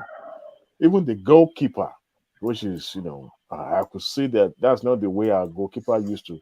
Our goalkeeper stopping penalty, which that's is a top-notch goalkeeper. She's quite good. Oh, I can tell you. She did that against Canada. Yeah, that was the fact. That game against One Canada. of the best in Australia. But my takeaway is that when we are discussing anything money, sharing money, or politics, we are divided. But sports or any other thing, as it is right now, if I'm walking on the street and I see somebody called Abubakar, being beaten by somebody else, do you think I'm going to walk past and pretend as if I didn't know this person? We died here. Because exactly. this person is not even Nigeria now. Let's talk about Kenya or let's talk about Cameroonian, and it's been disrespected or talked to anyhow, and I will just walk by. That ain't gonna happen on my watch. But this evening I was taking a stroll with my little baby because we usually do that on the evening. While I was interjecting with you guys earlier, I was taking a stroll in the street, and somebody just walked past me, and I knew for a fact that lady is a Nigeria. She didn't even say hello. She just, cruised with her daughter and just, strolled past. I knew for a fact. And I was looking again, and she was coming towards me again. She just faced the other side. Something in me wanted to challenge her. Say, hello, how you doing? She's just like, oh, I'm not in the mood to talk to nobody. Not that she was busy. She wasn't exercising. She was just taking a stroll in the neighborhood too. That was what we talked about earlier now. That was what we talked about. We talked about it this morning. I was staring at her so that she could know that I'm open to say hello to you and greet you. What will stop you?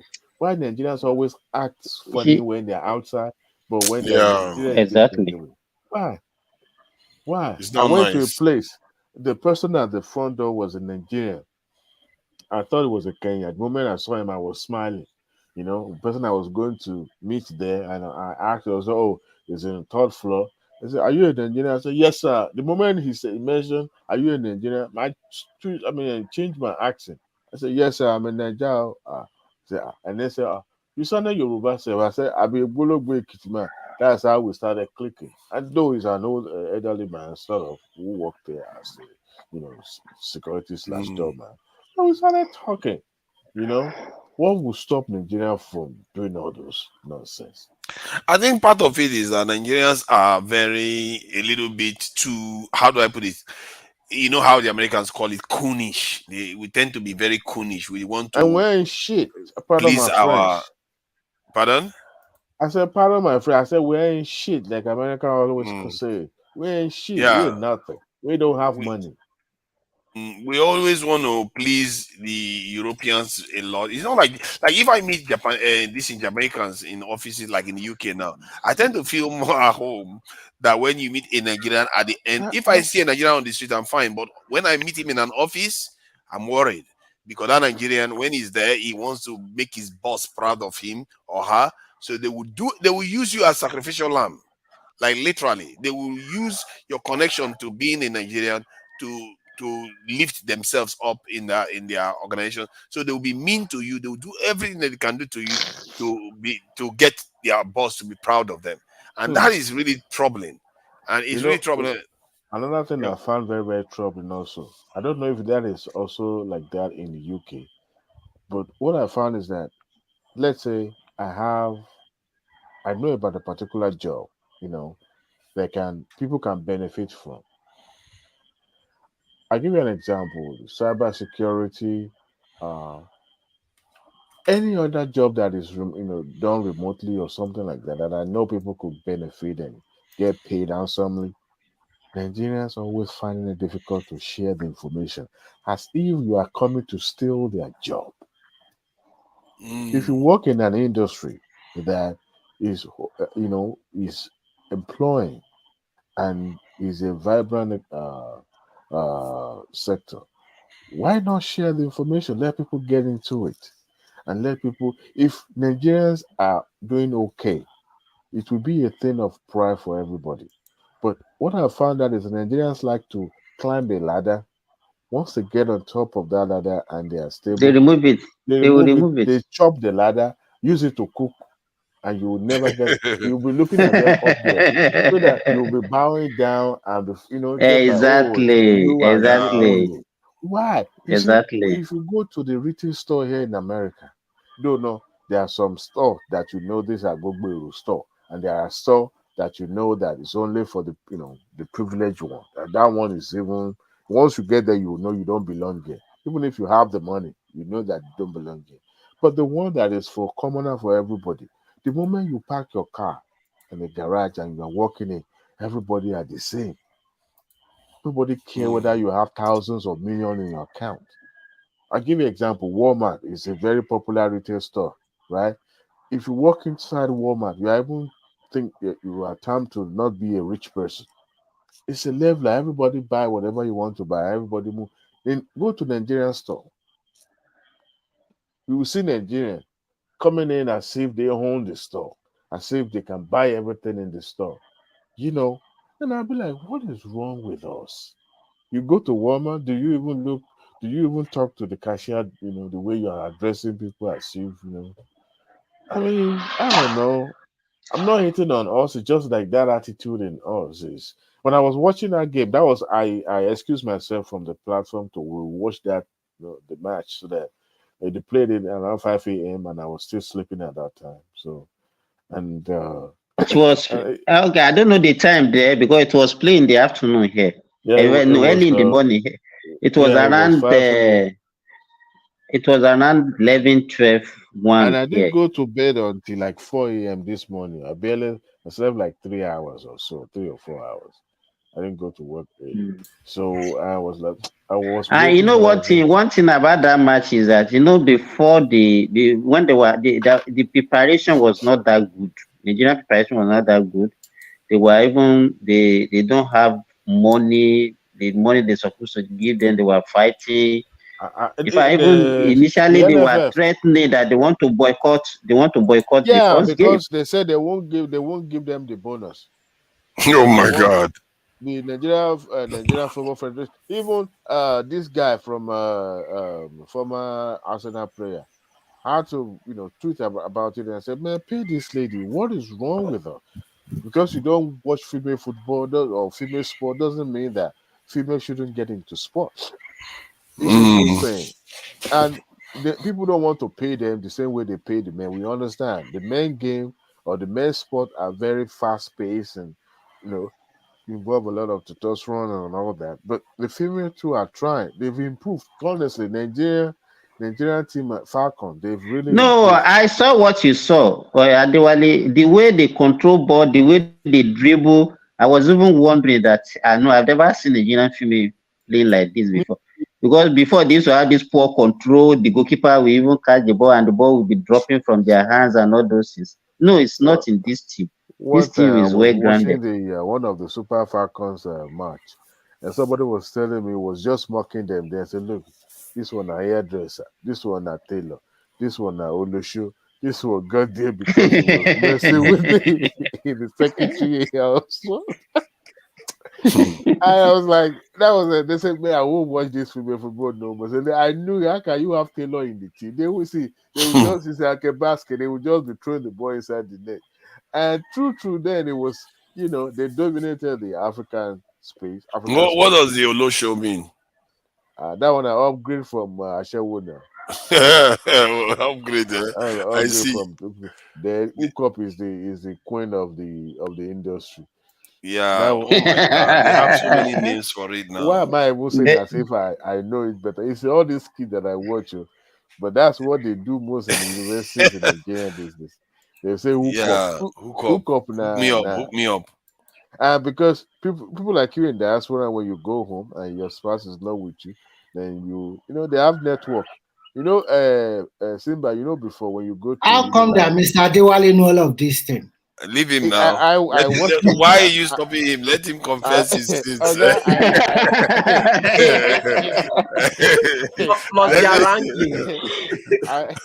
watch too much skits. That's why. He knows about the network.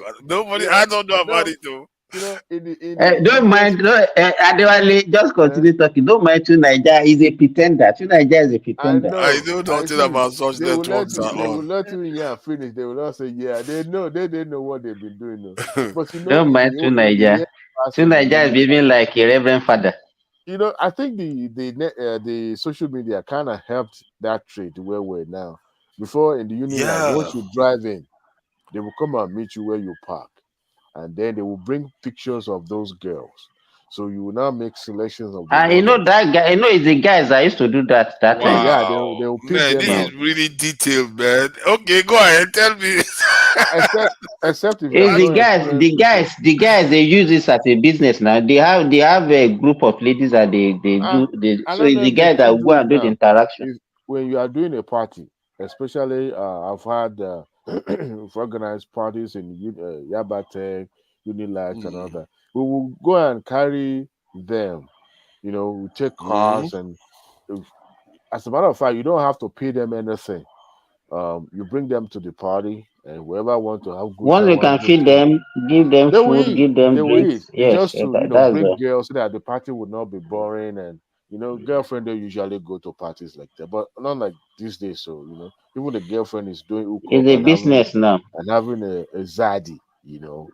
It's a business. That is how that's how they used to do it then. Then you select and you take that guy down.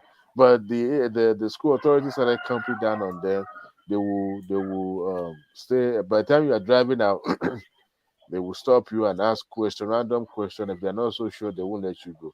In some instances, they will you have, if that lady is your family member, they've stopped father before, taking a daughter home on weekend and all that. They've stopped, But after I think after the tenure of that vice chancellor, they started changing. So they moved outside the campus. So we now go to, I think, close to Sabo or Dike area, and that's how they've been doing. And can I ask a question?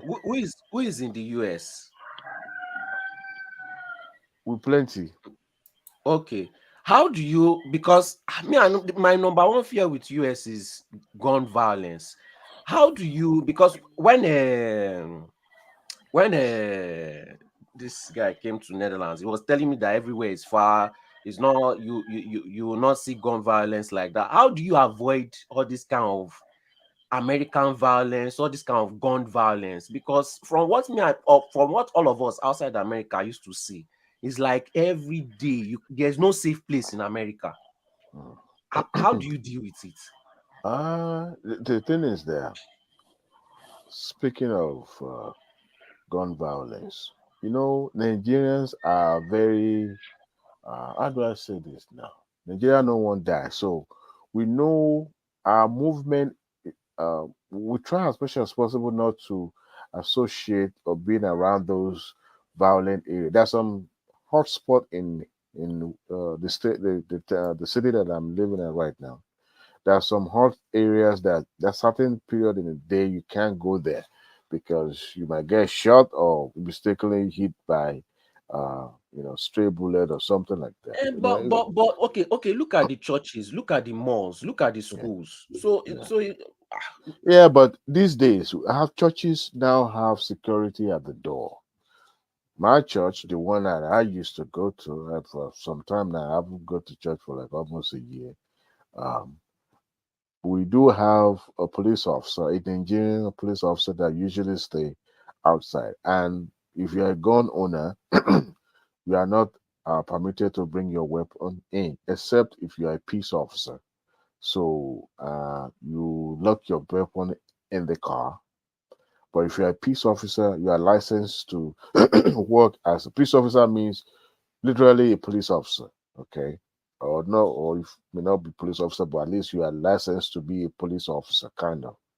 Then you may bring it in. So if there's any liability that arises after you discharge your weapon, you'll be able to be justified because you are licensed to, serve as a peace officer. Now, if you have access to carry weapon, that's a different ball game. But the thing is that you just don't go to those areas that get you into trouble. If you go to people's house, make sure that you're going to person's house that is expecting you, that knows you are coming. Because if you arrive at people's house that they don't know who you are, they're not going to open the door. And if you continue to badge, and it could shoot you, okay, Yeah. and claim that their life, their life is in danger. There are some areas. Last week, Prince Daddy was quoting, pinpointing, especially in Chicago and all that. There's some areas not that the entire city is boiling. Yes, people here are crazy, like super crazy. They have a lot of crazy people that are super mentally deranged, that walking around and act like a human being. Even ordinary road rage, where I hit you, you hit my bumper, could devolve into shooting each other. And that is also still a felony. But people, just because they have weapon on them, they could just. And right now, you can walk around, especially in Texas where I live.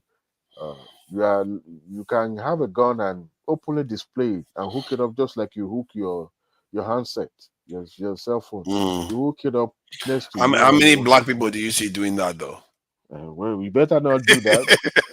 But the white people do it all the time. But the black people don't do it. You see, if even that's why that the state now allow people to be openly carry the weapon, you're still gonna come across odd. When you walk around with a weapon strap, next to your waist going around, it's like you are inviting aggression. Trouble. Yeah. So why are you displaying it? But the point is that why the white people are able to do it, but the black people can't do it? Hardly we will see white people being strapped publicly. Hardly. They came to Washington with it too, where they came to that protest. There's a very strict gun law when it comes to moving weapon from one state to another. Not every state have that law. With most of the southern states, guns law are very, very relaxed. That's why people can easily have guns. So, but if you go to West Coast, you've made a very strict law. Washington. So if I was to ask you though, that's at the core of it. Don't give me this unconstitutional kind of answer or they just it's like a cultural thing. What is at the heart of why white America wants those guns? Because they're scared. Of who? They're scared of anybody, even themselves. They're scared of themselves. That's why they hold on to their gun. You're talking to a gun owner as well, but it's just that I believe that weapon is for protection, but at the But same they time, have so many guns, so oh many. yeah, They have militias and everything, and they keep buying. Well, to Nigeria, just as you are right now, right? You have a culture where you come from.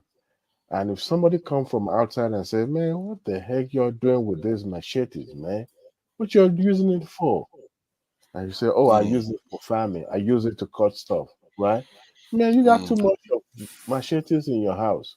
So just like somebody that have guns too, there's no limit of how many guns you can have.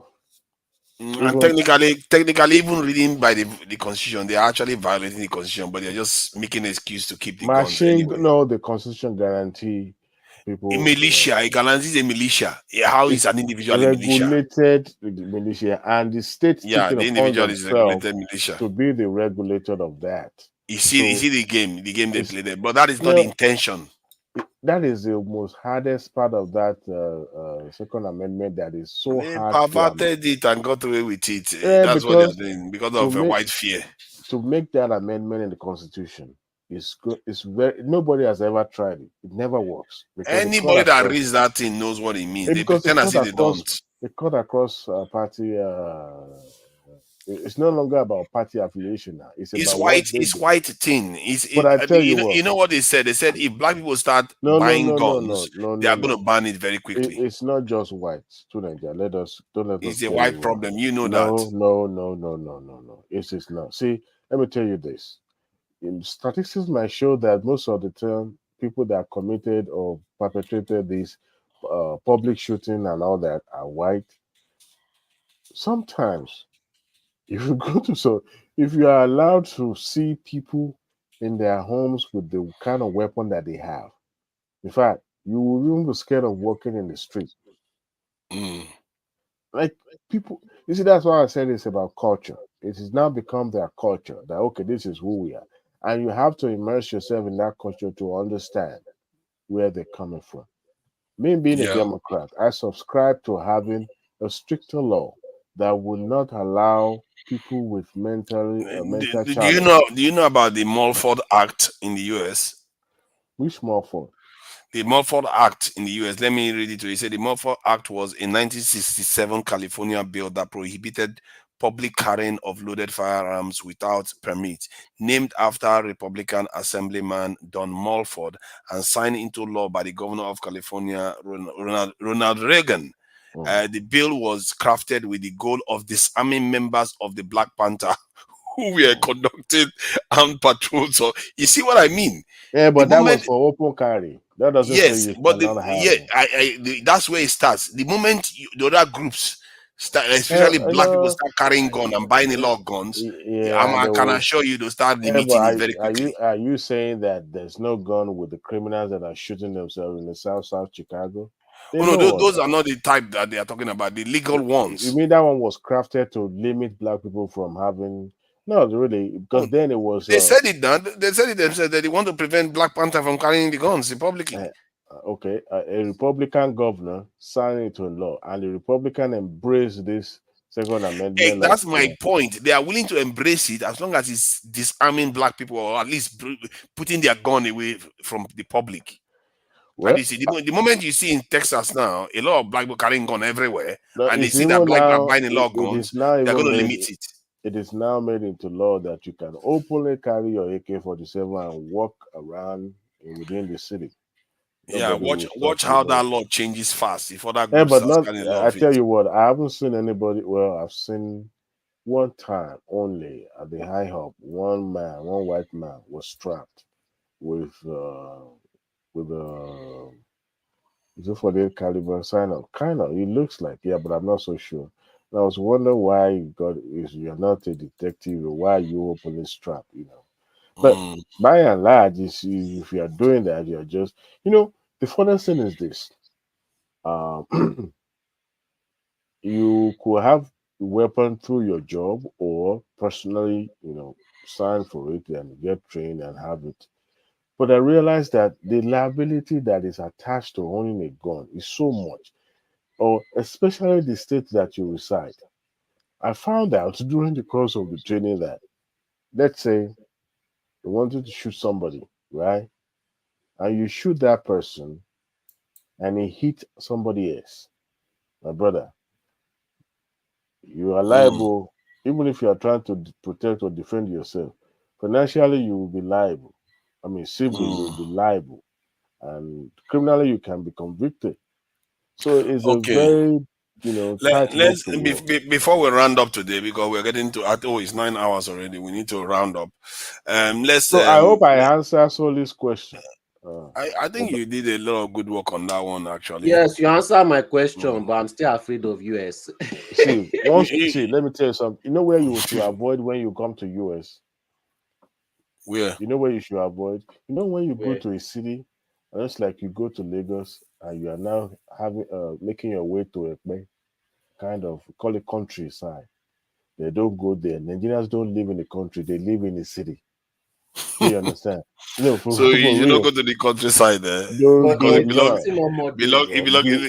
to the hillbillies there. Yeah, it's That's just what you're that where saying. the hillbillies hide, and those are the places that you should have, because that's where the racist lives the most. Those are like old people that Yeah, hold but on to don't these you think old that beliefs. that's what they want you to do? Maybe you should Even be expanding to those areas you so that you take also over be territories. mindful of the kind of suburb that you go to, because not every suburb are immigrant friendly. And I tell you what, Yeah. within Texas here, if you are doing road trip, God help you, your car breaks down in some, they call them sundown. Sundown towns. God bless you. So these are the towns that the moment you walk inside the store, my sister-in-law had a awakening moment recently when she was and her husband were traveling to Washington, D.C. during the winter time. So on their way going there, they stopped at one of these gas stations at the this God-forsaken town. And the moment they walked in, you could see the hostility in the faces of those people there. They were looking at them like, wait a minute, you better not let the sun down on your ass in this town. So immediately they understood, because the husband was once in the military and all that. So if you come to America, those are the places you won't find Nigerians living. As a matter of fact, I was surprised to see that Nigerian lives in the Mississippi, the poorest of the poorest state in America. Who lives in Mississippi, for crying out loud? But Nigeria Nigerians. do, So those are the places you don't go to. I was one time I got a job, remotely outside city here, and from the main road to where I was going to then, it was more or less like a 30-minute drive. So, and GPS, God help you if your GPS is freezes up, you will not be able to trace. So you have to go back and then continue. So most of the time, then I would download the map on my phone, then uses it. So being the first time, I missed the road. So I was making a U-turn in front of somebody's driveway. Oh boy, the next thing I saw through the rear mirror, somebody holding a shotgun. It was getting towards a little bit dark, like around 6:30. Then it was getting dark. It gets dark faster then. Man, I don't know what I drove up like a maniac. Shotgun on the right hand, just because I was making a U-turn in his driveway in those godforsaken, sundown town. So those are the places you should avoid. Other than that, you'll be fine. You'll be good if you live in a city or in the suburb. That's why it seems that Nigerians usually try to, group themselves or live in certain area together collectively. Like if I'm Yeah, living in the that triangle. makes sense. That makes sense. That's the way to go. You want to survive. So as I was saying, we need to be rounding up. But before we round up, I just wanted to unite our fellow, to let the Yoruba and Igbo know that they are brothers. And they've been brothers forever. It turns out, You know, if you look at this chart that we saw here, it turns out that the Yoruba and the Igbo language they belong to the same family. Did you know that? Look at I don't know this. Don't start. Look at but Edo. but the bottom line is that see Mm-hmm. all this what the either Igbo or Yoruba is just transfer aggression. When the dust settles and everything is fine, they will stay together in the same pot of soup. It seems the relationship between the southeast and the southwest is like a bond that you have with your family. Sometimes you fight each other, you should understand. But at the end of the day, they are still family. So that's one thing I know for a fact. Look at these two groups. This Nigeria. Look at it. Look at Nigeria. The majority of the people in Nigeria belong to the Volta language, Bantu, Bantoid language, and which is quite large. I'm actually surprised the size of this group here and this group, because look at the color here now. It says Benue, Congo, besides Bantoid and Bantoid kind of language. That's what they tend to have. This Volta Niger, that's where Yoruba belongs. And Demanibo and Edo, Igala, all of Nupe, they are all linked. Ede, Fon, Ewe, they are all linked groups in terms of their language. But guess what? The Ijaw group are totally different. They are the ones that are, and they are like, look at them, they are at the top of the tree of the African, this is Niger Congo language tree. They are here, and the Dogon, Mende, and you come down, you know, the others start evolving from there, and you see the Volta language. The Volta language is relatively young compared to the ones at the top here. These ones are the ones at the top here. And I don't know how they do this. All these linguistic people, they tend to have their own ways.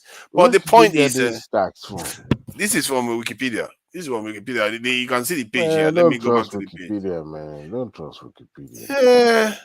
That's how we know what we know, and they have historical records for it. Anybody can generate anything on Wikipedia. Oh no, this is not just from Wikipedia. This is tied to reports from other places. That's why they have this massive this thing. As it is right now, references. You can update Wikipedia, you can add and subtract and all that. So that's why I said you can't even cite it in any academic work or anything. So this is not technically from Wikipedia. It's not Wikipedia that wrote it. These things, they pull them from pages of work that other people do. They as a matter of fact, the first place I found this information, funny enough, was Naira Land. I think we're discussing something else. No. Is it Niger Land or that Nigerian website? Is it? I think it's Naira Land. Naira Land. Yeah, it's Naira Land. That's where I first found it. So we're talking about something on Dr. Damages, and we're talking about the Opobo people language in I haven't featured on Dr. Damages in a long while. I don't know. No, you haven't. Yeah, and I see people, kind of like more of the way they decide that they are learning the most is just that sometimes I can't operate in the same space. When I see people being antagonistic and calling names unnecessary, that's why sometimes I find it a little bit hard to just join. Sometimes I want to chip in when there's a serious topic being discussed. But when I realize that people are just being, mischievous for nothing and, being childish sometimes, then that's why I'm kind of, okay, no, I've had enough of this. Because intellectual discussion sometimes goes out the window. People, it's very easy for people to change topic very easily and to speak their mind. They have a topic and people will just derail, and then they'll just be speaking about something that is not even related. But I think sometimes it's the moderator do a lot of work by redirecting that people back into the subject matter, so that because it can easily snowball and go to some things that are not necessarily about the topic. So the moderator would do some. I guess sometimes the mouth get a little bit overwhelmed when people are just chipping in and But by and large, you, Show, and some other guys, you guys are doing an excellent job. You guys are doing fantastic job, in coordinating. But it's just that sometimes I feel like, okay, I want to come in, but when there's too much of noise, I say, okay, I'm just back out. But I'll be watching and something at the comment section just chipping in. Maybe one of these. This voter language people, you guys are massive on the continent. Look at that, 600 million one people. Is voter? The voter, that's the Igbo, Bende, and the linked groups. Look at that. They talk about, they say a combination with the Atlantic languages make up about 600 million people on the continent. That is massive population. That's almost 60% of, at that time anyway, 60% of the continent. The map that we have in Africa now is not the true map that's supposed to be, And the Bantu language makes up about 350 million. This thing, these are influential languages on the continent, and even if these people that are here, and then the Bantu spread all the way south. To South before Africa. I forget, Little Nigeria and everyone in the platform, is Tinubu sending Ekomog? I don't think we have Ekomog again, but he may do that if he feels like he needs to. Joint task force. Let's put it that way. I don't know. He has not decided on that. Because the way the way Nigeria government troop defended Guinea-Bissau, and they are still doing because they are hell bent on taking over that country. That's interesting. Actually, let me check that. But there's no much challenge, or should I say, no much main effort in that region where you have Mali, Niger, and even Burkina Faso. They are all ruled by military now. And I wonder but Guinea-Bissau military size is 4,000. I think the Ikeja cantonment is bigger than that. That is the reason why. But if you look at that of this in Niger is our 12,000. So that is still not large, but he could give Nigeria a bit of a headache. Niger is a large country. Nigeria go and get bogged down there. No, Niger is not on it. Niger military. So I think it's 12,000 soldiers they've got. Check the area. It's 12,000 active personnel in their armed forces. That's not going to make it big. That's why you see when I was saying that Nigeria should upgrade their military to about 1 million. If we had 1 million now, anybody that shakes in West Africa, they will be scared. Because when Nigeria shows up there, most of them don't have enough men to even start Nigeria. Can you believe Ghana has 15,000 soldiers? None of them can stand on their own. Please let us include that Ghana into our list of countries we need to take over. Togo, I've been telling my Cameroonian friend, maybe we should look at Alexis, some part of Cameroon, to join Nigeria. Because this Nigeria this space, man. Nigeria's this space. We need to expand out there. Yeah, so we need to spread our wings. We need to spread our ideology into the whole West Africa. You see, what the Yoruba people did was they just caged Nigeria. Nigerian population is too dense compared to all the countries around Nigeria. So if we're not caged, our population would have spread out a little bit more around the region. And like in Cameroon, they have 4 million Nigerians in Cameroon. And from what I gather, in Benin Republic, they're talking about up to 5 million that have Nigerian heritage in Benin Republic. They were considered Nigeria Cameroon party there. You remember? What NCNC? Yeah, they were considered part of it as Nigeria, but before independence, they went and voted to join the French side, isn't it? It's always been in the bone of contention. That story there, I'm not so sure about it, but I think something similar to that happened.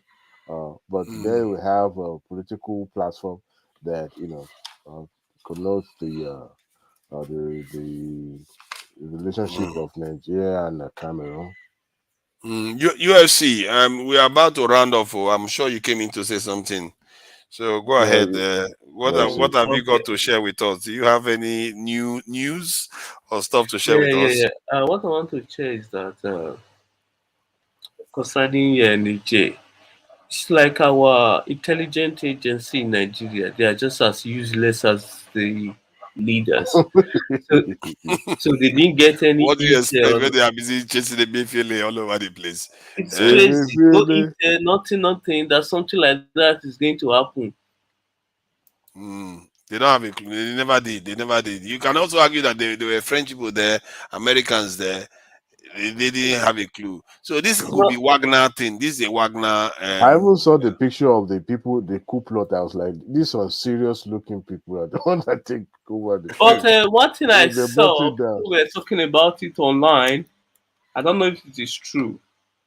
The man was saying that it would be good if Niger is using Naira instead of CFA. I don't know. That's what he said. Yes, some people say, I Wow, guess that's the reason why they that's took him out. Who said that? I was the one that said that. No. I think USC is saying someone. No, USC. Are you No, saying? there's a video online in an interview. The guy was saying that that is the president that was removed. Was saying that it would be good for Niger to be using Naira as a currency instead of CFA. Seriously, the president was removed. Said that. Yes.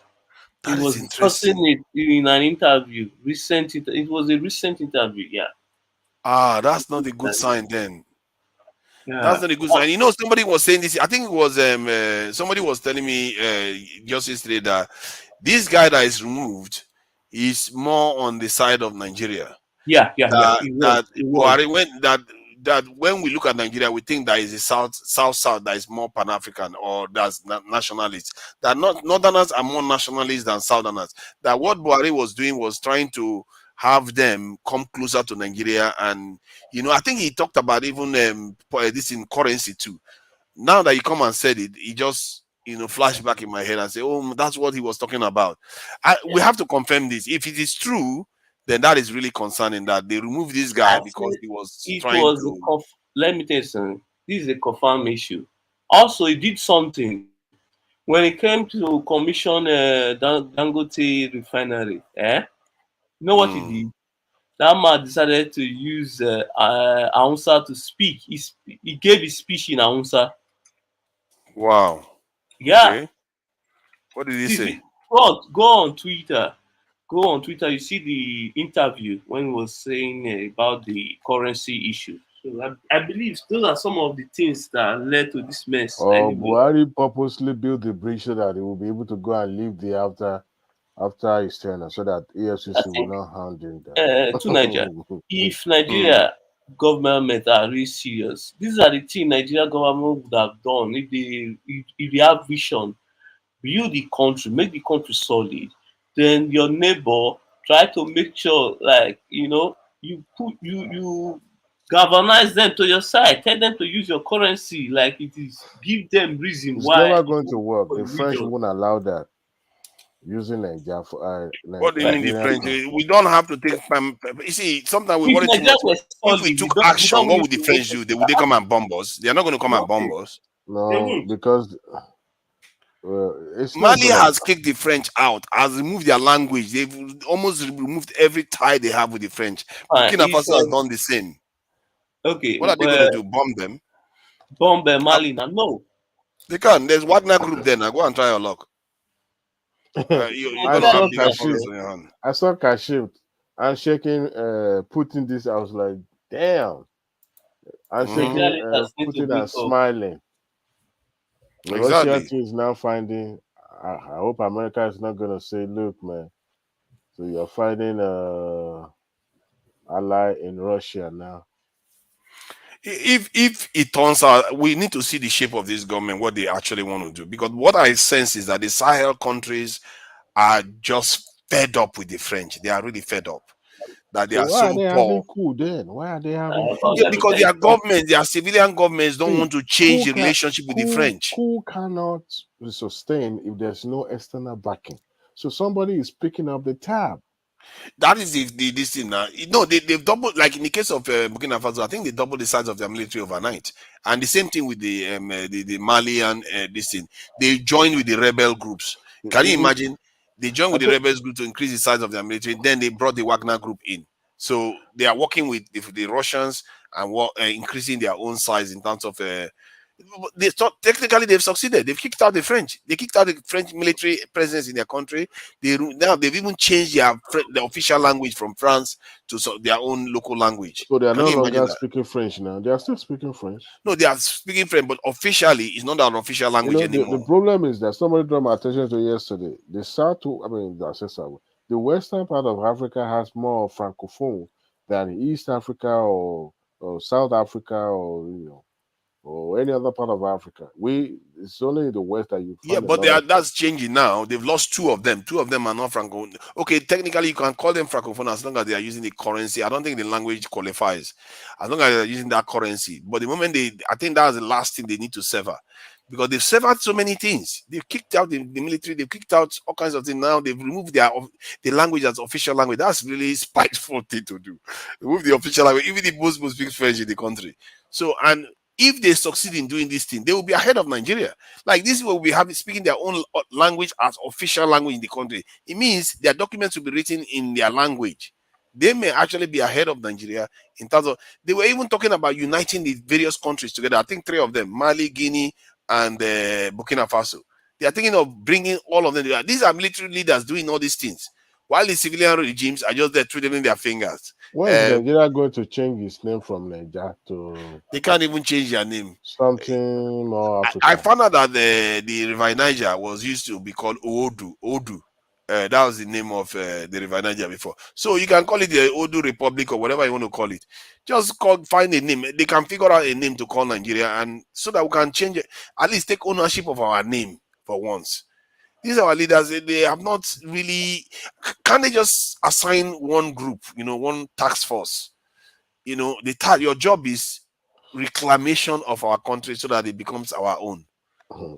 Start changing things so that it becomes our own. Niger area called Niger. But the weirdest thing is that it's as if that name existed in Africa before, It's not, Nigo. I think they said it's Negu before, because there was an ancient map that they drew. This guy was presenting a map online. I was surprised he wasn't presenting that part.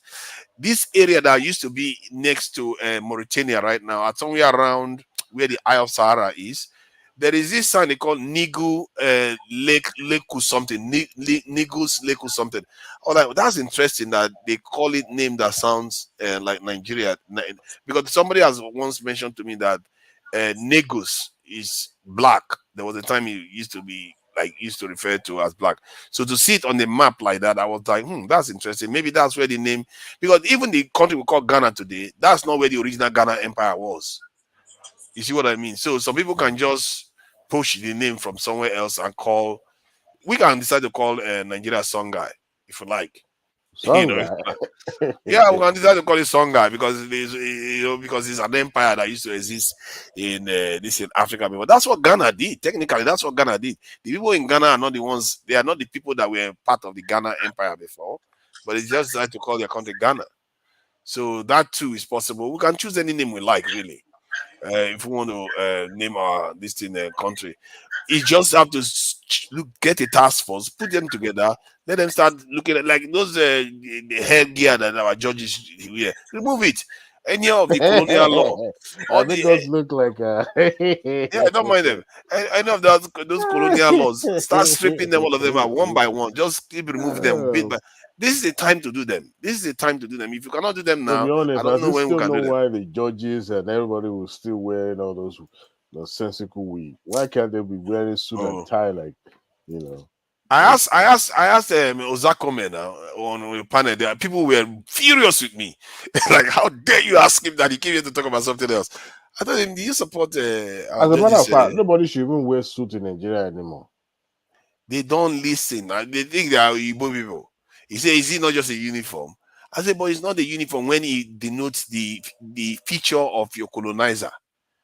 If it's just a normal cloth, it's a different thing. But we are wearing the hair that denotes the feature of your colonizer to judge your own people. George Washington and co will be so proud of and Nigeria gang up on you, right? Oh no, they were not happy. They were furious, as I said. When I asked the question, they said, "Oh, he came here to talk about the election. You're asking about it." Because I just felt like, let me just test the way these people perceive this. I said, "Do you support banning this headgear from our judiciary. He said it's just a uniform. I don't support it. They're allowed to wear it. But it's part of the colonial era. He said, no, it's not the big deal. We have other things to worry about. That is what they do. They actually, people in church, they are brainwashed. They don't want to let it go. The thing is, because many of these people grow up looking up to people that wear those headgear. So now it's their turn. They don't want to change it. They think it's a good thing. But one thing, we black people, mostly, even black America, they also do this also. It's like, we need to always accept dissenting opinion. Very, very important for balance. Everyone just wants to hear what they want to hear. It's very bad. Yeah. Consuming just one. No, it doesn't make sense. It's very hard to be balanced. That's why it's often easy for people to just choose one side, because sometimes by being balanced, people it's not difficult. If you really want the truth, you need balance. Believe me, if you want the truth, you need balance for everything, any conversation, because you might be wrong. Some of the ideas you have, they might be wrong. You don't know. You are. We Nigerians are very opinionated now. We are very, very opinionated. Yeah, you are right. We are uncreative, really. I think we what our biggest problem is that, I was just watching a program where even two Europeans, there are two Europeans. One is Italian and the other one is maybe somewhere, and let's put it this way, Anglo-Saxon. And when they were doing something together, he accused the Italian of being a little bit too emotional or stuff like that, and it's almost like they are more robotic. And when I say this thing, that there are differences between them, and compare Italian to Nigerian. Nigerians are far more expressive than Italians. So that's what makes us different. Italians are also emotional within the white race. They are very emotional. They are the most, they are the most emotional ones. And the Northern Europeans, those ones are robotic. They will be quiet and they want to chop your head off you, and you will not even know.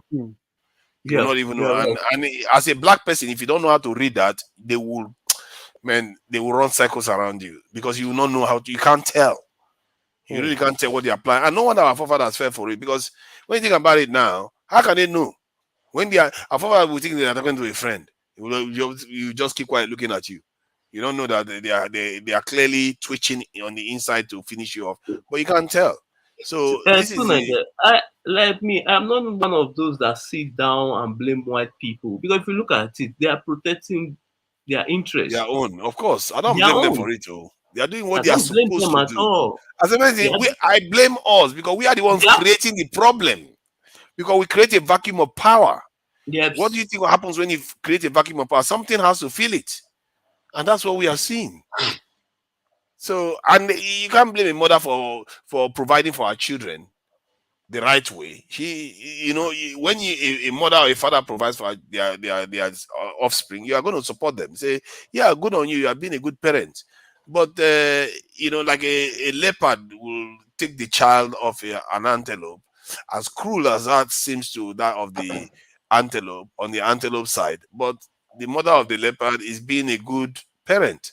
That's what she's supposed to do. And that's what Europeans are doing. Basically, they are doing what they are meant to do. They are doing a better job than us. So I can't blame them, but you are also allowed to describe the problem of what they are doing. That's the way I look at it. You can't describe that, okay, this is what they are doing to us, this is what they're not doing to us. Yeah, let's close out anyway. Thank you, gentlemen, for coming, and we'll do it some other time. Okay, guys. Take care. All right. Later. Bye.